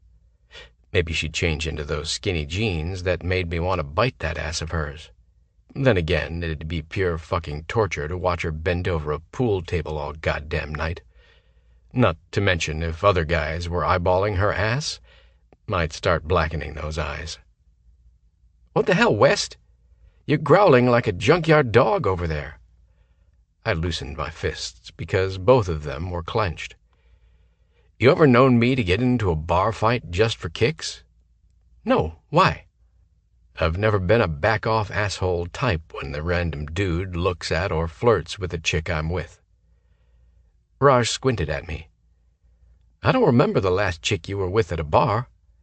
That's what I'm saying. I never cared before, but it'll be a whole different story with Sierra. I won't handle it well. College bars? Worse than military bars for being a fucking meat market. I've seen you leave with hookups, but this my girlfriend shit is new. No wonder you're freaked out. Let me think on it. Raj tapped his thumbs on the steering wheel, which was his only annoying characteristic, so I ignored it. We'll use the FPCon security alert scale. Normal level, guys looking at her. She's hot, West. They're gonna look. Let 'em. You do not engage, got it? Can I give them an I'll rip out your fucking eyes and shove them up your ass glare? Negative. That's engaging. Level Alpha. A dude talks to and flirts with her? Issue a verbal warning. If he still attempts to get her attention knowing she's with you, you can move up to Bravo level and engage. Just thinking about this is pushing me to level Charlie, I inhaled. I'm full-on Delta level if any guy touches her. The pool hall was a dive and interchangeable with a dozen others I'd been in over the years. The McKay Kateers had scored 2 tables in the back. Raj and I went to the bar and ordered a pitcher and 5 glasses. We weren't carded, which explained why my cousins already had a pitcher on the table. Hey, Hayden said. I introduced Raj and then poured us 2 cups of beer. How long have you guys been hanging out at this place? I asked. Just since the start of the year. Anton lifted his glass. After we discovered the cheap beer. A skill all college students require, Hayden said. What did you find out about classes? Kyler asked me. Nothing new. We started clinicals today, so we're working with our preceptor. Anton asked Raj, How often do you have to go back to base? Right now? Every 4 weeks for 3 days of active duty. We can stretch that out to every 6 weeks when we're in school. Then again, they could call us back tomorrow and demand a week's duty, I said. We'll be racking up those frequent flyer miles for the next 2 years, Raj said. Or racking up highway miles. It sucks ass being stuck on a base without a vehicle. You're both career military? Anton asked. Raj nodded. I didn't plan on it when I enlisted, but now I can't imagine another way of life. My dad was career military until he lost his leg after a combat mission, Anton said. He's a cop now, but he told me he'd still be in if he had all his parts. He gulped a mouthful of beer. I'm considering ROTC. Been thinking about it since the end of last year. Kyler and Hayden were both too dumbfounded to speak, which I figured was a blessing because they'd probably say some dumb shit to Anton. If you're serious, Raj said to him, come talk to me. I've got a buddy who's not a recruiter around here, so he doesn't have a quota to meet. He catches heat for his honesty 'cause he knows military life ain't for everyone. But he's a good guy to talk to. I appreciate that, Raj. Anton pointed at his cousins. Not a fucking word out of either of you. I'm trusting that this stays right here between us. Jesus, Anton, you don't even have to ask us, Kyler grumbled. Or exact a pinky promise, Hayden said. Anton said, You're a jackass, to Hayden, but he said it with a smile. Then all eyes zoomed to me. What? Sierra can't know either. I raised an eyebrow. I'm on year 7 of military service. I know how to keep my mouth shut. Kyler eyed the picture with regret. I'm wishing I could get shit-faced right about now. Let's play pool, Hayden suggested. I followed them and leaned against the wall to watch. Kai dropped in 2 solids and scratched on his 3rd shot. You seem on edge. What's up? Sick of all the bullshit that goes along with being a football player. Anton is tired of the drama with the rodeo team, Hayden said. And my peer groups are already making schedules and assigning study groups for fucking midterms. I'm taking 20 credit hours. I don't need the extra pressure. Bad attitudes all around. I questioned why I was here. I wasn't imagining Kai and Hayden sending Raj dark looks as if he'd become the enemy. I pulled out my phone and texted Sierra. Me. This sucks. Don't plan to stay long. SM. I've had a shit day and I just want to go home. Sad face. I smiled that she used the shit emoji rather than the word. Me. You done? SM. In the car. Be there in 10. I could deal with this for 10 more minutes. My phone rang with my sister's name on the caller ID. Never good news when she called me. Oakley, what's up? Mom is high again and she's drunk. She forgot to pay the electric bill, so the power company cut the power sometime after I went to school. It's dark out here. Like, really dark. And I'm hungry, and with no power I can't cook anything. Plus I have a calc test tomorrow. Am I supposed to study by candlelight? Take a deep breath, sweetheart, and calm down. I hate this, Boone. I hate her. My stomach bottomed out. I know. Where's Mom now? Passed out in her bedroom. Take a picture of her and send it to me. Silence. You don't believe me. You think I'm just like her, lying to manipulate you and... No, I don't. Just listen to me. I turned toward the wall, keeping Kyler and Hayden at my back. We need proof of her fuck-up. Take pictures of anything drug-related. And the booze. Take pictures of her passed out. Can you do that? She sniffled. I don't know what good it'd do unless you're calling social services, and you know how I feel about that. Fine. Oakley lost her shit last time I'd brought it up. Not because she had a fucked-up dependency on Mom, but because she and Rock had spent a year in the foster system. It killed me I hadn't known about it. Can you get to town? I've got a motorcycle. Pack enough clothes for a few days and anything else you'll need. Boone, I don't have any place to go. Frustrated by the way her voice broke, I almost punched the wall, but I managed a calm tone. "I'm calling the motel I stayed at last time, and I'll get you a room for a week. But you have to promise me you won't let Mom know you're there or let her stay with you." "I promise. But what if she calls and asks me where I am when she sobers up? What do I tell her?" "That you're staying with a friend. After that, don't take her calls until you hear it's okay from me. Promise me." "I promise. Thank you, Boone. I know this isn't your problem." "You're my sister, Oakley. If I can help you, I will." She was crying so hard when she hung up I couldn't understand her. I did an internet search, found the motel, and called. "This is Sergeant Boone West. I stayed there a few weeks ago with my sister. You remember me?" "Great. Look, I'm in a bind. I'm coming to visit my sister again, and I'm not sure what day I'll be there. It all depends on the Army clearing the paperwork." I forced a laugh when the desk clerk commented about too much red tape. "That's the government for you. Anyway, I'll reserve a room starting tonight. My sister will be there shortly, so go ahead and give her the key. I'll pick mine up when I get there." I hated to lie, but they wouldn't rent a room to a minor. "You ready for my credit card?" I pulled my Visa out of my wallet. The numbers swam, and I blinked twice, but they remained a jumbled mess. Fuck. Stress made the dyslexia worse. And I'd had a stressful day before this. I'd have to swallow my pride and ask Raj to read me the numbers so I could repeat them to the motel clerk. I turned around. Sierra had just walked in. Her scowl morphed into concern when our eyes met. Then she was right there, close enough to touch. "What's wrong?" I said. Can you please hang on a second?" to the motel clerk and hit the mute button. Same old crap with my mom. I'm reserving Oakley a motel room, but I'm so pissed off I can't even read the numbers on my goddamn credit card.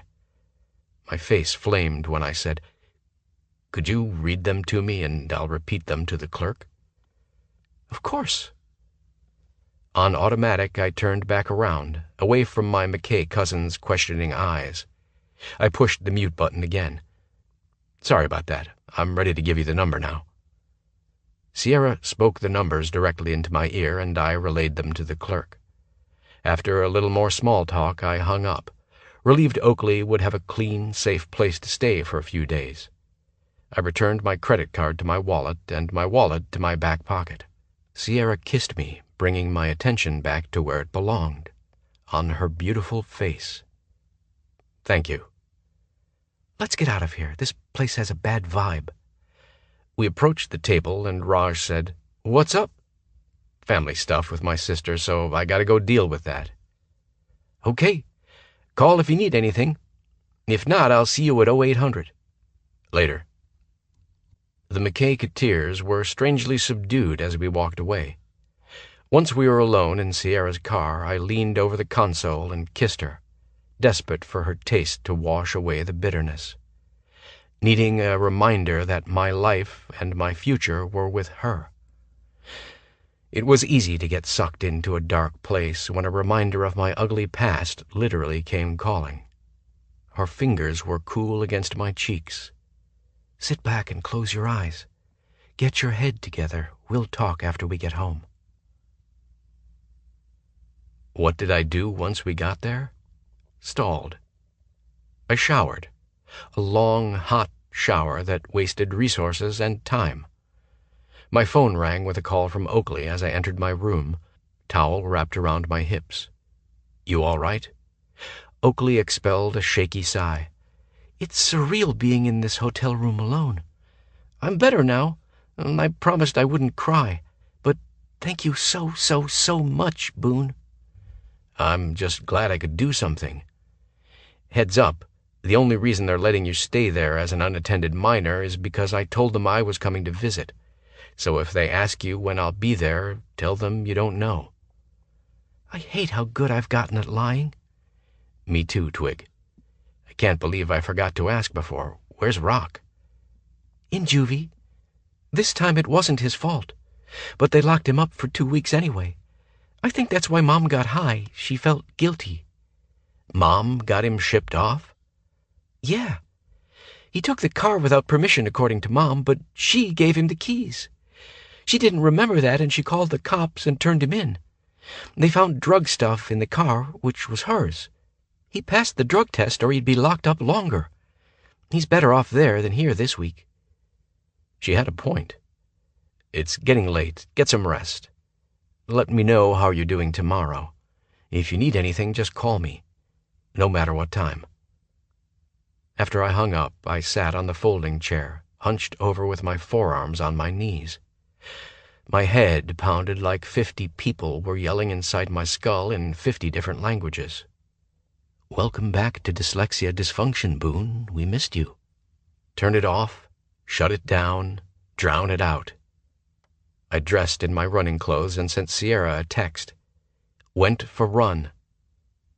Phone attached to my waistband, earbuds in, I slipped out the front door. The housing developments were a clusterfuck, so I pounded the pavement on the main thoroughfare. It'd be just my luck to get hopelessly lost tonight. With my music cranked, I could barely hear the traffic, so overwriting the voices with louder noise worked. Or maybe running myself ragged worked. An hour and a half later, I returned to the house. I'd erased all traces of brooding Boone, but I wasn't in the mood to talk. Would Sierra understand? Or would she push? Inside the entryway, I kicked off my shoes and set my phone and earbuds on the catch-all table next to the BBD, the big black dildo. The scents of vanilla and chocolate drifted from the kitchen. I stood there debating what to do next when Sierra appeared.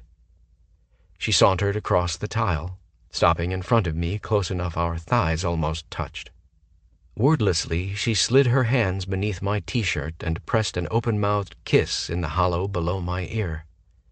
I closed my eyes. Her cool fingertips traced the ridges of my abs, stroking, slowly exploring. I wanted to let my head fall back and beg her to put her hands all over me like this, with no agenda, no race to get naked so we could start fucking. Whatever sound of pleasure I made pleased her because I felt her smile against my neck. My arms hung by my sides like clubs. Needing something solid to hold on to, I latched onto her hips. Despite the temptation of her warm curves beneath my hands, I didn't pull her closer. She sighed over the damp spot she'd left on the curve where my neck met my shoulder. Goosebumps cascaded down my arms, my back, and my chest, and I shuddered. So she did it again, and again, and again. Sierra kept her face buried in the crook of my neck, breathing heavily, her fingers digging into my sides even as her thumbs lazily swept across the line of dark hair below my belly button. As much as I wanted to ditch my shirt so no barriers existed between her stroking hands and my skin, I didn't want to break the spell she was weaving around me, around us. She inched her fingers up higher, stopping to caress the middle of my torso. First with the tips of her fingers, now warm from my skin. Then she used her whole hand, flattening her palm and spreading out all 10 fingers like a starfish. Finally, she dragged the rougher skin of her knuckles across that same area, as if she needed to know all the different ways my flesh felt against hers. While she touched me, her mouth sought the tender spots on my neck, changing it up from a whisper-light brush of her lips to a more aggressive suck, to a teasing lick. I was utterly fucking lost to her, to this arousing tenderness. She traced each rib individually. Her questing hands reached my chest, and she mapped every cut of muscle. She ruffled the hair on my chest. A reverent finger followed my collarbone back and forth. She touched my nipples, but didn't pinch or pull. She just kept up the same maddening stroking until they pulled into hard, tight points. I wanted her wet mouth there, sucking, using her teeth, flicking her tongue over the tips, blowing a cool breath across the friction-warmed skin. I growled with hunger, the image of her dark head bent to my chest, just like that first night when she played with my chest in fascination. Boone? Huh? She'd rendered me monosyllabic. Go to bed. I'll lock up and be right there. Hurry. My breath drifted across her ear, and she shivered. Her hands slowly moved down my torso and from beneath my shirt. My eyes were still closed when Sierra stepped away. I could barely put one foot in front of the other as I stumbled in a daze down the hall to our bedroom. I stripped in the darkness and crawled naked between the cool sheets. She kept the lights off and closed the door behind her. The bed barely jiggled when she crawled across it. She tapped my hip to get me to roll to my belly. That's when I expected she'd end the night by massaging my back until I relaxed enough to talk. That seemed a very Sierra-like move. But she continued with loving touches. The soft kisses, the tender caresses. I hadn't been aware of all the places on my back that were pleasure triggers. The zigzag of her fingernails down my spine, the pattering of her fingertips on the nape of my neck, random swirls and circle eights across my lower back, love bites as she outlined my shoulder blades with her mouth. The erotic way she touched me, my cock should have been painfully hard, aching for relief. I should have been grinding it against the mattress, seeking additional friction. But the other parts of my body, flesh and muscle and bone, long denied this type of thorough, reverent contact, told my dick to stand down. My last coherent thought was that I should roll to my back so I could wrap Sierra in my arms like I did every night before we fell asleep. But I was so blissed out I couldn't even manage a one-word answer when she whispered, I'm all fucking in with you, Boone. Don't forget that I'm here for whatever you need. Get some sleep. I had a nightmare. My mom locked Oakley in her room, screaming, You want light? I'll give you light, as she set fire to the house and burned my sister alive. Talk about a rude wake-up. I attempted to level my breathing. I glanced across the gulf between us, Sierra curled up on her side of the bed, facing away from me. She'd been nothing but thoughtful and supportive, giving me the connection I hadn't known I needed. And how had I repaid her? By shutting her out. Yeah, I was some great boyfriend. Fuck. I needed air. I managed not to wake her as I dressed and then snuck out of the bedroom. As I wandered through the dark house, my thoughts moved faster than my feet. I worried about Oakley. I worried about Rock. I hated feeling helpless at my mother's hands again. I hated not knowing what my dad needed to talk to me about. I hated feeling I'd let Sierra down. I hated getting scheduled for a midnight to noon shift the next 2 days. I pretty much hated fucking everything. Booze wasn't the smartest choice, but I needed to calm down. I'd already tried exercise, and that had failed. I couldn't swim because the door alarm would wake Sierra. Mindless TV wouldn't do anything but piss me off even more. Booze it is. The liquor cabinet in the kitchen had tequila, rum, a bottle of high-end Crown, and Jack Daniels. While I preferred the Crown, Sierra's taste was wearing off on me. Doing shots of it would be a waste. I grabbed a bottle of Jack. I twisted the cap off and drank deeply. Classy not to bother with a glass. I took a breath and swallowed another mouthful. And another, and another, and another. Then I forced myself to inflate my lungs fully with a slow breath and exhale. I did that 4 more times, 1 for every shot of booze. I'd learned that trick from Corky, an older medic who'd served in the Gulf War, but he'd cautioned me to only use it when I'd exhausted other options.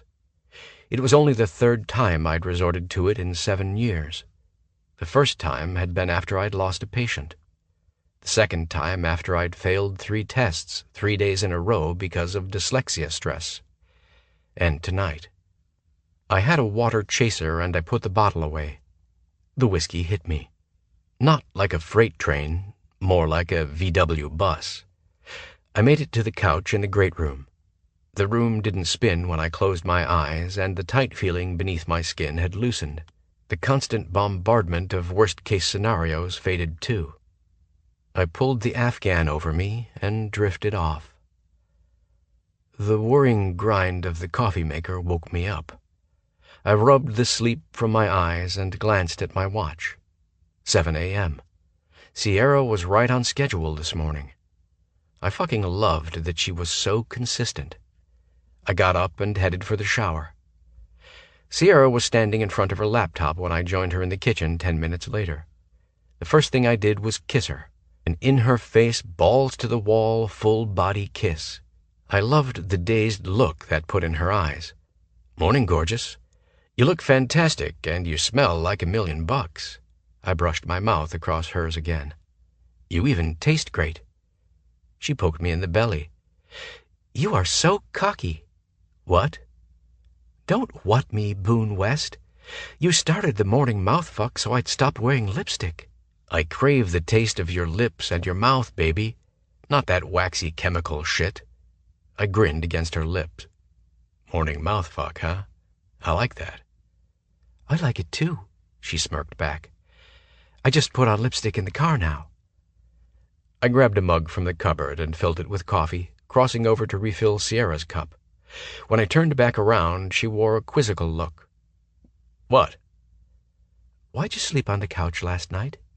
I started to play it off as insomnia. Sierra shook her head. "You are about to tell me a little white lie or change the subject. I didn't push last night about what happened with your sister. I'm pushing you now." "Yeah? You sure you want to hear about my nightmare where I watched my psychotic mother torch the house and my sister?" She bobbled her cup. Then she drew in a slow sip of coffee. "I'm sorry. I knew you were restless last night. Did sleeping on the couch help?" "The 5 shots of Jack Daniels helped." "I imagine so." I don't know why the hell I'd expected her to pass judgment on me. She never did. "Thanks for trying to take the edge off last night." Her lips quirked, which meant she was thinking dirty thoughts. "With the massage thing," I stressed. "But I wouldn't have turned down a blowjob." "Really? You like blowjobs? Huh. I wasn't sure." "Smartass. So you gonna bust my balls, or do you want to hear about Oakley?" "Bust your balls," she muttered. "Sometimes I think you forget I'm not Raj." I lifted a brow. "I promise you I never discuss my balls with Raj." "Point taken. Go on." I gave her the short version of the Oakley situation. Sierra said, "She's lucky to have you, Boone. You didn't have anyone." "I haven't heard from her yet this morning, so I'll call her after you go to work." "Yay! I can hardly fucking wait for this day to start after the spectacular shit show I dealt with yesterday." Guilt punched me in the gut. I was a self-centered prick last night. "What happened?" "Finger-pointing at DPM. Greg neglected to update the paperwork for a lease renewal with a fairly big client, and we lost the account. He tried to blame it on his assistant, Melissa, claiming he finished the project and she misfiled it. He fired her. Melissa had expected that, so she'd come to me earlier in the day with documentation of all the things he's fucked up over the last year. So, I think I finally have enough evidence of his misconduct to take it to the big boss." She looked at me over the rim of her coffee cup. "Unfortunately, the big boss in this case is not my dad. After I assured Melissa I'd find her another position at DPM, she said it'd be worse for her if she stayed, which sucks ass because she was a great employee." "Will any of this backfire on you?" She shrugged. "We'll see." Then, to make my day even better, I dealt with mama drama when I received an email from my mother. I frowned at her. "An email?" "Yes. Evidently that's how today's busy socialite corresponds with her daughter. And because I was curious about what warranted a fucking email, I opened it, and then I wished I wouldn't have." "Why? Did she ask you to fill in as a bridesmaid?" That's not even funny to joke about. She rinsed her cup and put it in the dishwasher. Apparently someone is hosting a bridal luncheon for her. Since I hadn't RSVP'd, she'd wondered if I planned to attend. She was so condescending about being understanding if I couldn't go on such short notice. When is the luncheon? Saturday. This Saturday? Yep. She claimed my invitation must have gotten lost in cyberspace, but I know that she didn't even bother to invite me in the first place. I couldn't tell if Sierra was hurt by this or just pissed off. I turned her around and tugged her against me. That's shitty. I'm sorry. I'm betting you RSVP'd with a big fuck you in all caps. Hell no. That's what Ellen wants. So you can bet your ass I will be at that luncheon. She pecked me on the mouth. I have to go. Will I see you tonight? I work midnight to noon the next 2 nights. I'll be late, but not that late. See you later, McKay. I clamped my hands on her face and gave her a morning mouthfuck goodbye, just because I could. Chapter 21. Sierra. Late Saturday morning, I'd arrived on time for the bridal luncheon at the new club my mother had joined upon her engagement to Barnacle Bill. We'll be right back after this short message. Looking to burn fat without the hassle of fasting? Check out BioVanish. It's made with premium 9C fats from high-quality coconut extract, and it's here to help you lose weight the easy way. Studies show that 9C molecules can raise your BHB levels more than a strict keto diet, meaning your body finally starts burning fat as fuel. In fact, research from Temple University found that taking 9C fats daily boosts fat burning as much as fasting for 12 hours. So, would you rather skip meals all day or just mix BioVanish into a glass of milk? Ready to start burning fat the simple way? Click the link in the description to get BioVanish now and grab an exclusive discount while you're at it. BioVanish, fuel your fat burn. Now, back to the story. After I assured her I'd be in attendance for what she called her big, special day, she'd sent me a link to her bridal gift registry, which I ignored. Then she'd tacked on a reminder of the appropriate attire for a fall-themed soiree at a prestigious country club. Rebellious Sierra dreamed of showing up high as a kite, wearing a black leather halter and disco-era gold lame pants. But practical Sierra, with the business degree, chose the high road and a nondescript dress that allowed me to fade into the background. I hadn't bothered with jewelry. My mother's friend's accessory of choice was a glass of white wine or a pumpkin spice martini, so I secretly lamented that I'd left my flask of Crown at home. I wandered around, not making polite chit-chat as much as listening to conversations, which I soon discovered were boring as hell. Charity this, charity that, caterers, florists, scheduled luncheons. Yawn. Bored women with nothing better to do than decide how to spend hubby's money on pet causes while indulging in a 3-martini lunch with their other bored society friends. Cynical? Yep. I vaguely remembered my Grandma Daniels encouraging my mother to become involved with service organizations. Early in my parents' marriage, my mother had embraced the idea of being the wife of Gavin Daniels, heir to a real estate company. She'd spent time at my grandparents' country club. She'd tried to look the part of the corporate wife. Problem was, she hadn't acted like a corporate wife. Her infidelities embarrassed my father, personally and professionally, and he'd cut his losses with her early on. Luckily, my relationship with him hadn't been a casualty of the demise of their marriage. At least I'd grown up with one stable parent who proved that unconditional love exists. I was very proud of the fact that I am my father's daughter. That's why I was wrestling with my decision on whether to leave DPM. Phyllis wasn't pressuring me. I'd had a text from Rory asking if I'd made a decision. I still hadn't mentioned anything to Boone about the offer to run PCE. It wasn't that I didn't trust him. I'd just never been in a relationship where I could discuss issues in my professional life. I saw myself as captain of my own ship. Asking for advice almost seemed like asking permission, and that was something I wouldn't do. Break out into a chorus of "I am woman, why don't you?" That thought made me smile. My smile faded when I remembered the whole debacle with Greg's assistant Melissa this week and her refusal to stay on at DPM. It had hit me. How could I, in good conscience, take a position at PCE advocating for all women in business when I couldn't help even one woman in my own business? I couldn't. I needed to fix things at DPM first, figure out a way to effect change from within, and earn the respect of the guys I worked with. That would be the best use of the skills I'd learned at PCE, and there was no better proving ground for leadership. Made up your mind, just like that? Would you stay in that position if it wasn't a family business? If you weren't worried about disappointing your father? No, I wouldn't stay at DPM. I would have taken the job at PCE the moment Phyllis offered it to me. This wishy-washy back and forth stuff. No wonder I hadn't talked to Boone.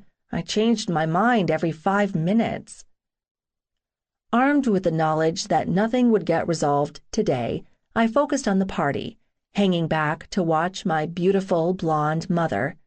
She'd already claimed the spotlight.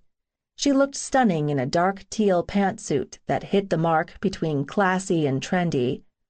For once, she wasn't trying to appear younger and hipper than anyone else in the room, but she'd always been a chameleon, changing her appearance and her personality to fit the social situation or the man she was with. Being Barnacle Bill's babe motivated her to ditch the hair extensions, the skinny jeans, the bohemian jewelry, and embrace the upper crust's idea of respectability and act her age. I couldn't help but wonder how much she hated that, or how long this phase would last. I'd gone through phases of my own with her. In my childhood, she'd used me as a pawn or a wedge against my dad, not that I'd known it at the time. Then, in my preteen and early teen years, she'd morphed into being my friend more than a parent. We shopped. We did all the girlfriend things she should have been doing with her own friends and not her 14-year-old daughter. She attempted to turn me against my father with outright lies and manipulation. It still caused me a pang of shame to admit she had succeeded on a few occasions, convincing me to think the worst of my dad. By the time I'd grown into my body and my looks, her words, not mine, she encouraged open defiance of my father's rules. She'd let me skip school when she had custody of me. She'd let me throw parties on the weekends and provide booze for us. My friends were in awe of her. She was the coolest mom ever. So it was a blow to my 15-year-old pride that they preferred to hang out with her more than with me. She'd complain if I attempted to do homework, reminding me that men prized beauty and physical desirability over brains. Another shameful thing I'd actually believed for a time. During those formative middle-teen years when she claimed a girl needed her mother, she took my dad to court, demanding full custody of me. I'd bought into her false flattery and her promise to always be there for me. Yet when I'd ended up in jail for shoplifting, she hadn't been around at all. My need for her approval had turned me into her mini-clone, an entitled brat with no thought to the future beyond next season's fashion trends. My father had put an end to it by pulling up roots and relocating us to Wyoming while my mom had flitted off to Paris with her man du jour. To this day, I wasn't sure if living a totally different lifestyle in Wyoming was the best thing that had ever happened to me, or if my mother's relocation to Paris and her having no influence on my decisions provided the catalyst I needed to change. The Sierra McKay who returned to Arizona to start college in no way resembled the Sierra Daniels who'd left Phoenix 3 years prior. Thank God. I'd come into my own during that time. I hadn't done it alone. I could thank my dad, my new stepmom, Riel, my new sister, Rory, the close connections I'd found with my new family and friends in Sundance, Wyoming. Even the heartbreak Boone West had brought about by leaving had helped transform me. A transformation my mother hadn't liked at all. I'd grown self-confident enough in my years away from her that I'd hoped we could find common ground to reestablish a new, different mother-daughter relationship. Then she'd fucked my boyfriend, and thereby fucked any chance of being part of my life. 4 years later, I was still good with that decision, which made me wonder why I was even here, waiting in line for the woman who'd given birth to me to acknowledge me. She waited until she finished her conversation before signaling me to approach her. "Mother, you look amazing." For that compliment, I earned a somewhat sincere smile and the kiss-kiss cheek brush. "Thank you, dear." Before I could say anything else, she addressed the person in line behind me with an effusive, "Joan, darling, how are you?" dismissing me completely. No surprise, I practically skipped toward the bar. I ordered Crown, but the snooty bartender informed me their top-shelf whiskey was Jameson, so this event wasn't starting out very promising. "So, kiddo, how long you think this phase will last?" I faced Shar, my mom's best friend, the only other person who'd also suffered through years of the foibles of Ellen Bertrand Daniels. "I think she's found the love of her life and her true identity." Shar scowled. "With Bill?" "No, with all of Bill's bills." She snorted. "I think we're both sitting in the back table. The crude friend and the daughter ain't welcome in the prime seating areas." "It's just as well. We're closer to the bar." "Amen, sister." She touched her bottle of Miller Lite to my lowball glass. "Did you tell Ellen not to invite you to this?" "No. Why?" "When I saw the guest list the first part of the week and you weren't on it, I chewed her ass. Then I warned her if she didn't invite you, I'd tell these snooty new friends of hers about the time she pissed in the bird bath at the Wrigley estate." She flashed a mean grin. "I still may do that. But the point is, you're her only kid. She ought to treat you better." I shrugged. "It is what it is, Shar." "Well, she's jealous of you. That's what it is." "Right." Shar leaned closer. "I'm serious, Sierra. She failed to turn you into a replica of her. She knows while she seeks validation and approval from all men, you only seek it from one man." She swigged her beer. "Your father." Her insight didn't surprise me as much as the fact she was still friends with a woman as insipid as my mother. "Ellen and I have been through a lot over the years," she started, which meant I'd voiced that comment out loud. "We're friends more out of habit than anything. My invite to the shindig surprised the hell out of me, but Ellen needs to rub it in that she stepped up to a higher social standing. Sort of sad when you think about it, because I've never given a shit about any of that." "You're the only friend she hasn't fucked over." "Oh, she's fucked me over plenty of times. I forgave her mostly because I know I'm the only real friend she has left and I felt sorry for her. But I'm done." She bumped my shoulder with hers. "I say we leave with a bang, kiddo." And so it began. Clarissa somebody, who adored Ellen to the ends of the earth, was so thrilled that her dear, dear friend would once again join the ranks of those in matrimonial bliss. Polite applause. Patricia somebody relayed the cute story about how Bill and Ellen had met and how she'd snagged his heart.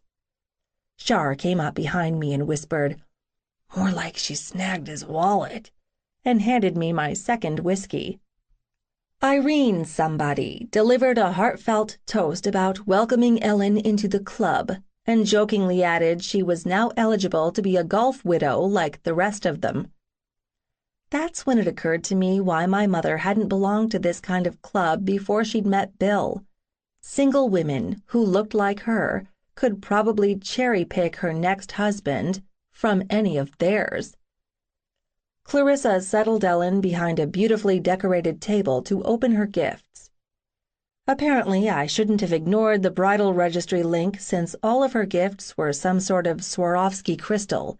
So my his and hers hand towels, his with a golf motif and hers with a shopping theme, were a little weird and a lot out of place. Just like you. I snuck away and snagged my third glass of whiskey. The stuff didn't taste half bad after the third glass. At least we didn't have to play stupid party games, and we were dismissed for the luncheon portion. Sadly, Shar and I weren't assigned seats at the same table in the back after all. The finger foods were interesting, if a little bland, and there weren't nearly enough of them. I listened to the table conversation as I nibbled on my itty-bitty square of lemon poppy seed cake. June is just heartsick over the whole thing, the woman across from me confided to the entire table. Can you imagine? Mary Beth told her not to book that venue, the silver-haired woman next to her retorted, but June just followed her own agenda, like always. Does the postponement of this fundraiser mean June is being reassigned to something else? Because I will take issue with that if Clarissa foists her off on me, a woman my mother's age groused. They were still talking about fundraisers. And me with no little cocktail forks to jab in my ears. I snickered, which brought their attention to me. 7 pairs of judgy eyes homed in, scrutinizing my face, hair, clothing, and beverage choice. I'm sorry we're being horribly rude, the gossiper said. It's so lovely that you could join us. I said, quite, with a straight face. Of course, many of us were surprised that Ellen had a daughter, your age. That was a polite save. Yes, Ellen looks far too young, a pearl-wearing woman added. I'm sure she's attributed her youthful look to clean living and good genes. I'm just lucky to take after her. Just then, a lowball glass filled with amber liquid appeared above my cake plate. Shar, that instigator, had bribed the waiter to deliver another whiskey to me. With all eyes on me, I tried my damnedest to be classy by keeping my pinky off the glass as I lifted it and sipped as if I was on the set of Downton Abbey. And you live in the Phoenix area? The don't foist June on me woman asked. Yes, in Scottsdale. Pleased looks all around.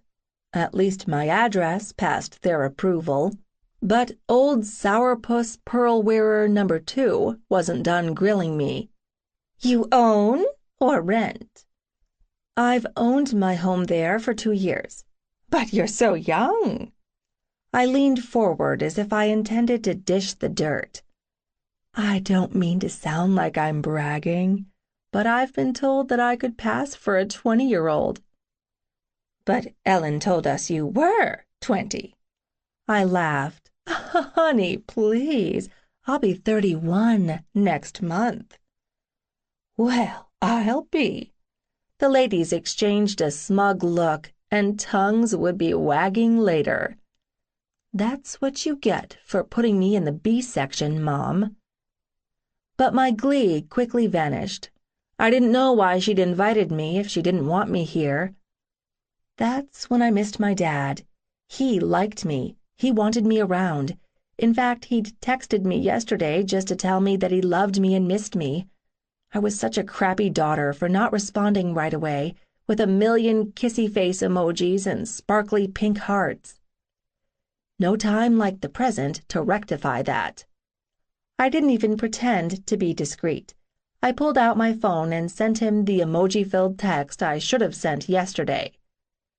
Dad, that's a lot of hearts. You okay? Me. I'm at Mom's sucky bridal luncheon and I miss you. Dad. Sorry, is she being... Me. The same old Ellen? Yes, except she wears pearls when she ignores me now. Dad. I love that you have a sense of humor about this, sweetheart. Me. Only because I know I have you in my corner, no matter what. Dad. That's sweet. I appreciate it. So, how much have you been drinking? LOL. Me. Eyeing Drinky Poo number 5. This lousy country club doesn't even have Crown. Dad. The horror. Get out of there right now. Clearly, it's totally sketch. I laughed out loud. Literally. My dad was such a dork sometimes. I glanced up to see if anyone had noticed. The entire table was watching me. And hooray, my mother chose that moment to look over. She glared at me, then she glared at my phone. Defiantly, I held it up higher and sent another text. Me. Uh-oh. Busted texting at the table by the bride-to-be. Gotta go. Love you. Dad. Love you too. You have a DD, Miss Drinky Poo number 5, at 2 o'clock on a Saturday afternoon? Shit. No, I didn't. But I would. Me. I'll figure something out. Seriously, I've got to go. Her deadly glare is heating up the plastic on my phone, and it's melting to my hand. Dad. Ha.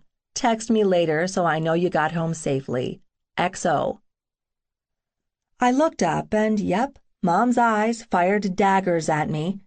I made a show of pocketing my phone and excusing myself before I headed to the bar. Drink number 5 went down smoothly. Probably not good to drink on an empty stomach. I wandered over to the cake table. If I put 4 mini squares together, it might actually make a normal-sized piece of cake. I did that and carried my spoils back to the table. Damn, no fork. Well, they called it finger food for a reason, right? My table mates appeared uncomfortable with the fact I was, eating. Their discomfort turned to judgy silence when Char dropped off drink number 6. I was feeling pretty mellow and wanted to leave on a high note, but driving was a no-go. Boone hated texting, but I couldn't exactly call him and say, "Hey, babe, I've knocked back 6 drinks just to make it through this stupid party and now I'm tipsy, so can you please haul that hot ass of yours over here and pick me up?" I snickered. That's exactly what I texted him. B-dub. OMW. Me. Cool. Oh, and can you pick up a bucket of fried chicken on the way? The food here sucks. B-dub. No. Me. Damn it, I can't find the emoji sticking its tongue out, so imagine that, Kay. B-dub. Stop dernkign. I squinted at his text. Stupid autocorrect. But that's when I realized autocorrect hadn't fixed it. I was seeing what Boone struggled with every day. That configuration of letters probably looked right to him. No wonder he didn't like to text. No wonder I was falling in love with him, the man who trusted me enough to share his vulnerability. Great. Now the I love you man phase had kicked in. Another text popped up from my assistant, Nikki. NZ. The quarterly reports for the Prestwood expansion are not where they're supposed to be. Me. There's nothing on the checkout sheet about who might have them? NZ. No, I didn't misplace or misfile them. Damn you, Greg, for not owning up to your fuck-ups and putting every assistant in the company on edge. Me. I'd never accuse you. If you can't find them, they're gone. NZ. I hate to bring this up, but I think someone in the office is trying to sabotage you. You need that data to compile your report. No data, no report, and you look incompetent. I briefly closed my eyes. Damn it, the words were blurring. Me. Whoever took it is an idiot to think I wouldn't make backup copies. I scanned everything and sent a copy to the secure server as well as my personal cloud for this type of situation. NZ. I figured you did, because you're on top of things, but I thought I'd ask. Do you need me to do anything else? Me. You know the next 2 projects on tap, so see if the files containing that data are missing. Make a list, and we'll discuss on Monday. And Z. Will do. Thanks, boss. Smiley face. When I glanced up from my phone and saw the distasteful looks, I offered a benign smile. I'm sorry, you probably think I'm being horribly rude, but I'm not. See, I wasn't initially invited to this event, and being the boss, I do work on Saturdays, so being out of touch isn't an option. They blinked as if work was a foreign word. Do any of you have jobs outside the home? When no one answered, the whiskey started talking. None of you wanted a career outside of whatever it is you do all day? You're content to boss the servants around, have lunch at the club, and brainstorm ways to help the less fortunate? No offense, but that kind of life would drive me batshit crazy. I didn't graduate from college and gain all this knowledge so I could support my husband behind the scenes and run a household. I run a company, a multi-million-dollar corporation. I have employees who rely on me. I have bosses who rely on me. And since I've reached this level of responsibility, I can't just politely pocket my cell phone in my twin set and ignore my business just because it's the weekend. I'll bet none of your husbands left their cell phones in their lockers this morning before they strutted onto the golf course. 2 of the women looked surprised, 2 looked defiant, 2 looked embarrassed, and 1 woman looked annoyed. My drinky poos caught up with me. I excused myself from the table to search for a bathroom. Upon exiting the ladies' room, I saw my mother across the narrow hallway, pretending to study the photos on the wall, but I knew she'd been waiting to pounce. She faced me.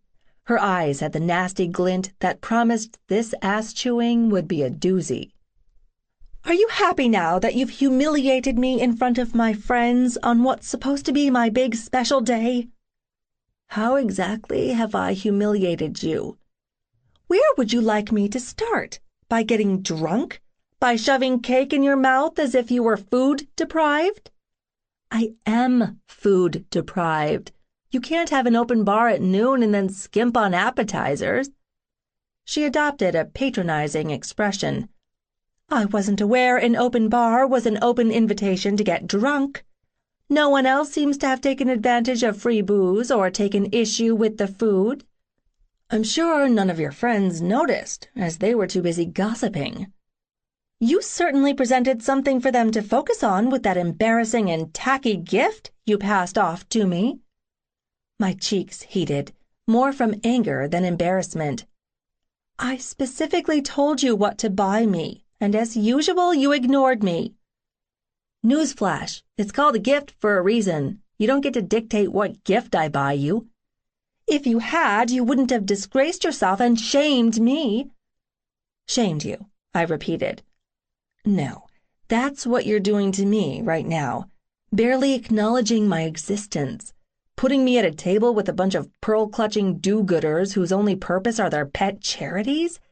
Yeah, no wonder I was drinking. But I suppose it was too much to hope that I might have had a seat at your table for your big special day. After all, I'm your only daughter. Her lips curled into a sneer. Grow up, Sierra.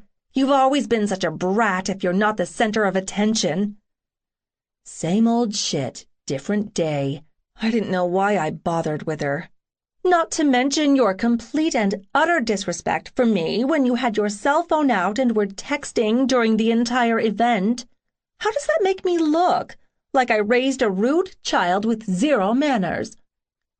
If I pointed out Dad raised me, then she could pass the blame on to him, so I said nothing. Now I have to worry that you'll employ that same humiliate my mother tactic at my wedding. Wrong. It won't be an issue because I'm not coming to your wedding. She rolled her eyes, again with the bratty, threatening behavior. So, with that, I'm done. I turned away. Boone was striding toward me. With each step he got closer, that hollow space inside me shrunk. Then his strong arms were around me. He kissed me squarely on the mouth. Not a sweet lover's peck, but a quick reminder of his possession and his passion for me. He peered into my eyes, and whatever he saw there had him concerned. What happened? Nothing. I wasn't expecting. Can we— Who exactly are you? My mother demanded. Boone held his hand in front of my mom's face, but he never looked away from me when he said to her, Hush, I was talking to her. Can we just go? I parked. You don't get to hush me. Don't interrupt Sierra again, he warned in a low, menacing tone. Out of the corner of my eye, I saw her jaw drop. No one ever spoke to her that way. But my man did. How did you get here so fast? Raj drove me. We left right after your dad called. He wanted to make sure I knew. Gavin called you? My mom interrupted. Boone stood straight, shoulders back, his big body facing the threat, every inch of him a soldier. He flicked a dismissive glance at her. Don't interrupt me again. I don't give a damn who you are. You're just being rude. Now you know where Sierra gets it, she shot back. Oh, no, she didn't. And Mom just kept poking his buttons. How do you know Gavin? I've known him for years, but you don't have a clue who I am, do you? So what does that say about you? He glared at her. Oh, so now you're not going to interrupt me when I ask you a direct question? I choked back a laugh. It says that what's going on in your daughter's life doesn't matter to you. Guess what? It matters to Gavin, and it matters to me. So I won't bother introducing myself. He threaded his fingers through mine and led me away. Chapter 22. Boone.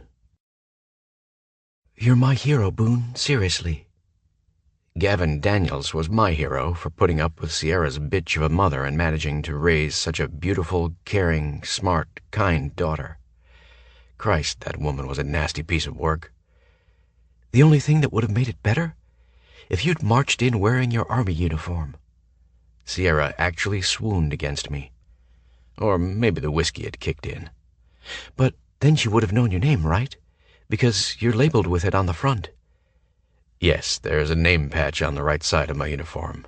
My rank is on the left side in both sleeves. I stopped for a moment and scanned the area. It seemed every other car in this parking lot was a Mercedes. I pressed the horn alarm on her key fob to save time. She'd parked in the back row as far from the building as possible. That was telling. I let the horn blare and didn't care if it was a dick move. The golfers teeing off at the first hole could deal with it for another minute. Although I could admit disappointment, a "Quiet Please" sign didn't pop up over the perfectly manicured hedge. Sierra laughed. I have to use the horn button thingy all the time. I never remember where I park, especially in parking garages. I mean, who pays attention to that stuff? You should always be aware of your surroundings. Says Army soldier guy who always checks the perimeter. Am I right? She bumped her hip into mine and stumbled. I caught her around the waist. Careful. She twined her arms around my neck. You are ridiculously hot. I could stare at your beautiful face forever. Good to know my girl was a sweet drunk. I kissed her smiling lips. I hope so. Can I tell you a secret? Sure. My feet hurt, and I think I have blisters. I hate these stupid, ugly shoes. My mom bought them for me as a peace offering, and she didn't even notice I was wearing them today. So I'm in pain for nothing. Hang on. I leaned down far enough to hook my right arm behind her knees. I lifted her up, cradling her to my chest. This'll save you a few steps. Sierra buried her face in my neck. You really are my hero, Boone West. I set her on her feet beside the car to open the passenger door. Just a sec. She clutched my arm while she removed her shoes. Then she pulled back and let one shoe fly, quickly followed by the other. They landed on the blacktop with a muffled thump. Except she was drunk and had lousy aim, so the shoes didn't go far. She dusted her hands together. There, now I feel better. I was trying really hard not to laugh. Not only was my girl a sweet drunk, she was a funny drunk. She stepped around me and hopped into the seat. Oh, and make sure you run over them when we leave. At least twice. I did laugh at that. I climbed into the driver's seat and had to move the seat back first thing. How could Sierra drive crammed up under the steering wheel? And then Sierra was crammed against the steering wheel and me because she'd crawled onto my lap. Hi. Hi. What are you doing? Seducing you. She hit the lever that lowered the back of the seat to the horizontal position. Fuck. She'd hiked her dress to her hips, exposing those smooth thighs I loved to be between. My hands immediately sought contact with her skin. Warm lips landed on mine. I could detect the flavor of whiskey. I got the full taste of it when Sierra shoved her tongue past my teeth. Stop this. Pull back.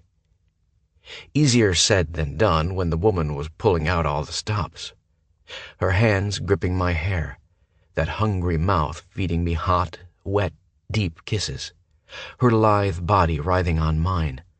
Then she started that teasing pelvis roll that drove me crazy.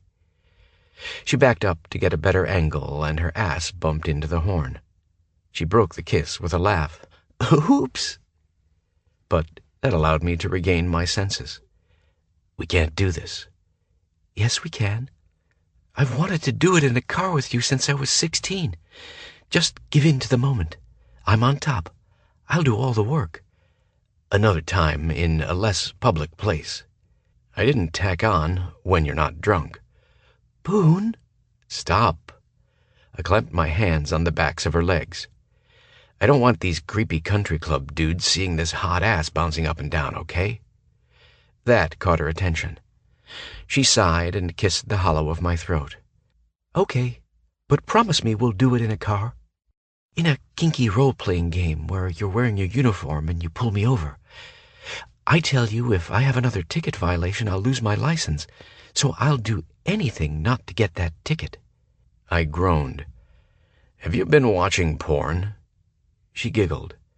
They're full of really great ideas. I slapped her ass. Get back in your seat and behave. Yes, sir, officer. Smartass. Once we were both buckled up, I peeled out of the parking spot and ran over her shoes. Then I put it in reverse and backed over them. Sierra laughed hysterically.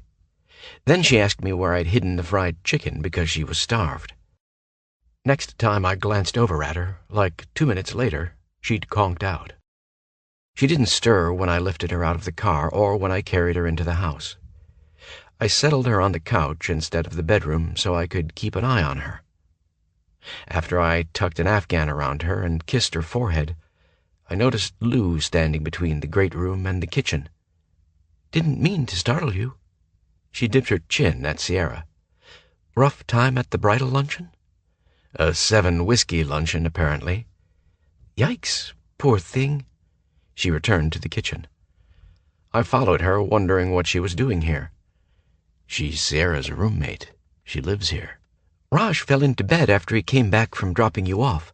I'm letting him sleep. She scanned me head to toe. You're wiped, dude.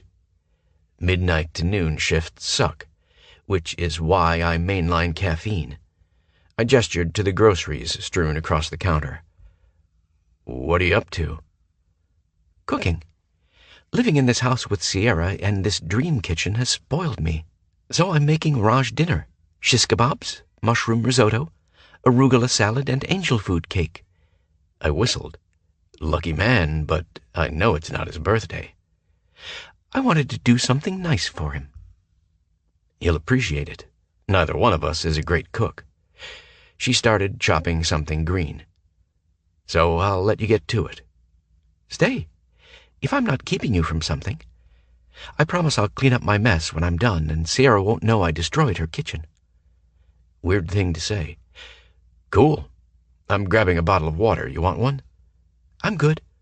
I'll have a glass of wine when I open the bottle to make the salad dressing. I took a seat at the breakfast bar. Lou lowered her knife and studied me. It'd probably be good for us to get to know each other better, since Raj is your BFF and Sierra is mine. Agreed. So should I call you Lou or Lucinda Grace? Lou. She scraped the greens off the cutting board into a small bowl. Sierra called you to rescue her from luncheon hell? Her dad called me first. Apparently they'd been texting during the event, and she told him how much she'd been drinking. Gavin has your phone number? He insisted on having it when I was in Wyoming. She smirked. Of course he did. He usually calls me because he frets about Sierra being around her mom, with good reason. She paused. If you know Gavin, then do you know Ellen too? I shook my head. Sierra didn't talk about her that much when we were in high school. Today was the first time we crossed paths. And your first impression? Nasty bitch who doesn't deserve to have a daughter as awesome as Sierra. Amen. Have you spent much time around Ellen? I asked her.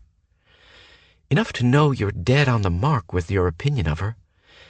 I'm sure Sierra told you about Ellen milfing Sierra's boyfriend. I was around for that fun situation, as well as Ellen groveling for a few weeks, followed by her extreme nastiness when Sierra wouldn't have anything to do with her. She shuddered. The ugly things she said to her own daughter shocked the hell out of me. You get along with your parents? Of course. They're awesome. How about yours? I doubted Raj had shared my story. My mother makes Ellen look like a dream. My dad was around as little as possible, which is why it sucks that I agreed to meet him in Flagstaff the day Ellen gets married. I fiddled with the cap of my water. Did Sierra ask you to go to the wedding with her since I can't? Nope. Ellen is not my biggest fan. She disappeared for a while, maybe 9 months to a year. She didn't come to Sierra's college graduation. Then she popped back up with her new boyfriend, Barnacle Bill. I raised an eyebrow. Barnacle Bill? Lou laughed.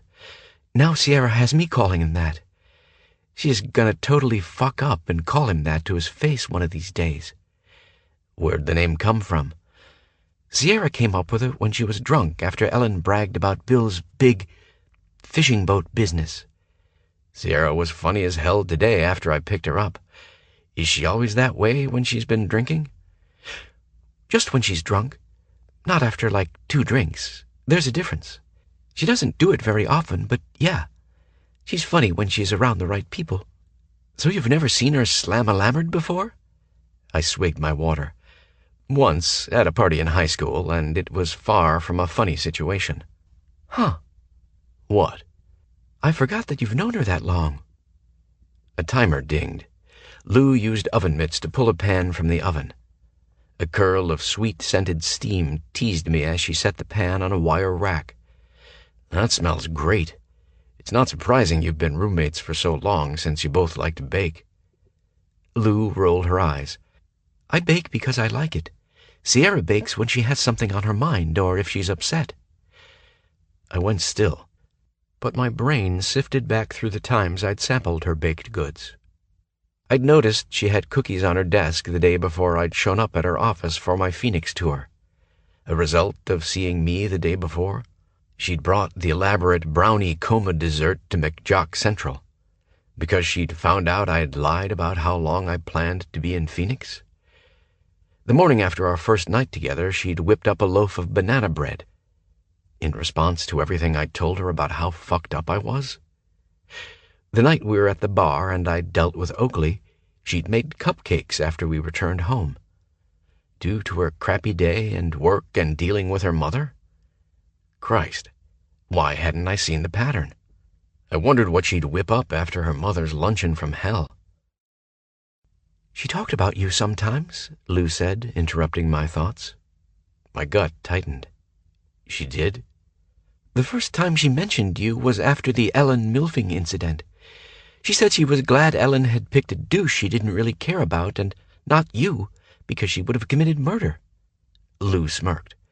But, to be fair, she didn't clarify whether she meant she'd kill her mother or kill you. I forced a laugh. I deserve to be sliced and diced if I ever hurt Sierra like that. I'd hand her the fucking knife. So what happened in your past that had her swearing she'd never get involved with you again? Then, 2 weeks later, you're living with her. And now Mr. Overprotective Daniels calls you to rescue her instead of me. No offense, Lou, but if Sierra hasn't told you, I won't either. Jerk. So infidelity wasn't an issue between you two. A fuck and run encounter wasn't it either. I'll point out, while you're pointing that knife at me, that infidelity will never be an issue between Sierra and me. I paused. I spent years hoping for another chance with her. The last thing I'd ever do is fuck her over. That's a relief, because Raj would miss you if I was forced to kill you. She thwacked a clove of garlic on the cutting board, and I jumped. Jesus. Keep in mind that, as a landscaper, I know where to bury the bodies and how deep. Good talk. I patted the counter and said, I'll just go run in traffic where it's safer. Her maniacal laughter followed me out of the kitchen. Seeing Sierra curled up on the couch, I just wanted to pull the covers over us and hide away in our cocoon for a while. I scooped her up and carried her to the bedroom. I stripped to my underwear, closed the blinds, locked the door, and slipped between the cool sheets. Sierra still wore her dress. I'd left it on, not wanting to wake her up even when I craved feeling her bare skin against mine. Wednesday night, when I'd been in a piss-poor mood prowling around the house, I'd hated the hollow feeling of falling asleep alone on the couch. I brushed my lips across the back of her head and breathed in the sweet perfume of her skin, a scent that calmed and aroused me. She shifted, rolling over and finding her spot on my chest.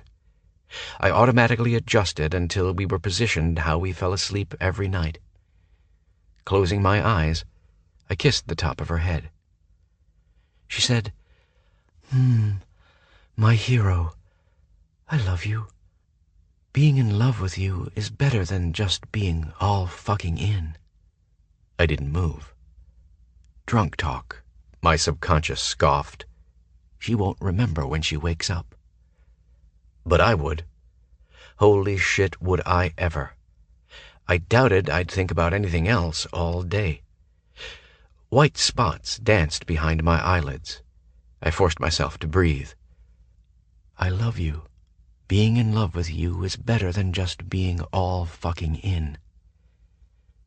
Those words repeated on a loop in my head at least a dozen times. What did I say to her when she woke up? I couldn't ignore that she'd put herself out there. We hadn't hit the 3-little-word stage, not that I knew what the fuck that meant. I'd heard them talk about it on TV and in the movies like it was some magical higher level in a relationship. I loved Sierra. I'd probably always loved her, even back when I didn't know what love felt like. And you know that now, after 2 weeks with her? Yes. I'd been ready to blurt out my feelings for her in the kitchen the morning after we'd spent the night together the first time. But I figured she'd be skeptical and confused if I said, I don't know how to love, but I'm in love with you. Or else she'd believe the best sex of my life had spurred the confession. Why are you wrestling with this? If you're sure you love her, act sure. Man the fuck up and tell her.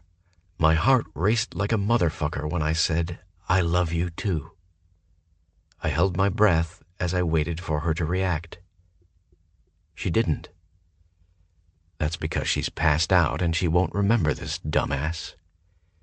That negative thought could piss off. I'd said it once. I'd say it again now that I knew I could say it. I fell asleep with a smile on my face. A warm, wet mouth surrounded my cock. Nails scoring the tops of my thighs. followed by the swish of silky hair across the sensitized flesh. Soft sucking and swirling licks. Fuck, that felt good. Talk about a realistic dream. Fingers rolled my balls as that suctioning mouth glided up and down my shaft, now fully erect and hard as steel. I groaned. God, yes. Boone. I blinked and lifted my head off the pillow. Sierra? She pushed herself upright and glared at me. You were expecting someone else, fuckface? No, I thought I was dreaming about a blowjob. I scrambled up so we were almost face to face. How long had I been out? I noticed she'd ditched the luncheon dress, leaving her naked, and I could feel the sheet rubbing on my bare ass. You stripped off my boxer briefs. Duh. She rolled her entire body forward, teasing my lips with hers. I needed full access to your dick. After licking my lower lip, she sank her teeth into it. You awake now? Yeah. You do know that I'm the one sucking your big hard love rod, and not some random chick in a dream. Yeah. Good. Sierra angled her head and nibbled along my jaw. I love this part of you. So strong and sharply defined. Gives you such a killer profile. She flicked her tongue across the stubble on my chin. I love how this feels on my tongue. So rough. My pulse sped up as she dragged an open-mouthed kiss down my throat, straight to the patch of hair in the middle of my chest. You know how obsessed I am with how your scent lingers here. She moved her head back and forth, rubbing my chest hair on her cheeks and her lips, then pressing her nose into the center and inhaling. I didn't arch into her when she imprisoned my nipple between her teeth. I loved how she knew how far to push me in nipple play. Mine were so goddamn sensitive. She'd figured that out the first night. She'd joined me in the shower before I'd gone to work yesterday, biting, licking, and sucking my left nipple as she jacked me off. I'd seen fucking stars after that one. I love your body, Boone. All the ridges and dips and hollows that are perfect for my lips and tongue. She chuckled as she slid her mouth along the edge of my rib cage. The vibration tickled, as she knew it would. Damned intuitive woman had memorized all of my ticklish spots. Some I wasn't aware I had, since I hadn't let previous lovers explore me like this. She nibbled on my hip bone until I squirmed. Then she dipped her tongue into the grooves of my abdomen, taking her own sweet time to follow every line until my stomach quivered. Before she pressed a wide, flat tongue down my flexor muscle, her hair slid across my torso in a tantalizing arc from my collarbones to the tip of my cock. Sierra. No. No what? You don't even know what I was going to say. I know what you were going to do. Lure me back up there with that sexy, dirty smile and those heated eyes with the promise of melt-my-brain kisses. Then you'd flip me onto my back and fuck me. She licked a circle around the rim of my cock, causing it to jump off my stomach closer to her mouth. Sorry. Maybe after. After what? After I blow your mind with a killer blowjob. I curled my hand under her jaw, forcing her to hold still and look at me. I wasn't going to do anything. I wanted to tell you something. What? My heart sped up. That I love you. Her jaw would have dropped if I hadn't held on to it. After I tucked us in, you told me you loved me. You said that being in love with me was better than being all fucking in. I swept my thumb over the sensitive skin beneath her jawline. The way her eyes darkened gave me the answer I needed. That wasn't drunk talk. You meant it, didn't you? Yes. Why tell me then? If you would have bailed after you heard me say it, then I would have blamed it on drunk talk. but I heard you say it back to me. I didn't dream that, right? You didn't dream it. And I didn't say it back to you as if we were just exchanging compliments. I said it back to you because I fucking mean it, Sierra. I love you. Her eyes shone with tears, and that was so not like her. Boone. I dropped my hand from her face and growled, Come here. Then her mouth was on mine. We kissed slowly, steadily, softly. In between the drugging kisses, we whispered lovers' confessions and promises of devotion. It ranked right up there as one of the best moments of my life. I eventually rolled Sierra onto her back. I rested my forehead to hers. I need you like this, looking in your eyes as I tell you how much I love you. She murmured, Yes. We'll be right back after this short message. Looking to burn fat without the hassle of fasting? Check out BioVanish. It's made with premium 9C fats from high-quality coconut extract, and it's here to help you lose weight the easy way. Studies show that 9C molecules can raise your BHB levels more than a strict keto diet, meaning your body finally starts burning fat as fuel. In fact, research from Temple University found that taking 9C fats daily boosts fat burning as much as fasting for 12 hours. So, would you rather skip meals all day or just mix BioVanish into a glass of milk? Ready to start burning fat the simple way? Click the link in the description to get BioVanish now and grab an exclusive discount while you're at it. BioVanish, fuel your fat burn. Now, back to the story. Things started out with tender intentions, at least on my part. I loved having her hands mapping my shoulders and chest and hips as I drove in and out of her. I loved the sensual glide of her lips and her tongue in my mouth and on my throat. I loved that a leisurely roll of my pelvis as I thrust into her wet heat caused her to arch into me, mashing her soft breasts against my chest. I loved the sting of her nails digging into my ass, sent chills up my spine, down my legs, and across my arms. I loved how the sound of my voice in her ear made her moan. I loved when she told me the time for sweet lovin' was over and demanded that I fuck her until she screamed. Our bodies were damp with sweat from the friction of hot skin on hot skin. We were breathing hard, kissing messily, pushing to reach that pinnacle where the intensity became throbbing, pulsing release. Sierra hit that peak first. She didn't scream, but it was damn close. I watched her as she came. Seeing her get off did it for me every fucking time, especially when her spasming sex clenched around my cock as I rocked against her to prolong her orgasm. I didn't have a fucking prayer of not coming like a damn geyser. I didn't stay lost in the post-orgasm white noise for long.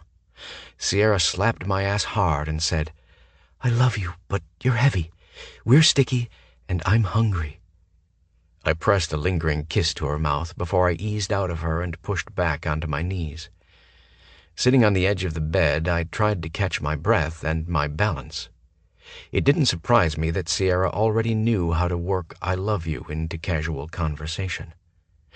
Would it stop feeling so important if I love you became a toss-away phrase? Right now it seemed monumental because I'd never said that to anyone before, not even in jest. Where was the line between being stingy with saying the words so they didn't lose impact and overusing them? Overthinking this much? Sierra straddled my lap. No brooding allowed while I tickle you, because I know all of your ticklish spots now, West. I laughed. You do? She ran her fingers down the front of my throat as if she wanted to feel my joy. You laugh so much more than you used to. You smile more, too. I have a lot more things to be happy about in my life now, Sierra. That makes me happy. She outlined my lips with the tip of her tongue. But I still think I ought to prove I know where all your ticklish spots are. Chapter 23. Sierra. After lunch on Monday afternoon, I bit the bullet and started a pros and cons list of taking the PCE job because I would see Phyllis at the weekly meeting the following night, when Nikki knocked. "You have a drop-in guest?" "No, it's not Sergeant West." The man loved his military title. I did too. "He or she?" "She. Her name is Mrs. Nash. That's all the info she'd give me." "Send her back, please." I'd cleaned my hands with antibacterial gel and downed 4 aspirin, suspecting I'd have a screaming headache by the end of the day. A woman who looked to be in her 70s entered my office. I said, "Come in and have a seat." She perched on the front edge of the chair, reminding me of how regally Mia's grandmother positioned herself in The Princess Diaries. "I feel like we've met." "We have, at your mother's luncheon. I'm Mrs. Nash." "Well, Mrs. Nash, what can I do for you?" "You can listen, for starters." She kept her hands folded in her lap, but her eyes nearly shot flames from beneath her glasses. "I overheard your conversation at the end of the luncheon, and I have to say it angered me very much. The more I thought about it, the more I realized that you are every bit as snobby and judgmental as you accused the luncheon attendees of being." I bristled, and my polite veneer started chipping off. What exactly did I say that was so offensive? Her mouth tightened. "You all but said that a country club was the last place you'd ever look for the type of women you needed as business mentors. Then you went on to point out that most of the women considered marrying well their greatest accomplishment. And these pearl clutchers had nothing useful to offer young women your age. That we were dinosaurs, holding on to a one-dimensional and superficial way of life. But if you ever needed advice on the proper way to pour tea or tableware arrangement or a list of caterers, florists, and dog walkers, you'd keep the group in mind." Stupid whiskey. I didn't recall saying all of that, yet I couldn't defend myself because it did sound like something I'd say. "Given that you're so proud of the time you spend volunteering at Phoenix Collegiate Entrepreneurs, I expected better." How had she heard of PCE? "What is it you want from me, Mrs. Nash? An apology?" She sniffed. "It wouldn't be sincere. The point of me coming here is to educate you." I hadn't been expecting that. "You're going to educate me?" "Yes. You call yourself a feminist, but do you truly know what that means? And I'm not looking for a definition in the historical context. You're proud to be a feminist, Ms. McKay. It'll surprise you to hear that I'm a proud feminist, too." She piqued my interest. "I'm listening." "Your generation is so determined to slap labels on everything. To declare this is definitively wrong and that is absolutely right. You all claim to be so open-minded, but the mind is only open to those women who are exactly like you. Anyone who isn't on the same path is antiqued." Are you talking in generalities, or specifically about the work I've done at PCE? "Both. But as far as PCE specifically, would you ask me to volunteer as a mentor?" I didn't quite mask my reaction fast enough. She shook her finger at me. "I couldn't possibly offer any usable skills because I'm helpless myself, right? As just the wife of the CEO of a multi-million-dollar brokerage, I have no skills to offer. I'm only in his shadow. I lunch at the club, I futz around in my garden, I walk my poodles. I have an old-fashioned poured and waiting for my husband when he arrives at the house cleaned by my staff. Is that an accurate assessment of what you imagine my life to be?" "So tell me I'm wrong." "You're wrong. Not entirely, I'll admit. I do futz around in my garden and walk my dog. I also organized a food drive for the no-kill animal shelter.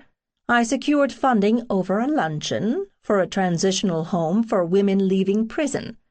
I sponsored a botany class for underprivileged children. She paused. That was what I accomplished last week. Holy crap. But what we, women like me who volunteer, do isn't seen on the same level as what you do because I don't earn a paycheck. We're not workers. We don't belong to the workforce. I suspected any argument I offered would be countered with a better one. Oh, Sierra, you rattled the wrong cage this time. Giving back isn't just accomplished by writing a check. Out of our husband's checking account, of course, because we're not savvy enough to handle our own finances. She cocked her head. I'm the interim treasurer for a charitable organization that provides scholarships to women in need. I am proud of the fact that I can write checks for tens of thousands of dollars each month, money we earned, while working our tails off. Yet my tax return shows zero income. So is that my worth? My mouth had gone dry, probably from my face flaming hot out of embarrassment. This has been an argument among women for several generations. What constitutes real work and value? It's not us against you, or you against us. All women should get to choose whatever path in life makes them happy and fulfilled. If that's donning a power suit or a police uniform and leaving their home, then they should be compensated on the same level as men doing that same job in the workplace. Women in the workplace don't have the right to look down on women who choose to stay home with their children or who choose to volunteer their time rather than charge for it. I cleared my throat. Would you care for coffee or water? I'll need something to wash down all the crow I'm about to eat. She laughed, and I was completely charmed. Got my point across, did I? And then some. Look, I'm sorry for the snap judgments and assumptions I made and erroneously pontificated about on Saturday.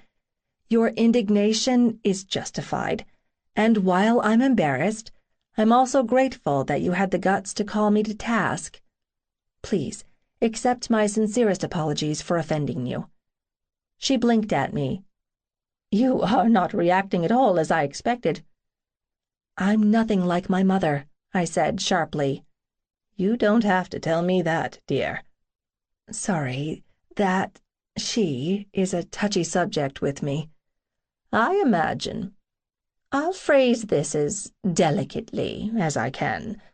But are Ellen's tendencies part of the reason you were so adamantly against anyone who might have surface similarities? I laughed. God, no. My opinion was based on ignorance and assumptions. No one can shoulder the blame for that except me. Miss McKay, I am delighted to hear that. No excuses, no qualifications. Just the admission that you messed up. I appreciate the apology. Would she leave now? I hoped not, because I wanted to pick that shrewd brain. I knew your grandmother Daniels. Mrs. Nash studied me. You did? Yes, actually I served on several boards with Grace for many years. I knew she volunteered a lot. I paused. And I'll phrase this as delicately as I can, but I gathered that her volunteerism stemmed from her unhappy marriage. You're not wrong, but neither did Grace fit the mold of the board socialite. Is your friendship with my grandmother why you decided to come here today? Partially. I wouldn't have pulled the "your grandmother would be so ashamed" card.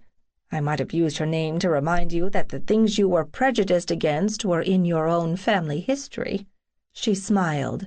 I'm so very glad it didn't come to that. Me too. Do you have time to get into this a little deeper with me? I held up my hand, not to argue, but I'd love to hear more about the executive side of your volunteerism. I'd like that. I buzzed Nikki and asked her to bring in coffee. Then I directed Mrs. Nash to the seating area, a less formal environment to continue our discussion. We spent the next hour talking, or rather she talked. I listened and took pages of notes. She seemed very interested in PCE's philosophy of providing capital to women starting home-based businesses. She seemed shocked when I inadvertently let it slip that that concept had come from me. As she rose to leave, I tossed out, "If you're free tomorrow night, I'd love to take you to the PCE mixer. I'll make time, but I do need to know if it'd be cliched if I wore pearls." I laughed. That was proof there's a little smartass in all of us. But after Mrs. Nash left, I felt completely unmoored. So much of what I thought I'd known had been flipped on its fucking head. I looked out the window in my office to the world beyond the glass, almost as if I was seeing it for the first time. The recriminations came immediately. What the hell did I know about anything? God, I was a baby in the world of business. Why had I believed I was qualified to run an organization like PCE? Moreover, why had Phyllis asked me? Because she knows you'll work yourself into the ground to make it successful. For other applicants, it'd just be a job. For you, it's so much more. Would I be better served to focus on my role at DPM, stop listening to excuses about why things never changed, and become proactive? Even if that meant losing longtime employees? Yes, if I fucked it up, at least I tried to fix it, which was more than anyone else around here had attempted. I heard the office door open and close, then the tiniest whisper of footsteps across the carpet. Only one person in my life existed in stealth mode. Strong arms circled me completely. He pulled me against his chest as if he wanted to pull me inside him. Yes, please. Boone's mouth journeyed down the side of my throat until he found his spot on my neck. Every time his warm lips landed there, I felt like he marked me, reminded me that I was wholly his.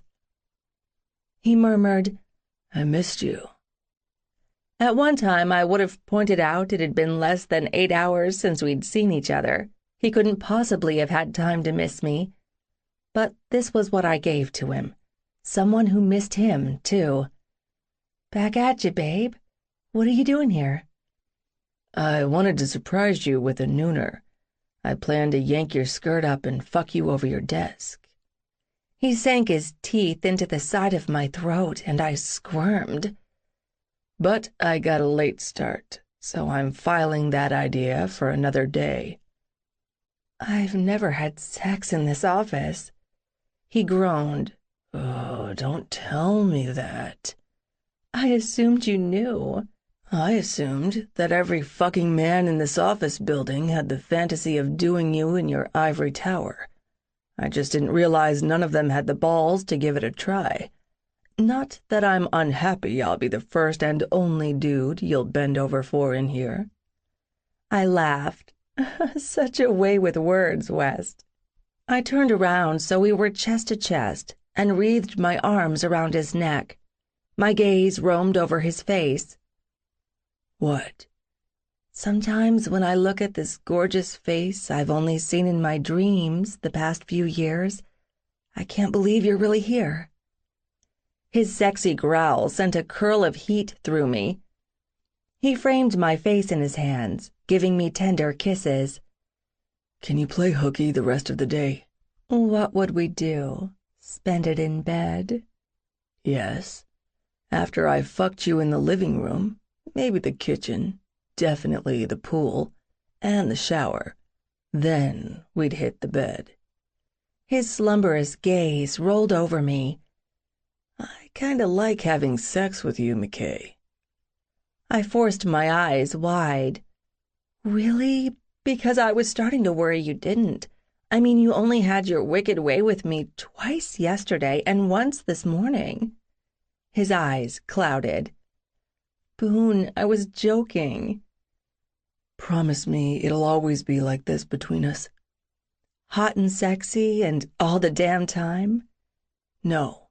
He paused and whispered, real. My heart and my lungs and my ovaries pretty much exploded right then. That's when I noticed he wasn't in civilian clothes. I eyed his scrubs, wondering if he had them custom made to allow for those bulging biceps. Where's your stethoscope? I leave it in my locker. Beneath his name on his name tag was a bunch of letters. I ran my fingertip across his chest below the white rectangle. What do these mean? They're the medical areas I'm certified in. That's a lot. They're Army courses.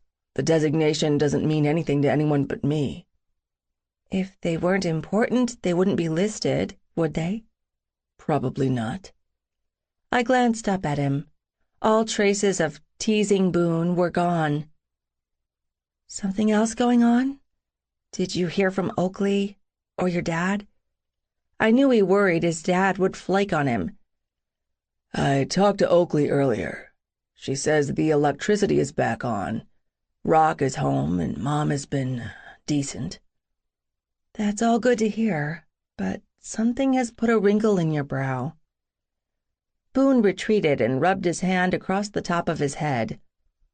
Me and Raj were called into the hospital early today, and were told all of our shifts this week had been canceled. No explanation.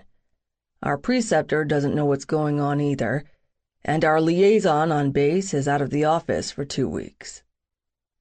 Has this happened before? No. Boone started to pace. But it's not like I can poke around and ask questions of anyone else in that department. We're in a tight spot. Me and Raj working with a civilian medical program while we're still on active duty.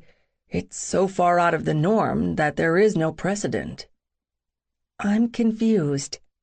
He muttered, Welcome to the club. There's some funky stuff going on with our transfer papers, or whatever they're calling it today. Christ, red tape is no joke. My stomach plunged. Something funky like they might demand you return to Fort Hood?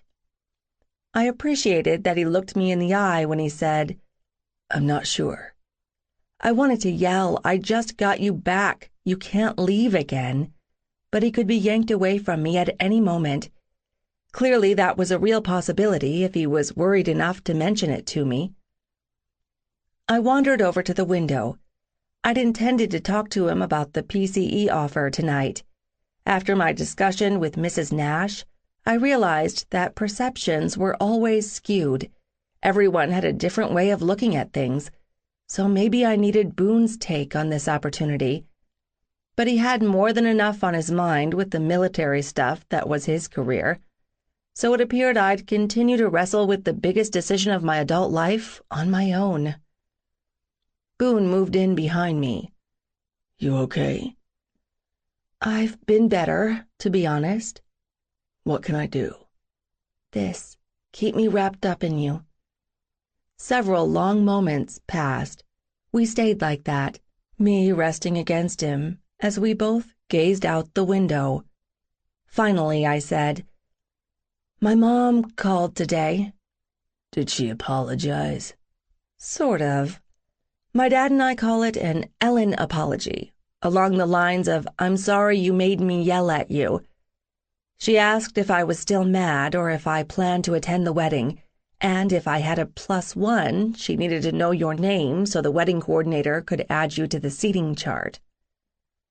Jesus, what did you say? I hadn't decided if I was coming. I'd have my assistant call her wedding coordinator when I solidified my plan. The bratty kid in me wanted to say, Neener, neener, suck on that. He chuckled. I turned my head and kissed his jaw before I stepped aside. You have an entire week off? Looks like. I won't know what to do with myself. Since Raj is in the same boat, we'll figure something out. Just make sure you don't... Before I finished, the door banged open. Greg stormed in, Nikki hot on his heels, silently apologizing with her eyes. You want to explain this memo from personnel, which is total bullshit, but I expected no less from you. Greg's sneer became a leer when he saw Boone. I see your secretary covers for you when you want to play grab-ass. Watch it, Boone said in that don't fuck with me tone. Of course, Greg cowered. He also shut his mouth, which was the real bonus. Nikki is my assistant, not my secretary. In the future, if my door is closed, do not barge in. That's a violation of privacy, which is spelled out in the employee handbook. Since we have a meeting in 10 minutes to discuss that memo, I'll ask Franny from personnel to bring a handbook for you so you can brush up on protocol. Greg acted like he wanted to argue, but for once he did the smart thing and left. That's the little fucking weasel giving you grief? Yes. Want me to beat him up for you? I laughed. I'd love that, but I have to fight my own battles. My money is on you, and you are smoking hot when you go all I'm in charge, get the fuck out, badass businesswoman. He kissed me. See you at home, McKay. Chapter 24. Sierra. Wednesday night, I arrived home from work, hoping for the peace and quiet that used to exist in my house. But rap music booming from the stereo system greeted me as I passed through the laundry room into the kitchen. I paused in the doorway. Raj sat on the counter, his upper body bouncing to the beat. Boone stood at the stove with his back to me as if he was cooking. I snickered at that crazy thought. Beer bottles were scattered here and there, as were bags of groceries. Dishes remained piled in the sink, dishes that had been there since Monday. The door to the dishwasher was open, the full rack of clean dishes pulled out. I knew they were clean because I'd done a load Sunday night, and apparently I was the only one who knew how to run such a complicated machine. Snarky much, McKay? Now Boone's voice was chastising me inside my own head. For the past 4 days, I'd tried to roll with it, chill out, be cool, adopt the it's all good mindset, but it was becoming increasingly harder to do. Logically, I understood by inviting Boone to live with me that I'd essentially told him my house was his house. We'd both expected adjustments to sharing the same space. We'd even joked about it.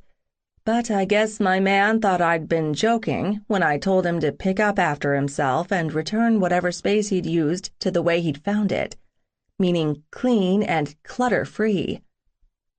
I'm a neat freak. I wasn't always this way, especially as a teen, but by age 17, I'd tired of living in constant chaos and had a Mr. Clean epiphany. Lou accepted my need for neatness as a house rule, and didn't pass it off as one of my personality quirks.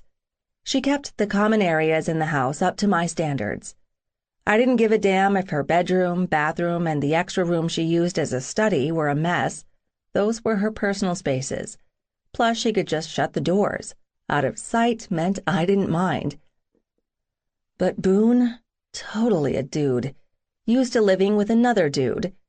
Evidently Raj was as messy as Boone. No wonder they were such compatible roommates. I shuddered, thinking about all the empty pizza boxes, carry-out containers, wadded-up paper products, bottles and cans that cluttered available horizontal space in their apartment. I had no problem imagining it because my house had started to look like a bachelor soldier's flop house. And this was one area. I hadn't even been in the great room since I'd cleaned up Sunday night. Boone had invited the McKay-Kateers, Mace, and Raj to watch the football game. It seemed Sunday nights were becoming a family night. I was cool with that. Boone needed a connection in Phoenix besides with me and Raj. Him having family and friends over, not the issue. The issue was his let's deal with this mess later attitude. Because as soon as we were alone, he had us both naked, sweaty, and fucking, like my pussy had an expiration date. Not that I was complaining. The newness of being red-hot lovers hadn't worn off. In fact, he'd ramped it up even more the past 4 days. As much as I loved his single-minded focus, as if I were the sun and he needed to bask in me, as if I were an adrenaline rush he craved, as if giving me multiple orgasms was his sole purpose in life, I had the teeniest suspicion the extra body-pounding encounters were because he didn't have anything better to do. You'd rather Boone had done the dishes this morning instead of doing you? Well, no, but that wasn't the point. I shifted backward and my heel caught on a mountain of laundry. An avalanche of Boone's clothes nearly covered the laundry room floor. That was the point. What the hell had he been doing all day that he couldn't toss in a few loads of clothes during the 9 hours since I'd seen him last? It wasn't like he was trying to juggle his job, his schoolwork, his training, and his soldier stuff. His worries about the schedule change earlier in the week ended up being unfounded. It had just been normal civilian personnel issues. So he had a week off, basically a vacation. He should have been doing what needs done. Reminder, Boone is not your employee. He's a grown man who does not need you micromanaging his daily schedule or his life. Right then, Boone turned around. The way those beautiful brown eyes lit up and the enormous grin that bloomed across his face when he saw me, total fucking swoon moment. He strode toward me. Before he uttered a word, he snaked his arm around my lower back, yanking my body against his. A tiny growl escaped, and then his mouth landed on mine. His kiss was soft and searching, sweet, not the macho mouth-fucking I expected. I sighed and swayed into him fully. Boone, being Boone, immediately made adjustments to better accommodate me. Maybe you should try that. I barked at the snark generator in my head to shut it, and lost myself in my man's welcome-home kiss. Against my lips, Boone murmured, "I fucking love you, McKay." I smiled. I fucking love you too, West. "Come on." He took my hand. "I gotta show you this." I said, "Hi, Raj," as Boone towed me past the breakfast bar. We stopped in front of the island. Don't look at the mess on the counters. "I made dinner," Boone announced with pride. It appeared that he'd used every pan I owned. "What did you make?" "Hot turkey sandwiches with mashed potatoes, gravy, and stuffing. It's ready to dish up anytime you are." "Boone, that is awesome." I pressed my lips to his in a lingering smooch. "Thank you." "I want to learn how to cook, so you don't end up doing it all. That's not fair to you."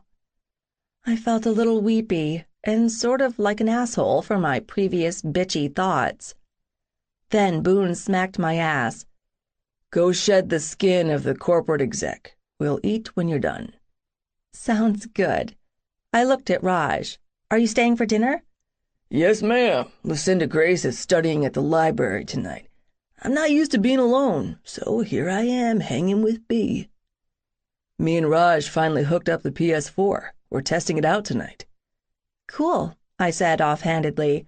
"I'll change, clear my head, and be back in 10. I kicked off my heels and sighed when my toes sank into the plush carpeting. The door to my bedroom, our bedroom, was shut. I pushed it open and flipped on the light. So much for my few moments of serenity. I'd made the bed before I left. I didn't care it looked rumpled, but I did care about the gym bag and the huge duffel. I eyed the stuff spilling over the middle to the side of my bed. My first thought, his shit wasn't supposed to be in here for this very reason. Then the hamper caught my notice. What the fuck? Why had he dumped all of my clothes all over and mixed them up? I had a dual-sided hamper for a reason, so I could separate what went to the dry cleaners from the regular wash. "Sierra," Boone said, barreling into the room. He latched onto my upper arms to keep from knocking me over. "Shit, I forgot to put that stuff away. I got busy." "Busy doing what? You weren't busy doing the damn dishes." He gently turned me around and curled his hands around my face. "Grab your lounge clothes and hole up in the bathroom. I promise when you come out, this'll all be gone, okay? His eyes held remorse, not a look I'd seen very often, so I knew he was sincere. Okay. He kissed my mouth, the tip of my nose, between my eyebrows and the top of my forehead. Before I go, I need to point out that your explosion of stuff is why I gave you another place to keep it. I know. I'll be contained over there from now on. I promise. I kissed him hard and swatted his ass as I headed to the bathroom. 10 minutes later, I'd scrubbed off the day's stress, donned my lounge clothes, and put my hair up and was ready to eat. Boone gave me a head-to-toe inspection, and when our eyes met, I knew he'd take great pleasure in tearing the workout tank top and yoga pants off my body. Let's eat. The food was pretty good for a first attempt. There was a lot of it, which seemed to be Boone and Raj's main criteria, and there wouldn't be leftovers, much to Boone's dismay. After the meal, Raj helped me do the dishes. Someone had at least emptied the dishwasher while I'd been decompressing, so that was a plus. By the time I'd cleaned the kitchen to my specs, an hour had passed. When I heard the video game start, the sheer volume sent me outside to the patio. I'd brought work home I could have done in the office, but I wanted to backtrack records, and I was always getting interrupted, and I'd lose my spot or my train of thought. I had 10 years' worth of data to cross-check.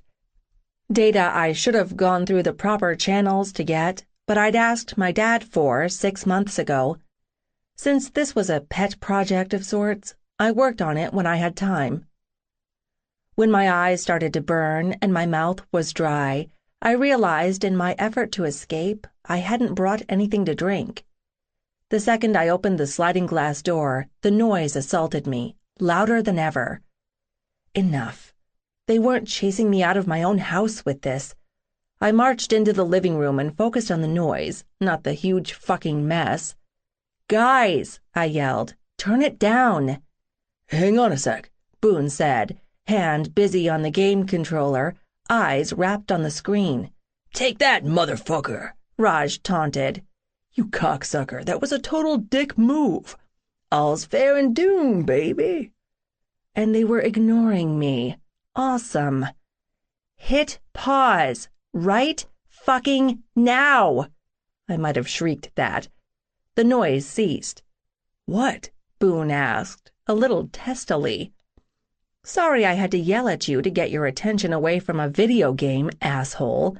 Turn it down. You guys aren't the only ones in the house." They exchanged a "what's her problem, it ain't that loud" look. "It's echoing down the hallway." "Fine." Boone turned the game back on and pointed the remote control at the AV equipment. The volume dropped. "Wait! Fuck, I wasn't ready," Raj said. Boone hit pause again. "Quiet enough for you now?" "Peachy, dude." My sarcasm was lost on him, or lost in the loud fucking noises still pouring from the speakers. I poured myself 2 fingers of Crown and retired to my room, so I couldn't even watch TV to wind down. My eyes still burned from looking at computer screens all day, so I had zero interest in reading. I pulled out my phone and checked Facebook. Boring. Where did these people get the time to post so much stuff? Then I opened Snapchat. I clicked a shot of me holding the lowball glass of Crown over my head and pinged Lou. She responded immediately with an image of her face pressed into a textbook. My phone buzzed with a text message.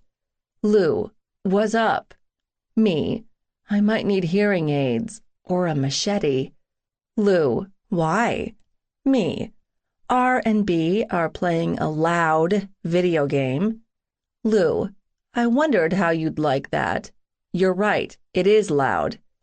Me, "Is that why you weren't studying here?" Lou, smiley face.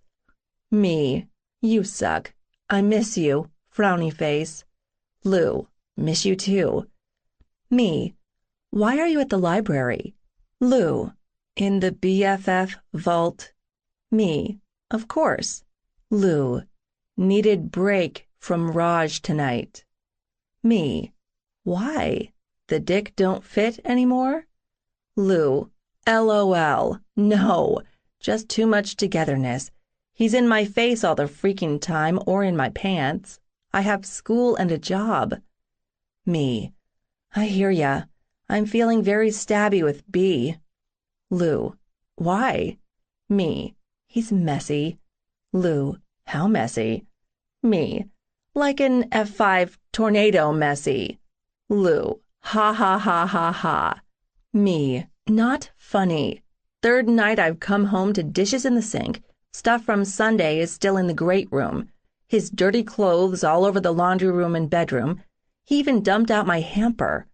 As far as the kitchen, he cooked dinner. Yeah, he's trying. But then he left the fucking mess for me to clean up. Took an hour. That if you cook you don't have to clean up rule doesn't apply since I've cleaned up every fucking time. Lou. Ooh, all caps equals Mad Sierra. Me. Fuck yeah. Now loud video game and he acted annoyed when I asked them to turn it down. Fuckface asswipe. I can still hear it. Lou. Come to the library. It's quiet here. Me. Thanks, but I'll drink my crown and go to bed. Lou. Wish I could sleep. Big test tomorrow and Friday. Be a late one for me. Me. Sorry, hun. Miss you. Frowny face. Lou. Let's hang this weekend. Just us. No messy boys. Smiley face. Me. Deal. XOXOXO.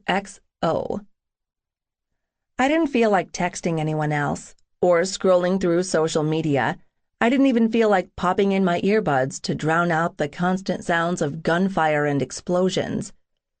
Maybe you just want to be mad. No, I had legit complaints about the state of my house.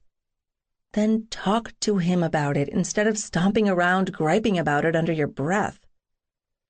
That last helpful advice sounded like my dad's wife, Riel. I adored that woman. Not just because she loved my dad like he needed after the shit show he'd suffered through with my mom. Riel taught me real-life skills. She never treated me like her husband's bratty kid, although I'd certainly acted the part a few times during the years I'd lived with them. After downing the whiskey, I cut the lights and crawled between the sheets. I'd tuned out the game enough to drift off. Then I heard the sound of breaking glass, and that shot me straight out of bed. Shit, was someone trying to get into the house? I cracked open the door and listened. I heard that shattering glass sound again. It echoed from the great room. Stupid video game. I grabbed my favorite blanket and my cell phone. Boone could play his obnoxious video games at 1,000,000 decibels. I'd just sleep on the patio. Sierra. The voice startled me out of a deep sleep. I'm picking you up. Hang on. I pushed his arms away. Don't. I blinked and pulled the blanket around me. Why'd you wake me up? Boone loomed over me. Because I'm not letting you sleep in a fucking lawn chair the rest of the night. Jesus, it's bad enough that you've been out here this long. I yawned. Oh, what time is it? 3-something. Raj and I lost track of time. I went to bed and you weren't there. I searched the whole house and couldn't find you. Did you look under the gigantic pile of your dirty clothes in the laundry room? What? Never mind. I would have been fine out here. You should have let me sleep, since it took me so long to get to sleep. Fuck that. I can tell you're cold. Let's go inside and warm you up. It wasn't until we were in bed and he'd wrapped me in his warm body that I understood what he meant by warm you up. He'd drawn out his caresses and kept kissing my shoulder, each kiss a little closer to my neck. Let me make your body burn, he rasped in my ear. I pushed away from him. Just because you're wide awake at 3 a.m. doesn't mean I want to be your post-video game booty call. He stiffened. Booty call? What the hell? Yes, booty call. Wanting sex when you've got nothing better to do. It's bad enough I have to be up in 4 hours to go to work. You don't get to use me, sex, as a sedative to help you sleep, especially when you didn't give a damn that your video game was loud enough to chase me out of the fucking house. Whoa, you're pissed off about this. I'm tired. I don't want to talk. I don't want to fuck. I just want to sleep. So good night. I rolled away from him to my side of the bed, giving him my back. Or the cold shoulder. I didn't wake him up the next morning before I went to work. I could claim I did it out of thoughtfulness, letting him sleep in. But the truth was, I didn't feel like rehashing our middle-of-the-night argument, and he'd insist on it. He'd insist on make-up sex, and, well, I didn't feel like that either. Hormonal much? Boone wasn't around when I got home from work. As I searched for a note in the kitchen, I saw the space hadn't gotten trashed since I'd scrubbed it last night. His laundry remained in a pile in front of the washer and dryer, but the family room had been tidied. I checked outside. Boone had cleaned off the patio, or maybe it had been the pool maintenance guy. So I followed my usual after-work routine. I changed into exercise clothes and hit the elliptical machine for 45 minutes. No sign of Boone after I finished. I showered. No sign of him after that, either. It wasn't like him to be out of communication. Maybe he was called in to cover a shift at the hospital. Or maybe he's pissed off. I spread my notes across the coffee table and my research materials on the couch for an article I was working on for a trade magazine. They'd contacted me to write it, which was cool, if a little unusual, especially when the submission time frame was so short. I had to email it by Monday morning. I'd just compiled an ordered list of my sources when Boone barreled in. And I do mean barreled. He saw me and said, "There's the woman who rocks my fucking world." Then he flashed that dirty sweet smile and he was on me, literally. His knees bracketing my thighs, his hands in my hair, his mouth plastered to mine in a morning mouth fuck, pressing me into the couch cushion with such force I panicked that he'd break the frame, or my back. But the man didn't release any part of me until he was damn good and ready. After he placed a soft kiss over my heart, he murmured, "I missed you today." Then he muttered that he needed a shower. He hopped off the couch and strode away, leaving everything in disarray, my notes, my papers, me. Those "I want to eat you alive" kisses made me think Boone wasn't pissed at me. Good. Now I can give the article my full concentration. I closed my eyes. Where had I gotten to before the interruption? The main theme was the importance of... what? Damn it, think. The importance of organization. I snorted. That was simplistic. It needed more punch right off the bat. Wait, where'd I put that magazine with the kick-ass bullet points? I shuffled through the papers that had tumbled together when Boone had jumped on the couch. I found the information and jotted down notes, moving between hard copies and my laptop. When Boone returned with a beer, he picked up the papers I'd stacked in order and set them on the coffee table so he could sit next to me. Right next to me, thigh to thigh, with his arm draped along the back edge of the couch, allowing him to drag those clever fingers across the ball of my shoulder and down the outside of my arm. He turned the TV on, but couldn't stand the commercials, so he constantly flipped through channels. It drove me crazy, which was why I rarely watched TV with him. "Did you eat dinner?" he asked. I just realized I hadn't. I had other things on my mind and I forgot. "How can you forget to eat?" It happens to me all the time. "Raj and I spent the last 3 hours playing basketball with some of the guys from the hospital. I haven't played a pickup game that intense for a long time, so I'm starved." I would have thought you'd stop for food on your way home. "I was hoping there'd be food here." I did cook frequently, but not every night. "I'm not sure what's in the fridge." "Pretty much bare," he said, reaching for his beer. that he'd set on the coffee table, above my paperwork. "You went to the store yesterday." Just for the hot turkey sandwich stuff. He kissed my temple with his beer-cooled lips. Are you hungry now? Meaning, do you feel like cooking us something? Not so fast. Maybe he asked so he can go get you both food. No, I'm good. I want to get this done. What are you working on? An article for a trade magazine. What's it about? I looked at him. What's the article about, or what's the magazine about? He shrugged. Accepting your limitations and learning the true value of organization. Huh, cool. Flip, flip, flip. What is the true value? I almost snapped. It's a hardware store on Baymont Street. Why don't you go check it out now? Snapping at him wouldn't solve the problem. That's what I'm trying to figure out. And I can't do that with the constant channel flipping. It's distracting. So much for not sniping at him. Immediately, he pulled away from me. Maybe you should work in your office and not in the only room in the house with a TV. Or maybe you should go find something to eat, since you're starved and I can finish what I started where I set up to work first. Fine. Boone pushed to his feet and disappeared again. I heard cupboard doors banging, water running, pans clanking.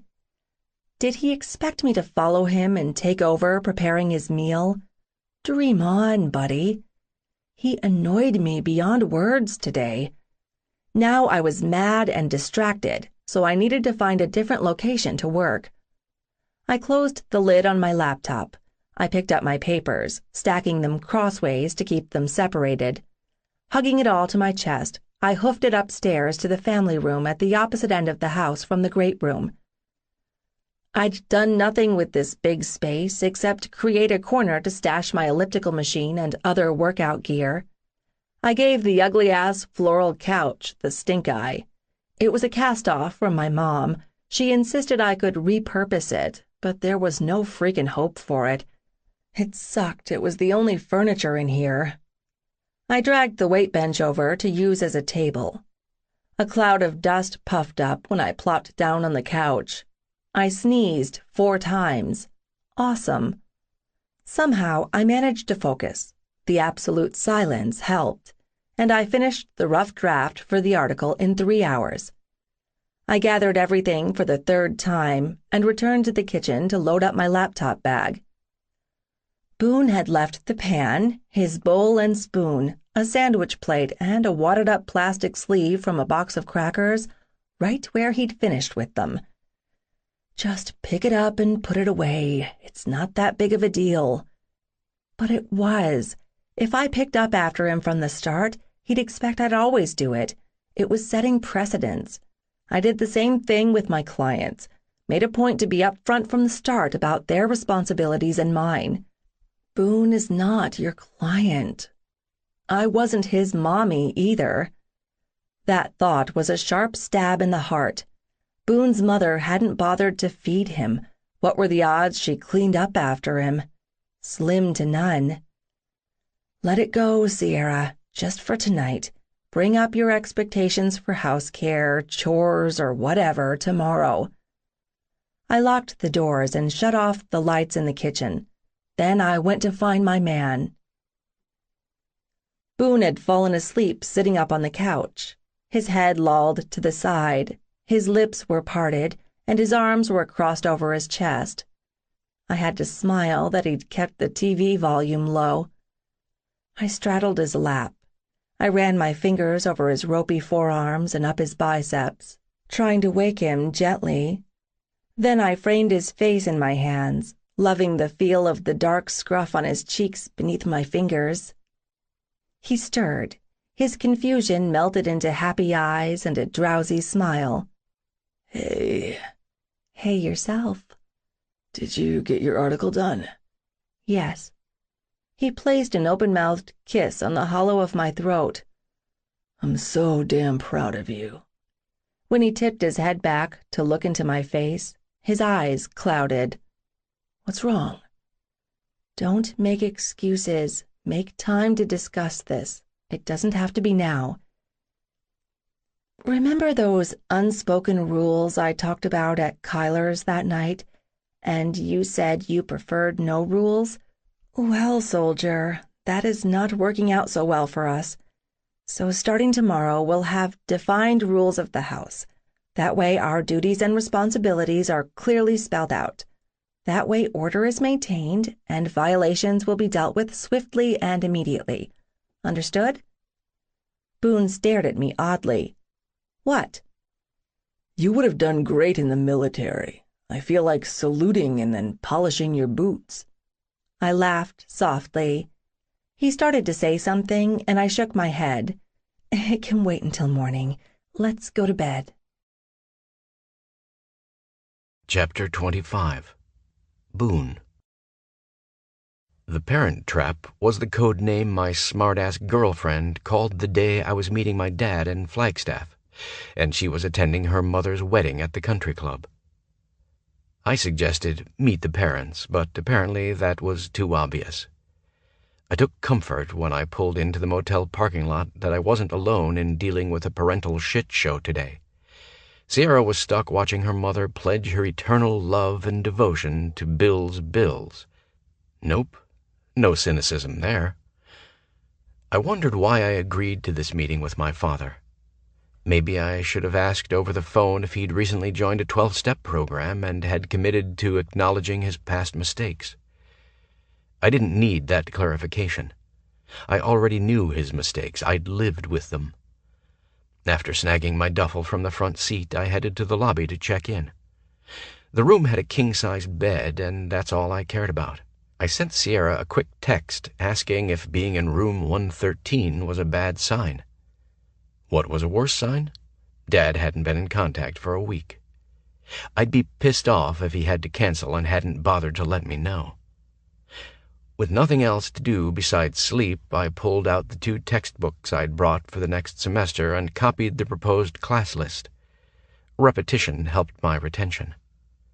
An hour passed. I started to get hungry. And antsy. I changed clothes and opened the door only to find my dad standing on the other side, poised to knock. "Oh, hey, Dad. One of us has great timing," I said. "Unlikely it's me." He ran his hand down his beard. "How's it going?" "Okay." I hadn't seen Dax West since I'd graduated from boot camp. Looking at him now, there wasn't a lick of a family resemblance between us. His hair, what was left of it, was an orangey gold shot through with gray. 7 years ago, he'd had an inch or 2 on me.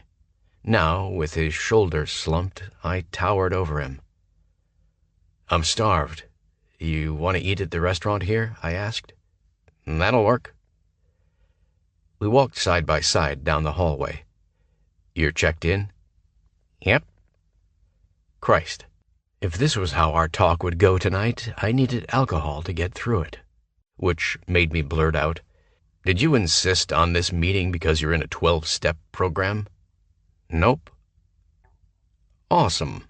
One-word answer again. When we got to the restaurant and he reached for the door handle, his hand shook. That sour feeling in my belly expanded.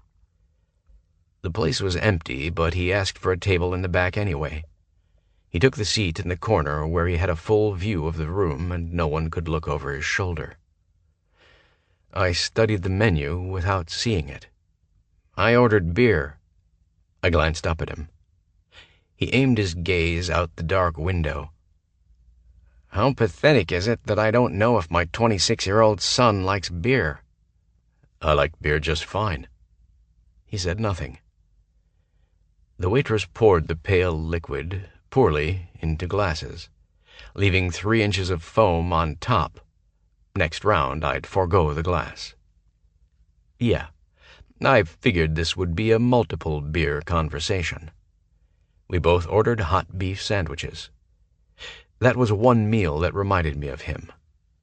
The few times he'd taken me out to eat, it had always been to a truck stop cafe because that's what he knew and where he usually ate. Neither of us was good at small talk, but we tried. While we're waiting on the food, you want to fill me in on what's going on in your life?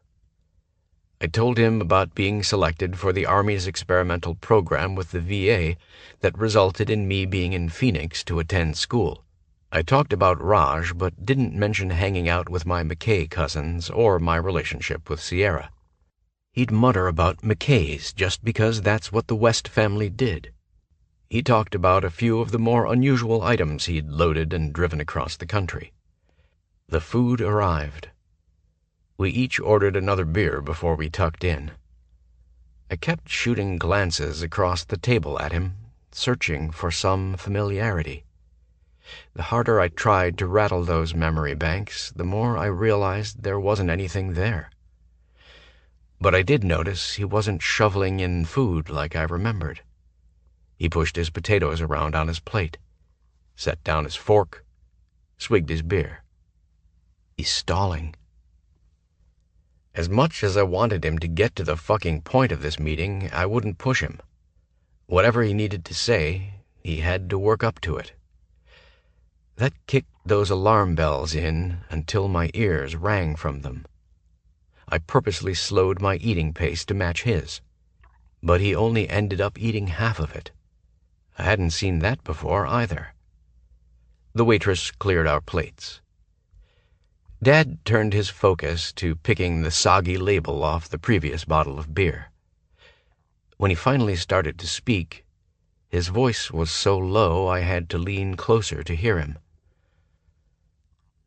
I don't gotta tell you I've always been a loner. That's why long haul works well for me. So you asked me here to talk about your career as a truck driver? His eyes met mine. Sometimes I forgot I'd inherited the color and shape of his eyes, so it spooked me to see such wariness in them now. No. It's just, I don't know where to start with this. You talking in circles isn't the way to start. Just rip off the fucking bandage. You're right. Let me get through. He looked away and cleared his throat. The worst of it, before you start asking questions. Okay. Long pause. Then he said, when I was a kid, I was sexually abused. But being a kid, you don't really know that it's wrong if that's how it's always been. If it's just part of the day or night. He cleared his throat again.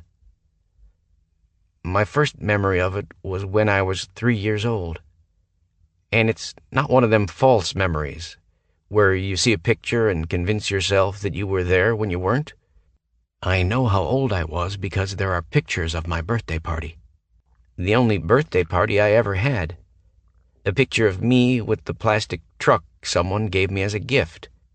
I remember holding it tight that night as when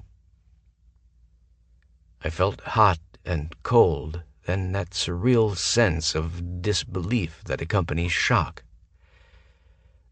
Like I said, I got a little older and I figured what he did to me and expected in return was probably wrong, since it was only just the two of us and he said I couldn't ever tell anyone. I managed to choke out one word. Who? My dad. My food threatened to come back up. I swallowed it back down, taking a healthy drink of beer, praying that helped. It went on until I was 12. Over the last couple of years, as I've started to deal with this, I tried to pinpoint why that's when it ended. Had my mother found out? Had I stopped looking like a child? I do know that's when my folks became born-again Christians. Was it the cause? Was it the effect? But it just stopped. I waited and watched him working through this in silence. This is where it's fucked up, son. So fucked up, I don't want to admit it, but you need to hear all of it. He fiddled with his beer bottle. After the abuse ended, I should have been relieved.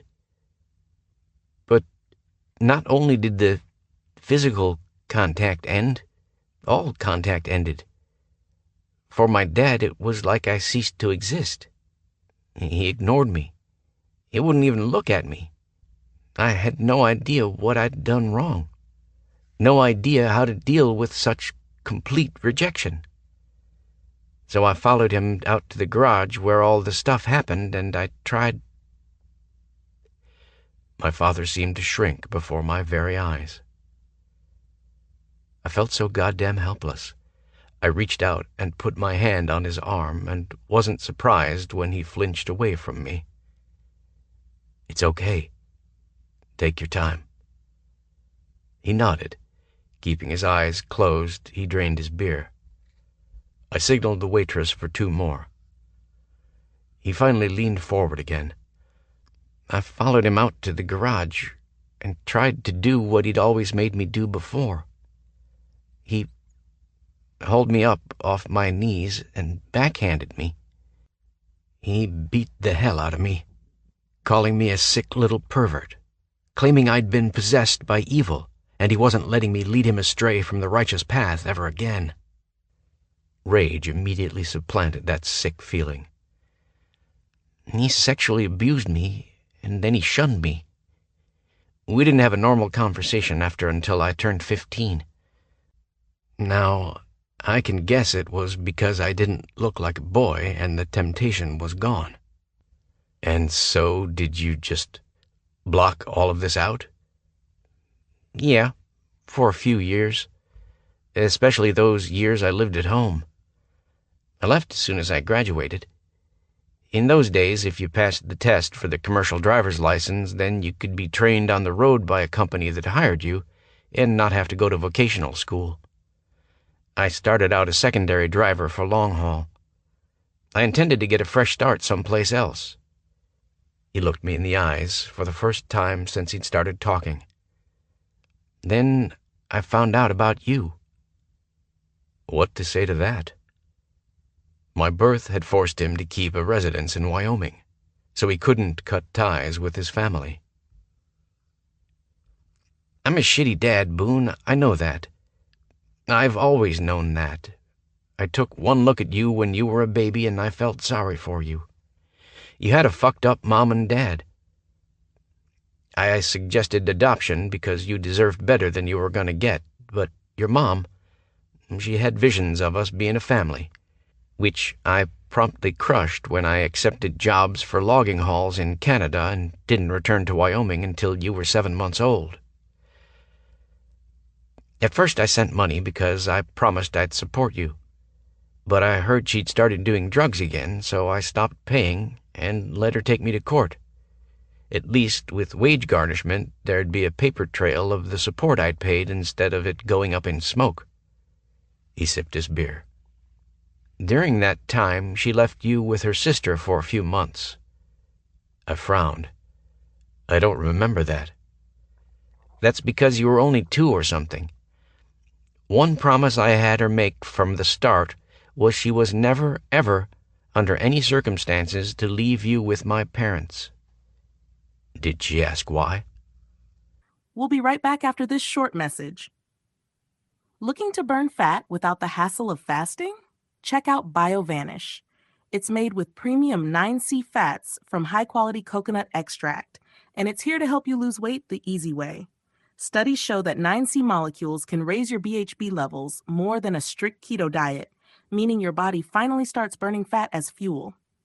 In fact, research from Temple University found that taking 9C fats daily boosts fat burning as much as fasting for 12 hours. So, would you rather skip meals all day or just mix BioVanish into a glass of milk? Ready to start burning fat the simple way? Click the link in the description to get BioVanish now and grab an exclusive discount while you're at it. BioVanish, fuel your fat burn. Now, back to the story.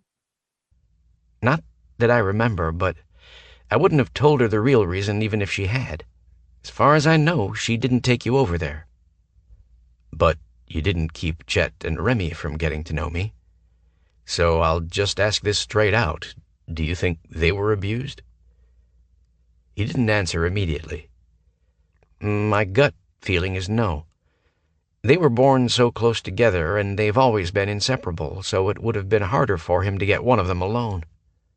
I was the rule follower, especially when it came to positions of authority, so I didn't ever question any of the stuff he did to me. I just did it or let him do it. Do you have any idea whether your brothers knew what was going on? Nope. They had their own room, I had mine. They wouldn't have thought anything of Dad taking me out to the garage because he always did. The sick feeling returned. I definitely think they'd be shocked if I told them now. He stared at a spot across the room. But there's always that part of me that isn't sure if they'd believe me, so... What about your mother? How much of this did she know? No idea. Could be when she found out, she stopped it. Could be she knew from the start and ignored it. Could be she'd sacrificed me, knowing he had those tendencies, and then he wouldn't go out into the community to pick a random kid and end up in jail.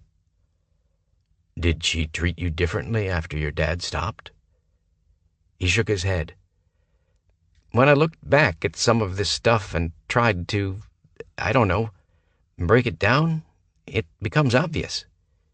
She was always about pleasing her husband. Everything she did was for him. I overheard her talking one time about how she hadn't wanted more kids after me. That's why there's a gap between me and Chet. Makes me think she knew what he was doing to me. And after an accidental second pregnancy, she got knocked up again a third time with Remy. To protect them both. She should have been protecting you. Well, she didn't. I was already soiled goods, so why not let him continue doing what he would be compelled to do anyway? And this is gonna sound sick as fuck, but she has the look, the body, and the build of a prepubescent boy. My head was spinning with all of this. If your next question is whether I plan to talk to my father or confront him or whatever, the answer is no. Why not? He's in a nursing home in poor health. I haven't seen him or Mom in years, and with all that born-again stuff, that's 10 kinds of fucked up, Dad. Yep. It's also why it'd be pointless to address now. He closed his eyes. I've seen the scenario 100 times. I asked Dad why he did it, if he's even sorry he did it, and he doesn't answer. Instead, Mom jumps in and reminds me that was a long time ago. He's asked God for forgiveness. Dad's accepted his past as a sinner and found redemption. He's been on a righteous path for years, so my issue with the past is just that, my issue. And maybe I should get right with God so I can move on too. The odd thing was, I saw that scene exactly as he'd depicted it, so I understood. Because in some ways, it was the same type of situation between him and me. Not the abuse, but the opposite, the complete detachment. Besides, as soon as you graduated, I left Wyoming for Nebraska, and I haven't been back. Haven't seen my brothers since you graduated from boot camp. Being away from there, it's been good for me. I don't see how going back would do anything but set me back. My counselor...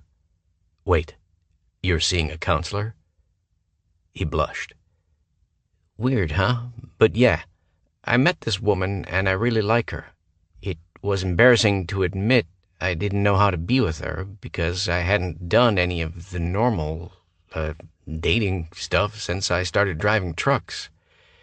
She told me to deal with my issues because I'd been living half a life. He looked at me again. That's when all this came crashing down.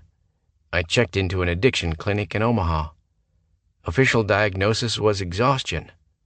My addiction was to work. When did that happen? I demanded. 3 years ago. It's taken me a while to come to terms with all of this, son. And I hope you understand why I couldn't make the trip to see you when you were in Wyoming. I get it. There is another part of this. I'm going to hit the can first. He stood and lumbered away from the table. I took my phone out to see if Sierra had tried to contact me. 2 messages sent an hour ago. SM.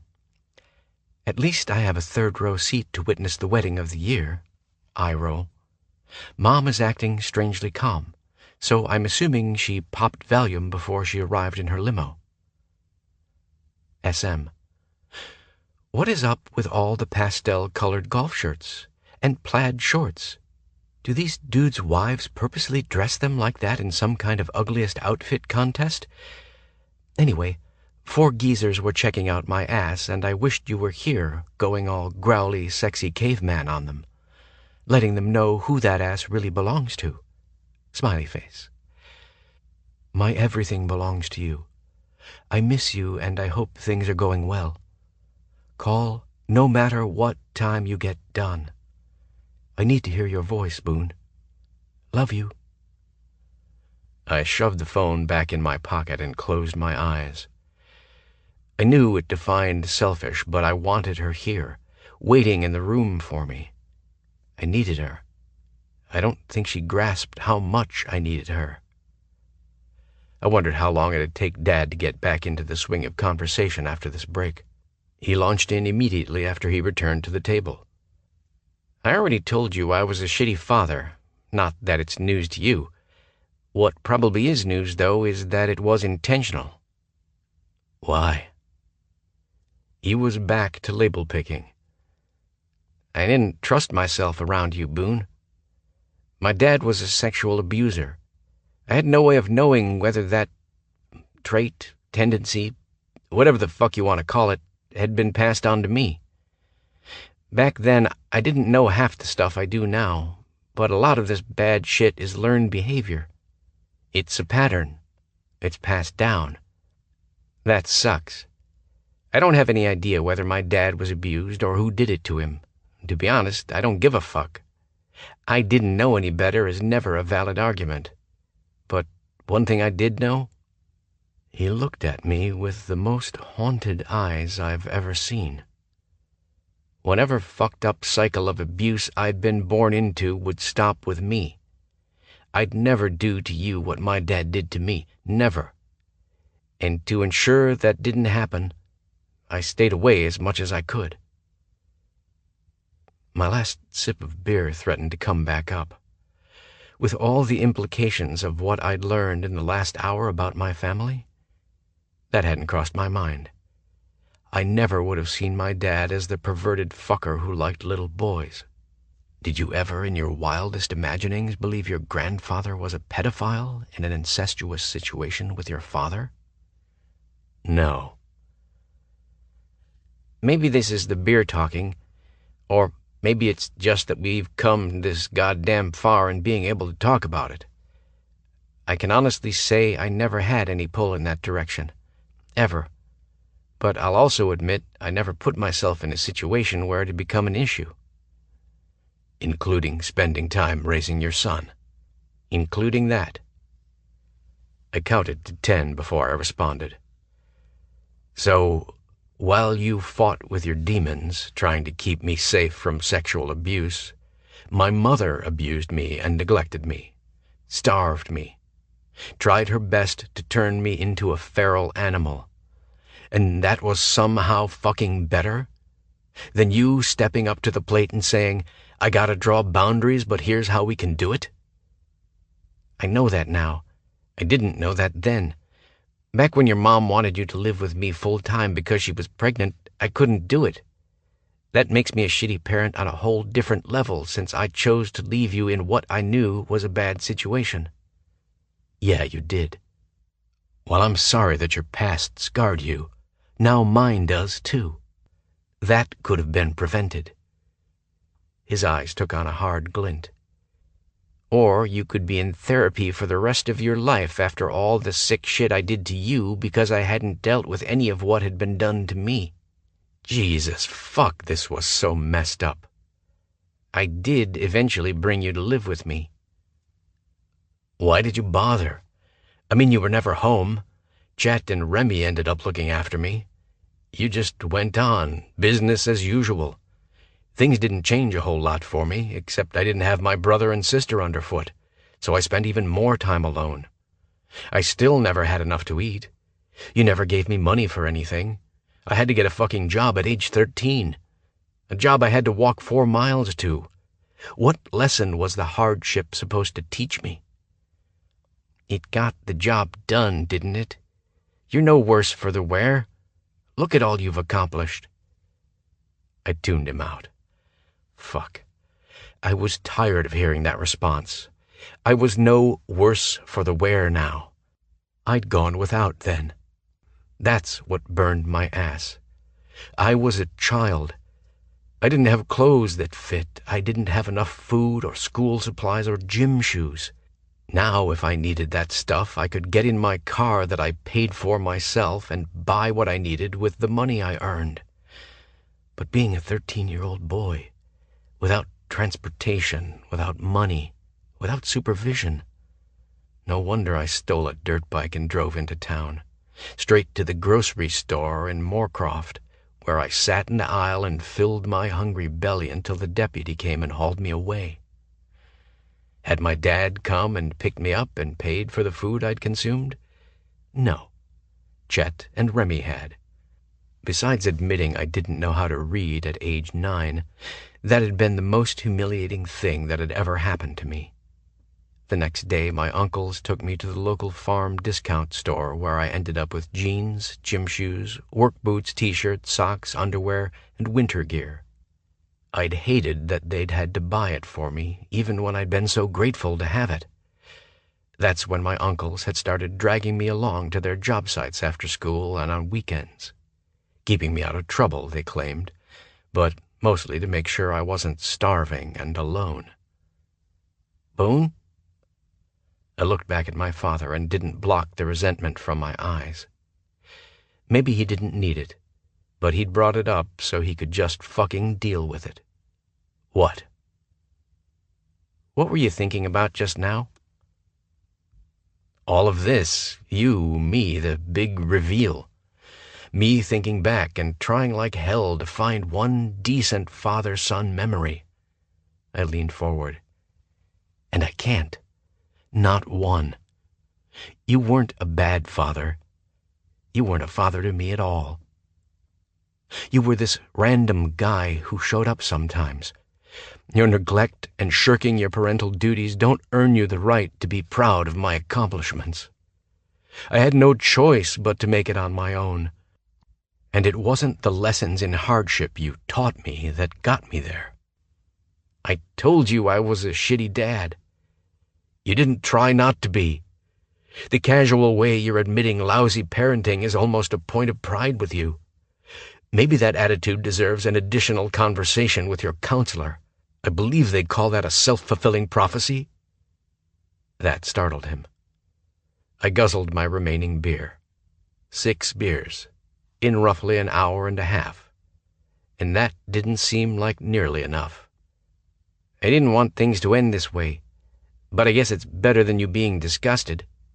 I am disgusted by what I've heard, but I'm not disgusted by you. Jesus, you were a kid and didn't have any control over the situation. I didn't know how you'd react, because I don't really know you, do I? I shook my head. Is there a chance we might change that someday? Someday, but not today. Hurt flashed in his eyes. That answer is not because of anything you've shared with me tonight. If anything, you coming to me with this makes me hopeful that your counselor can help you get a clearer perspective on me. What about you? Does any of the family cycle concern you? That if I have kids, I'll want to touch them inappropriately? Hell no. I'm 100% sure of that right now. But knowing this about you will have me looking at the past with a different lens, maybe. The waitress brought another round. I might as well drink the damn thing since I wouldn't be driving anywhere tonight. And maybe if I had help easing into slumber, I wouldn't notice that gnawing need in my gut to have Sierra close. because that's the only time I felt whole. Chapter 26. Sierra. Ugh, I did not want to watch my mother feed her new husband cake. I turned away and heard laughter, which probably meant someone had a face full of frosting. I checked my messages and saw one had just come in from Boone. B-dub. Hey, back in room. Too many beers. Going to bed. I texted back. Me, are you okay? B-dub. No. My stomach pitched. Me, time for a call? B-dub. I want to talk in person, okay? Tomorrow. Me. You can wait? B-dub. No choice. Drink 8 beers or I'd be in my car on my way home to you.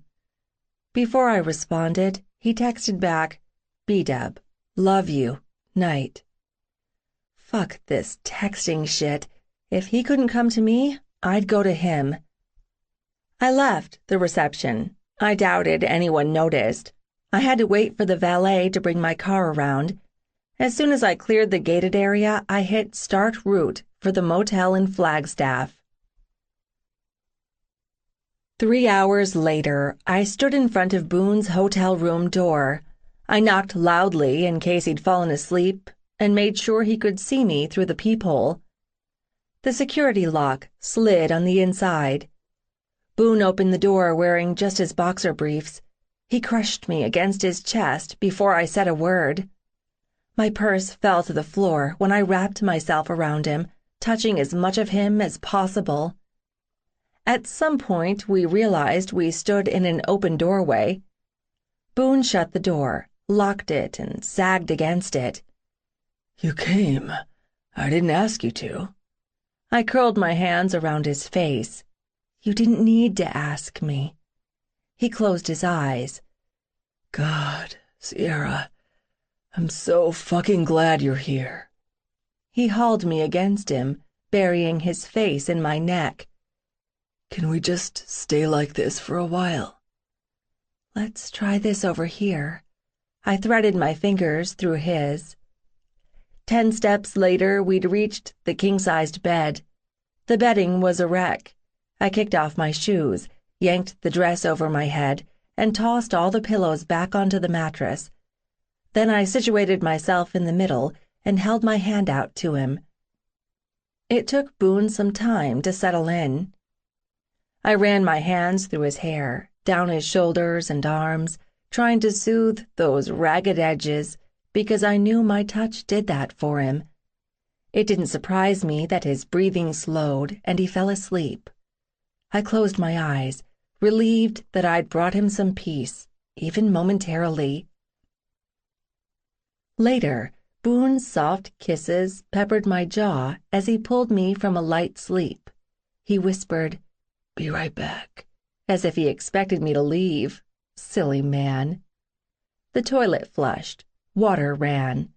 He crawled back in bed, snuggling his body behind mine. He rubbed his cool, damp face across my shoulder, and his cold hand skated up the outside of my thigh. I thought maybe I'd dreamed you. He kissed the nape of my neck. Thank you for coming. How was the wedding? Boring, with a side of pompous. Everyone got gift bags, like they were attending the freaking Oscars or something. It was ridiculous. I did sneak a shot of the ceremony with my cell phone and sent the pic to my dad with the caption, "Freedom from alimony."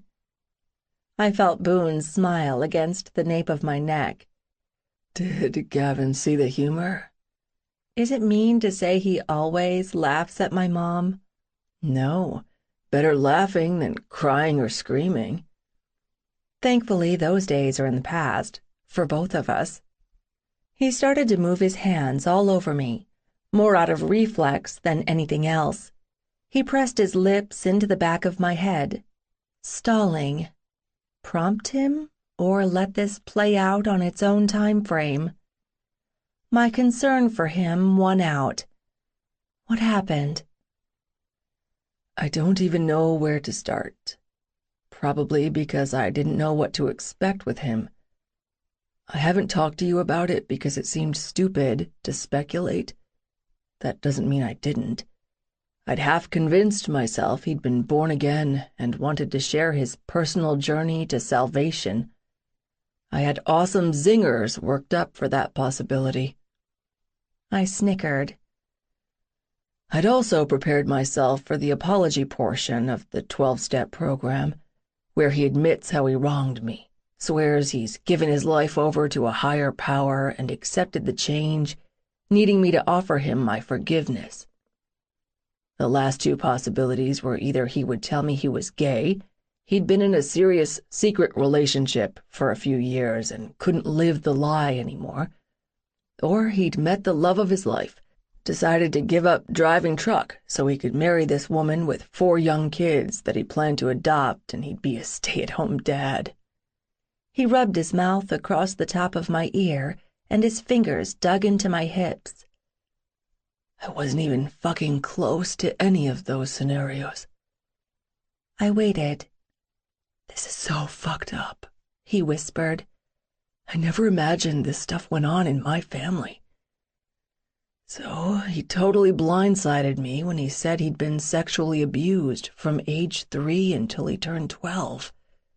He paused. By his dad, Sierra. I rolled over and wrapped myself around him as he began to talk. He'd stop and start, the shock still evident as he tried to process it. My questions were slow in coming, mostly because I didn't know what to ask. Although Boone's grandparents lived in Wyoming, he'd never been close to them, which surprised me, given how I'd seen the other members of the West family act around their grandkids. Also given that Boone was their only grandchild. He wouldn't appreciate me saying he'd dodged a bullet with their apathy toward him, and I wanted to kick myself for thinking that when the conversation took a darker turn. I guess my dad's one edict to my mom was not to let me spend time with them. He considered that his way of protecting you? Oh, he admitted his neglect of me was intentional, because he couldn't be sure he wouldn't have those same tendencies as his father. So he left me with a drug-addicted and abusive mother, to keep me safe. The sarcasm was as harsh as a slap in the face. Boone was never sarcastic.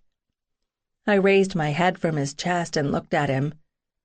Boone, are you serious? He said that? What's worse, he justified it. Even now, he acts like he made some big fucking sacrifice by purposely being a shitty father and staying away from me. What did you say? What could I say? I lost my temper. I don't blame you. Did you get up and storm off? No. I meant to say I didn't temper my responses. He took it in stride, but what other choice did he have? Did things end on decent terms? We didn't hug it out, if you can believe that. Even that flip answer hurt my heart. So yeah, it sort of ended on decent terms. With all the stuff he told me, I said I needed time to take it in.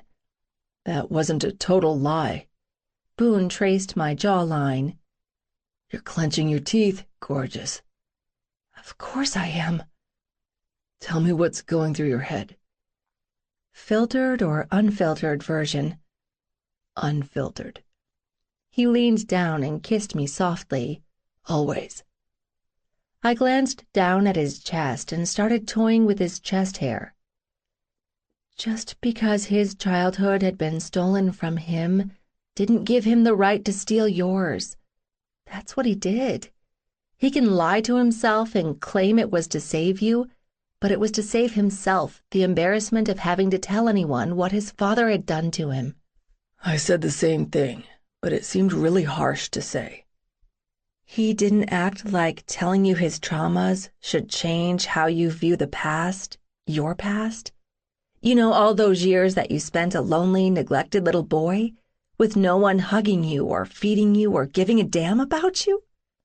My voice broke, And I tried to hide it because Boone didn't need to deal with my emotions. I was here for him. Hey, He tipped my head back. I know this is ugly stuff. I can handle it. What I can't handle is you thinking you have to deal with any of this ugly stuff alone anymore.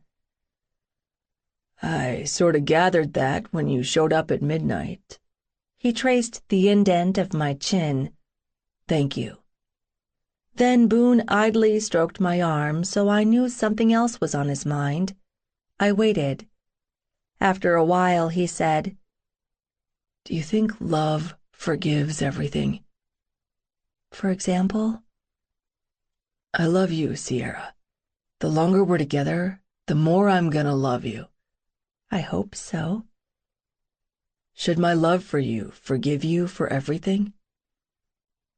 Are you asking me if there's an unforgivable action that would allow you to maybe make you fall out of love with me? He stopped touching me for just a moment. Yeah.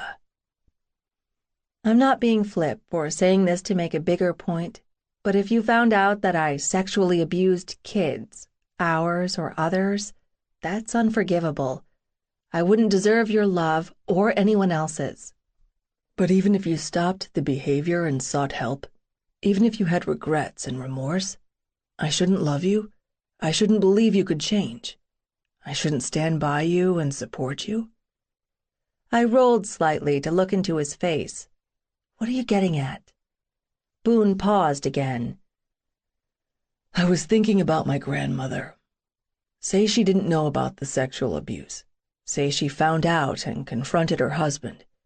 Say he agrees to get help and stops the abuse. So, at the darkest part of his life, she's supposed to walk away when he needs her love and support the most? Yes, he willfully harmed their child, physically and emotionally. He doesn't deserve love and support. He deserves to go to fucking jail. And from what your father told you, after the abuse ended, neither one of them gave him love and understanding. Your grandfather didn't show remorse. He's never apologized to his son for all the heinous things he did to him. Your grandparents just went on with their lives and left their son to deal with it on his own. Could you forgive me if we had a kid I abused? If I did all the right things afterward, got help, asked for forgiveness, tried to mend my life and fix whatever sick compulsion that might be fucking genetic? Could you love me? My heart collapsed. That wasn't something he needed to worry about or focus on. Boone, I can't imagine all of the things that are going through your head right now. Let's strip as much emotion from this as we can. What are you? Hear me out. You are a medical professional. You've taken the biology and psychology classes. Don't statistics overwhelmingly show that victims of sexual abuse usually become abusers themselves? I don't think you need to worry that you've got a gene that'll give you a higher chance than the rest of the population of becoming a pedophile. My dad worried about that. I counted to 10. Your dad was abused, so he had a reason to worry. He stopped the cycle. That's one thing he said to me, that I should be grateful I'm not dealing with what he is. He said my life, my childhood, could have been so much worse. Stop. I kissed him. Let's take a break from talking about this for a while. Try and stop thinking about it. I can't. Jesus, this is life-altering stuff. I wish I could just shut it down. Stop thinking about it. Stop talking about it. I don't know how to say this. What I found out tonight. You won't talk about that with anyone else, will you? Anyone else meaning my dad, my sister, my McKay cousins? Or maybe I'd call up Aunt Carolyn or Aunt Kimmy and go off on them about their brother being a sick man, an incestuous pedophile? Infuriated, I wiggled free of his hold and climbed off the bed. I cannot believe you even asked me that, Boone. Jesus Christ. This is new to me. I've never had anyone in my life I share everything with. So why are you acting offended? Like it's a given that you don't share what I tell you with anyone else, when I know damn well you've told Lou some of the things that have happened between us. Like us fucking in the foyer in the pool. I got an attaboy from Raj, which did not make me happy. I have no idea how much detail you went into. You never asked if I minded that you discussed our sex life with your roommate. He shouted that last part, and I cringed. So how am I supposed to know where you draw the line in telling secrets if I don't ask? I ought to assume you won't mention it, even in passing, to Kyler? Hey, Kai, no, we couldn't make the party because we were in Flagstaff after Boone had a meeting with his father. That is one fucked up situation with the West family. And I thought what Boone dealt with growing up was bad, but it's nothing compared to what his dad went through with his father. Some sick shit there. Not that I can tell you anything about it. He paused to slow his labored breathing. Am I wrong? God, he pissed me off. Mostly because he was right. We'd talked about financial responsibilities. We'd talked about household responsibilities, but it had taken us a big goddamned fight to deal with that.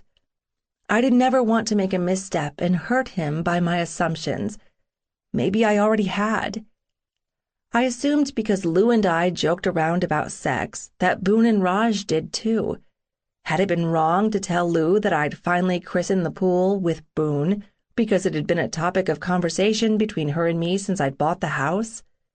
Had it been wrong to tell Lou that Boone was awesome in bed, even when I hadn't gone into details about our first time, except to tell her where it had happened and that it had been worth the 7-year wait?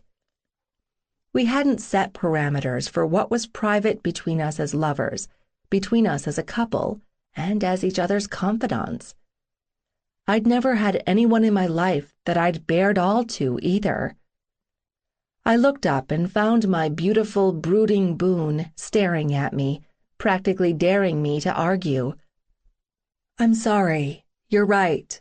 We should add this to those relationship rules as something that needs discussion and defined parameters. But to put your mind at ease, I promise what you've told me tonight won't ever leave this room. I promise everything you told me about your childhood will always only stay between us. I'm sorry you even had to question me about it, but you had every right to. He blinked at me. So are we good? Come here. I took his hand and he tucked me against his body after bestowing tender kisses that filled me with warmth, not heat. I yawned, but Boone's entire body remained rife with tension. Would a massage help you fall asleep? No, but thanks for the offer. He kissed my forehead. I don't know if I tell you often enough how much I love all the thoughtful things you do for me. I never understood the appeal of having someone take care of me. I love that you just know what I need. He sighed. I suck at doing that for you right now, but I promise I'm going to learn how to give that back to you. We were quiet for a bit. Then I said, Do you work tomorrow? No, I'm off until noon on Monday for the ever-popular noon to midnight shift. Why? I propped myself on his chest. Have you ever been to Sedona? Just what I drove through to get here. Let's spend tomorrow playing tourist. It's a gorgeous county, and the weather is perfect this time of year. We haven't done anything like that yet. The two of us on a day trip with no agenda. You trying to keep my mind occupied, McKay? Not as much as I want to show you the beautiful state I was born in. There's more to Arizona than Phoenix. Boone smiled, my smile, for the first time since I'd shown up. Sounds like a plan. I peppered his chest with kisses. We'll have so much fun, but we will have to hit a discount store first thing in the morning since all I have for clothes is the dress I wore to the wedding. I smirked. Dude, do you know what this means? I'll have my first walk of shame moment in Walmart. It's like a rite of passage. I'm totally Instagramming it. That actually earned me a chuckle. Can we take selfies? So we have pictures of us as a couple to put up in the house and at work? We could even start a photo album scrapbook thingy to document our adventures together." His smile faded. "Sierra, why did you ask for permission? Because that wasn't what I meant when we talked about boundaries." "I know. I asked because you wouldn't let me take pictures of you or us before." "I'm not camera shy." He slid his hand around my neck. The tips of his fingers were rough and dry against the damp flesh at the start of my hairline. He brushed his thumb across my jawline. "I didn't want pictures of us because it would have been too fucking hard to look at them, for both of us." "Oh." "Besides, admit that if you would have had a pic of me, you would have enlarged that motherfucker and used it for target practice." I laughed. Maybe. A knock on the door at 8 a.m. had me scurrying over to slip the chain lock into place since I was still in my bra and panties. I said, "Come back later. We're not ready to check out." "This isn't the maid," a male voice said. Then a pause followed. "This is Boone's room." Boone threw back the covers and stood to yank on his jeans and a tank top. "Hang on, Dad." He rummaged in his duffel bag and dug out a pair of athletic shorts and a t-shirt. He tossed them both to me. "Put these on."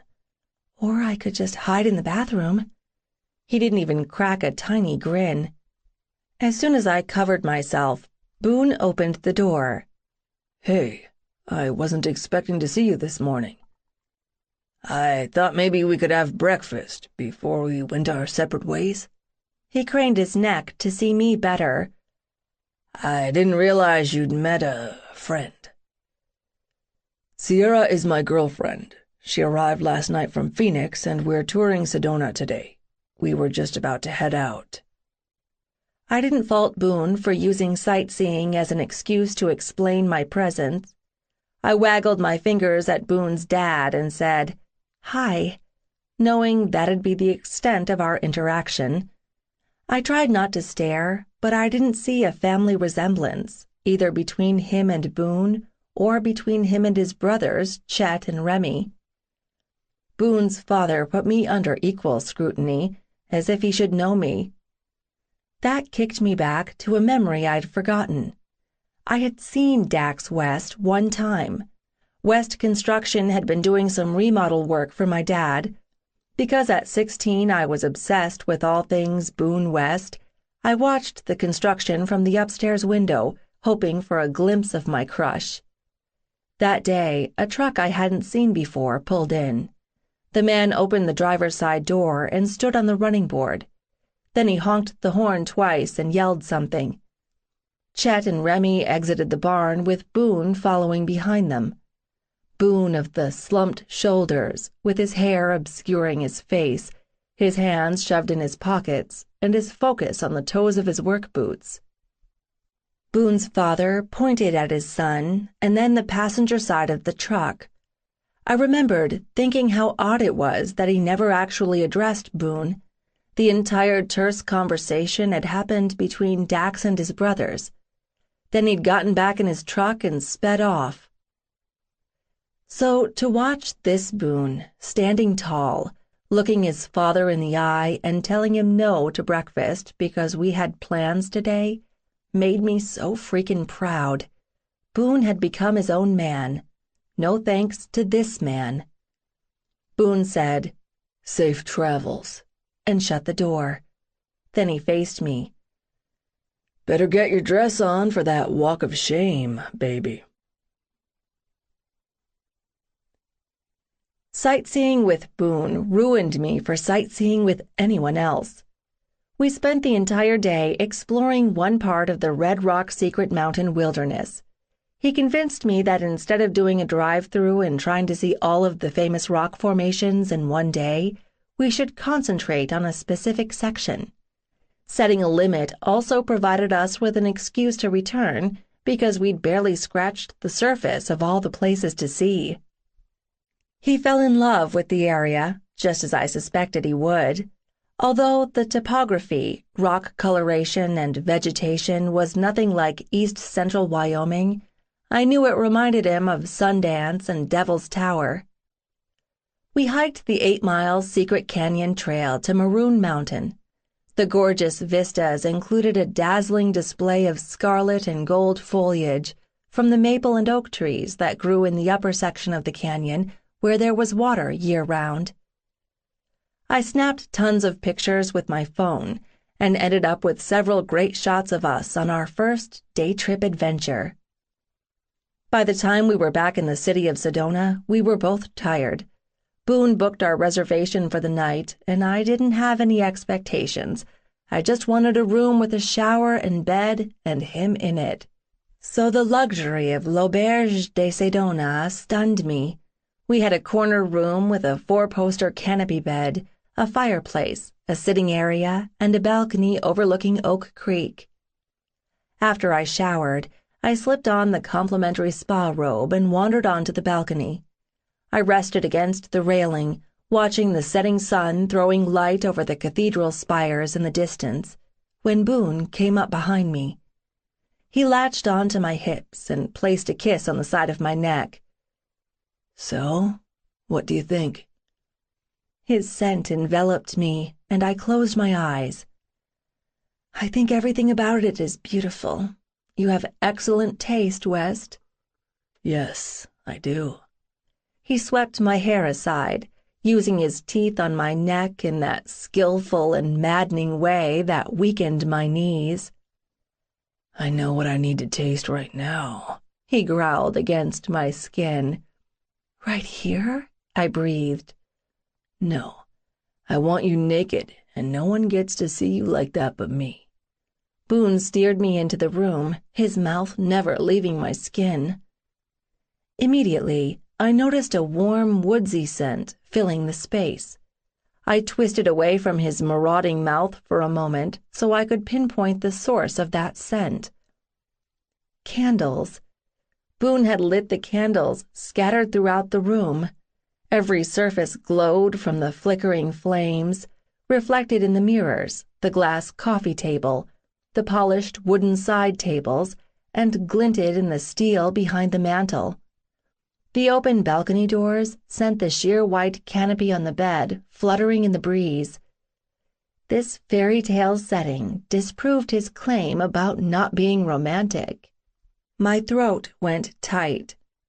Boone, what is all this?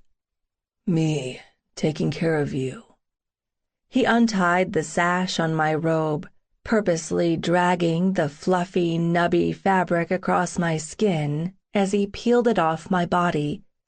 Then he murmured, "Sit in the chair by the fireplace." 4 fast heartbeats after my ass landed in the chair, Boone was on his knees, his hands spreading my thighs, his mouth on me. I let my head fall back and surrendered to his hot, wet, erotic kiss that broadcast his hunger. The first time I came, it was fireworks and flames, colors exploding behind my lids in time to the pulsating in my clit.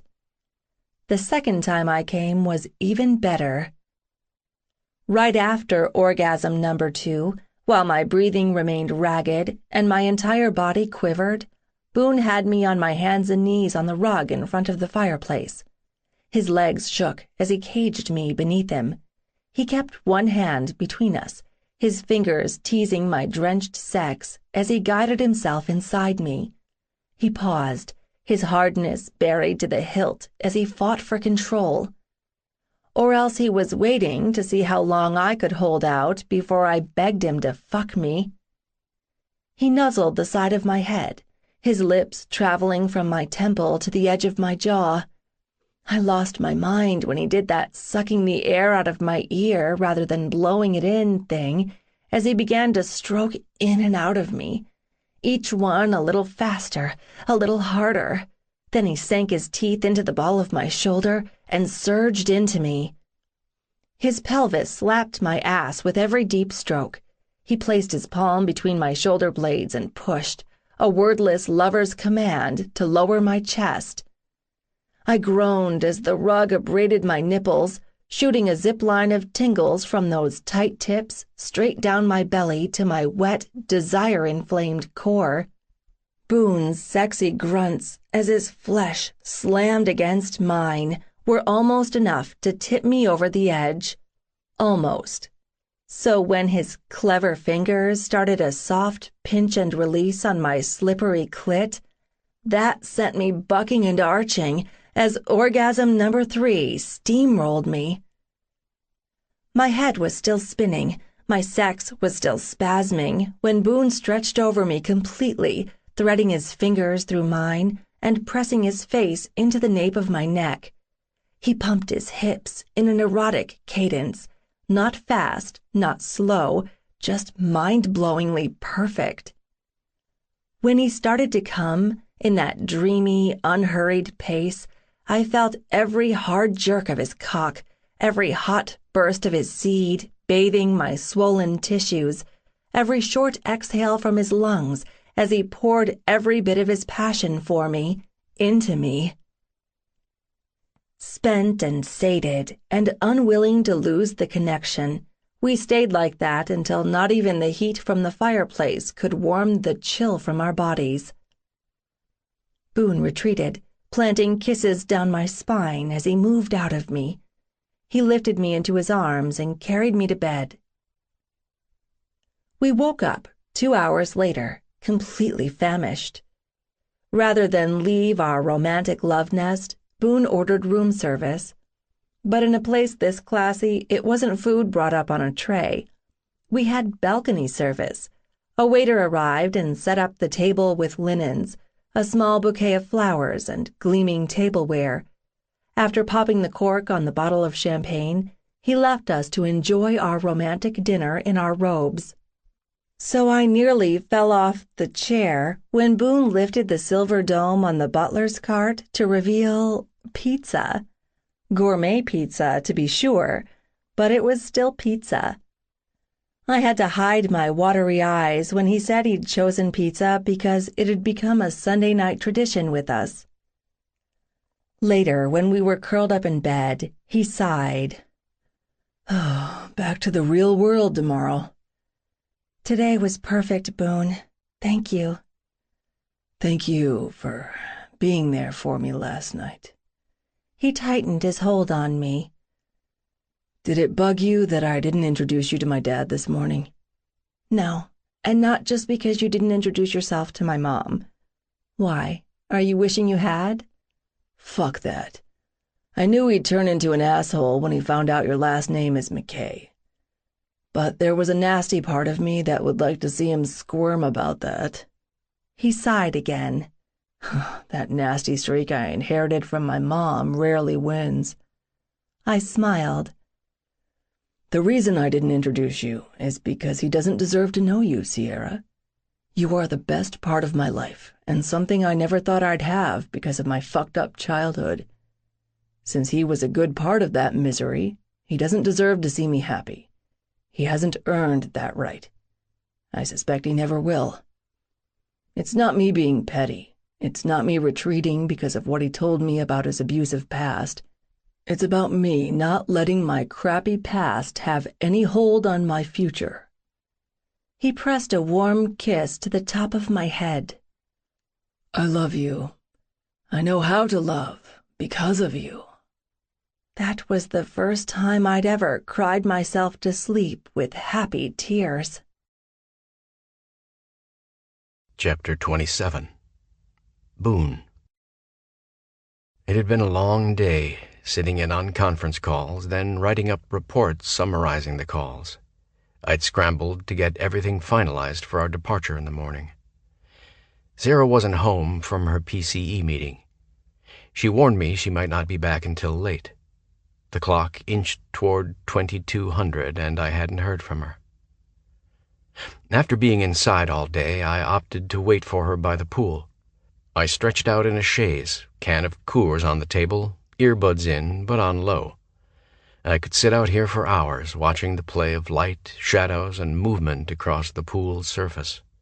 I figured this was as close as I'd get to a Zen experience. I heard the garage door go up. It amused me that as soon as Sierra didn't have to present a business image, she dressed down.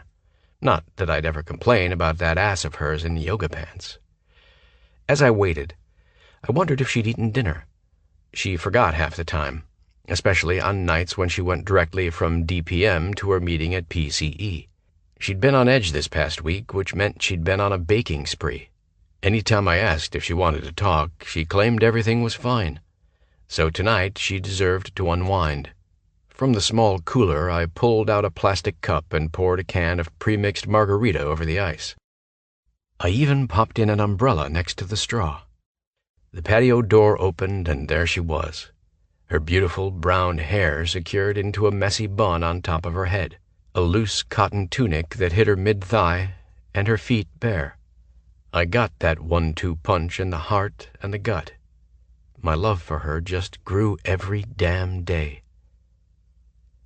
"I'm so glad you're out here. I'm sick of breathing recycled air in stuffy offices." Sierra smiled at me, the smile that was mine alone. Soft, sweet, sexy. Then she leaned over me. "Hi." She kissed me, starting out a tease, then she pushed her tongue past my lips and poured her passion into me, filling that empty space that used to be inside me with this, with everything. She took the kiss back down to sweet, gliding her damp lips across mine, and murmured, "I love coming home to you every night." "I love this domestic stuff, baby. I love that I have it with you." She sighed dreamily and stood. I reached down and snagged her drink, holding it up. "For my hard-working corporate executive." "God, I love you, West." "Back at you times a million, McKay. Have a seat." Sierra lowered herself into the chaise next to me on her front side, her head by my feet. She sipped her drink, and the dimple in her cheek popped out when she noticed the umbrella. "Nice touch." "Only the best for you." "Thanks for the blanket, too."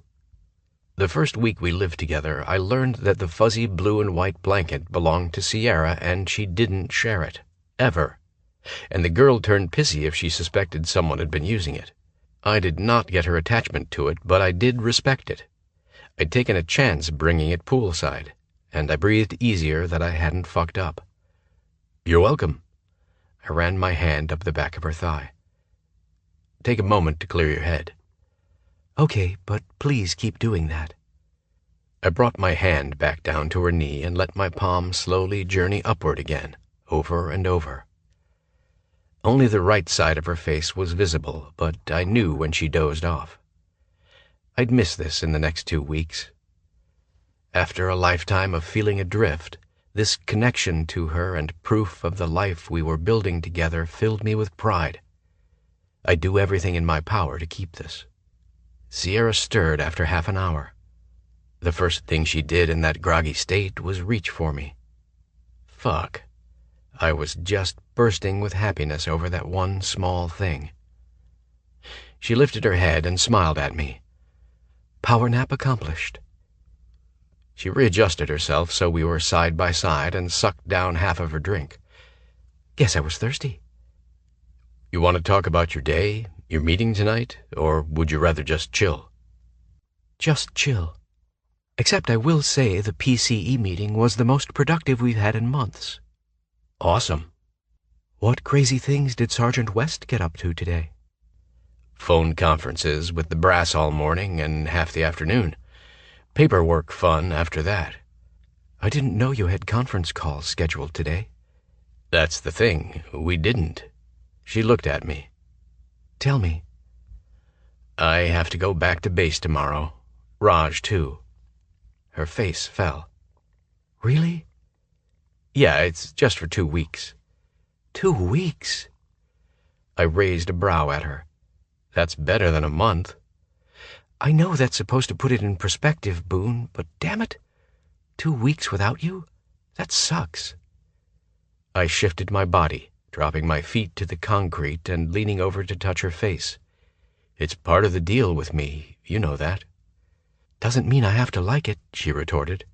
"And if you say I should get used to it, I'm gonna punch you in the junk." I laughed. "You're threatening to dick punch me when you won't see my dick for 2 weeks? Harsh." I lashed out. "Sorry." She smirked and eyed my crotch. "You know I'd never do anything to hurt our cock." "Our cock?" I repeated. "Mm-hmm. It's just as much mine now as it is yours." She slurped her drink and held a piece of ice between her teeth, her eyes glittering with devilment as she crunched down on it. Fuck me. She'd tortured me with ice last week. I'd actually begged her to let me come. Besides, our cock likes me better because it knows that I make it feel good." I laughed again. "That you do. So is it our pussy now, too?" "Nope, it's mine. Internal versus external thing that requires maintenance that you, as a man, wouldn't have patience for. But you have unlimited lifetime usage rights to my pussy." She grinned.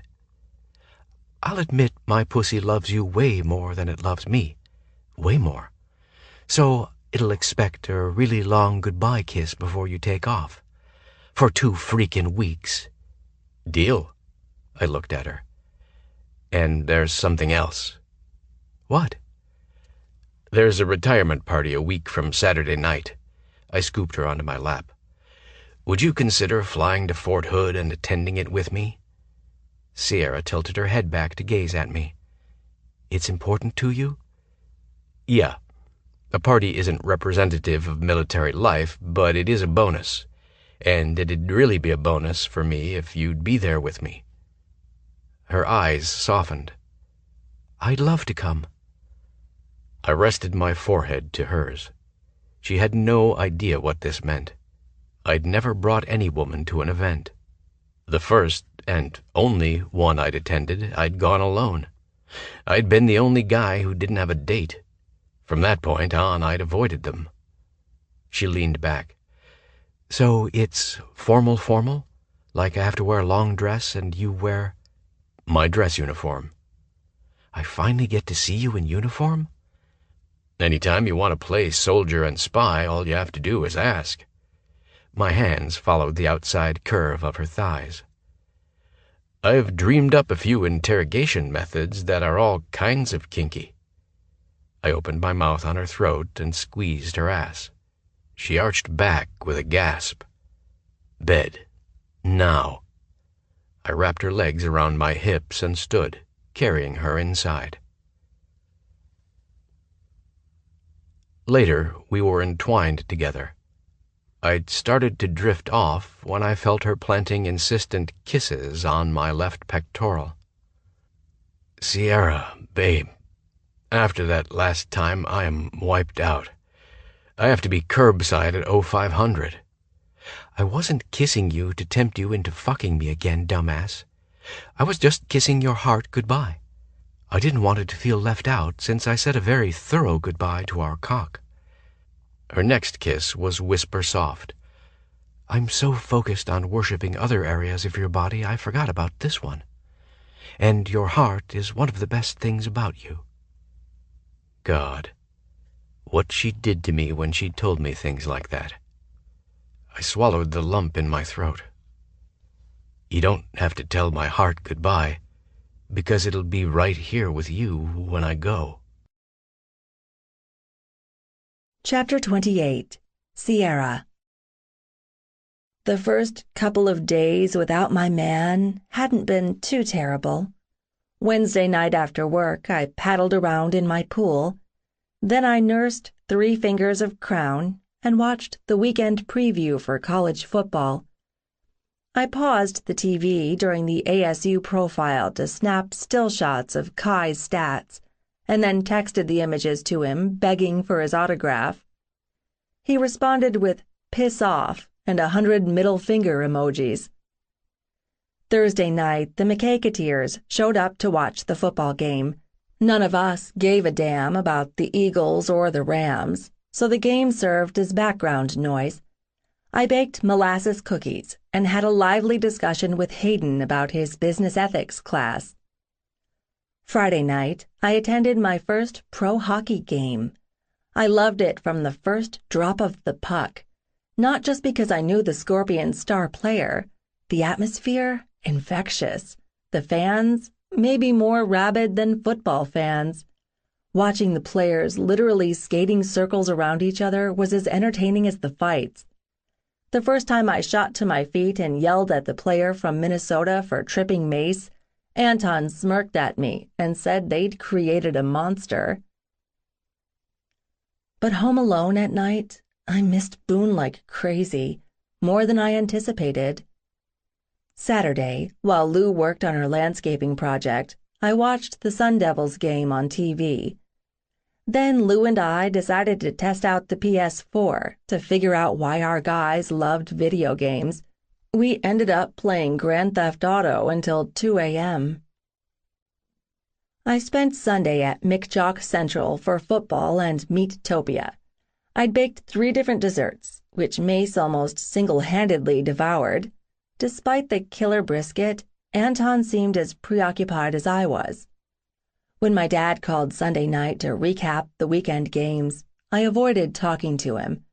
I hadn't told him about Boone returning to base, and I feared I'd blurt out the PCE offer just to gauge whether DPM would fight to keep me. That might make my decision easier. Or harder. Monday morning, I was dragging ass. Even Griff from Legal mentioned I looked tired. Yes, I'm tired, damn it. I stayed up too late having phone sex with my kinky boyfriend. Totally worth it, though. We'll be right back after this short message. Looking to burn fat without the hassle of fasting? Check out BioVanish. It's made with premium 9C fats from high-quality coconut extract, and it's here to help you lose weight the easy way. Studies show that 9C molecules can raise your BHB levels more than a strict keto diet, meaning your body finally starts burning fat as fuel. In fact, research from Temple University found that taking 9C fats daily boosts fat burning as much as fasting for 12 hours. So, would you rather skip meals all day or just mix BioVanish into a glass of milk? Ready to start burning fat the simple way? Click the link in the description to get BioVanish now and grab an exclusive discount while you're at it. BioVanish, fuel your fat burn. Now, back to the story. Friday afternoon, Lou plopped next to me on the couch. She rested her head on my shoulder and sighed. Oh, I miss Raj. As much as I missed Boone, I realized I'd missed Lou, too. She and Raj were shacked up at his sister's place, so last weekend was the first time just the 2 of us had hung out in ages. I missed heckling our favorite crappy TV shows. She hadn't updated me in weeks on how far she'd gotten with her senior design project. And she had no idea that I was considering taking a new turn in my career. I loved her, but I couldn't chance confiding in her about the full-time PCE offer. If she slipped up and told Raj and Raj told Boone, Boone would go, "What the ever-lovin' fuck?" because I still hadn't said a freaking word about it to him. The timing had been off, especially after he'd dealt with his dad's stuff. Then he'd gotten recalled to base. After nearly 2 weeks apart, bringing it up this weekend wasn't a priority. With limited time together, banging the headboard held more appeal than talking. "What are you fretting about?" Lou asked. "If my dress for this gala thingy is too slut-tastic." Lou lifted her head and batted her lashes at me. "Skanky-ass hoe. Have you been shopping at the stripper's discount store without me again?" "You're the skanky-ass hoe." I shoved her with my shoulder. "I'm serious. I do not want to embarrass Sergeant West, slithering in wearing the latest in hoe-bag fashion, or looking as if an Amish stylist chose my frock." "Which dress are you talking about?" "The backless blue beaded one." Disbelief distorted Lou's face. "Sierra McKay, you haven't been shopping? You actually thought you'd recycle a dress from college? Dude, this is Boone, the man you're in love with. He deserves to see you in a dress that'll bring him to his damn knees." "Oh my God, you're right. What am I going to do? I leave tomorrow." Lou popped to her feet and grabbed my hand, jerking me off the couch. "Get your purse. We will get this fashion crisis handled tonight." I'd overpacked for 1.5 days in Killeen, Texas. I didn't have to bring Boone muffins and cookies, but I'd baked plenty this week. So I paced in the room, wondering why I'd chosen a hotel without a minibar and stopping at the window every time as if I could see him pull up from the 6th floor. Hurry up and get here, Boone. I was about to climb out of my skin. I'd never had a case of nerves like this. 4 hours had passed since I'd arrived. Boone's meetings didn't allow him to pick me up from the airport. Hailing a cab to his place wasn't an option because he lived on base, and I didn't have an escort or a pass to get on a secure military installation. Boone had texted me 10 times, a new record for him. It ripped at his manhood that he couldn't fetch me from the airport. To kill time, I scrolled back through our text exchange. "B-Dub, you here? Me. I just got your text. I landed 15 minutes ago, and I'm waiting for my bag. B-Dub, it kills me not to be there. I'm sorry. Me. I know. I'm fine. Just take care of your stuff. B-Dub, I love you. Me. Back at ya." Then, half an hour later, "B-Dub, hotel okay? Me. It's good. B-Dub, be there at 6:30. Me.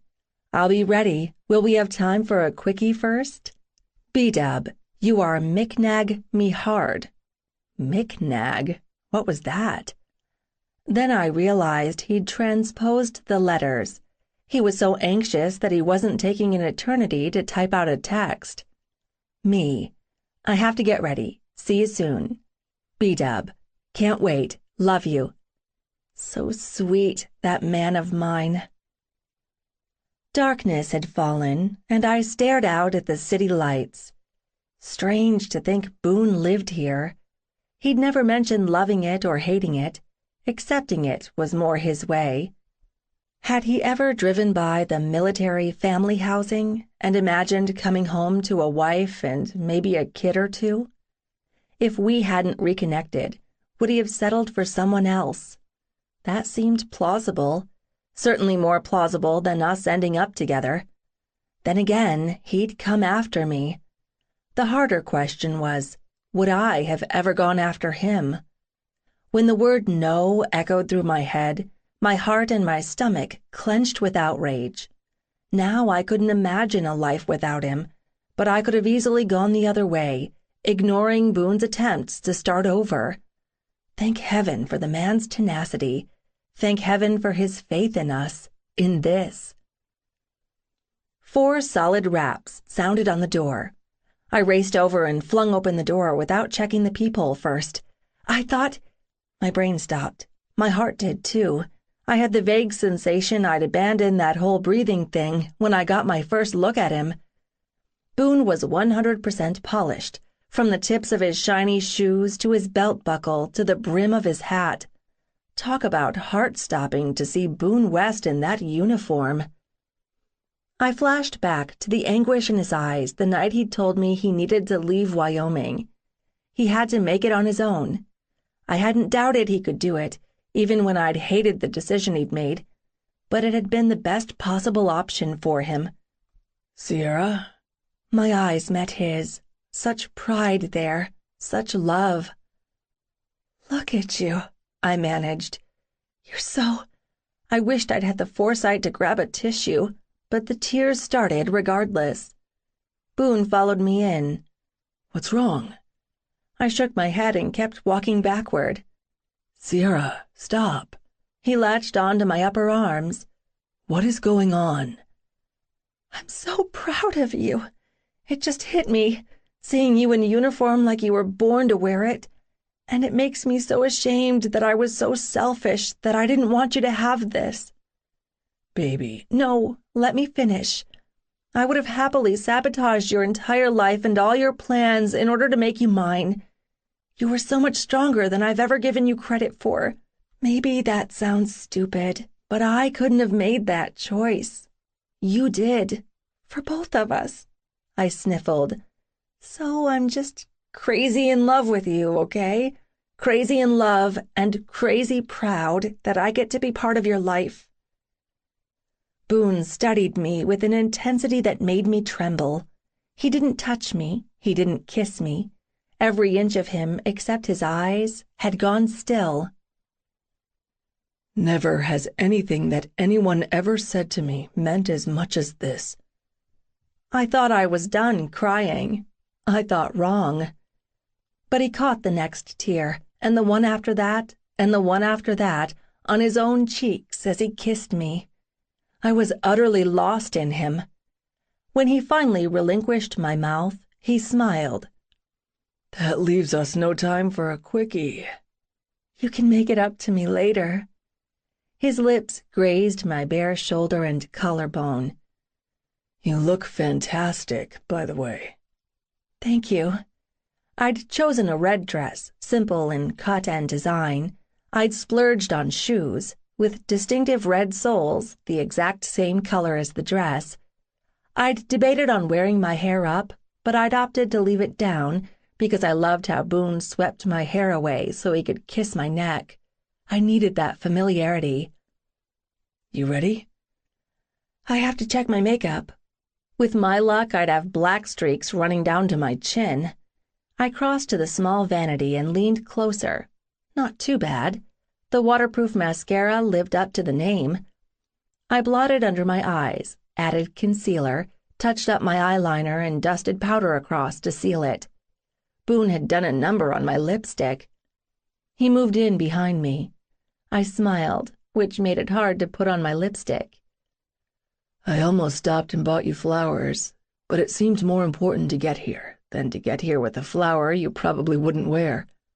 So freaking sweet. Keeping those dark eyes on mine in the mirror, he gathered a handful of my hair and delicately wrapped it around his palm. Then he pulled down hard, exposing the side of my throat. He dragged his lips up and stopped at my ear, sending chills through me. When we get back, you won't know what hit you. I'm going to fuck you like it's my right, because it is mine, just mine. His breath fluttered across my damp skin.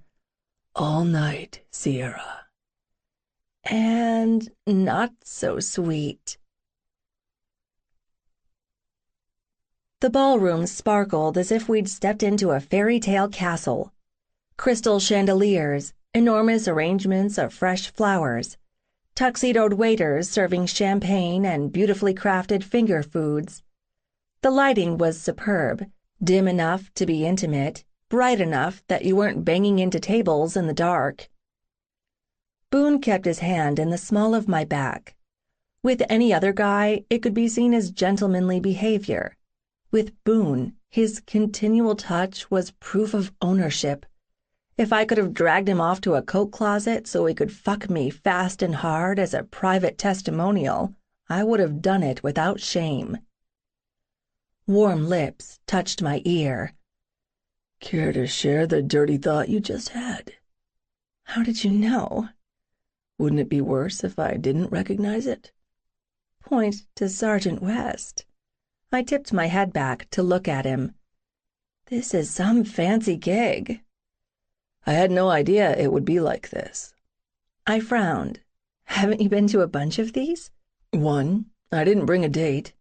I had no idea that was expected. So I hid by the shrimp cocktail and stuffed my face until I could escape. That image wrecked me. I discreetly drilled him in the stomach with my index finger. That breaks my fucking heart. Stop trying to make me cry, douche. He laughed. A couple joined us. The man offered his hand. At ease, West. Good to see you. I half expected Boone to salute. He shook the hand. Happy to have been invited. That she's mine hand on my back urged me forward. Colonel Livingston, this is my girlfriend, Sierra McKay. Sierra, this is our commanding officer. I had a momentary bout of nerves and fought the urge to curtsy and greet him in a fake British accent.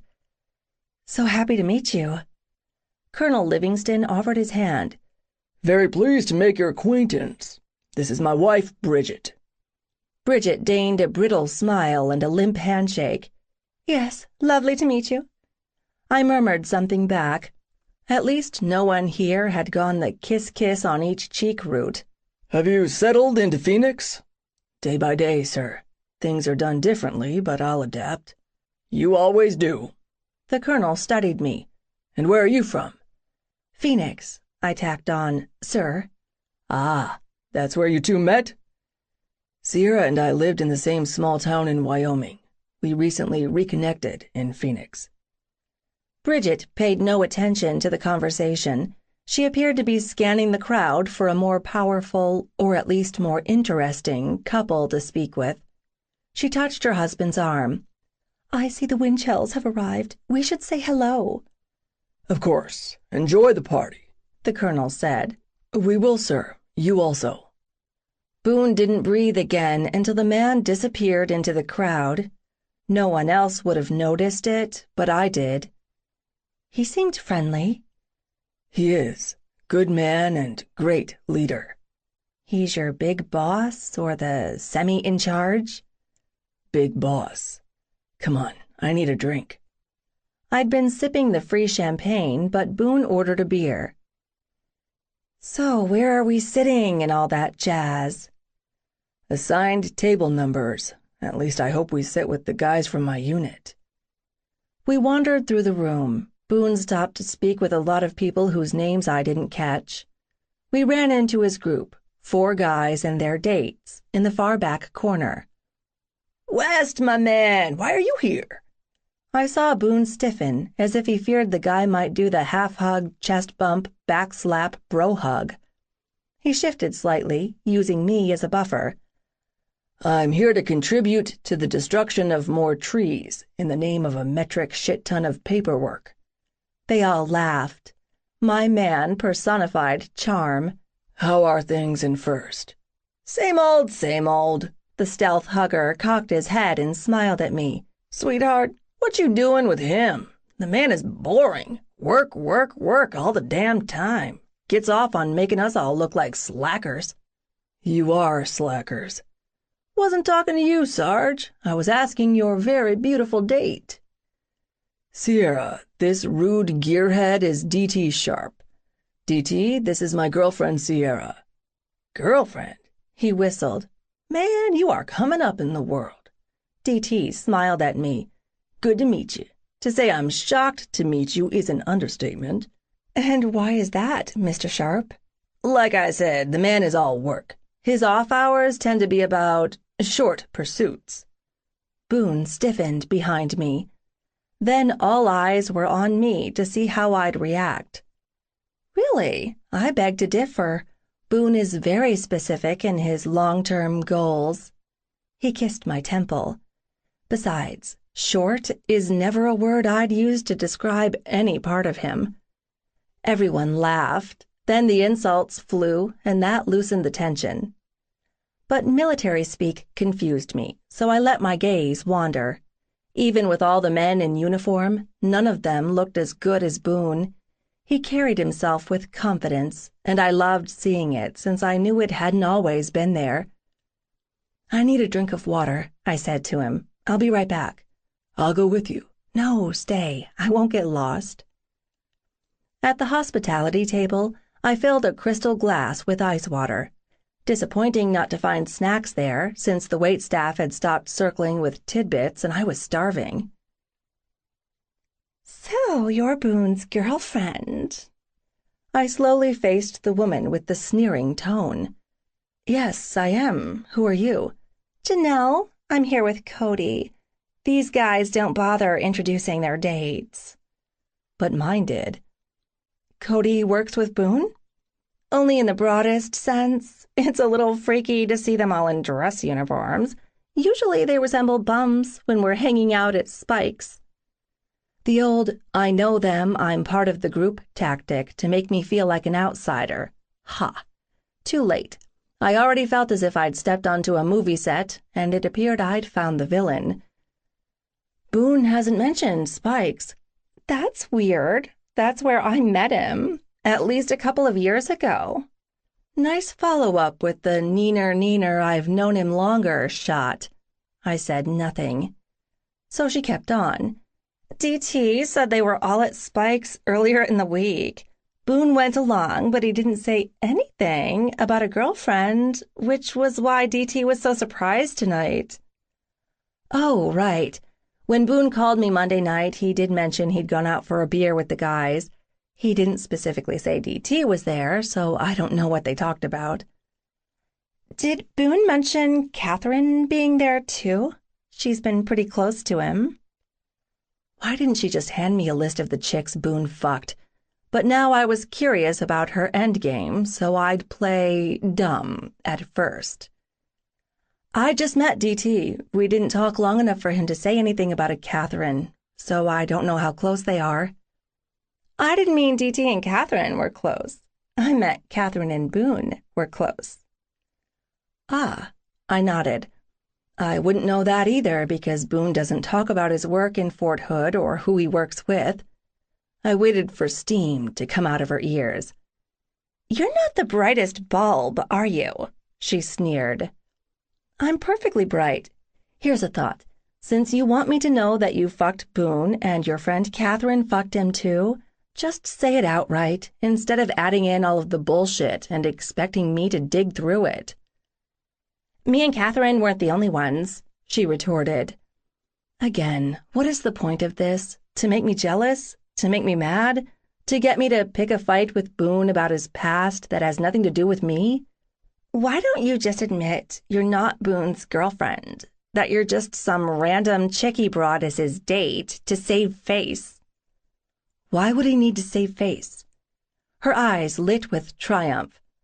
Because before he left for godforsaken Wyoming or wherever, he was complaining about having to attend this party because he'd been told by the colonel he couldn't skip it.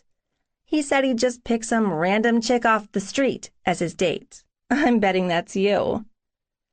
I smiled with complete condescension. If I'm a random chick, you think you still have a shot at him? Really? With all that you've told me about how very many women he's close to? You don't know. Oh, yes, I think I do. Boone fucked you once. You wanted more, even when you were aware he's the quintessential one-and-done guy. Maybe you fantasized he'd ask you to this event. So it pissed you off that he admitted he'd rather show up with some random chick off the street than with you or any of the other base rats who've hit the one-and-done threshold. You think you're so smart, but you don't know shit. No, you don't know shit. So I'll let you in on a little secret, Janelle.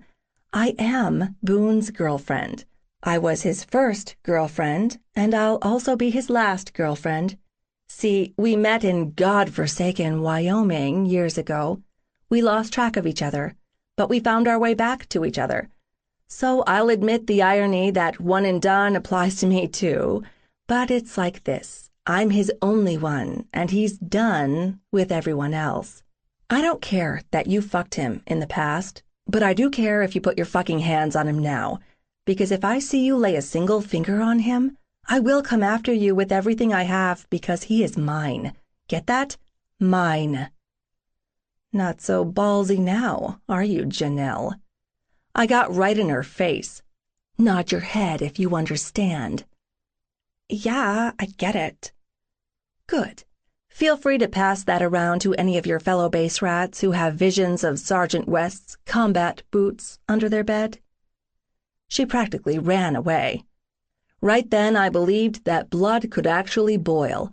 Mine rushed hot and fast and angry. My lungs were heaving. My heart raced. I needed that glass of water, with a goddamned crown chaser. Strong arms circled me from behind, trapping me. Boone buried his face in my hair. His body shook. I turned my head toward his and hissed, "Are you laughing at me, you rat bastard?" No, never. Jesus, His lips found my ear through my tangle of hair. I heard what you said to her. And? And I'm so fucking hot for you right now that it's taking every deflect combat maneuver I ever learned to stop me from dragging you the fuck out of here. Oh. 2 hours, then we're gone. Promise? Promise. Boone. I almost rented a limo to pick us up after the party, I murmured in Sierra's ear as she slipped the keycard in the door. Why? That'd be a classier way to fulfill your car sex fantasy that you keep bugging me about. Once we were inside the room, Sierra pushed me against the door and cupped my cheek in her hand. What is going on in that head of yours, soldier? Why would you think a limo would matter to me? Because sometimes I wonder if I'll ever feel worthy of you. How ironic. Because sometimes I wonder if I'll ever feel like I deserve you. We watched one another. You deserve a man who celebrates everything about you that is uniquely you. I turned my head and kissed the base of her thumb. A man who loves you like you are the sunshine that fills his days and the moonglow that fills his nights. How lucky I am that you are that man. She placed her hand over my heart. I love that I'm the only woman you've ever deemed worthy enough to share this poetic, romantic, utterly sweet side of yourself with. I didn't know it was there until you brought it out in me. Show me without words. No idea why my nerves kicked in. I knew what Sierra wanted in bed. I'd become an expert at giving it to her. Hard, fast, dirty, greedy, sometimes sweet and slow, sometimes funny, but always frequent. But maybe tonight I'd give her what she needed, what we both needed. I brought her mouth to mine for a long, exploratory kiss. She swayed against me, and I automatically righted her by latching onto her ass. My hands were rough, so I kept my touch light on the delicate fabric of her dress as I skimmed my palms up her back. When I reached her shoulders, I ended the kiss and whispered, "Turn around."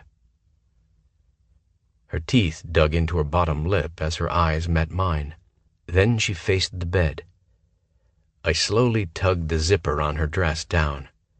I slipped my hands beneath the fabric as I peeled it away, planting kisses in a line down her spine until my lips connected with the section of skin between the dimples of her ass. Then her dress was a pool of red fabric on the floor. She hadn't worn sexy garters and stockings, just a fire engine red thong. So I could see every sexy inch of her, from the nape of her neck to the curve of her ass, down her long legs to the backs of her heels, still encased in sexy black stilettos. Fuck, she was just so beautiful. Her body trembled. From the cold or my intense perusal, didn't matter. I'd warm her up soon enough. I swept her hair off to the side, letting the hot wash of my breath choose the spot on her neck before my mouth descended. While I tasted her there, I continued to caress her with my fingertips, my palms, and the backs of my knuckles. Everywhere I could reach, her arms, the outside curve of her body from her rib cage to her hips, her belly, her breasts, her collarbones. She didn't speak. She didn't have to. I was already attuned to her. I felt every quiver and every goosebump. I heard every ragged breath and every tiny sigh. I caught the scent of her arousal and breathed in the perfume of her skin. This deliberate seduction of her was intoxicating me. A sheen of sweat coated my skin beneath my uniform. My cock was painfully hard. My chest felt tight. I had to lock my legs to keep myself upright. I'd become lightheaded from all the tactile and emotional sensations bombarding me. Then Sierra trapped my hand on her hip and turned back around to face me. She allowed one fleeting brush of her lips across mine before she began to undress me. Her hands were reverent as she smoothed them over my uniform. She had me unbuttoned, unhooked, and undone in no time. Then she stepped back and watched as I removed the last of my clothing until I was as naked as she. We reached for each other at the same time. We ended up on the bed, not a frantic tangle of limbs, but bare arms and legs slowly sliding and gliding together. I needed every inch of her skin touching every inch of mine, rubbing on mine. I spooned her from behind so my front side covered her back. Then we rolled across the sheets so I could feel the soft press of her tits against my shoulder blades as her hands mapped the front of my body from my face to my neck to my chest to my cock. I rolled her onto her back and levered my body over hers. Not in a push-up position, but my weight on her, my passion-dampened flesh sliding on hers, exchanging breath with open-mouthed kisses. She reached between us and guided me to her entrance. I pushed inside her warmth, her heat, her wetness until I couldn't go any deeper. I watched her face lost in pleasure, and part of the pleasure came from seeing her recognize the look on my face mirrored hers. Our bodies arched and moved together almost of their own accord. I didn't lead, neither did she. We were in perfect sync. The rising storm, the waves crashing and then hitting that crest, followed by the ebb and flow of passion. All cliched, but true. In that moment, she'd reminded me exactly what it meant to belong to her, body, heart, and soul. And I reminded her that her heart, her body, and her soul were safe with me. Chapter 29. Sierra. With the help of Red Bull, I survived my mid-afternoon Monday slump, which turned out to be a lucky thing because Phyllis Mackerly showed up. Even when it was probably stupid, I remained behind my desk and had her sit across from me. I needed every confidence boost, no matter how small. The tug-of-war between take the job and decline the job had started to feel like a stalling tactic to increase the perks. That wasn't it at all, and I told Phyllis as much. You don't even need to clarify that for me, Sierra. Thank goodness, but what I am about to tell you will sweeten the pot. She grinned. Or more accurately, will make the pot runneth over. I squinted at her. Did you and Tequila have a reunion and a little afternoon delight? Phyllis giggled. I'll admit I do feel almost high right now. Okay. Ask me why. She fairly bounced in her chair. Go on. Why are you so giddy? I had a phone call from Pashma Wickersham this morning. Get out. Seriously? Seriously, and she called me. Tell me, damn it. Was she headhunting you or what? That wouldn't surprise me. Phyllis was brilliant and generous and exactly the type of leader that an organization like Women Entrepreneurs International, WEI, wanted on their roster. Pashma Wickersham, the president of WEI, had outstanding accomplishments in the decade she'd been at the helm of the organization. The founding members of PCE had used the WEI business model, and we'd embraced Pashma's philosophies for business and life. No, dear, she wasn't headhunting me. Phyllis grinned. She's headhunting you. What? I must have misunderstood. Or more specifically, WEI has been watching PCE for the last year. They have? Yes, and they would like to bring PCE in as a charter. No way. I absolutely would not joke about this. Oh my God, oh my God, oh my God. I pushed my chair back and jumped up and down a couple of times. I might have screamed. Phyllis was laughing at me. I knew you'd react this way.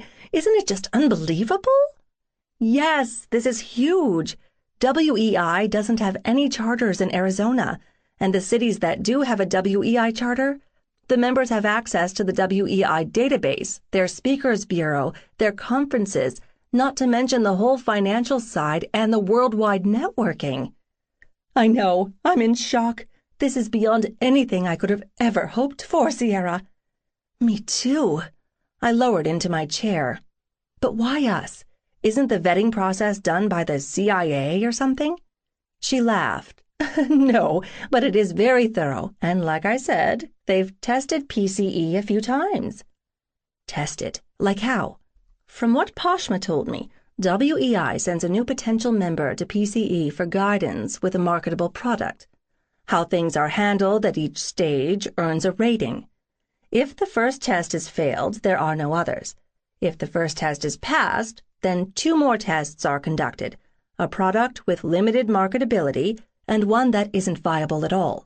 Evidently, honesty earns the highest value points. PCE passed all 3 tests. We passed the requirements for a well-run, well-organized meeting that is welcoming to new members, yet continues to be relevant to existing members. We show continued membership growth. We have a variety of mentors across age, race, cultural, and educational backgrounds. In fact, PCE had the highest test values of any charter in the past 4 years. I could scarcely wrap my head around all of this. And that is what brings me here, Sierra. If you accept the directorship of PCE, you will in effect also be the chair of the WEI charter. Holy fuck! Not a bad thing to have on your resume at age 23. All of a sudden, I felt like I was suffocating. This was too much. This was the big leagues. The big, big leagues. Sierra, Phyllis said sharply, look at me. I raised my gaze to hers. You can do this. I never would have agreed to mentor you or offered you the directorship if I didn't believe that you're more than capable.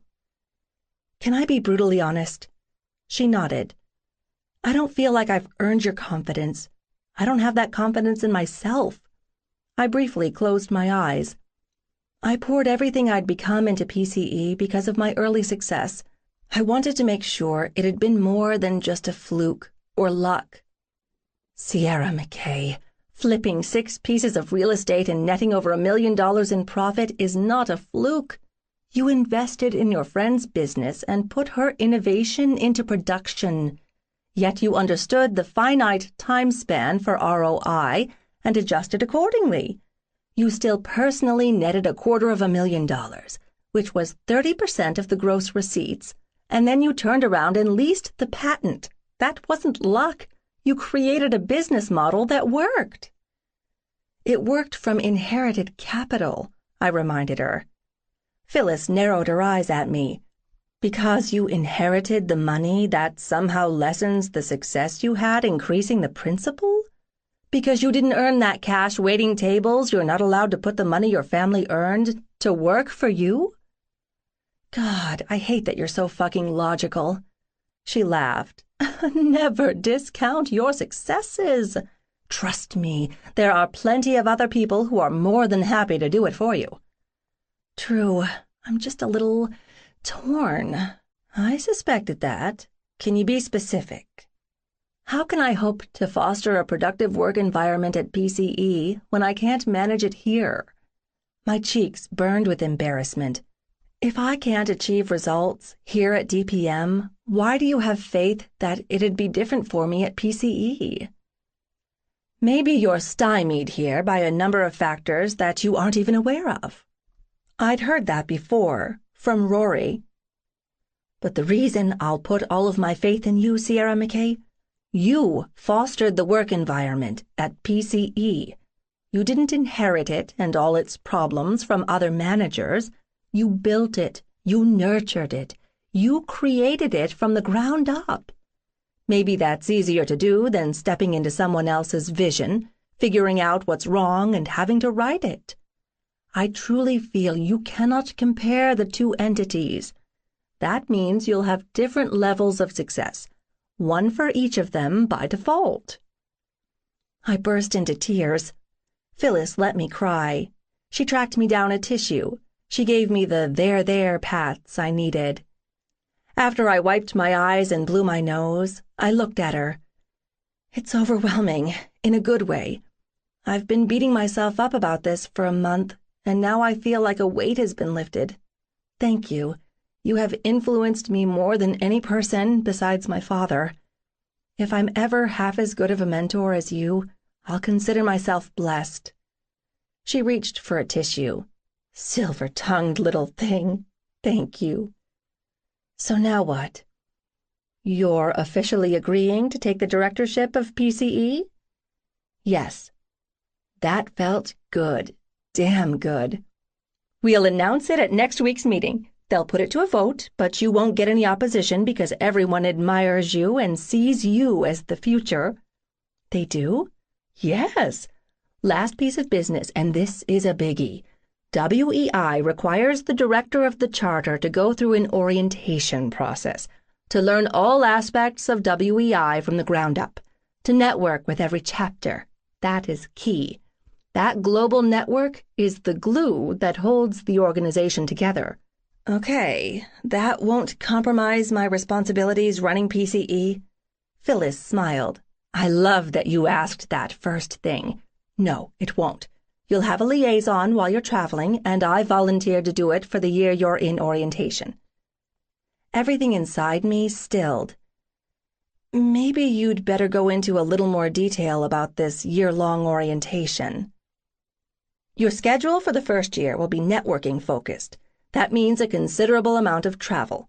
I've been told not to expect you to be in the PCE offices more than 5 days a month." "Only 5 days a month? But just think where you'll be the other 25 days, anywhere from India to Pasadena, doing everything from listening to tips on securing international financing to giving seminars on finding your niche in the marketplace." I heard what Phyllis said, but above it, in a high-pitched panic tone, I heard, "Only 5 days a month? Only 5 days a month? Only 5 days a month?" What the hell had I agreed to? My brain immediately started a war. This is the opportunity of a lifetime. 1 year is nothing. No, she withheld crucial information about the travel schedule because she knows no sane person would agree to that. No sane person with a life or a family or in a serious relationship. Then it sort of clicked. As far as Phyllis knew, I had none of those. Except now I did. How could I tell Boone I was taking off for a year when he'd requested the Phoenix program because I lived here? Would he think I'd taken the job as some kind of revenge? This is why you should have talked to him about it. "Sierra?"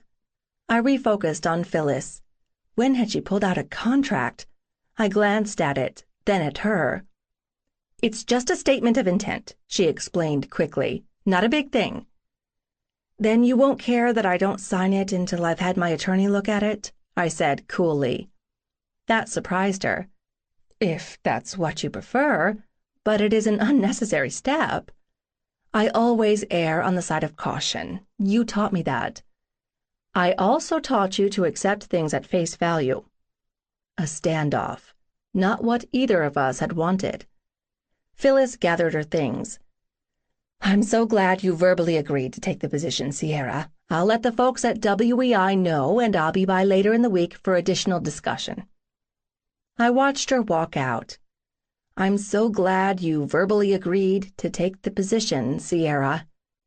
If I backed out and pushed my point that a verbal agreement isn't binding, I'd lose any credibility I'd earned. If I backed out, I wouldn't be welcome in PCE, a business I'd poured my blood, sweat, tears, heart, and soul into. But I didn't want to back out. This was an opportunity any woman in business would kill for. This wouldn't ever come along again if I didn't take it now. And what about Boone? Are you willing to sacrifice what you're just building with him? If the situations were reversed, he wouldn't worry and fret over taking the next step in career advancement and fulfillment. He'd just do it. He'd do it without asking for your opinion because he's done it before. But things were different then. The more I obsessed about it, the more I had no freaking clue what I should do. Eventually, I decided my only option was to talk to my dad. In person. I told myself I wasn't running from my problem when I booked a flight to Wyoming. Chapter 30. Boone. I hadn't heard from Sierra in 36 hours, and I'd started to get worried, especially since she'd acted weird and distracted the last time we'd spoken on the phone. Lou claimed she hadn't talked to her for 2 days either. I didn't want to worry her dad, so I didn't reach out to him. I just hoped her sister would answer a call at 7 a.m. from an unknown number. She picked up with, "This is Rory McKay." "Rory, this is Sergeant Boone West." "Oh, don't you sound all official and big-time Army guy. So why are you calling me Sergeant Boone West?" "Have you heard from Sierra?" A pause. "You haven't?" "Not for a solid day and a half, and that's not like her." "Well, I saw her last night, as a matter of fact. She's in Wyoming, staying at the cabin." Immediately, my heart slammed into my throat. "What the hell is she doing? Damn it, did something happen to Gavin?" "He's fine. Didn't she tell you she was coming home?" "No. I've been in Fort Hood for the last 2 weeks. She flew down for the weekend, and I took her to the airport on Sunday.